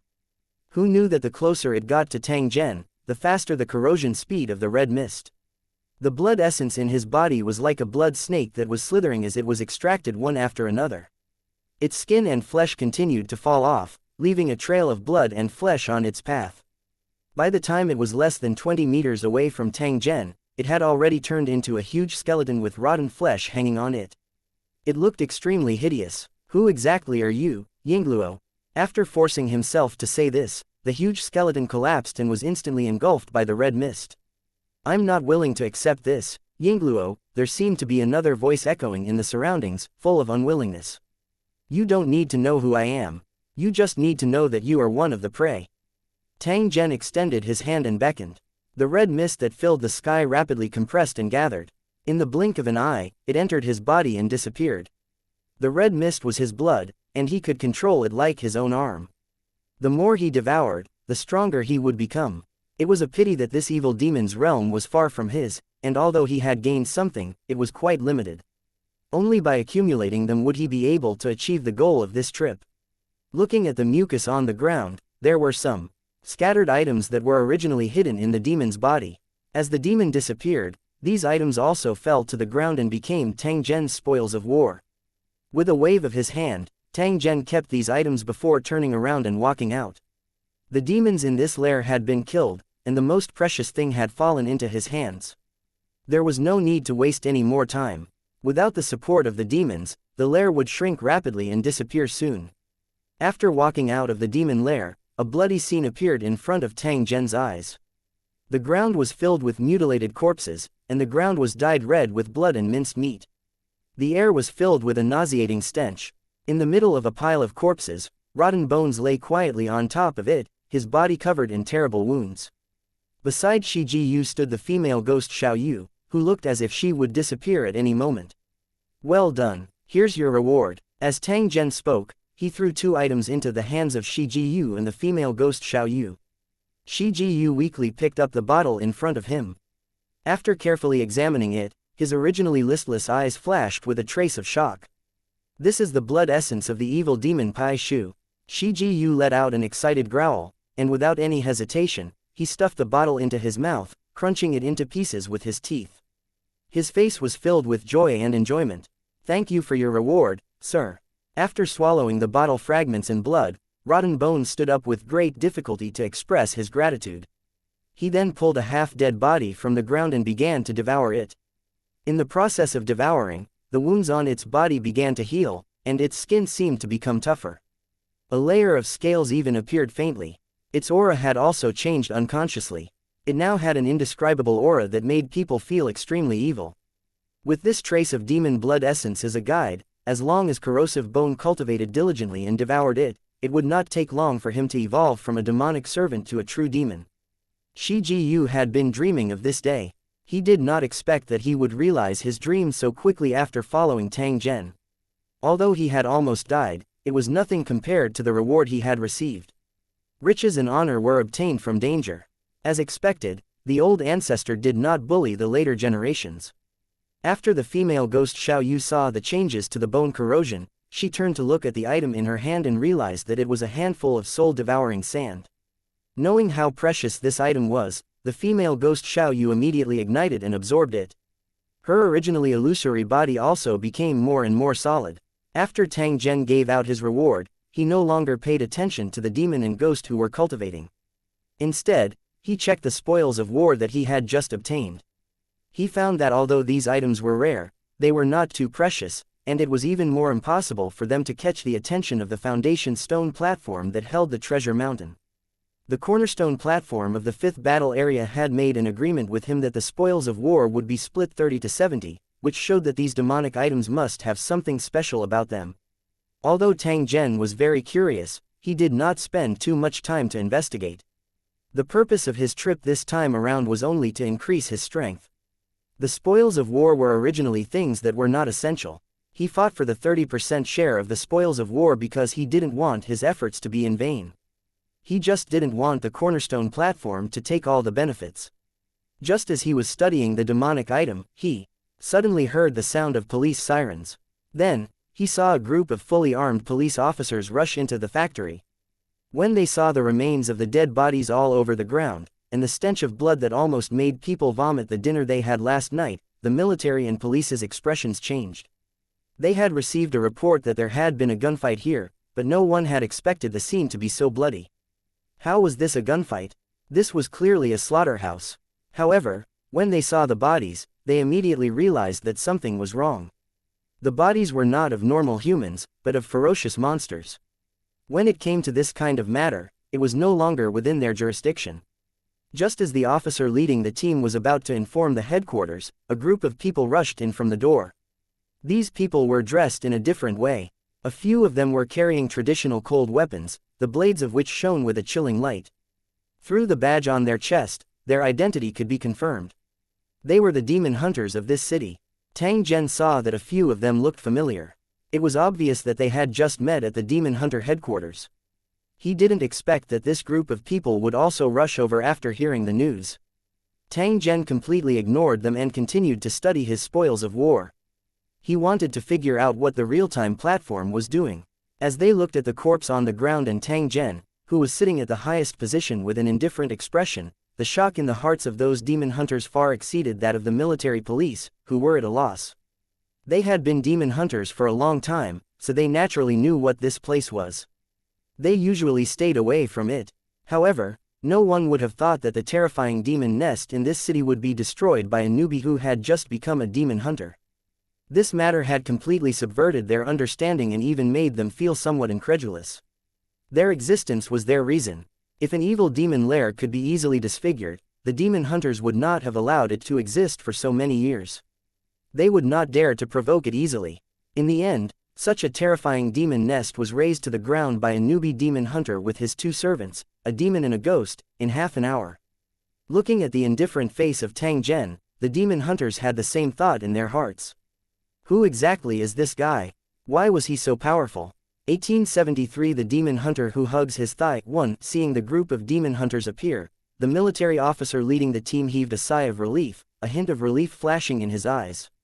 The person who would take over had arrived, and they could finally escape. Although he didn't know why the demon hunters appeared so quickly and what was hidden behind this matter, it had nothing to do with him, and he didn't want to figure it out. The more he came into contact with this kind of thing, the more he knew how deep the water was, and he avoided it like the plague. To the military officers, this was no longer a battle scene, but a bomb that could go off at any time. Even if it was a pile of bloody corpses, it was not something they could deal with. Who knew which corpse was poisoned, and a touch would take a person's life? Don't think of it as an alarmist. Many of the demonic servants were like this, their bodily fluids carrying fatal toxins. Therefore, in the eyes of many insiders, the corpses of demonic servants were seen as venomous snakes and ferocious beasts, and they were avoided like the plague. In fact, these corpses were the source of pollution. Wherever they appeared, a plague would occur. In addition, there were also some strange things that couldn't be seen or touched, which were even more difficult to guard against. For example, curses, resentment, witchcraft, and the like. If the demonic servant's corpse carried these items and caused his house to be in chaos, that would be truly unfortunate. There had been an example of this in the past. A demonized innkeeper had killed a guest and created a house of 1,000 corpses, just so that he could become a demon. In the end, he had only killed a few dozen people before he was discovered by a few military police on special missions. After a fierce battle, he was killed. He thought that the matter was over, but who knew that the innkeeper would curse the military before he died and pester a few military police? Needless to say, what happened after that made the few military police miserable. In the end, they asked for help from the demon hunter headquarters and were lucky enough to get rid of the entanglement. After this incident, everyone had learned their lesson. They knew that after encountering such an incident, they absolutely couldn't act tough blindly.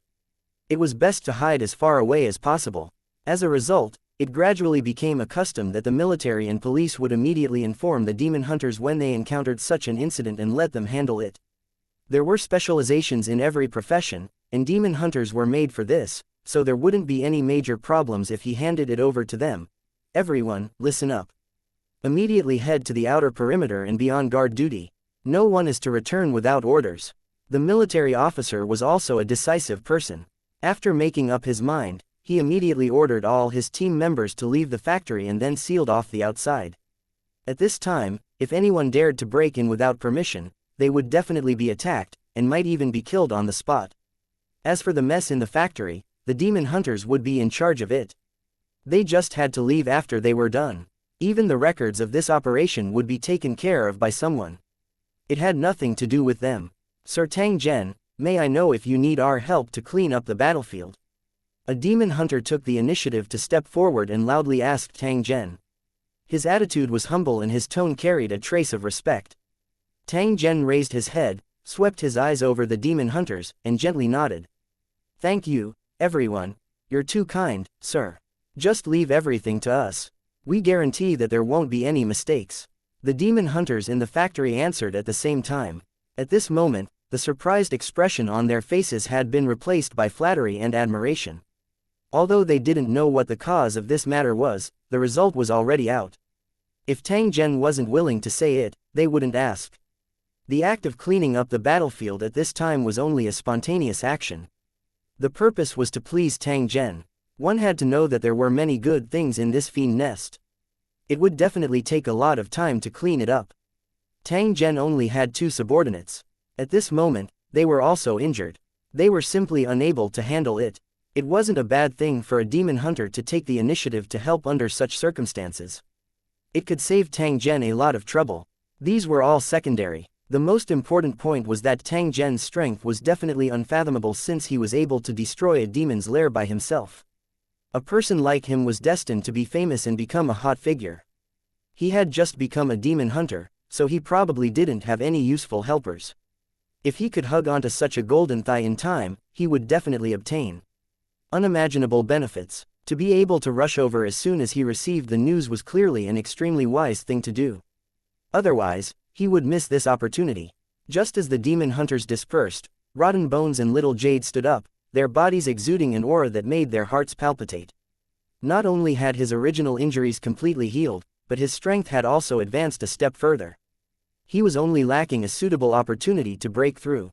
The demon hunters at the side saw this and couldn't help but feel envious. Demonic servants and female ghosts who could break through and advance at any time were definitely the best assistants for demon hunters. The demon hunter with sharp eyes had already noticed that a trace of evil demon's aura had appeared on Shigu's body. It was obvious that Tang Zhen had rewarded him with the evil demon's blood essence. If Shigu were to fight Mohawk again, he would probably be able to completely crush him. Having an evil demon as a servant was the dream of all demon hunters, but the ones who could really do this were all demon hunters who were famous all over the world. Tang Zhen had just become a demon hunter, and his demonic servant still had the potential to evolve into an evil demon. This would definitely attract the envy of countless people. Although they were envious, no one dared to have any evil ideas.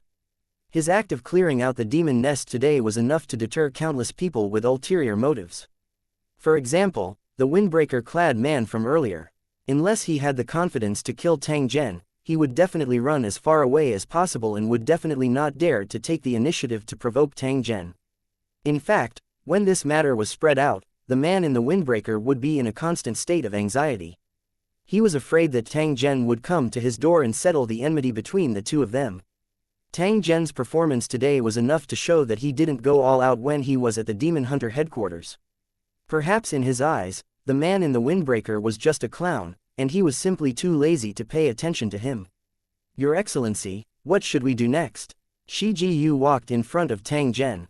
His eyes were filled with gratitude as he took the initiative to request for the assignment of tasks. The female ghost, Xiao Yu, followed him. At this moment, she looked no different from an ordinary person, but the ghostly qi around her was getting thicker and thicker. The surrounding area within a 1-foot radius was filled with cold air. There was even a layer of white frost on the spot where she was hovering, looking crystal clear. The entrance to the demon nest is behind me. I've killed all the demons and demonic servants inside. You two go in and search again to see if there are any valuable items left. If anything happens, you can ask. Please like and share the video on the YouTube channel Cultivation Audiobooks. Me for help in time. Of course, don't let such things happen and try to solve it yourself. Tang Zhen's plan was to sweep the demon nests everywhere. This also meant that in the following days, high-intensity battles would occur from time to time. If one didn't have sufficient strength, they might lose their lives in a battle. Although he would only become stronger after following Tang Zhen, it was not impossible for him to fall in the process of becoming stronger. However, one thing was certain. As long as Shi Jiyu and Little Jade were still alive after Tang Zhen had achieved his goal, they would definitely obtain unimaginable benefits. Therefore, Tang Zhen had asked Shi Jiyu and the others to take the initiative to face danger. This was to temper their combat strength and eventually become his left and right arms to solve those scattered problems. 1874 Exchange of interests. One hearing that Tang Zhen had asked Eroding Bones to clean up the devil nest, the busy bounty hunters turned around at the same time, their eyes revealing a trace of anticipation. Everyone knew that the demonic servants in the factory were just small fry. The true elites were in the fiend nest. Demonic servants that could be taken into a fiend nest were far more valuable than these minions. Their strength would slowly increase after living in the fiend nest for a long time. The former was only a handyman, while the latter was a personal guard. The value of their heads was a huge difference. In the eyes of demon hunters, those demonic servants represented actual points. If they could go in and harvest some, they would definitely become rich overnight. The opportunity to make a fortune was right in front of them, so how could they not be tempted? However, the problem was that the entire fiend nest was taken by Tang Zhen, so the spoils of war naturally belonged to him alone. Who would be willing to take out their wealth and give it to a group of people who had no relationship with them? It was reasonable for Shi Jiyu and Xiao Yu to clean up the fiend nest, but it had nothing to do with them. When they encountered such a situation, the demon hunters could only watch the fun, and could only feel envious. Just as Shi Jiyu and Little Jade were about to take action after receiving the order, Tang Zhen opened his mouth once again and stopped the two. The area of the fiend nest is very large. If it's just the two of you, I don't know how long it will take to clear it. I have to find some helpers for you. After Tang Zhen finished speaking, he turned his head and looked at the demon hunters who had anticipation on their faces. If it's convenient for you, you can follow my two servants to clean up this fiend nest. After the cleaning is done, I will take out 5% as a reward. Please don't think it's too little. When those demon hunters heard Tang Zhen's words, each and every one of them was abnormally excited. How could they still refuse? For such a large fiend nest, 5% of the profits was already quite considerable. They could not have accumulated such wealth even if they had worked hard for more than 10 years. Thank you, Sir Tang Zhen.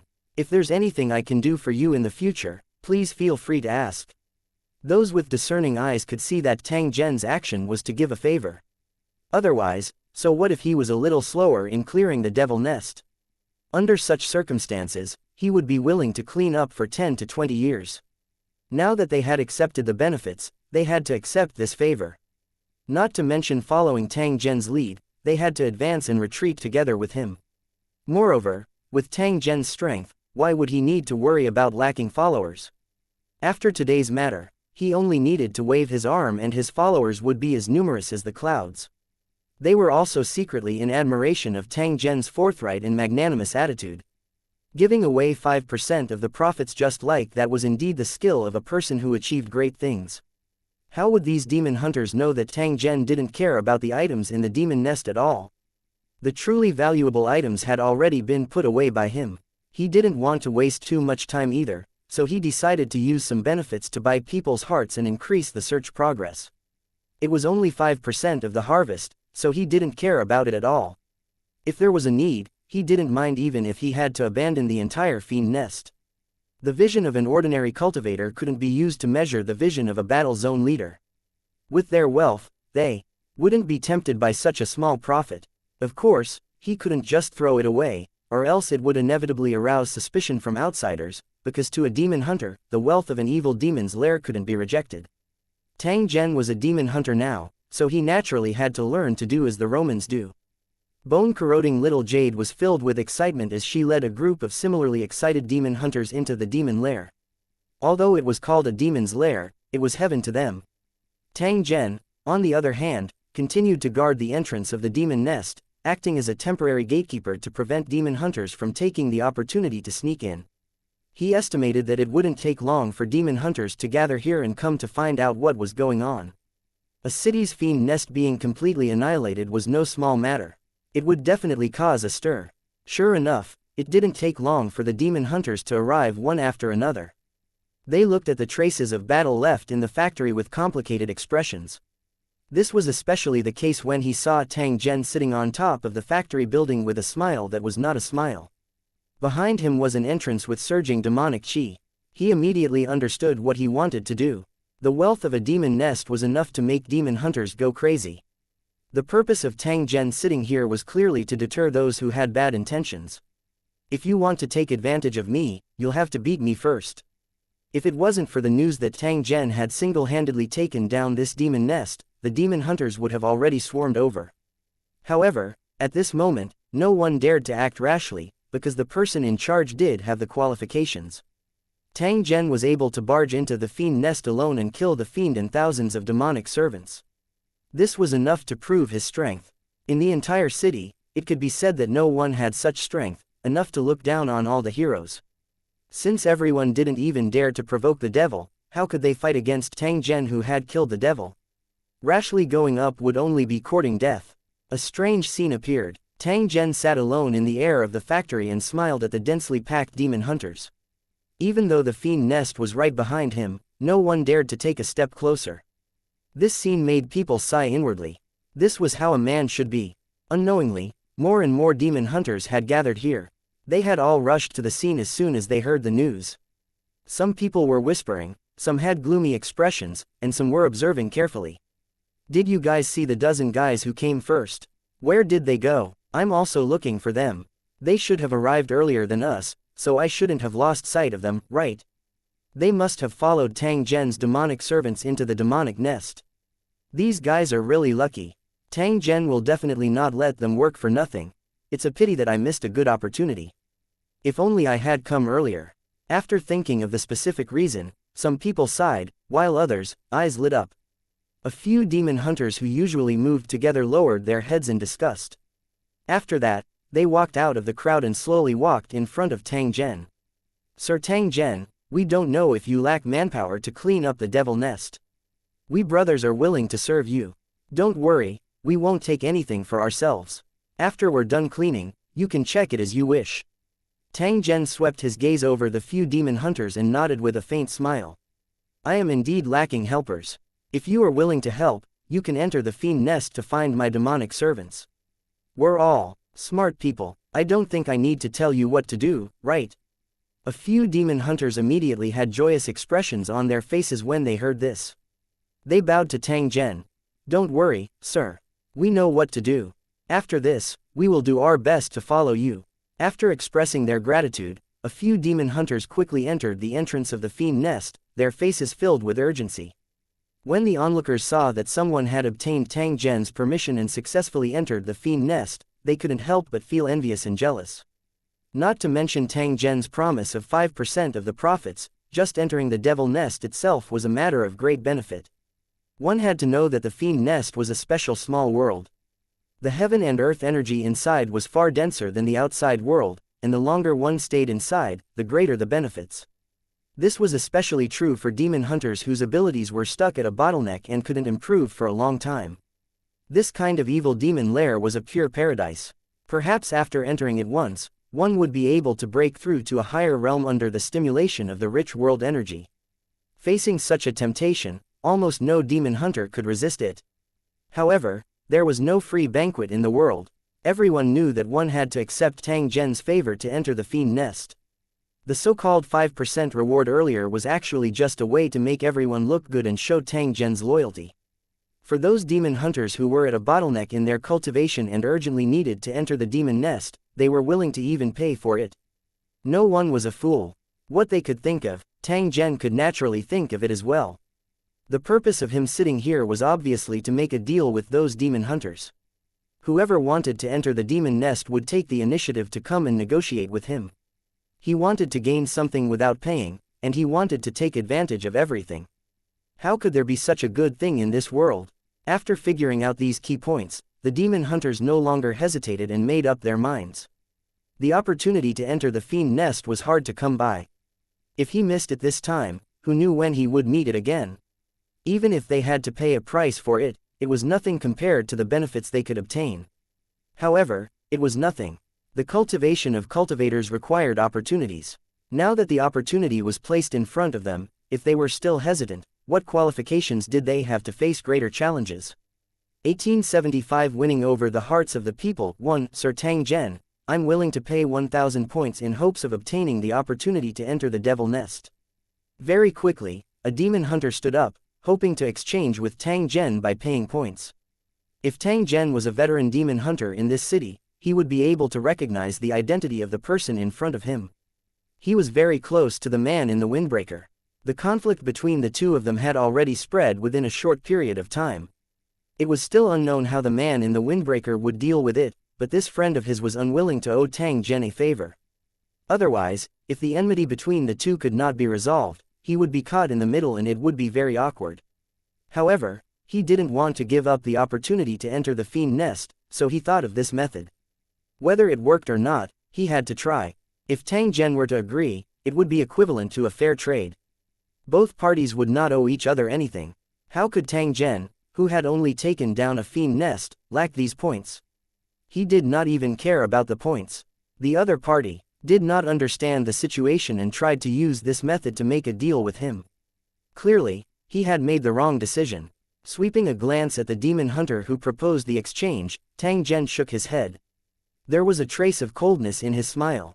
In your eyes, am I the one who is lacking 1,000 points? The cultivator who proposed the exchange smiled awkwardly.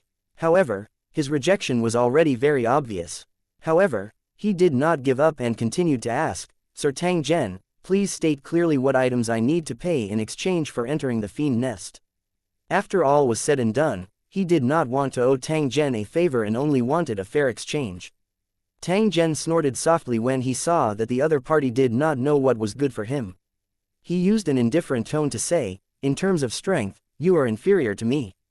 In terms of wealth, you are also inferior to me. Under these circumstances, what right do you have to make a fair deal with me? In the end, you just want to take advantage. You want to take advantage of me, Tang Zhen. I can tell you clearly that if you want to enter the devil nest today, you must owe me, Tang Zhen, a favor. If you want to take advantage of me and don't want to owe me a favor, then please get as far away from me as you can. Tang Zhen's words were powerful and resonated in the factory. The demon hunter's face turned red and he was so embarrassed that he couldn't say anything. When the other demon hunters heard this, they all had complicated expressions on their faces, and their hearts were filled with mixed feelings. Some people who originally had similar thoughts could only extinguish such thoughts. They understood that Tang Zhen was not someone who was so easy to fool. Where there's a gain, there's a loss. How could there be so many advantages in this world? Since Tang Zhen had already made things clear, this matter had already become a transaction. At the same time, it had also become much simpler.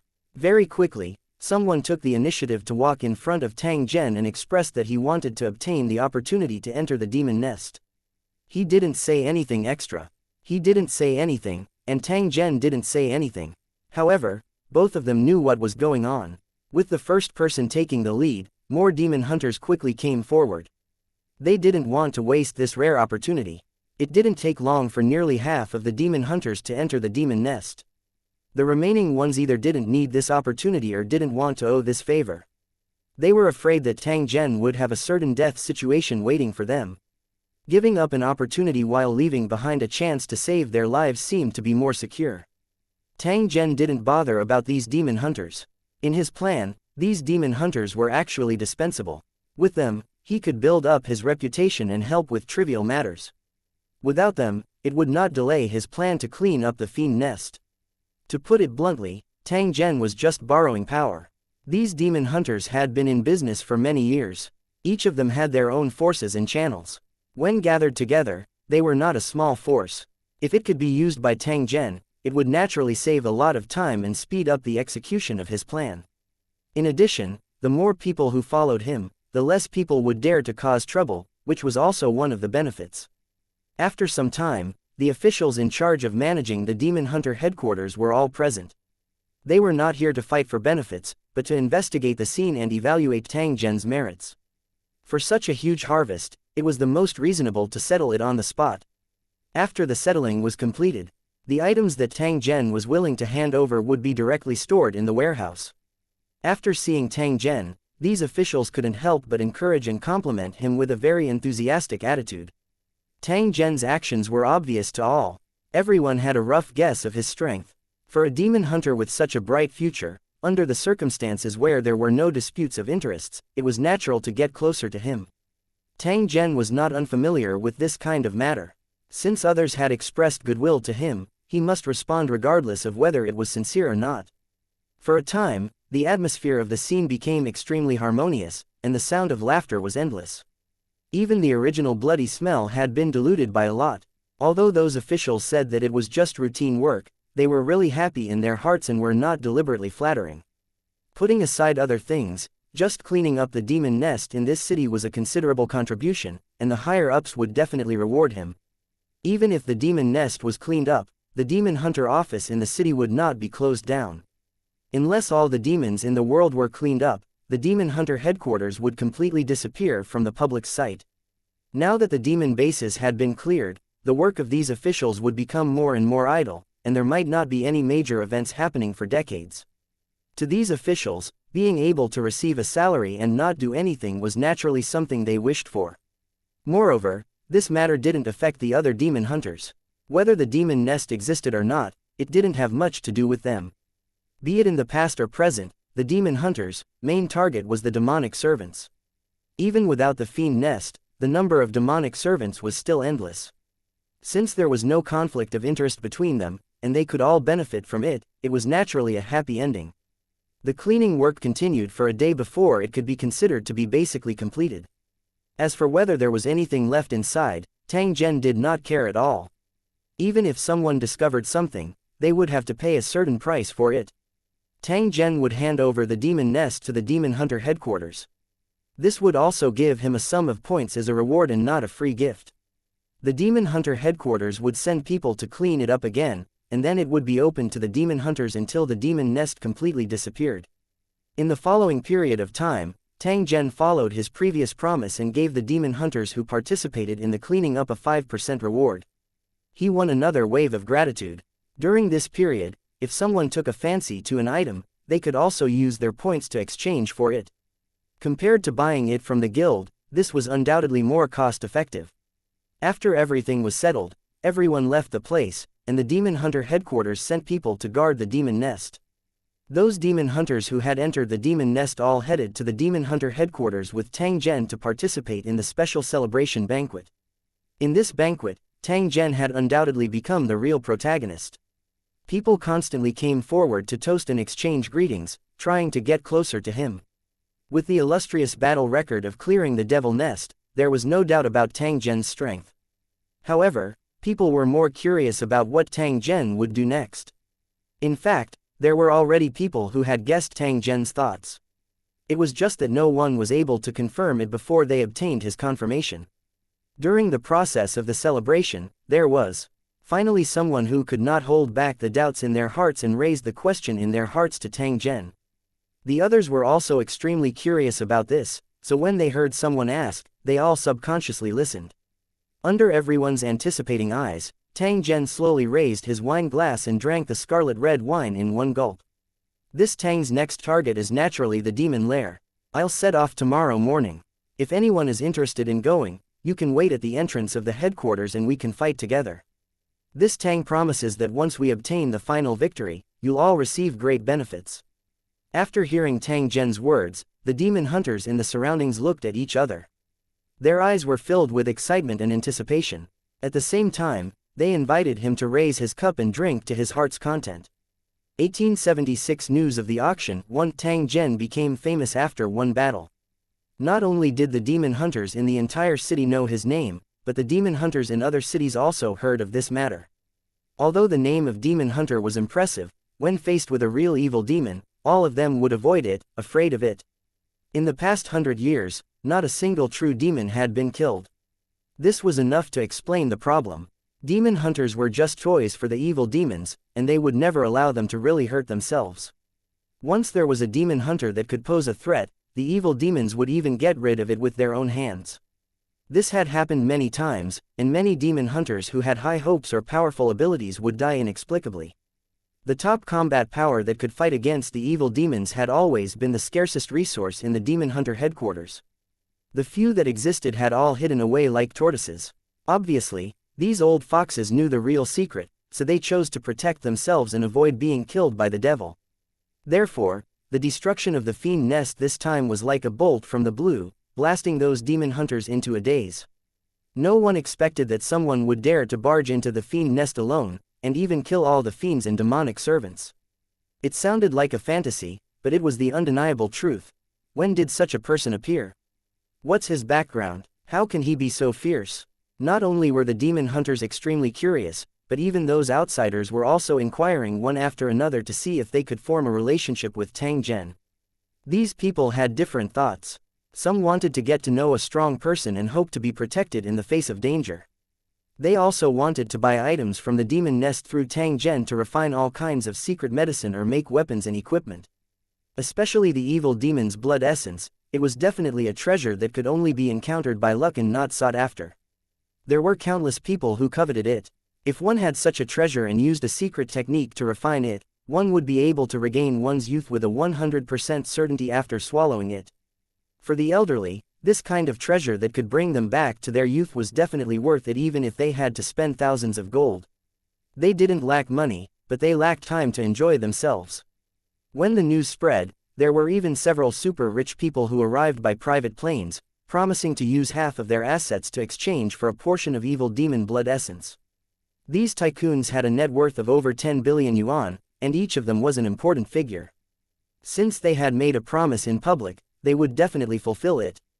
After hearing the conditions offered by these rich people, the demon hunters were extremely envious. If they could have such a fortune, it would make their cultivation path smoother. Unfortunately, in the world of cultivators, money wasn't everything. The more powerful one was, the more disdainful one would be. Everyone knew how precious the devil's blood essence was. Otherwise, those rich people would not have offered such a sky-high price. However, the problem was that the devil's blood essence was in Tang Zhen's hands. Whether he wanted to sell it or not would still depend on his attitude. 90% of the demon hunters felt that Tang Zhen would not bother with those rich people. This thing was no different from a heavenly treasure to demon hunters, and they would not easily give it to others. With Tang Zhen's means, it wasn't difficult for him to obtain money. Just the harvest from the devil nest this time was enough to allow him to obtain a huge amount of wealth. In this case, he really didn't need to sell the demon blood essence in exchange for a lot of money. Just when people were certain that those rich people would return empty-handed, Tang Zhen, who was at the banquet, suddenly made a shocking decision after hearing the news. He would take out 3 portions of evil demon's blood essence and sell them in a live auction. Anyone who was interested could participate. After hearing this news, people's first reaction was that it was impossible. After all, such a decision was too unbelievable. Tang Zhen, who didn't lack money or points, simply didn't need to take out the devil's blood essence to auction. It was normal for people to not believe it. However, someone quickly confirmed that this news was absolutely true. It was said by Tang Zhen himself. Especially the demon hunters who participated in the banquet, they began to contact their friends and family, hoping to get financial support. There was more than one person who had thoughts about the evil demon's blood essence. After all, this kind of thing had not appeared in the world for hundreds of years, so it was not an exaggeration to say that it was a priceless treasure. Now that someone was finally selling it, whether it was for their own use or for investment, it would definitely be a profitable business. Therefore, when the news of the auction spread, it immediately caused a sensation in the circle of demon hunters and rich people. Many people were eager to get it. It was foreseeable that when the auction began, the scene would be a fierce battle. According to Tang Zhen's request, the time the bidder had to prepare was only a few hours. If it was late, they would not wait. To be able to gather enough funds to participate in the auction in such a short time, he was definitely not a simple person. This rule alone was enough to eliminate 90% of the competitors, leaving only the truly capable buyers. Many people grumbled loudly as they tried their best to gather money. They felt that Tang Zhen should have reserved more time so that they could make preparations. Moreover, doing so would also affect the value of the devil's blood essence. It was extremely unwise. She wondered what Tang Zhen was thinking. However, Tang Zhen was the owner of the devil's blood essence. He was the one who had the final say on how to deal with it. Even though everyone was grumbling in their hearts, they were unable to do anything about it. As time passed, more and more people learned about this matter. The city that Tang Zhen was in had become the focus of attention for a time. Planes kept appearing one after another, and many well-known powerhouses in the demon hunter circle also arrived one after another. They were equally interested in the demon blood essence. Whether it was for their own use or for their demonic servants to raise their cultivation, they could obtain great benefits from it. They were also very interested in Tang Zhen, who had single-handedly cleared out the devil nest. They were prepared to take the opportunity to have an exchange with him. Being able to kill a devil was sufficient to prove Tang Zhen's strength. If it was possible, these experts would pull Tang Zhen into their circle. In addition to the demon hunters, there were more wealthy merchants and all kinds of celebrities. Although they didn't have much time, it wasn't too difficult for them to get here with their means. In a situation where all the important figures were gathered, there was no need for them to hide their identities. They appeared in front of everyone with their original faces, causing a wave of exclamations. Because there were too many people who had arrived, the demon hunter headquarters was almost full. Many people couldn't enter and could only watch and participate in the bidding through video. At the demon hunter headquarters, the auction was about to begin. In order to increase his fame and attract more demon hunters to follow him, Tang Zhen had suddenly thought of the idea of auctioning the evil demon's blood essence.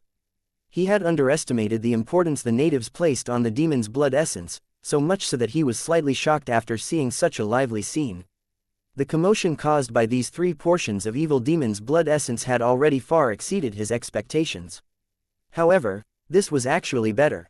At the very least, from today onwards, everyone in the world knew of Tang Zhen's name. They knew that he had strength and money. It would be much easier to recruit followers after clearing a demon's lair and obtaining a huge amount of wealth at the same time. When he was clearing out the fiend nest, he could bring a large number of followers and launch an attack with overwhelming means. The enemies he would face in the future would only get stronger and stronger. It was impossible for every demon to have the power of a king. In a world where a creator existed, it would not be strange for there to be an evil demon that was as powerful as him, or even stronger than him. Any demon of this level would have tens of millions of demonic servants. Therefore, taking the opportunity to spread his reputation and recruit more demon hunters as his followers to form a mighty demon-subduing army was the most suitable method for Tang Zhen. Especially as the lord of a war zone, he was more used to this kind of war, using numbers to attack the enemy. In a situation where the enemy was stronger than them, only this method could be used. This was the best method to plunder a plane. 1877 Work with me. 1. In the lively hall of the headquarters, competitors from all over the world gathered together, waiting for the final moment of the auction. Although many of the people present knew each other, under such circumstances, they were all competitors and had to be wary of each other. If there was anything to say, they could talk about it later. The most important thing now was to get the demon blood essence and not let anyone else snatch it. It didn't take long for Corrosive Bone and Xiao Yu to appear one after another, with 3 portions of demon blood essence in their hands. Compared to ordinary people, the competitors present were more experienced. They were also very calm in the face of the demonic servant. The thing they cared about the most was the demon blood essence in Shigu's hands. For a moment, everyone's eyes were fixed on the 3 bottles. Their eyes were filled with greed and desire, as well as an aura of determination. These 3 portions of evil demon blood essence have already been appraised, and their authenticity is guaranteed. The auction will now officially begin. As soon as the auctioneer finished speaking, everyone took a deep breath and prepared to bid. Now, we will begin the auction for the first portion of evil demon blood essence.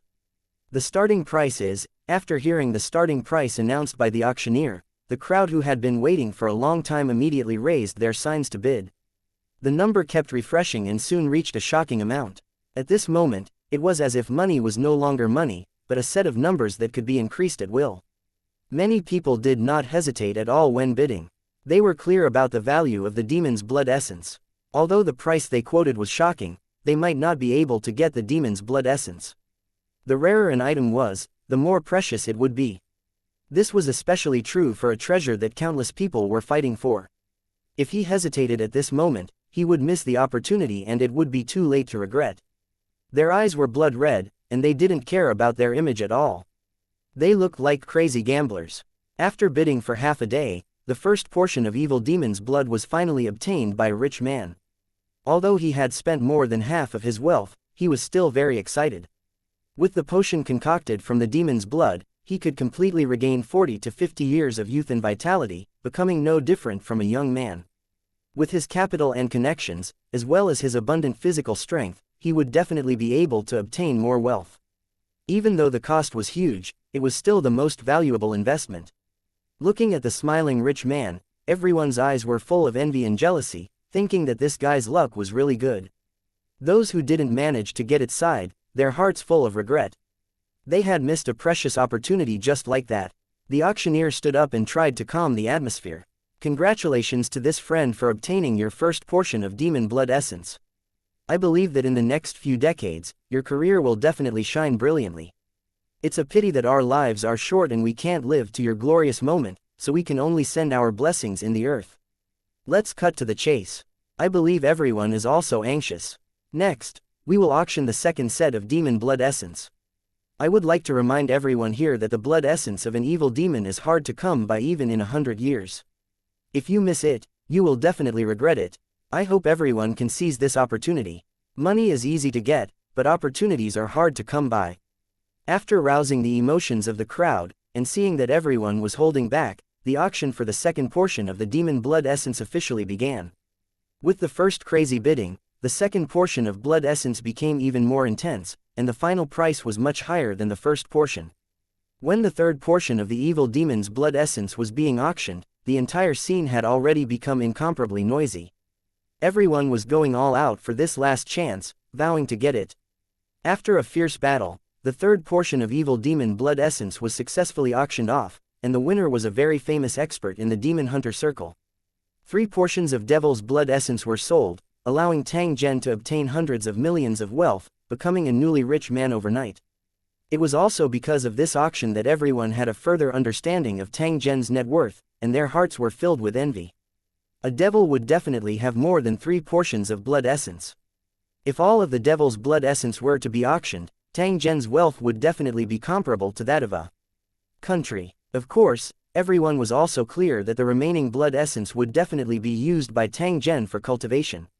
The matter of auctioning it off could be said to be out of the question. Of course, there were still some people who were unwilling to give up. They tried to contact Tang Zhen through other means, hoping to obtain another portion of the devil's blood essence.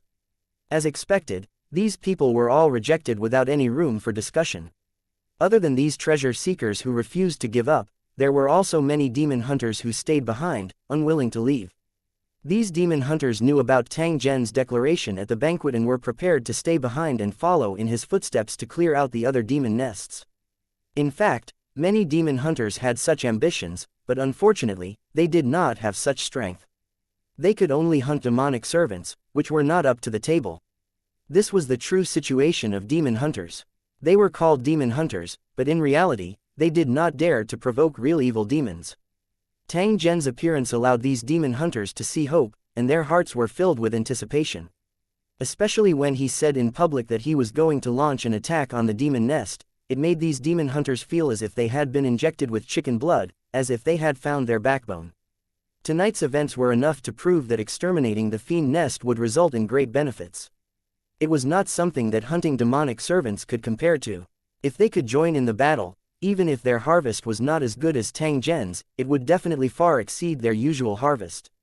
They had living examples of this around them. Those demon hunters who took the initiative to seek refuge with Tang Zhen and helped to clean up the demon nest all made a huge profit, making others envious. These demon hunters from other cities had already missed the opportunity to participate in the clearing of the demon nest. Now that there was another chance in front of them, how could they miss it so easily? However, Tang Zhen didn't receive these demon hunters. Instead, he got someone to send out a notice. If you want to follow him, please wait at the entrance of the demon hunter headquarters tomorrow morning. For many demon hunters, tonight was destined to be a sleepless night. The demon hunters who had previously followed Tang Zhen to clean up the demon nest and had a great harvest were the most active at this moment. After the auction ended, they spent a large number of points to exchange for equipment and upgrade themselves as much as possible. Since Tang Zhen had already pointed out that their next target would be the demon lair, they would definitely face a fierce battle. Under such circumstances, it was extremely important to improve his own strength. Otherwise, he would be courting death. If they were unwilling to improve their strength because they were stingy with points, then as long as they encountered an accident in the battle, it was possible that all their past efforts would go to waste. Only those who could survive on the battlefield and watch their enemies die were truly powerful. The next morning, Tang Zhen brought Shi Jiyu and Xiao Yu to the entrance of the demon hunter headquarters. In the end, they saw at least 200 demon hunters waiting there. These demon hunters were all dressed differently and had different temperaments.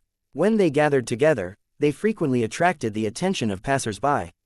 Some people thought they were actors, some thought they were cosplaying activities, and only a few people knew their true identities. Seeing so many demon hunters gathered at the same time, the insiders were secretly surprised, guessing what was going on. After seeing Tang Zhen's appearance, the demon hunters went up to greet him and at the same time, indicated that they were ready. Tang Zhen swept his gaze across the crowd and noticed that there were many new faces. They were obviously the demon hunters who had decided to follow him to clear the demon nest after careful consideration last night. Other than the demon hunters that were ready to follow him, there were some other demon hunters further away. They were watching from afar with cold expressions. These people didn't want to participate in the operation to clear the fiend nest, but they also didn't want to miss this once-in-a-lifetime opportunity to watch the battle, so they had followed behind and watched. Tang Zhen did not pay too much attention to those who were hesitating. Instead, he was prepared to use the truth to tell those demon hunters that they would definitely earn a lot of money if they followed him. At his command, more than 200 demon hunters got into the car at the same time and went straight to a nearby city. 1878 The demon's nest. As are seeing the figures of Tang Zhen and the rest leaving in a grandiose manner, the onlooking demon hunters didn't hesitate and directly drove to follow behind.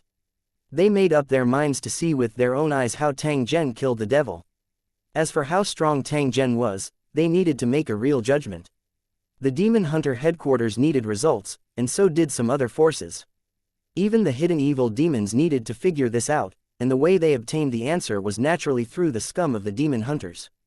The ones who traded the most with the evil demons were actually demon hunters. In their circle, this was no longer a secret. It was this law enforcement behavior that caused the demon hunters to always be in a state of disunity, being toyed with in the hands of the evil demons. At this moment, there were already people among the spectators who had made a deal with the devil and sold out information about Tang Zhen. It was no longer important whether he did it for his own benefit or for revenge. The most crucial problem was that Tang Zhen had already attracted the attention of countless gazes from now on. As a public figure, his every word and action would have a huge impact in the circle of demon hunters. There were two people sitting in an off-road vehicle in the car that followed behind. One of them was the man in the windbreaker who had a grudge with Tang Zhen. As for the other person, he had also come into contact with Tang Zhen. He was the demon hunter who proposed to use his points to make a deal in exchange for the right to enter the devil nest.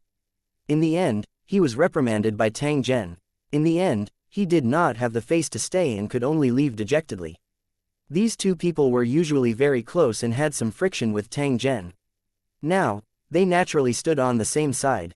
Due to Tang Zhen's strength, they did not dare to provoke him directly. However, it was absolutely possible for them to secretly make things difficult for him.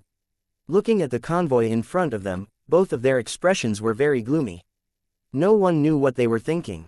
After a long moment of silence, the man in the windbreaker finally spoke. "I feel like I'm not completely sure. Do you think this will work?" Hearing the man's words, the driver sneered and showed a hint of disdain. "Success or failure, we've already done it. Are you afraid?" The man in the windbreaker shook his head. Although he did regret it, he was definitely not willing to show it. "I'm just a little worried. If Tang Zhen knows that we were the ones who did this, will he take revenge?" "You're still thinking too much. We didn't do anything. We just gave a friendly reminder to the demon hunters in other cities. Besides, those guys are greedy. Even if we don't mention this, do you think they won't try to do it?" "Oh, really? I hope Tang Zhen thinks the same." Yingluo. The conversation between the two came to an end. They were silent for the rest of the journey. 3 hours later, the convoy arrived at a nearby city. A large group of people appeared on the road ahead, and the convoy that was driving slowly stopped because the road ahead had been completely blocked by them. "You're not welcome here. Get out of my way." A naked giant man wearing a leather vest and camouflage pants with thick iron chains wrapped around his body stood in the middle of the road. He stretched out his hand and shouted at Tang Zhen and the others. Behind the giant man stood nearly 100 demon hunters. They were all armed with weapons and had unfriendly expressions. The demon hunters in the car looked at each other and jumped out of the car one after another, confronting the demon hunters who were blocking the road. What do you mean? If you want to fight, just say it. Tang Zhen didn't need to open his mouth. The demon hunters that followed him had already stood up and asked the huge man in a stern voice. Don't talk nonsense with Master Hu.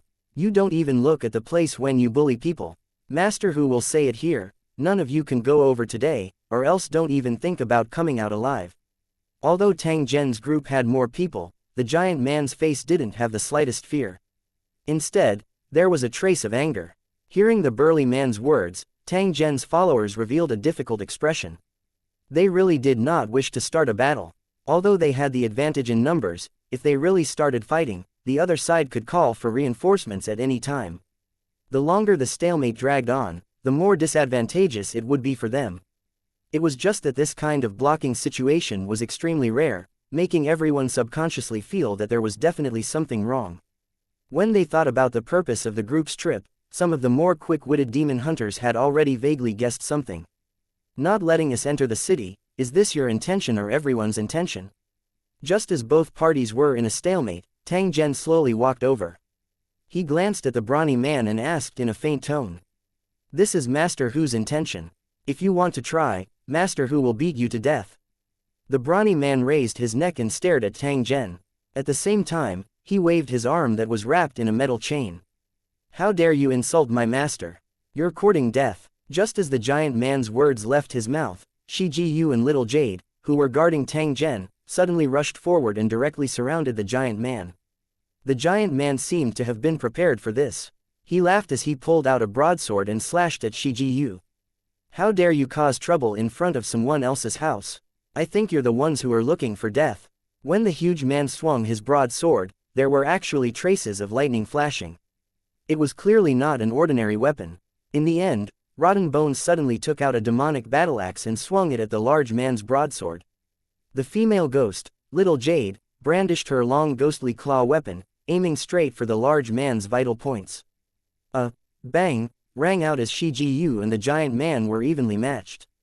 Shi Gu's strength was clearly not weak. However, he was facing two opponents.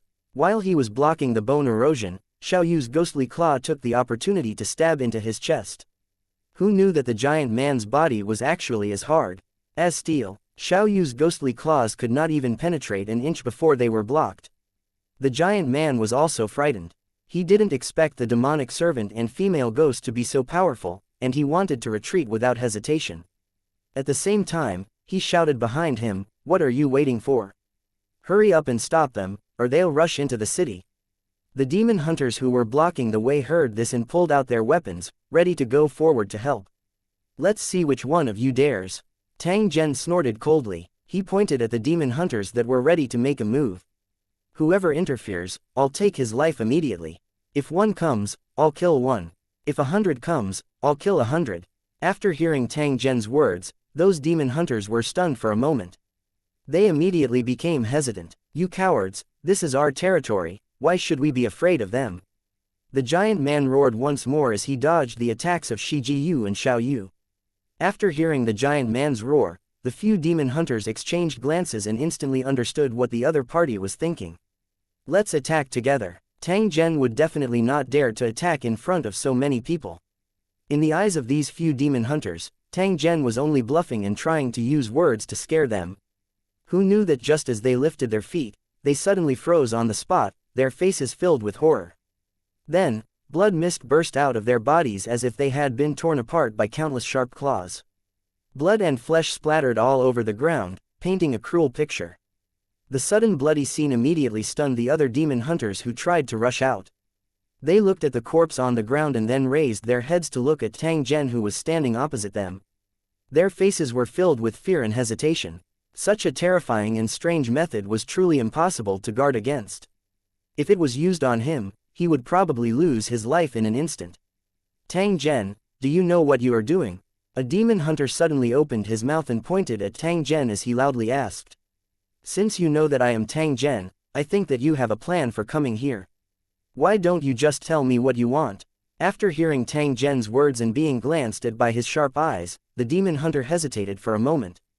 In the end, he still braced himself and said, I know you want to clean up the fiend nest in this city, but this is our territory. What right do you have to interfere? If you want to clean it up, you can, but you have to hand over half of your harvest, or else don't even think about getting away. Shut up. Before the demon hunter could finish his words, he was stopped by Tang Zhen. He opened his mouth, but in the end, he did not dare to continue. At this moment, his legs were trembling and his body was already covered in cold sweat. I think you're all possessed. Do you really think that I can't do anything to you by using such a shameless method? Tang Zhen coldly glanced at the demon hunters with a trace of contempt in his eyes, but more of it was disdain. I'll give you a chance. If you're willing to follow me in clearing the fiend nest, you can still enjoy the agreed share of the profits. If you're afraid of death, then get out of my way and don't appear in front of me. Just now, you said that the fiend nest belongs to this city and that outsiders have no right to exterminate it. This matter is also very easy to resolve. From now on, I'll kill all the demon hunters in any city that dares to say that. As long as we replace him and become the new owner of the city, everything will be logical. Hearing Tang Zhen's words, the hearts of the demon hunters who were blocking the way turned cold. They didn't expect Tang Zhen to have such a crazy idea. If they continued to pester him and completely infuriated Tang Zhen, it was likely that none of them would be able to leave this place alive. 1879 Dirty Tricks 1. These demon hunters that were blocking the way were naturally targeting Tang Zhen. Their goal was to take advantage of him. There would always be some people who were blinded by greed and could not resist the temptation of huge benefits, even to the extent of taking risks. Demon hunters were a group that was particularly obvious in this aspect, and there were many people who only sought profit. At this moment, Tang Zhen was like a fat sheep in their eyes. Even if they were to suck out a trace of blood, it would be sufficient to feed them. Tang Zhen was just a newcomer. A day ago, he was still unknown, but overnight, he became famous.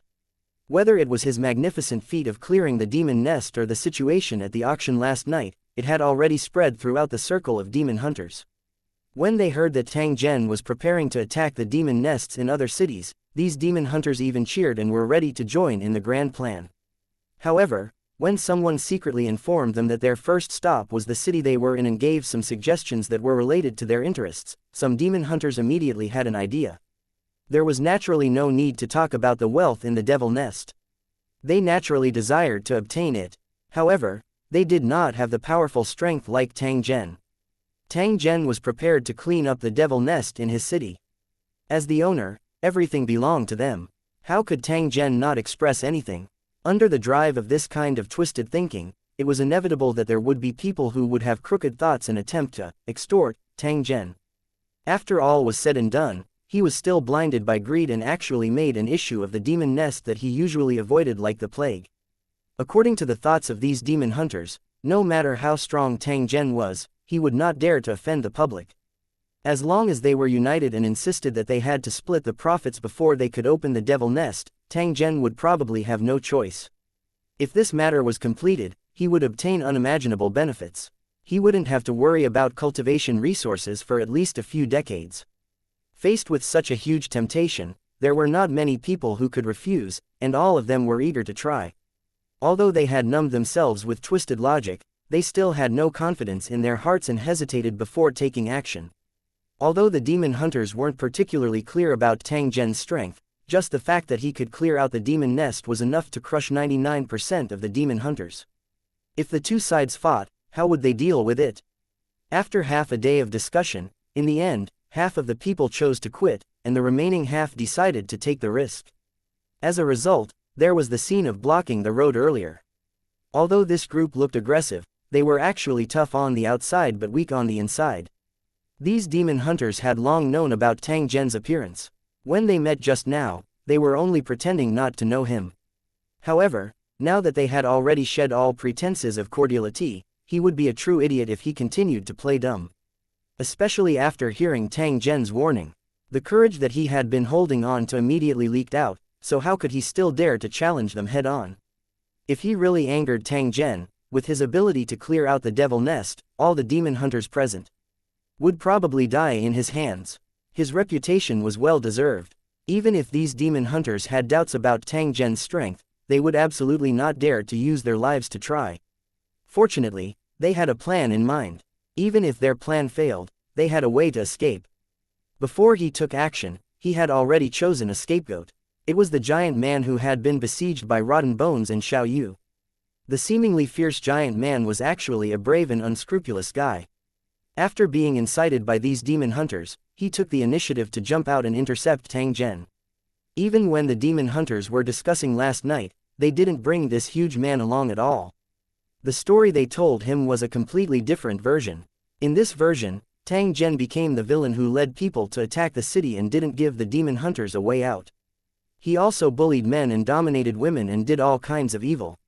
If they angered Tang Zhen when they blocked the road, they would only kill the giant man and they could retreat in time.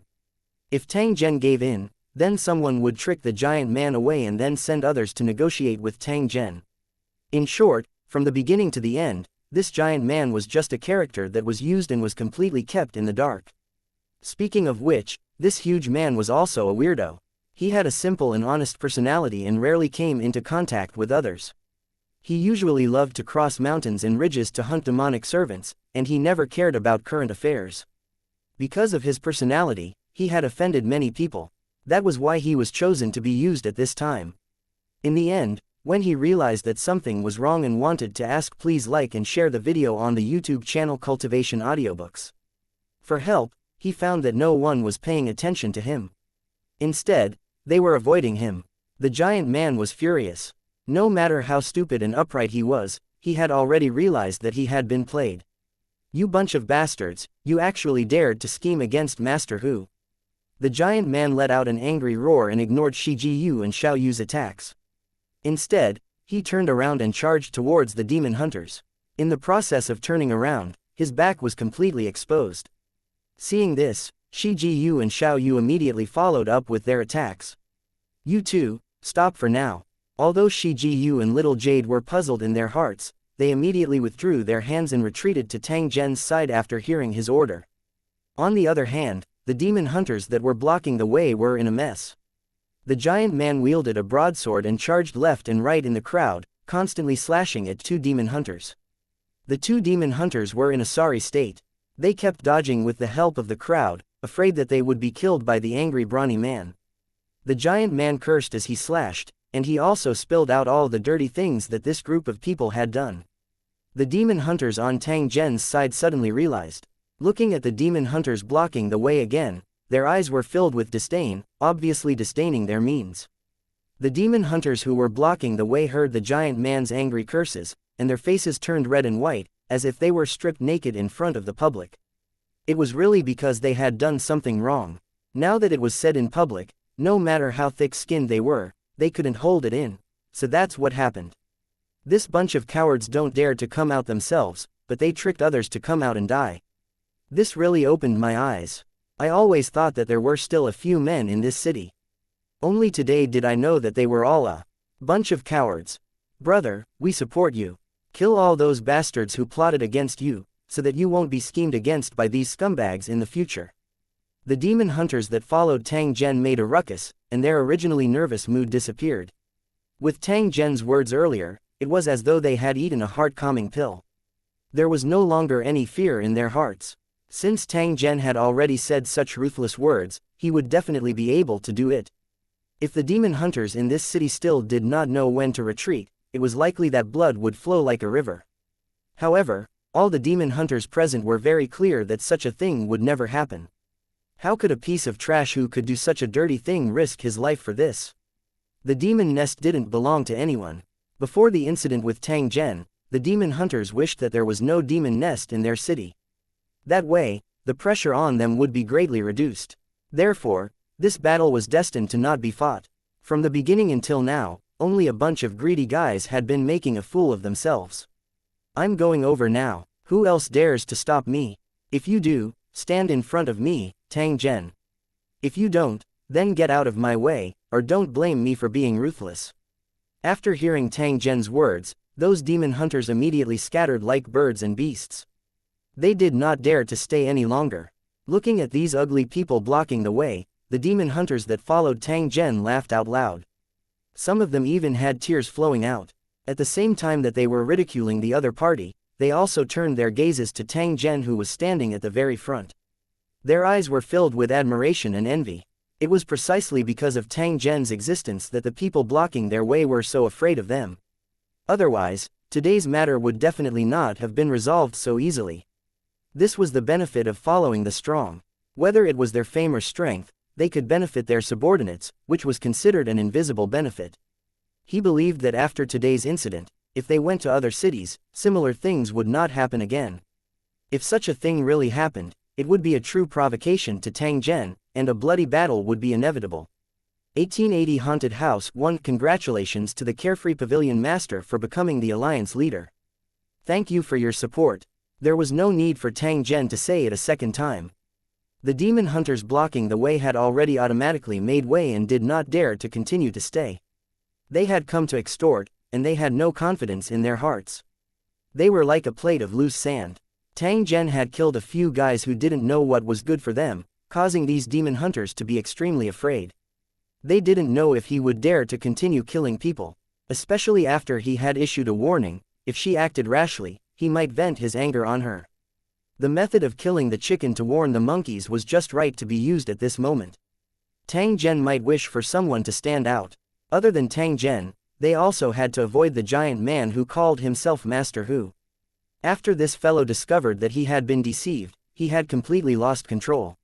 Once a dazed and crazy person like him got angry, he would be like a rhinoceros that had lost control and would not care about anything else. Even if it was a moving train, he dared to hit it with his head. At this moment, he was waving a huge sword and chasing the two demon hunters who deceived him because these two guys were responsible for deceiving him. Although the others couldn't get away with it, the giant man only killed the main culprit, and the others couldn't be bothered for the time being. The guilty demon hunters were afraid that the giant man would find trouble with them, so they quickly fled in the chaos and disappeared without a trace. Those demon hunters that followed Tang Zhen laughed out loud. They felt a little mocking in their hearts when they saw that a troublesome matter had ended like a joke. Then, everyone got back into the car and went straight to the center of the city. No one dared to stop them. The demon hunters that followed Tang Zhen here to watch the show naturally witnessed the entire conflict between the two parties. Each and every one of them was dumbstruck. He had resolved the crisis in such a straightforward manner and used his strength to force his opponent to admit defeat. Tang Zhen was very skilled in this. Unfortunately, this wasn't the scene they wanted to see. These demon hunters were extremely disappointed when they didn't see Tang Zhen suffer. They didn't follow Tang Zhen's actions, so they naturally couldn't see him doing well. There were even some people who wished for Tang Zhen to fail.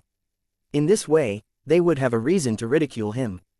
As for the fact that no one had cleaned up the demon lairs, it was nothing. In any case, these demon lairs had always been there in the past. The convoy made 7 turns and 8 turns in the city before finally arriving at the city center. The convoy slowly stopped in front of a large area of dilapidated buildings. These buildings were old and looked dilapidated.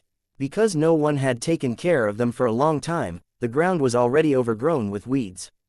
What was strange was that there were no traces of birds or beasts, not even any insects. It seemed to be a pure land of death. In the heart of the city where every inch of land was worth its weight in gold, there was actually such a large abandoned building. This matter itself was very unreasonable. However, in this city, this unreasonable phenomenon continued for a long time without any solution. In the eyes of ordinary people, this abandoned building was a haunted house, but only demon hunters knew that this was actually the nest of evil demons. Calling it a haunted house was a little too much of a belittle. In order to ensure that ordinary people would not enter this place, the demon hunter headquarters cordoned off this land and built a high wall to prevent outsiders from entering. Who knew that the more this was the case, the more mysterious the building became, and the more legends about this place became. In fact, hundreds of years ago, this building had been notorious, and almost no one dared to live within 100 meters. Everything had been normal at first, but ever since a wealthy businessman had been killed, this place had become a haunted house. It was said that someone had seen the ghosts of a rich merchant's family wandering around at night, demanding for their lives. The house was also full of ghost fire, and it seemed to be very lively. No matter who lived inside, they couldn't see the sun the next day, and their deaths were too horrible to look at. It was a shocking sight. However, most of the time, people who entered this place would mysteriously disappear. No one could find them alive or dead. In the beginning, it was just a small fight, but it became more and more intense later on, making people change their expressions. One year, there was a war, and thousands of wealthy merchants were chased by the rebel army. They had no choice but to enter this haunted house. Thousands of rebel soldiers followed. In order to seize the gold and silver carried by the wealthy merchants, they ignored the desperate dissuasion of the leaders and directly rushed out of the haunted house. In the end, after these 10,000 people entered the house, it was like a stone sinking into the sea, and no one came out. Although the area of this house was not small, it could not accommodate more than 10,000 people, so this matter itself was bizarre. After the general of the rebel army heard of this matter, he felt that evil spirits could not resist the might of the army.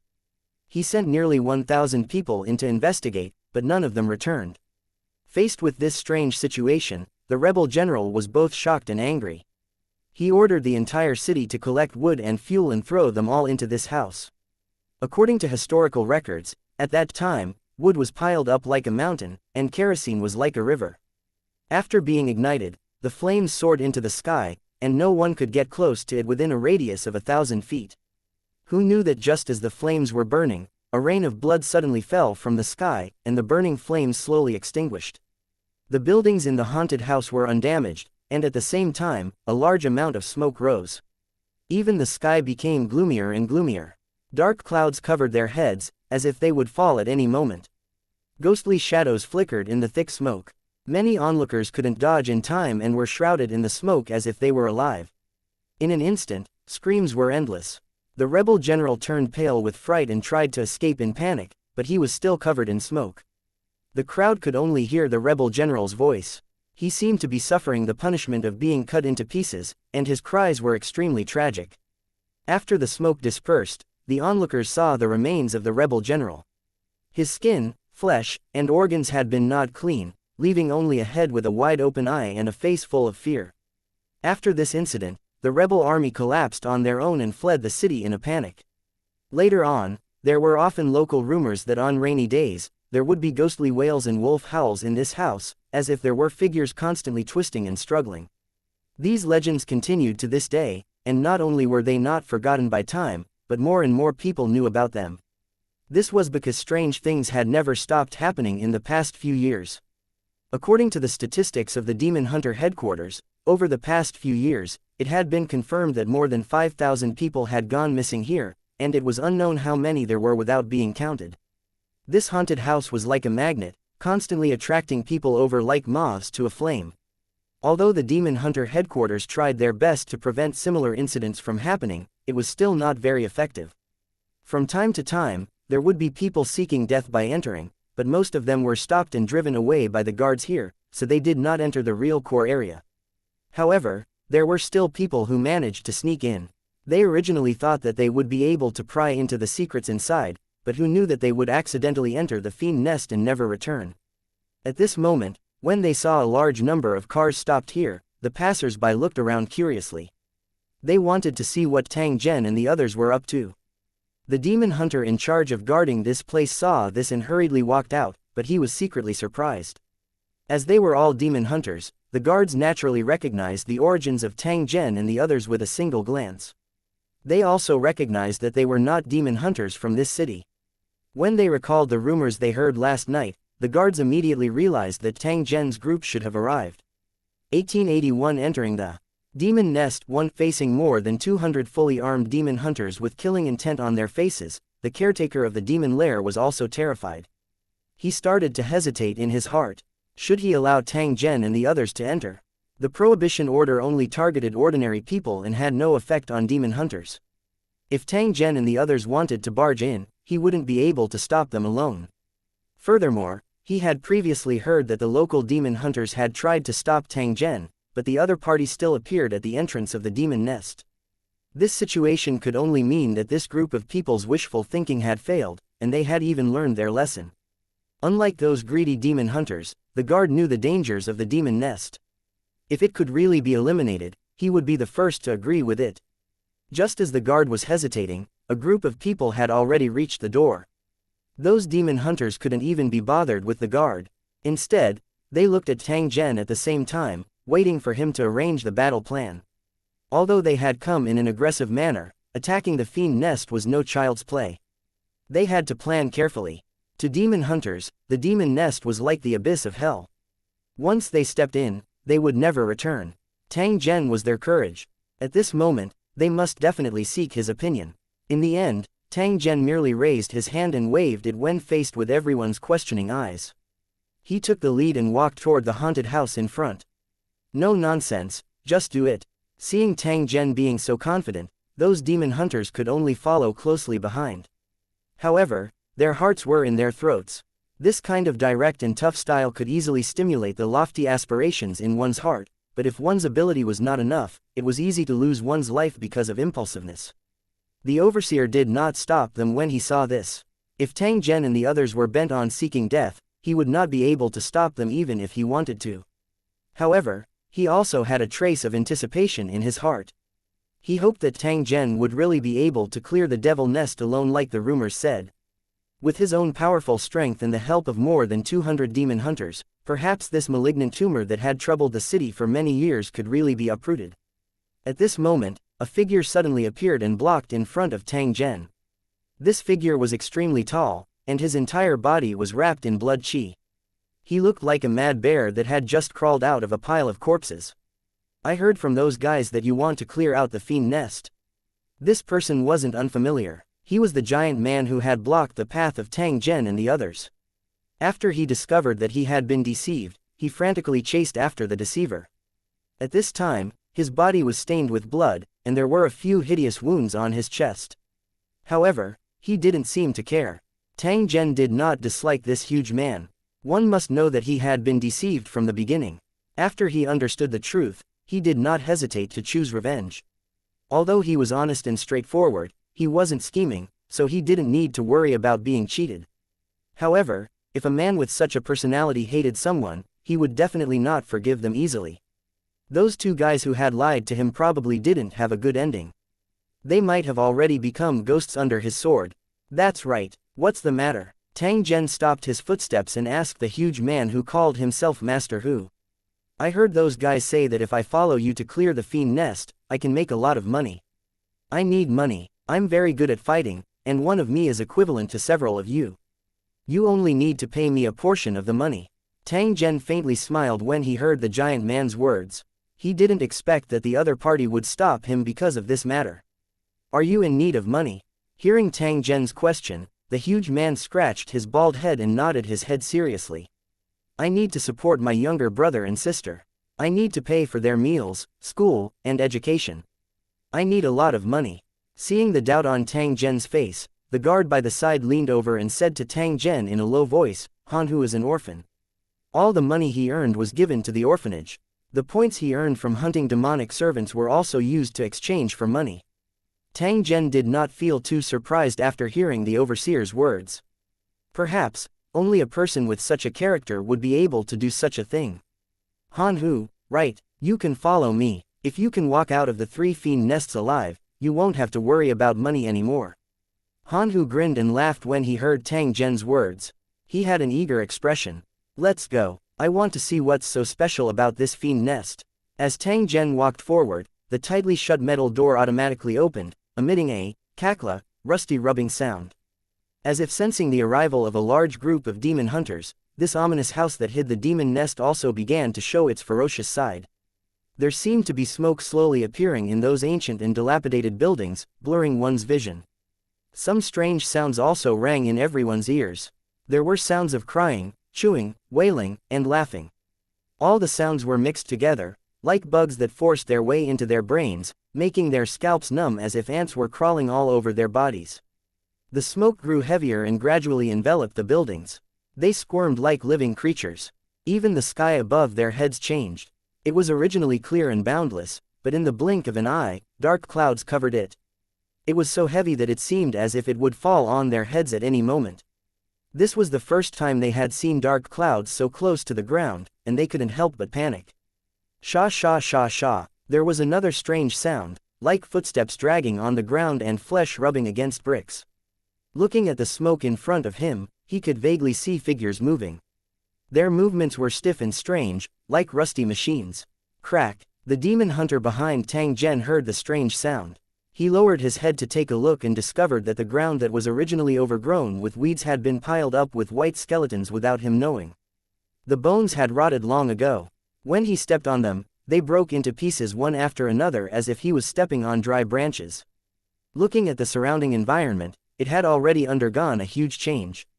The path they came from had long disappeared, and there was no one to rely on. It was as if they were already in another world. Everyone, keep your spirits up.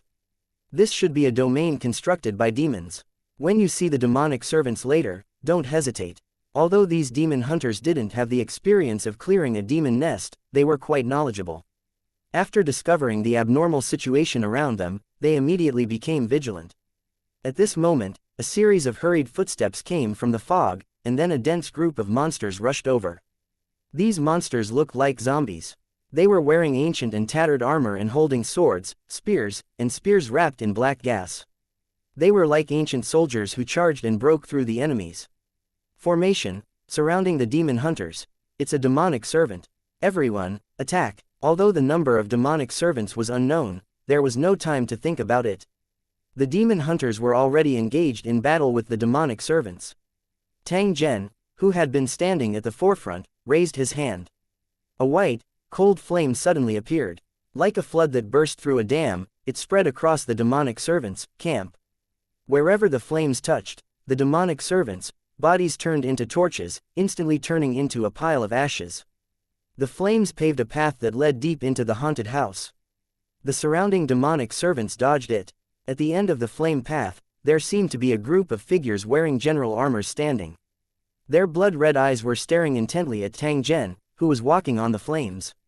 1882 Unstoppable 1. Seeing Tang Zhen use the white flames to burn countless demonic servants to death, the demon hunters that followed him were extremely excited and couldn't help but cheer loudly. Usually, they would be surrounded by danger when hunting 3 to 5 demonic servants, so when had they ever seen such a massacre? Killing in itself was easy to make people's blood boil, let alone this kind of unprecedented scene, simply made them excited to the point of no return. It was as if the demonic servants were ants that could be easily crushed into dust without any ability to resist. This wide-range attack greatly reduced the pressure on the demon hunters, and at the same time raised their morale. The people who were originally afraid became unusually brave and took the initiative to find targets to kill. They waved the weapons in their hands, continuously blocking and killing in all directions. Moreover, they closely followed behind Tang Zhen. In the ocean of demonic servants, they were like solid reefs. No matter how the huge waves hit them, they remained standing. In fact, on this kind of battlefield where two armies confronted each other, the most terrifying thing was to be alone. Once trapped by the enemy, there was an 80 to 90% chance of losing one's life. Those who could kill their way in and out of the chaotic army were all peerless generals or people with extremely good luck. In the chaotic battle, someone's performance was exceptionally outstanding and was noticed by everyone. The most outstanding ones were, of course, Shi Jiyu and Xiao Yu. Their equipment could be said to be of the highest quality, and after Tang Zhen's guidance, the two of them already knew how to coordinate with each other, and their combat strength more than doubled. Everywhere the two of them went on the battlefield was like a meat grinder. Broken limbs flew everywhere, leaving behind a ghastly trail of flesh and blood. Ha ha ha, this is great. In the process of killing, rotten bones, bodies seemed to be growing continuously, and his appearance was becoming more and more ferocious and terrifying. The dark green bone spur had become thicker and sharper, and there was a barb-like thing on the tip. A few of the severed heads and limbs were hung by the bone spurs, and they trembled along with the movements of the eroding bones, as if they were evil spirits that had crawled out of hell. On his fists, legs, elbows, and knees, there were also sharp bone spikes that broke through the skin, which could increase his lethality in close combat. When it got excited, it would even pull the enemy's body and open its mouth to bite the neck to devour the flesh. The more he killed, the more benefits he would gain, so the more he fought, the braver he became. The demonic blood essence in his body was continuously fusing, and it would probably not take long for Shi Jiyu to evolve into a true demon. The female ghost, Xiao Yu, was the same. In the process of killing the demonic servants, her body became more and more corporeal, and she looked almost no different from an ordinary person. However, her dress was fluttering in the wind and her entire body was soaked in blood. As she waved her pair of ghostly claws, heads kept rolling off. Stepping in the sea of blood with bare feet, she looked like a jade-faced rakshasa, exuding a terrifying aura. When the demon and ghost saw Tang Zhen advancing, they subconsciously followed. However, when they saw the white flame tunnel, they subconsciously hesitated. Everyone had seen how terrifying the white flames were. Any demonic servant that came into contact with them would be reduced to ashes instantly. The two of them were afraid that they would be burned to ashes if they stepped on it. "Don't worry, this kind of flame can't hurt our own people."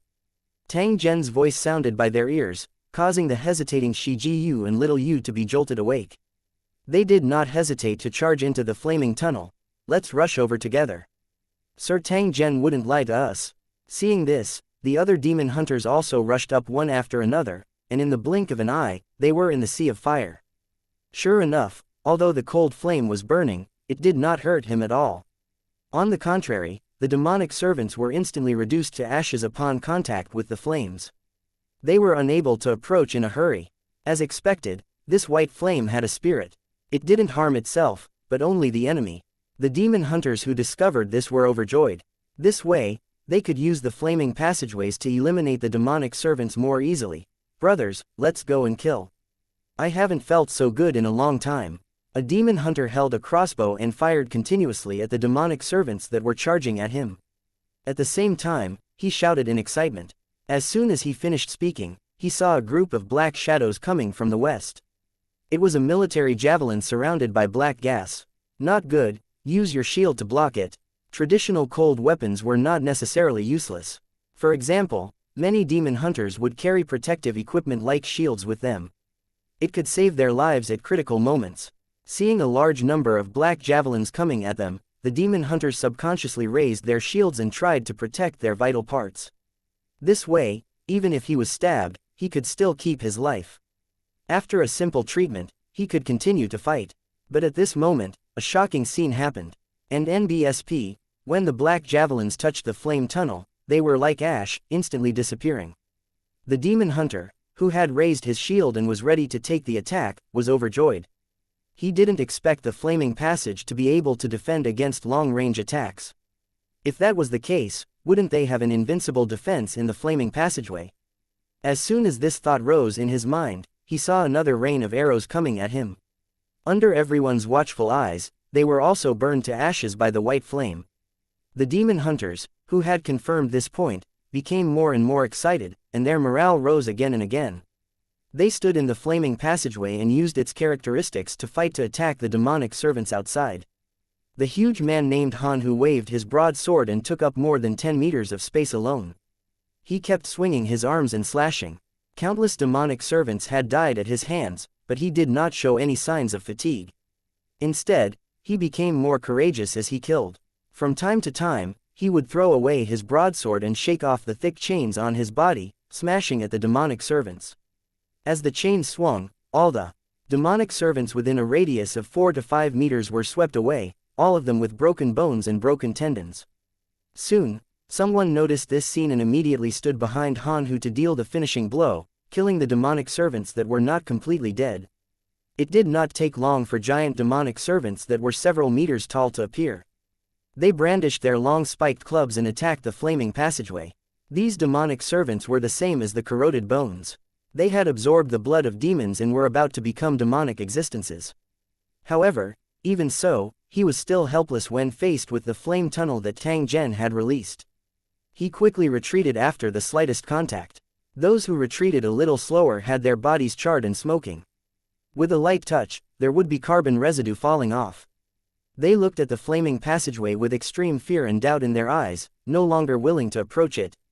After seeing the unrivaled defense of the flaming passageways, the demon hunters had already quickly calmed down and started to launch their attacks in an orderly manner. At this moment, they had already guessed Tang Zhen's strategy. It was obvious that he wanted the demon hunters to use the flaming passageways to clear out the demonic servants. As for the matter of killing the evil demons, he would personally handle it. The demon hunters who were originally skeptical about clearing the demon nest no longer had any doubts. While ensuring their own safety, they could also divert their attention to look at Tang Zhen's position. In the end, he saw Tang Zhen walking forward with his hands behind his back. Several huge monsters with ferocious appearances were blocking his path. Unlike ordinary demonic servants, these monsters in heavy armor were clearly real demons. Of course, they weren't pure demons. They were mixed blood demons that evolved after obtaining demon blood essence. Compared to a true pure-blooded demon, this mixed blood demon could only activate a small number of innate abilities, and they were incomplete abilities. Although the demon hunters jokingly called them mixed-breed evil demons, the irony was very obvious, but even so, ordinary demon hunters were still not their match. If they were to go all out and fight, perhaps 5 demon hunters would need to work together to barely defeat a mixed-blood evil demon. At this moment, Tang Zhen's path was blocked by several demon battle generals. He was in a rather dangerous situation, and he did not know how he could turn danger into safety. 1883 Demon General, 1 Tang Zhen, you're quite bold. You actually dare to have ideas about my master's devil nest. The sound was like the friction between rusty iron pieces, making people's scalps numb and making the air buzz. The person who spoke had 3 heads. The way he looked at Tang Zhen was like a mastiff that had lost control. There was anger, helplessness, and a trace of fear. In the eyes of the evil demons, demon hunters were their own hunting dogs that helped them clean up the wild demonic servants that were not organized. Whenever there was a possibility of killing their master among these hounds, they would be cleaned up by the demons in time to avoid any future trouble. Tang Zhen's appearance was too unexpected. He was also swift and decisive in his actions. The demons in the city he was in had yet to be cleaned up, but he had already been killed. He wasn't satisfied with killing an evil demon, and now he actually came here to kill. He really didn't know what was good for him. The leader of the fiend nest here had already given the order to kill this uncontrollable demon hunter at all costs. He must not be allowed to leave alive. Tang Zhen's strength was clear and could not be underestimated. Therefore, the master of the fiend nest also went all out. Not only did it mobilize all of its high-level demonic servants, but it also sent all of its demon generals to the battlefield. It attempted to use the human wave tactic to surround and kill Tang Zhen and the others. According to a normal comparison of strength, with the tens of thousands of demonic servants attacking at the same time, the 200 demon hunters would not be able to last long. From the moment they followed Tang Zhen into this place, they were destined to never return and become food for the magic servants. However, Tang Zhen's white flaming passage caught the demonic servants off guard and they instantly paid a heavy price. The situation on the battlefield had suddenly reversed. With the unparalleled defense of the flame tunnel, the demon hunters might really be able to create a miracle, ignoring the difference of 10s to 1 and kill all these high-level demonic servants. After realizing that something like this could happen, the demon generals were burning with rage, and they wanted to kill the demon hunters themselves. If they failed their mission, not only would they have to bear the punishment of the demon nest's leader, but they would also be destined to become the laughingstock of the demon community. However, they didn't dare to do so because Tang Zhen was still in front of the demon hunters. Facing Tang Zhen, who had killed a devil nest's master, these few evil demon generals didn't dare to let their guard down. They didn't have the arrogance they had when facing other demon hunters. In the eyes of the evil demon general, although Tang Zhen was a demon hunter, he had the qualifications to be on equal footing with them. The demon battle general felt that it was his supreme honor to regard Tang Zhen highly and treat him as an equal. However, he did not know that in Tang Zhen's eyes, there were only a few people who could be on equal footing with him in the entire demonic plane. Tang Zhen merely laughed coldly when he heard the demon general's roar. He was too lazy to say any unnecessary words. His target was the master of the demon nest here. The few guys in front of him who had evolved from the blood essence of demons were not worth his time. Seeing Tang Zhen's disdainful expression, those few demon battle generals were even more furious. They felt that their dignity had been insulted. Compared to the pure-blooded demons, these mixed-blood demons cared more about their status. After all, this was something they had been bitterly pursuing. In the face of such mixed-blood demons, a contemptuous look was enough to stimulate their extreme and sensitive nerves. Kill him. When they saw Tang Zhen approaching once again, those demons brandished their weapons and pounced towards him. These demon generals had huge bodies and were covered in heavy armor. Their combat strength was far from what ordinary demon servants could compare to. Even when facing the flaming passage, they could hold on for 3 to 5 minutes. For cultivators, this time was enough to do many things. Of course, that was all. If they stayed too long in the flaming passage, the demon general's body would be turned to ash by the white flames, just like the demonic servants. The demon general treated the white flame as Tang Zhen's trump card. After it confirmed that it could resist for a while, it also concluded that Tang Zhen's strength was only so-so. Killing a devil nest's master could only mean that the devil was too weak and was caught off guard by Tang Zhen's white flames. That was why it was killed. If Tang Zhen knew the thoughts of these few demon battle generals, he would definitely scoff at them and think that they were too full of themselves. In fact, this white flame was only the weakest version of the flame maxim, and it was also the most basic form. Under normal circumstances, Tang Zhen only needed a single thought to turn this fiend nest into dregs. As for the few demon battle generals in front of him, they probably didn't even have the qualifications to appear in front of Tang Zhen. They had already turned into ashes in the sea of fire. Even the master of this fiend nest did not have the qualifications to fight with Tang Zhen. He could kill Tang Zhen with a wave of his hand. It was just that his strength was currently limited and he could not go all out, which was why any random person dared to provoke him. Tang Zhen, go to hell. The demon battle generals spread out from different directions and surrounded Tang Zhen. They did not leave any possibility of escaping. One could tell from their tactics that they were clearly planning to trap Tang Zhen to death and then kill him with a single strike. You want to kill me with just you guys?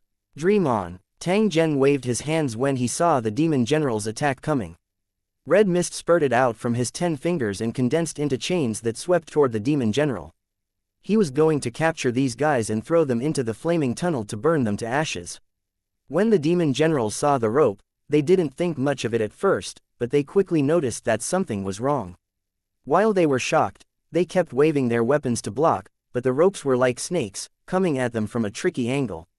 Li Wula, a series of strange sounds rang out, and black smoke rose from the bodies of a few demon generals, surrounding them. When the black smoke and red mist came into contact with each other, they were like two living creatures that were natural nemesis of each other, and they began to fight each other. Tang Zhen frowned slightly when he saw this.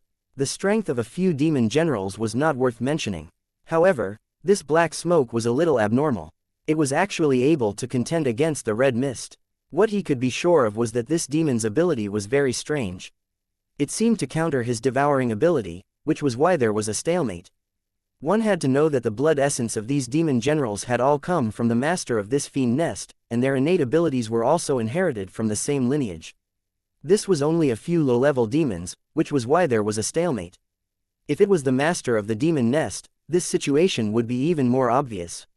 As Tang Zhen thought up to this point, he raised his hand and took out a bow and arrow.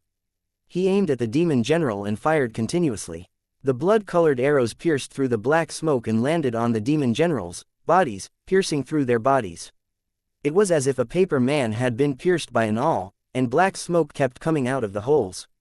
The demon general was terrified, and its huge body started to shrink at a visible rate. It was as if these demon generals were balloons filled with smoke, and now that the balloons were punctured, they would naturally shrivel. However, this was not the case. The true reason was still the arrow that Tang Zhen had shot out. When the red mist formed the arrow, a runic magic circle was also formed. After the arrow entered the demon general's body, it began to wreak havoc. The black smoke on the demon general's body could resist the red mist, but there was no black smoke in its body, so it had no way of resisting the red mist's destruction. It was like a strong man who could hold his breath and not inhale the poisonous smoke, but once the poisonous smoke entered his body, it would immediately cause damage to his body. Tang Zhen's attack had already caused fatal injuries to the demon battle generals.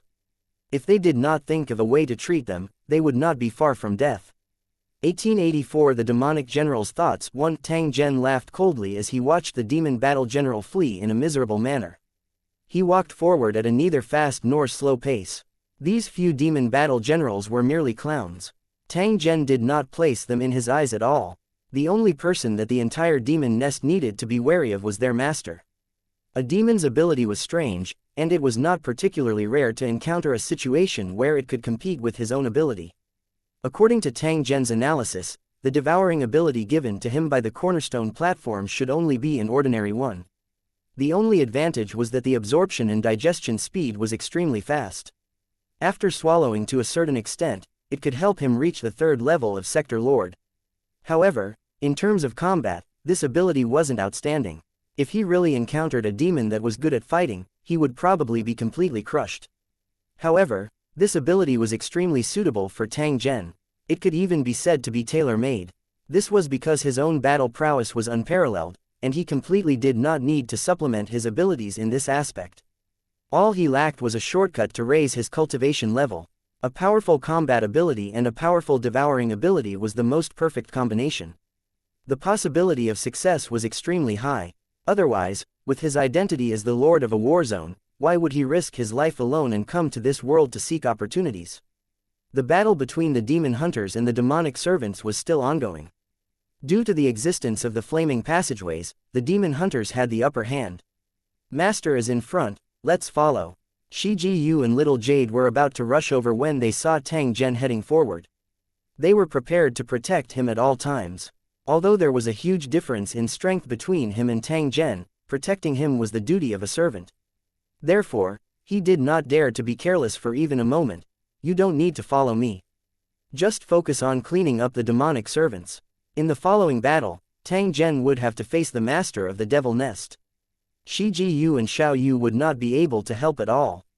Weapons had no eyes on the battlefield, and the servants might lose their lives if they were careless. He still had great use for these two servants, and he would also give them enough time to grow. If it was not necessary, he would never let them be in a situation where they would definitely die. When those demon hunters saw Tang Zhen's figure disappear, their eyes also carried a trace of anticipation. They even sent their blessings. They had gambled everything to follow Tang Zhen. Under the situation where their path of retreat was cut off, they naturally hoped that he would be able to obtain victory in a single move. If Tang Zhen was killed by the nest leader, then all hope would turn into bubbles, and the demon hunters wouldn't even be able to walk out of the nest alive. One loss, one glory, all glory. The demon hunters who participated in the battle had never been as united as they were at this moment. Tang Zhen naturally knew the thoughts of these demon hunters. They were like a group of lost travelers wandering in the darkness, not knowing where they were heading. They were called demon hunters, but in reality, they were the evil demons' playthings. The goal that they persisted in their hearts was actually a sad joke. The demon hunters, who originally intended to eliminate the violent and pacify the good, had become like this. Perhaps it had a lot to do with them losing their way and choosing to give up on themselves. Tang Zhen's appearance was like a bright light, causing those demon hunters who still had hope to become excited. They subconsciously moved closer to him. Even if they didn't admit it, they still hoped that Tang Zhen could light up the way forward and let the demon hunters be reborn. No matter what the reason was, this was a kind of trust, the kind of trust where he entrusted his life to her. Tang Zhen never let people down easily. Since those demon hunters had placed their bets on him, he had to show his sincerity. The pursuit continued. Tang Zhen followed behind the demon battle general with a steady pace. The demon generals at the front became more and more panicked. The red mist that entered their bodies scattered in all directions, constantly devouring the rare and precious blood essence. This was the suppression ability of a pureblood demon. Low-level mixed blood demons simply couldn't suppress it when facing such a situation. Their auras became more and more dispirited, and the degree of weakness was far beyond imagination, as if they would fall to the ground at any time. Even though it was extremely difficult for them to move their feet, they still did not dare to stop. This was because the fellow called Tang Zhen was slowly approaching from behind. The previous contempt had long disappeared and was replaced by endless fear and a trace of self-mockery. They, who had always been conceited, finally realized that Tang Zhen was able to kill the master of the devil nest by relying on his true ability. It was laughable that before Tang Zhen's arrival, they had thought that they could kill Tang Zhen with their own means and make the master of the fiend nest look at them with respect. Looking at the sky from the bottom of a well, he had overestimated his own strength. Tang Zhen had taught them a lesson. However, the price he had to pay was too painful. He could cause them to lose their lives at any moment. We are not Tang Zhen's match at all. We must ask, please like and share the video on the YouTube channel Cultivation Audiobooks. Master to make a move. Otherwise, we will all die here. A demon general's eyes flashed with fear. He had gone through many hardships to become a demon, and he really did not want to die so easily. The only person who could save him now was the master of this fiend nest. Even if he would be severely punished for failing the mission, it was still better than losing his life. Didn't you hear Master say that if we fail the mission, we have to take our own lives as an apology? We are absolutely not allowed to expose the entrance to the fiend nest. The other demon general said unwillingly. Although it wanted to hide in the nest, it did not dare to disobey the orders of the nest's leader. After witnessing Tang Zhen's strength, it was even a little suspicious. Was the order given by the master of the devil nest to guard against this? However, when he thought about it carefully, he felt that something was wrong. If their master had known about Tang Zhen's methods, why would he send them out? What was the difference between this and sending them to their deaths? Or could it be that their master was using them to delay time and didn't want Tang Zhen to find the entrance to the demon nest too quickly?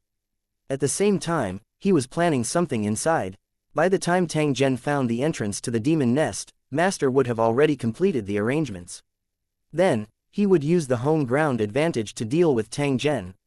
The more he thought about it, the more likely this was the case. The three-headed fiend general in the lead was secretly angry. It was clear that he had been abandoned by the fiend nest's master. At this time, their only purpose was to delay time as much as possible. No one cared if they were dead or alive. Under such circumstances, if they were to open the entrance of the fiend nest rashly and enter, the master of the fiend nest might be the first one to kill them. Although the three-headed demon general thought that he had already guessed the thoughts of the demon nest's leader, he did not say it out loud. Instead, he incited the other demon generals. Why don't you open the entrance to the fiend nest and ask? Please like and share the video on the YouTube channel Cultivation Audiobooks. Master for help. The other demon generals merely sneered at the three demon generals' suggestion, but none of them responded. Even if they didn't guess the true intention of the nest's master, no one was willing to open the entrance. Otherwise, if the nest's master pursued the matter, who knew if he would kill them directly? You want to trick me into going to die? No way, I'll go first and find a way to delay Tang Zhen. You guys do as you see fit. The three-headed demon general snorted coldly and entered the mist in a flash, looking for a safe place to heal its injuries. As for the mission of delaying and obstructing Tang Zhen, whoever was willing to do it could do it. It would not take the initiative to court death. Seeing the three demon generals leave, the other demon generals looked at each other and left without a word. Their thoughts were the same as the three demon battle generals. They were hoping that the others would delay Tang Zhen while they looked for an opportunity to heal their internal injuries. However, they didn't know that if they opened the fiend nest to ask, please like and share the video on the YouTube channel Cultivation Audiobooks for help, they might have a chance of saving their lives. Otherwise, how could they possibly cure the injuries caused by Tang Zhen with just their crude methods? This was called being too smart for their own good. 1885 Strange painting. 1 Tang Zhen laughed softly when he saw the few demon generals leave. He did not continue to chase after them. With his status, he did not need to chase after a demon general. Firstly, it was disdainful, and secondly, there was no need to. In another 10 minutes or so, these demon generals would be sucked dry of their blood essence and become shriveled corpses. The demonic servants and demon generals were no longer a concern. The next thing he had to do was to find the entrance to the fiend nest in this haunted house. This haunted house wasn't a fiend nest. Just like the factory last time, it existed only to cover the fiend nest. In order to enter the fiend nest, the first step was to attack the manor, and the second step was to find the entrance. What appeared in front of him at this time was a dilapidated ancient building. Because of the years of disrepair, these houses looked unsightly. However, even after hundreds of years of wind and rain, these buildings had not collapsed. Some of the rooms were still decorated the same way. When people of today stepped into it, it was as if they had traveled through time and space and arrived in an ancient house. It was just that the atmosphere in this house was too gloomy and terrifying, making people completely not in the mood to experience the amorous feelings of the ancient times. They only wanted to escape from this gloomy place as soon as possible. The entrance to the demon's lair was definitely hidden within this haunted house. However, Tang Zhen needed to carefully search for its exact location. If his strength was not suppressed, he only needed to use his spiritual power to cover the entire house and he would be able to discover the abnormality of this place. No matter how well they hid, they would give themselves away under the detection of spiritual power. Finding the entrance to the fiend nest was a simple matter. But now, he needed to carefully distinguish them. By looking for clues in the minute details, he could lock onto the true entrance of the fiend nest. It was just that there were too many random things in these rooms, and the entrance to the demon could be hidden anywhere. If he really had to search for them one by one, who knew how much time he would have wasted? The master of the devil nest was naturally aware of this. Therefore, he used the miscellaneous items here as a cover to delay the time for Tang Zhen to find the entrance as much as possible. Perhaps the Lord of the Fiend Nest was very helpless. Tang Zhen's appearance was definitely a calamity that fell from the sky. He naturally couldn't easily abandon the devil nest that he had managed for many years. He also had no way to stop Tang Zhen from attacking this place. He could only try his best to kill him. The master of the devil nest was obviously very afraid of Tang Zhen, or perhaps he was frightened by the death of the last devil. Otherwise, he would not have used such a method and would have directly attacked Tang Zhen. No expert would be able to tolerate being beaten to the door unless they were forced to. No one would make such a choice. The Lord of the Fiend Nest was terrified. He didn't want to fight head-on, so he did something that seemed terrifying but actually lacked confidence. Since it wanted to be a turtle hiding in its shell and not come out of the demon nest, Tang Zhen would force it out. There were many furnishings in the first room. Tang Zhen's eyes swept over them one by one but did not find anything suspicious. Not here, he should be in another room. Tang Zhen walked out of his room and headed to another room to continue searching for suspicious locations. After entering another house, Tang Zhen realized that this should be the living room. The chairs and furniture were all placed in the same place and were well preserved. The dust landed on the items and accumulated into a thick layer. The strange thing was that there were no traces of insects or rats. The dust on the ground was also extremely flat, as if it had been wiped by tools. Tang Zhen's gaze swept across the interior of the house. Finally, it stopped on a picture scroll within the house. Both of his eyes narrowed slightly. The content of this ancient painting was strange and horrifying. A woman in white knelt on the ground with her hands clasped together in worship, her face full of piety. On the altar in front of her, there was a pile of offerings, but they were not fruits, but the heads of men and women covered in blood. The eyes of these heads were wide open in anger, full of unwillingness, as if they were silently complaining. Fresh blood spilled out of the plate and spread in all directions. The red was a little glaring. At an angle that the woman couldn't see, a few evil spirits were hiding behind the altar, holding heads and arms in their hands, and gnawing on them with blood in their mouths. These evil spirits ate and laughed, their blood-red eyes seemed to penetrate the paper, looking at the onlookers with a mocking gaze. He didn't know what the artist's mentality was at that time, so he created such a strange work. It made the onlookers feel a chill when they looked at it carefully. The most incomprehensible thing was that the original owner of this house had actually hung this painting in the hall. What was his purpose? Tang Zhen's eyes were fixed on the painting, as if there was some secret hidden on it. The sounds of killing continued to ring out from behind him. The surroundings of the courtyard were completely silent. Tang Zhen simply stood quietly at the door in this manner. His footsteps did not move even a little. It was as if everything had nothing to do with him. In his world, only this painting was left. After looking for a full minute, the corner of Tang Zhen's mouth revealed a trace of a smile as he stepped into the hall.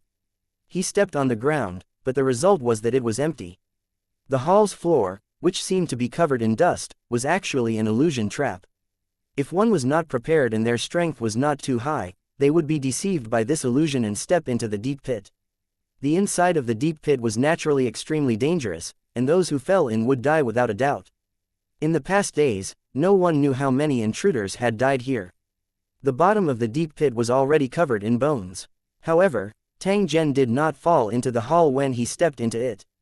Instead, it was as if he was walking on flat ground. It was also at this moment that the eyes of an evil ghost in the painting across from him changed, revealing a hint of surprise. This was the evil spirit in the painting. It hid in the painting and used underhanded means to harm people. It was unknown how many ordinary people had been harmed by it. However, at this moment, the evil spirit in the painting was panicking and didn't know what to do. It seemed that it had never thought that Tang Zhen would actually not fall into the trap. Only then did it subconsciously reveal a surprised expression. Or perhaps, it could be said that its strength was too low and it was simply unable to see through Tang Zhen's actual strength. It merely treated him as an ordinary person. Tang Zhen continued to walk towards the painting. It was as though he did not notice the abnormality of the evil ghost in the painting. However, the smile on his face became increasingly dense. The expression on the evil spirit's face changed from surprise to horror, and its body began to tremble slightly, as if it wanted to break free from the scroll and escape. It had a feeling that the person in front of it was too terrifying. If it didn't run now, it would probably lose its life. However, The painting scroll was like a chain, firmly trapping the evil spirit in the painting, making it unable to escape. Under its frightened eyes, Tang Zhen finally arrived in front of the painting. At the same time, he gently extended his finger. A pure white flame emerged from his fingertip. It did not have any heat at all. Instead, it was extremely cold. The evil spirit in the painting had a premonition that once it was touched by the flame, it would be turned into ashes in an instant. It tried its best to cast an illusion in an attempt to deceive Tang Zhen. In the end, it could not cast the illusion at all. It was as if it had disappeared into thin air. With a deep sense of despair in his heart, the evil spirit in the painting watched the finger press down as if the sky was about to collapse. Who knew that Tang Zhen's finger would suddenly change direction at this moment and suddenly press onto the body of the woman who was worshipping in the painting? The evil spirit in the painting was overjoyed. It thought that Tang Zhen had not discovered it and had luckily escaped. But just as this thought rose in its mind, it heard a furious voice mixed with a trace of uneasiness. Immediately after, the scene changed. The woman who was supposed to be a dead object in the painting broke out of the paper and stood in front of Tang Zhen with a gloomy face. 1886. Are you going to tell me? A gust of wind blew, bringing with it a strong smell of blood. In the distance, blood had already flowed like a river. Tang Zhen stood with his hands behind his back in the hall. He quietly looked at the white-clothed lady who had appeared out of thin air. She was the person in the painting, but she was by no means a kind person. She was not Yan Ruyu, but a life-demanding ghost. Looking at the woman in white's face again, there was no longer the peace and gentleness in the painting. Instead, it was completely distorted and even more terrifying than an evil ghost. She viciously stared at Tang Zhen. It seemed as though there was an endless amount of hatred that was spreading over. The white flames were the flames of law and were specialized in restraining the demonic spirit bodies. Their power was astonishing. Earlier, Tang Zhen had only lightly touched her, yet it had burned a frighteningly large hole in her body. When one looked from the front, one could clearly see the scenery behind. To be able to endure such an injury and not die, it was obvious that he had already become something. Otherwise, he would not have attracted Tang Zhen's interest. If it was another evil spirit from the painting, Tang Zhen would be too lazy to care about it and would directly burn it. It should be known that the woman in white was also an evil spirit in the painting, but her strength was much stronger than the evil ghost. But even so, she could not resist the white flame's incineration. Although it wasn't Tang Zhen's match, it was an excellent tonic that was suitable for his demonic servants. Who are you? The evil ghost in the painting was dumbfounded. It looked at the female ghost in white and asked subconsciously. It had been in the painting for hundreds of years, but it had never known that it had a neighbor. When she thought of all the dirty things she had done in the past, which had been seen by the female ghost in white, she felt embarrassed even though she was a shameless ghost. The white-clothed woman was obviously too lazy to bother with the evil ghost. Instead, she stared at Tang Zhen without blinking. Her eyes were filled with caution. Those who came had ill intentions, and those who came with good intentions would not come. Tang Zhen's means made the white-clothed female ghost extremely afraid. She kept thinking of ways to deal with it in her heart. He couldn't fight it head-on, or he would die without a doubt. Just as she was letting her imagination run wild, Tang Zhen slowly opened his mouth. If I'm not wrong, you're the true guardian of the fiend nest's entrance. This guy is just here to make up the numbers. Tang Zhen pointed at the evil ghost in the painting. After which, his gaze landed on the white-clothed female ghost. He then used a cold voice and said, "Tell me the true entrance to the fiend nest, and I can spare your life. Otherwise, I'll make you disappear in an instant." A wisp of fear flashed across the eyes of the white-clothed female ghost when she heard Tang Zhen's warning. She was at a loss. After experiencing the might of the white flames, she knew that Tang Zhen was definitely not scaring her. He could really kill her easily. However, if he revealed the entrance to the fiend nest, he would definitely be punished by the fiend nest's master and would not be able to escape death. However, if the master of the fiend nest was killed by Tang Zhen, he might be infuriated.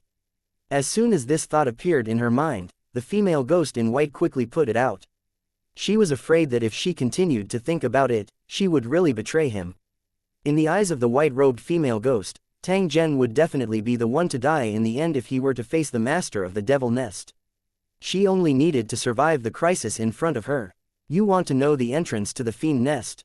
Dream on. As this thought flashed through her mind, black smoke immediately rose around the female ghost in white, and she escaped under the cover of the Smoke. You're dreaming if you think you can run.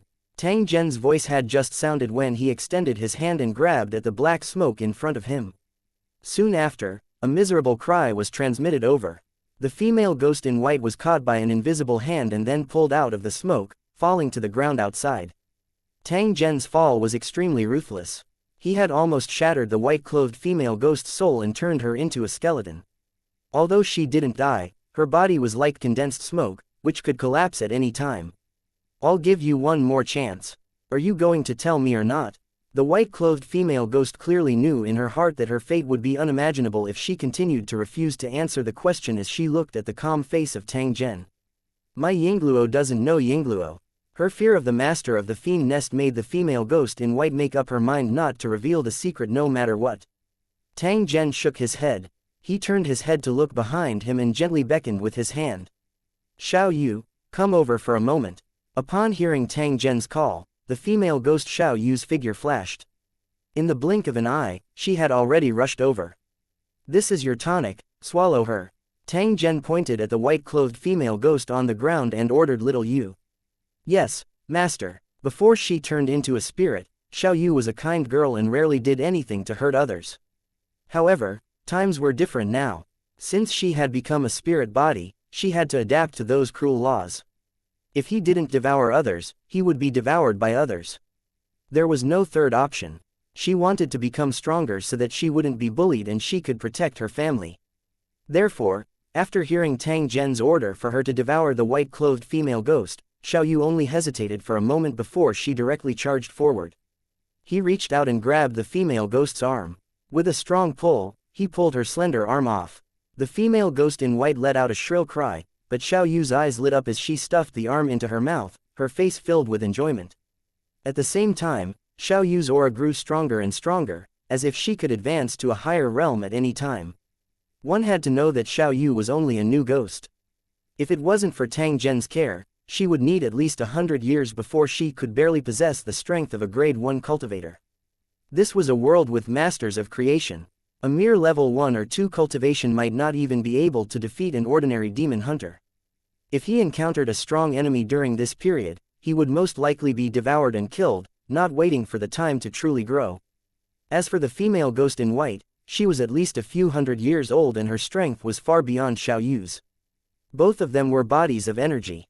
After Xiao Yu had devoured the female ghost in white, it had benefited her greatly. Don't whine. Seeing Xiao Yu devouring her arm with a ferocious look on her face, the female ghost in white's heart was filled with despair, and a hint of regret appeared. Even though he had made up his mind, he still couldn't bear the pain of being devoured alive. He didn't know if the sacrifice was worth it. Seeing that Xiao Yu had swallowed one of her arms and was about to attack her other arm, the female ghost in white finally broke down. Don't kill me. I'll tell you the location of the entrance. Tell your servants to stop. The female ghost in white almost screamed out these words. Because of pain and hatred, her face was completely twisted. Don't you think it's too late to say that now? Tang Zhen coldly laughed as his gaze continuously swept through the courtyard. He was clearly looking for the entrance to the devil nest. It's not too late, not too late. If I didn't tell you, you wouldn't have been able to find the entrance to the fiend nest in a short time. Spare me and I'll tell you immediately. After she insisted on giving up, the white-clothed female ghost's emotions became especially anxious. She was afraid that Tang Zhen would reject her request and let little Jade devour her completely. Tang Zhen turned his head around. His gaze flickered between little Jade and the female ghost before he gently nodded. Tell me the entrance to the fiend nest and I'll spare half your life. Are you willing? The white-robed female ghost didn't dare to refuse. She hurriedly nodded, indicating that she could. At the same time, she quickly told him the location of the fiend nest's entrance. There's an old well next to the withered tree in the courtyard. 3 feet under the water is the entrance to the fiend nest. You'll know once you go and take a look. Tang Zhen nodded in satisfaction after hearing the white-clothed female ghost's words. At the same time, he casually waved his hand at her body. The female ghost in white let out a blood-curdling screech as her body was cut in half, and she writhed on the ground. Leave this place immediately. If I see you again, I won't be able to keep this half of your body. When the struggling female ghost in white heard this, she couldn't care less about the pain in her body. She used her only remaining arm to crawl and quickly disappeared into the corner of the house. Devour this half of the body and wait for me outside with Shiji. If anyone dares to cause trouble, kill them immediately." After throwing down these words, Tang Zhen casually waved his hand in the direction of the hall. The scroll painting that contained the evil spirit instantly turned into ashes. Tang Zhen slowly walked to the courtyard. He did not use much strength and found the old well under the withered tree. The dried branches were hideous, and the well water was so clear that one could see the bottom. The entrance to the fiend nest was hidden here. It could be considered quite well hidden. 1887 Demon Slaying 1. Just as Tang Zhen's eyes landed on the well, the originally calm well water suddenly trembled. Soon after, a distorted face slowly appeared from the well water. It used its blood-red eyes to stare at Tang Zhen. The corner of its mouth revealed a sinister smile before it slowly disappeared. The Lord of the Fiend Nest. Interesting. Tang Zhen understood the other party's eyes. There was clearly a trace of provocation within them. It was as though the other party was issuing him a challenge. "The entrance to the fiend nest is here, and I've already made preparations. If you have the guts, come in and try. You're bluffing. Do you think I won't dare to enter the fiend nest by doing this?" Tang Zhen's voice had just sounded when a ball of raging flames appeared in his hand. He ruthlessly smashed it toward the well. The temperature of the fire was extremely high, and it did not extinguish even when it came into contact with the water. Instead, it used the water as oil and burned more and more vigorously.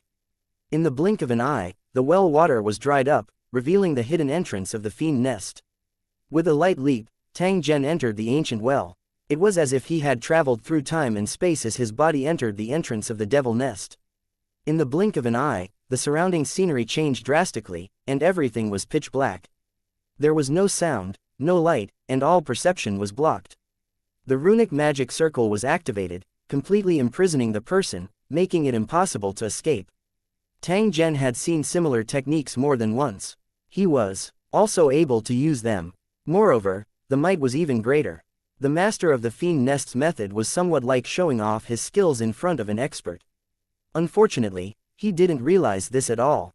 Tang Zhen wasn't in a hurry. Since the master of the fiend nest used such a sneak attack, he would play with him for a while. As this thought rose in his heart, Tang Zhen seemed to have been hit as he stood stiffly on the spot. He did not even move his finger. In this situation, it was as if he was being schemed against and could be manipulated by the enemy. Just when the person watching in the dark thought that Tang Zhen had been hit, his gaze had already penetrated through the darkness and landed on a corner in the distance. In the darkness, there was a huge building that looked like a decorated archway. Two huge legs were used as doorposts, and human bones were used as tiles. The surface was engraved with strange patterns and characters. Under the archway stood rows of fully armed demonic servants in a square formation. They were wearing ancient armor and stood motionless in the darkness like statues. In front of the army, there was a huge long table. The table was filled with all kinds of bloody and strange food. There were wriggling worms, limbs dripping with blood, transparent containers containing blood wine, and the fetus of some kind of fierce beast. A man sat behind the table.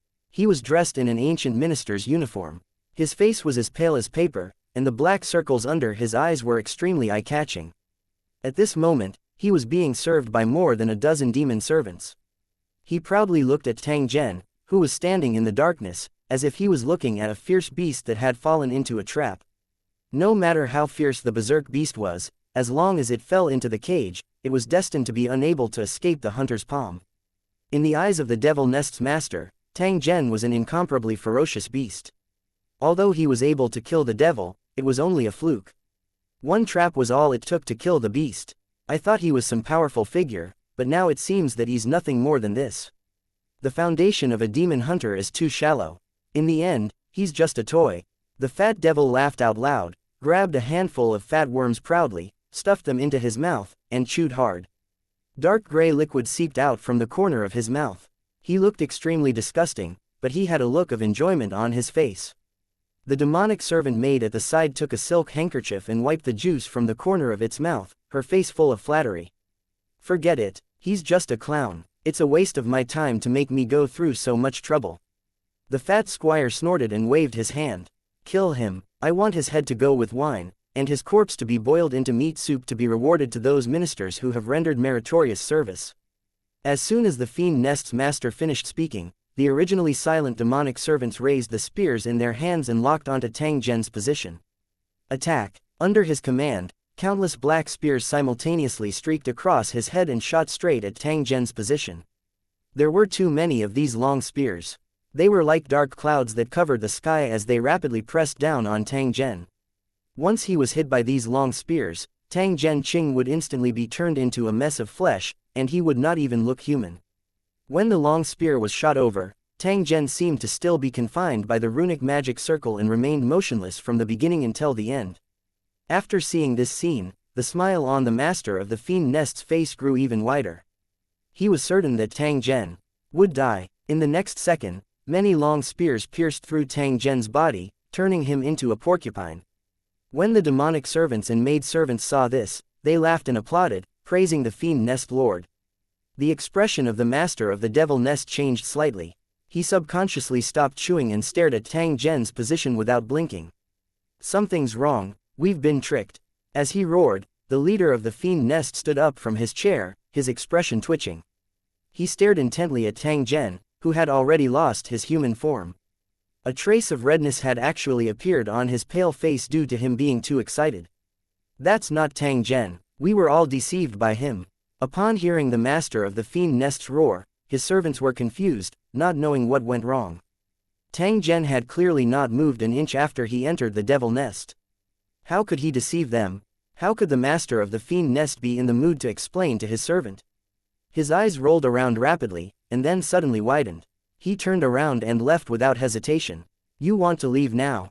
Can you? A voice came from behind him, but it made the leader of the fiend nest feel as if he had fallen into an ice cave.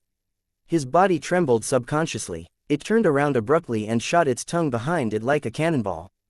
PFF'd. A demon servant maid's head was struck, and like a watermelon that had been smashed, it shattered into pieces. Ah, Yingluo. Seeing the fiend nest's master suddenly kill his personal maidservant, the other demonic servants turned pale with fright as they hurriedly dodged in all directions. They didn't understand why their master had gone crazy, but they knew that if they were killed, they would have died in vain. To the fiend nest's master, killing a few demonic servants was no different from stomping on a few ants.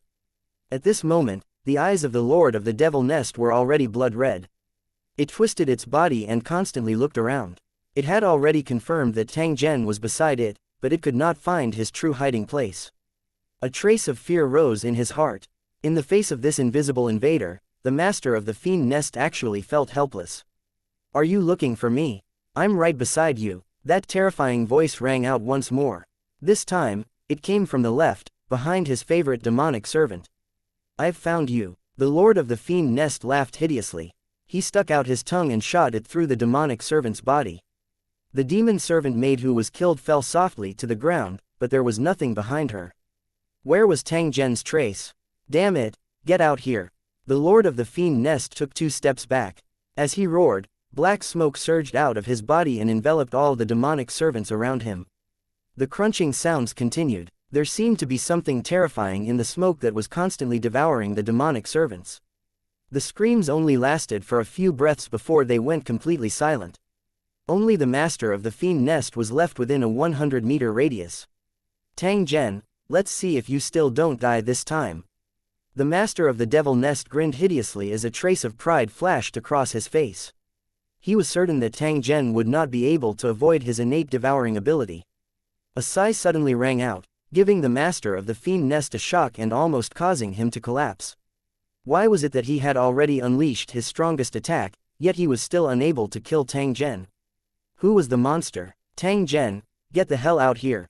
The voice of the lord of the fiend nest sounded flustered and exasperated. There was even a trace of guilt in it.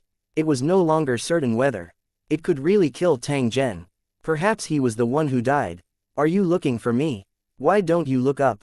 Upon hearing Tang Zhen's words, a huge mouth suddenly appeared above the head of the master of the devil nest and bit upwards ruthlessly. Go to hell. In the end, there was still no reaction after it bit. It was obvious that it had been tricked again. Tang Zhen wasn't above his head at all. Instead, he was in a daze. A guess flashed through the mind of the lord of the fiend nest. He turned around again and looked behind him. At the same time, he was ready to attack. However, just as it moved, it felt a chill in its heart. A long sword made of red mist had pierced through its body. The blood essence in his body was constantly being sucked away by the long sword, making the lord of the fiend nest extremely frightened. Just as it was about to break the sword and counterattack, a face suddenly appeared in front of it, and then it felt a slight chill on its neck. Its huge head flew up and fell to the ground, its eyes filled with despair. 1888 Victory 1. The lord of the fiend nest was unwilling to go into battle. Instead, he wanted to use the runic magic circle at the entrance of the fiend nest to scheme against Tang Zhen. It was just that it got Tang Zhen's origin wrong, not knowing that the person in front of it was actually a sector lord from the Tower World. Even more so, it did not expect that the runic magic circle that it was so proud of was actually full of loopholes in Tang Zhen's eyes. He did not even put it in his eyes. In fact, from the moment Tang Zhen locked it as a prey, the fate of the Devil Nest's master had already been decided. It was just that it didn't realize it. The final result was that the head of the Devil Nest was cut off in a muddle-headed manner. Because of Tang Zhen's existence, it was destined to have no possibility of escaping. I'm not willing to accept this. The demon's head fell to the ground, but its eyes were still wide open in anger, and blood was flowing out of its eyes. Tang Zhen casually grabbed the devil's head that was trying to escape. Red mist spurted out from his fingertips and entered the devil's head through its 7 orifices. Tang Zhen, you won't be arrogant for long. You will soon be cut into 1,000 pieces. The evil demon let out a furious roar. His tone was filled with unwillingness as he let out the most vicious curse. Oh, really, it's a pity you won't be able to see this. The evil demon was so angry that it vomited blood when it heard Tang Zhen's words. It was just about to open its mouth again when its skin and flesh rapidly withered. In the end, its head completely turned into dust. The mist floating out of the head was as red as blood. It was originally just a mist, but now it had become like liquid. This was the phenomenon of the red mist's qualitative change after absorbing the evil demon's blood essence. The higher the degree of condensation, the greater the benefits to Tang Zhen. When the red mist congregated into a solid form, becoming like a gem, Tang Zhen would be able to attempt to break through to the 3rd level of the Sector Lord realm. In order to reach this level, a massive amount of blood essence was required, and the source of this blood essence was naturally the demon who controlled this dimension. Tang Zhen's killing journey had just begun. In the days to come, there would definitely be even more devils falling under his feet. Even though this process was filled with danger, Tang Zhen would definitely not retreat since he had already set his target. After absorbing the blood essence of the Devil Nest's master, he had also obtained a portion of its memory. The contents of the incomplete memory allowed Tang Zhen to know the origin of the Devil Nest under his feet. The master of the Fiend Nest didn't take over this place. He killed the owner of this house 100 years ago and took over this place. In fact, he was the owner of this house, a very rich man who became a demon by chance. After he became a devil, he couldn't control the demonic nature in his heart and killed his entire family, including his servants, one night. After this incident, he was afraid of being hunted down by the demon hunters, so he simply turned his house into a demon's nest. Following that, he raised a large number of demonic servants and constantly raised his strength, which led to the bizarre events that happened in the future. With the death of the Fiend Nest's leader, everything had disappeared. These memories of the past had no value to Fang Rui. Tang Zhen didn't get any information about the other devils. It was obvious that this information was top secret.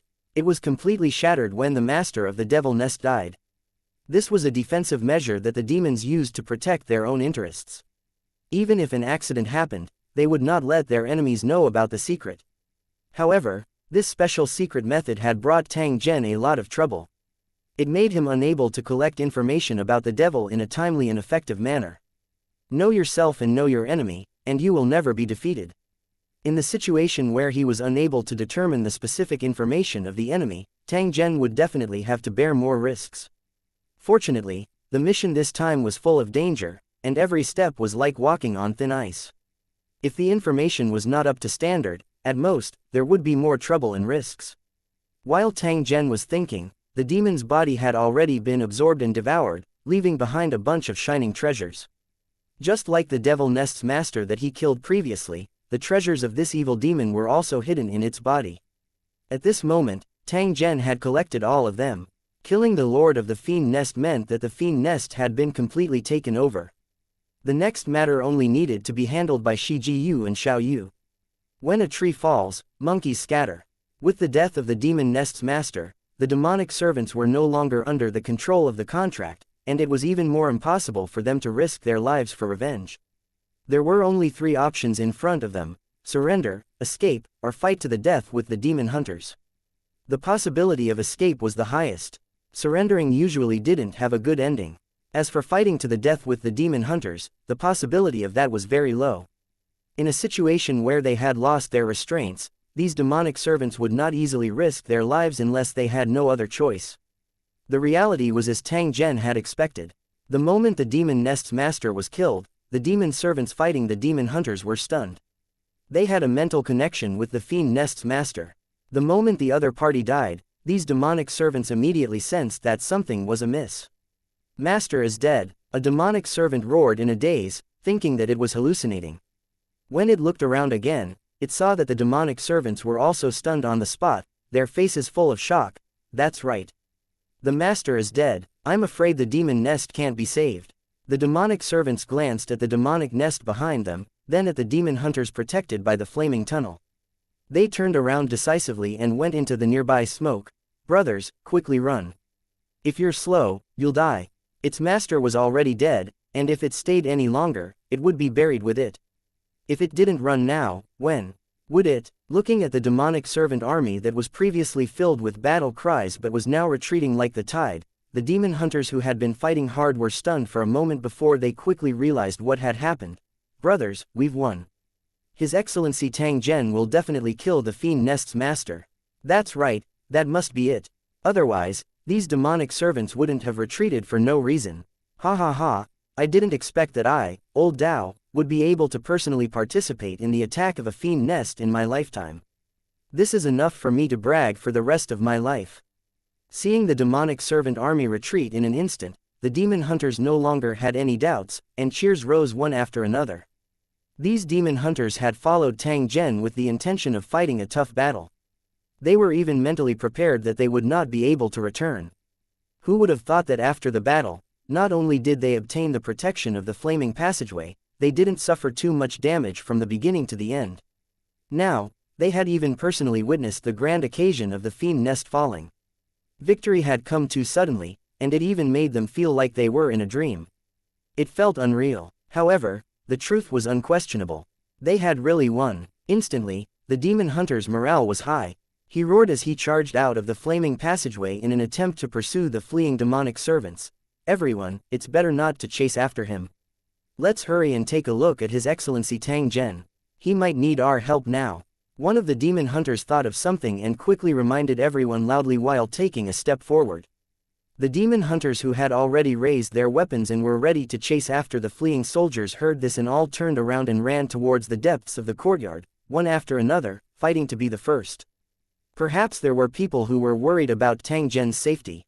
However, in the hearts of even more demon hunters, they wanted to be the first to enter the demon nest and enjoy the benefits that the demon nest brought to them. They had followed Tang Zhen here to risk their lives for this. Now that the opportunity was right in front of them, how could they miss it? When the group of demon hunters rushed into the house, they saw the female ghost, Xiaoyu, standing in the courtyard, coldly looking at the group of demon hunters who were rushing over. Without master's order, no one is allowed to take a step closer. Otherwise, don't blame me for being impolite. After devouring half of the female ghost's body, Xiaoyu's strength had increased once again. She had now stepped into a new realm. Although it was impossible for her to be a match for all demon hunters, be it her own duty or the kindness and prestige that Tang Zhen had given her, it was destined that Xiaoyu could not take half a step back. "Move aside, let me pass." A low growl suddenly came from the demon hunters, followed by the murderous aura of rotten bones. Broken limbs were all over his body, and his eyes seemed to be burning with blood-red flames, as if he was a demon that had just crawled out of the Nine Serenities hell. Clang, clang. The demon battle axe that was burning with black flames was stuck to the ground, while Rotten Bones and Xiaoyu stood side by side, glaring at the demon hunters. "I'm saying the same thing. Without master's order, no one can enter this place. If you really want to go over, kill me first and step over my dead body." What Shijiyu and Xiaoyu were worried about was that even if Tang Zhen really killed the Lord of the Fiend Nest, he might still be seriously injured. Under such circumstances, he definitely could not allow anyone with ill intentions to get close to him. Even when he fought alongside these demon hunters earlier, it was all for their own benefits and there were no other reasons. Now that the demon nest had been destroyed, the opportunity was right in front of them. In order to prevent the demon hunters from being driven by greed, they had to be careful. 1889 The clouds disperse. Once seeing how determined Shi Jiyu and Xiao Yu were, not willing to give in, the other demon hunters were in a difficult position. Killing intent flashed in the eyes of some demon hunters, but it was gone in a flash and they hid it again. To these demon hunters, corrosive bone and little jade were just demonic servants, and they didn't take them seriously. If it was in any other environment, if rotten bones and little jade dared to block their way, these demon hunters would have lost their patience and charged forward to fight. If he cut off someone's source of income, he might not rest until he died, not to mention this opportunity to improve his strength. However, they were wary of Shi Jiyu and Xiao Yu. They were Tang Zhen's demonic servants and were different from the other demonic servants. Even if they were confident that they could turn the demon and ghost into meat paste, these demon hunters did not dare to act rashly. They suppressed the anger and anxiety in their hearts. One had to look at the master before beating a dog. There was no need to doubt Tang Zhen's strength. Under such circumstances, what was the difference between provoking his demonic servants and provoking him? Miss Xiao Yu, please don't misunderstand. We just want to go in and see if Sir Tang Zhen needs any help. If you don't want us to go in, we definitely won't go in. One of the demon hunters spoke, indicating that he had no improper thoughts. That's right, that's right. You don't have to think too badly of us.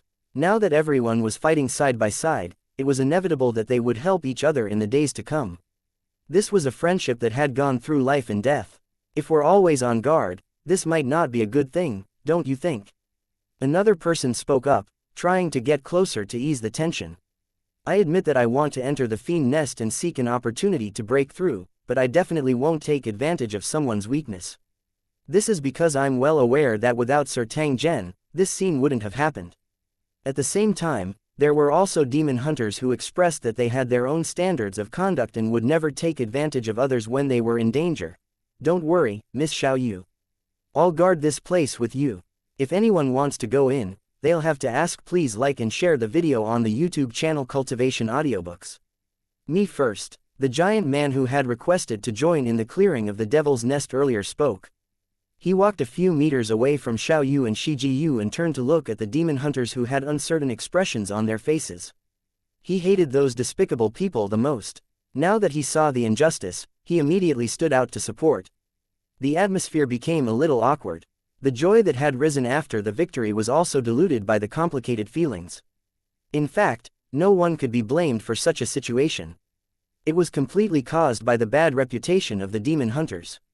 Betraying each other for benefits and stabbing each other in the back was a common occurrence among demon hunters. They didn't trust others, and others naturally didn't trust them either. This formed a vicious cycle. At this moment, they were able to gather together for the sake of their own interests. They were using their lives to gamble with Tang Zhen. It was undoubtedly a fool's dream to hope to gather everyone's hearts through a cooperative battle. Just as the atmosphere was in a stalemate, a series of footsteps suddenly sounded from behind. Soon after, Tang Zhen's figure slowly appeared. Tang Zhen immediately guessed what had happened after sweeping his eyes over the situation in the arena. He could not help but shake his head and smile. Don't worry, a puny fiend nest leader can't hurt me. I've already killed that evil demon, and the remaining enemies in the devil nest have also been cleaned up. Just like last time, Shi Jiyu and Xiao Yu will lead people into search. There are a lot of things this time, so everyone should search as carefully as possible. Don't miss anything, and let the local demon hunters take advantage of it. After hearing Tang Zhen's words, everyone laughed out loud at the same time. Their originally hanging hearts were finally at ease. Don't worry, Sir Tang Zhen. That group of people didn't even put in the slightest effort. On what basis should they get any benefits? I'm the best at searching for treasures. I guarantee that I'll dig 3 feet deep and not leave anything for them. The demon hunters kept promising Tang Zhen that they would not betray his trust and would definitely search the demon nest clean. Everyone, hurry up. If we wait too long, who knows if those guys will be jealous and come over to cause trouble. A demon hunter reminded, and everyone nodded in agreement. They quickly followed the bone-eroding little jade and jumped into the demon nest one after another. After waiting for all the demon hunters to enter the demon nest, Tang Zhen let out a soft laugh and waved his hand at the burning flame tunnel. The flaming passageway rapidly contracted and disappeared after landing on Tang Zhen's palm. At the same time, a thick layer of white bone ashes was left on the ground. During the battle, countless demonic servants had been burned by the flames, eventually turning into bone dust. It could be said that without Tang Zhen's flaming passageways, the demon hunters would not have been able to last until now. They would have long been turned into mincemeat by the demonic servants. The existence of demon hunters seemed to be dispensable. Even without them, Tang Zhen could easily take down the demon nest. Bringing along a group of demon hunters would instead cause a lot of trouble. However, Tang Zhen clearly knew in his heart that this kind of situation would only happen in the early stages. As they continued to fight, these demon hunters that followed him would become more united. It wasn't useless to bring them along. When the scale of the war grew larger and the enemy's strength grew stronger, this group of well-trained demon hunters would come in handy. Tang Zhen was the commander of the battlefield, and these demon hunters that had grown up would become the blades in his hands. Although it couldn't be compared to the cultivators on the floor, it would still be a sharp sword after being honed. Perhaps it was because the leader of the fiend nest had been killed, but the dark clouds that covered the ominous manor slowly dispersed. The bright sun shone on the ground and illuminated the dark corners of the courtyard. The cold and wet mist that filled the air quickly melted away. A warm breeze blew over and dispelled all the cold and gloomy aura. The 100-year-old house that originally looked gloomy and terrifying now had a sense of beauty. A few birds flew across the sky, and after circling a few times in the air, they landed on an old tree in the courtyard, chirping. This was the first time in hundreds of years that a bird had landed here, and it was not like in the past, where it would avoid it like the plague. Just as the dark clouds dispersed and the sun shone into the haunted house, the expressions of the demon hunters who had gathered on the street that had been sealed off changed. For hundreds of years, no sunlight had shone into this ominous house. It was usually covered by dark clouds, and one look at it would make one panic for no reason. This place was a fiend nest, so the yin qi was too heavy and the magnetic field was chaotic. In addition, the master of the fiend nest had deliberately caused this place to be shrouded in darkness. However, at this moment, the dark clouds that had not dispersed for years had completely dispersed. The bright sun shone on their faces, making them feel so glaring. Did Yangluo succeed? A local demon hunter couldn't help but say as he looked at the haunted house bathed in the sun, but he didn't realize that his face was already full of shock. It was the same for the other demon hunters. Among them was the group of people who had intercepted Tang Zhen earlier and fled in a sorry state. They felt an inexplicable panic in their hearts, and even regret, secretly thinking that they should not have been blinded by greed. If Tang Zhen held a grudge, it would be equivalent to making a great enemy. How would he deal with it? As for those who didn't participate in the interception, they only had admiration and emotion in their hearts at this moment. They wished they could replace him. Although they heard that Tang Zhen wanted to clear out the devil nest, most people were skeptical. They felt that the success rate of this matter was too low. However, the scene that appeared in front of them told them that the terrifying curse that had plagued the city for hundreds of years and caused countless people to turn pale when they talked about it had been completely removed by Tang Zhen. 1890 I also want to join. Why don't xianxia let us go in and take a look, in case all the benefits are taken by outsiders? Originally, these demon hunters wanted to avoid the fiend nest like the plague. However, after they discovered that the master of the fiend nest had been killed, these demon hunters immediately became restless. This was their own territory, and now that there were benefits, they had to share. Hehe, you've probably forgotten that the capture of this fiend nest has nothing to do with you. Don't blame me for not warning you. If you run to take advantage of him now, Tang Zhen might not hesitate to slap you to death. A demon hunter didn't move. Instead, he looked at his greedy companion and said in a mocking tone. What are you saying? The fiend nest is in our territory and is our thing. How can it not have anything to do with us? Some demon hunters were unconvinced and retorted loudly, looking as if it was only natural. The demon hunter looked disdainful when he heard that. Did you see that group of people? They also had the same thoughts as you and a few of them were killed by Tang Zhen. If you're not afraid of death, you can give it a try. There's something that I have to say. One can be shameless, but one can't be shameless to the point of having no limits. The fiend nest was originally built by the fiends, so what right do you have to say that it belongs to your own family? If that's the case, then shouldn't you be responsible for the sins committed by the fiends over the years? If anyone dares to admit that the devil nest is his and rush in to argue with Tang Zhen, then I will definitely take the initiative to greet him when I see him in the future. If you don't have the guts, then get out of here as soon as possible, so you don't disgust others. The demon hunter's words were naturally referring to the group of people who had blocked the road earlier. There were quite a number of participants present, and they couldn't help but blush when they heard what he said. These words were quite harsh. It was obvious that there were reasonable people among the demon hunters, and not all of them were jackals of the same tribe. As soon as demon hunter Sus words fell, the surroundings became silent, and many people's expressions were very ugly. Although they snorted to express their disdain, not a single one of these guys took the initiative to enter the haunted house.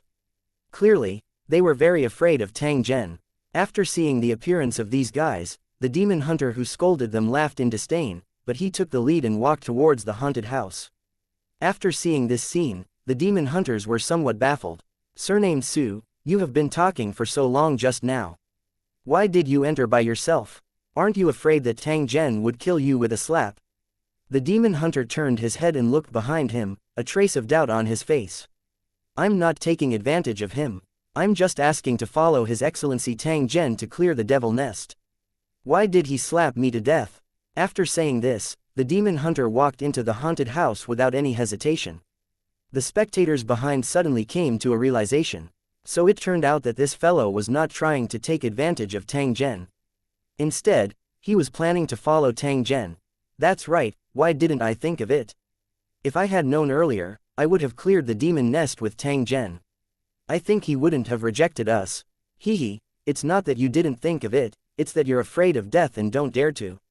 Cut the crap, I have long found you an eyesore. Speaking of which, you guys intercepted Tang Zhen on the road and ran back with your tails between your legs. How do you still have the face to appear here now? I can come and go as I please. What the hell do you care? The more the two demon hunters talked, the angrier they became. In the end, they directly started fighting, and it was very lively. However, most of them were not in the mood to pay attention to their fight. Instead, they frowned and pondered carefully whether they should join Zhen Tang's team like the demon hunter surnamed Su. The temptation of this matter was great, but there was also danger. They were not rash people. Before they thought carefully, they would definitely not make a rash decision. There were also many decisive people. While many demon hunters were still hesitating, they had already entered the haunted house. The path of cultivation was filled with danger. It was like rowing a boat against the current. If you didn't advance, you would fall back. They didn't want to miss this rare opportunity and leave themselves with regrets. They didn't want to regret it when their lifespans were almost up. After the group of people entered the mansion, they saw Tang Zhen sitting under an old tree in the courtyard. He was currently playing with a warm jade pendant in his hand. The jade pendant glowed brightly, and it was clearly a priceless item. This was the most beloved treasure of the devil nest's master. At the same time, it was also the source that caused him to become a devil. Even with Tang Zhen's knowledge, he could not recognize what this thing was. However, Tang Zhen could sense a trace of origin energy aura from this jade pendant. However, it was even purer. As he was playing with the jade, he felt a strange and deep power trying to enter his body. Tang Zhen would naturally not allow such a thing to happen. Therefore, while he was playing with the jade pendant, a layer of blood-colored red mist covered his palm. It appeared as though he was wearing a pair of red gloves. He was using this opportunity to refine the jade pendant, trying to see what this strange power was. Tang Zhen slowly raised his head when he heard the sound of footsteps. He looked at the group of demon hunters that had appeared in front of him, and a trace of a smile was lifted on the corner of his mouth. He naturally knew the intention of this group of people. Sir Tang Zhen, we want to run. The leader of the demon hunters with the surname Su had just opened his mouth when he was stopped by Tang Zhen with a wave of his hand. He then said softly, if you want to follow me to clear the demon tide, then wait here patiently. If you have other requests, please don't say anything. After hearing Tang Zhen's words, those demon hunters heaved a sigh of relief at the same time. They had smiles on their faces as they bowed and walked to the steps not far away to sit down. There were also a few demon hunters who looked at the entrance of the fiend nest with a trace of regret in their eyes. They obviously wanted to enter the fiend nest and take the opportunity to improve their strength. Unfortunately, Tang Zhen had already expressed his attitude. If he wanted to obtain an opportunity to increase his strength, he would have to fight for it with all his might and not always think of taking advantage of others. When the demon hunters who entered later saw this scene, they secretly inquired about it. At the same time, they also heard Tang Zhen's request. Some of them turned around and left, while others hesitated for a moment before finally joining the waiting team. In addition, there were some people who didn't want to follow in the clearing of the fiend nest, and they didn't have any other ridiculous requests. They just wanted to come and watch the show. Seeing that more and more people were gathering in the courtyard, Tang Zhen suddenly thought of something and beckoned to the demon hunters. Since you're all free, I have something I need your help with. I wonder if you're willing to do it. After hearing Tang Zhen's words, the demon hunters nodded one after another, indicating that Tang Zhen was free to instruct them if he needed anything. Demon hunters would never miss such an opportunity to curry favor and get closer to each other. If they were asked to help clean up the demon nest, it would be a good thing that fell from the sky. In the corner of this courtyard, there is a sealed secret room. There is something hidden inside. Help me dig it out. The demon hunters were a little disappointed, but they still quickly called for people to get shovels and pickaxes and began to dig in the yard. The status of demon hunters wasn't low, and it was rare for them to gather together to dig a hole. Cultivators were strong and worked quickly, so it didn't take long for them to make a discovery. Quickly come over and take a look. I have a stone slab here. It should be the secret room that His Excellency Tang Zhen mentioned. A group of people gathered around and saw a thick stone slab on the ground. There were some patterns and words carved on the stone slab. There's no mistake, it should be here. Watch me lift the stone slab. A well-built demon hunter reached his hand into the crack under the stone slab and lifted it up with both arms. A burst of stale smell hit them in the face. The huge stone slab was forcibly opened, and with the help of the sunlight that shone into the secret room, everyone could see the items placed inside. More than a dozen huge boxes were placed on the ground. There were also huge metal balls and cylindrical metal stools beside them. The surface of the round ball had a trace of black, but anyone with a discerning eye could tell that it was real gold. The demon hunters looked at each other, and a look of realization appeared in their eyes. Perhaps these gold and silver gemstones were the private treasures of the original owner of the haunted house.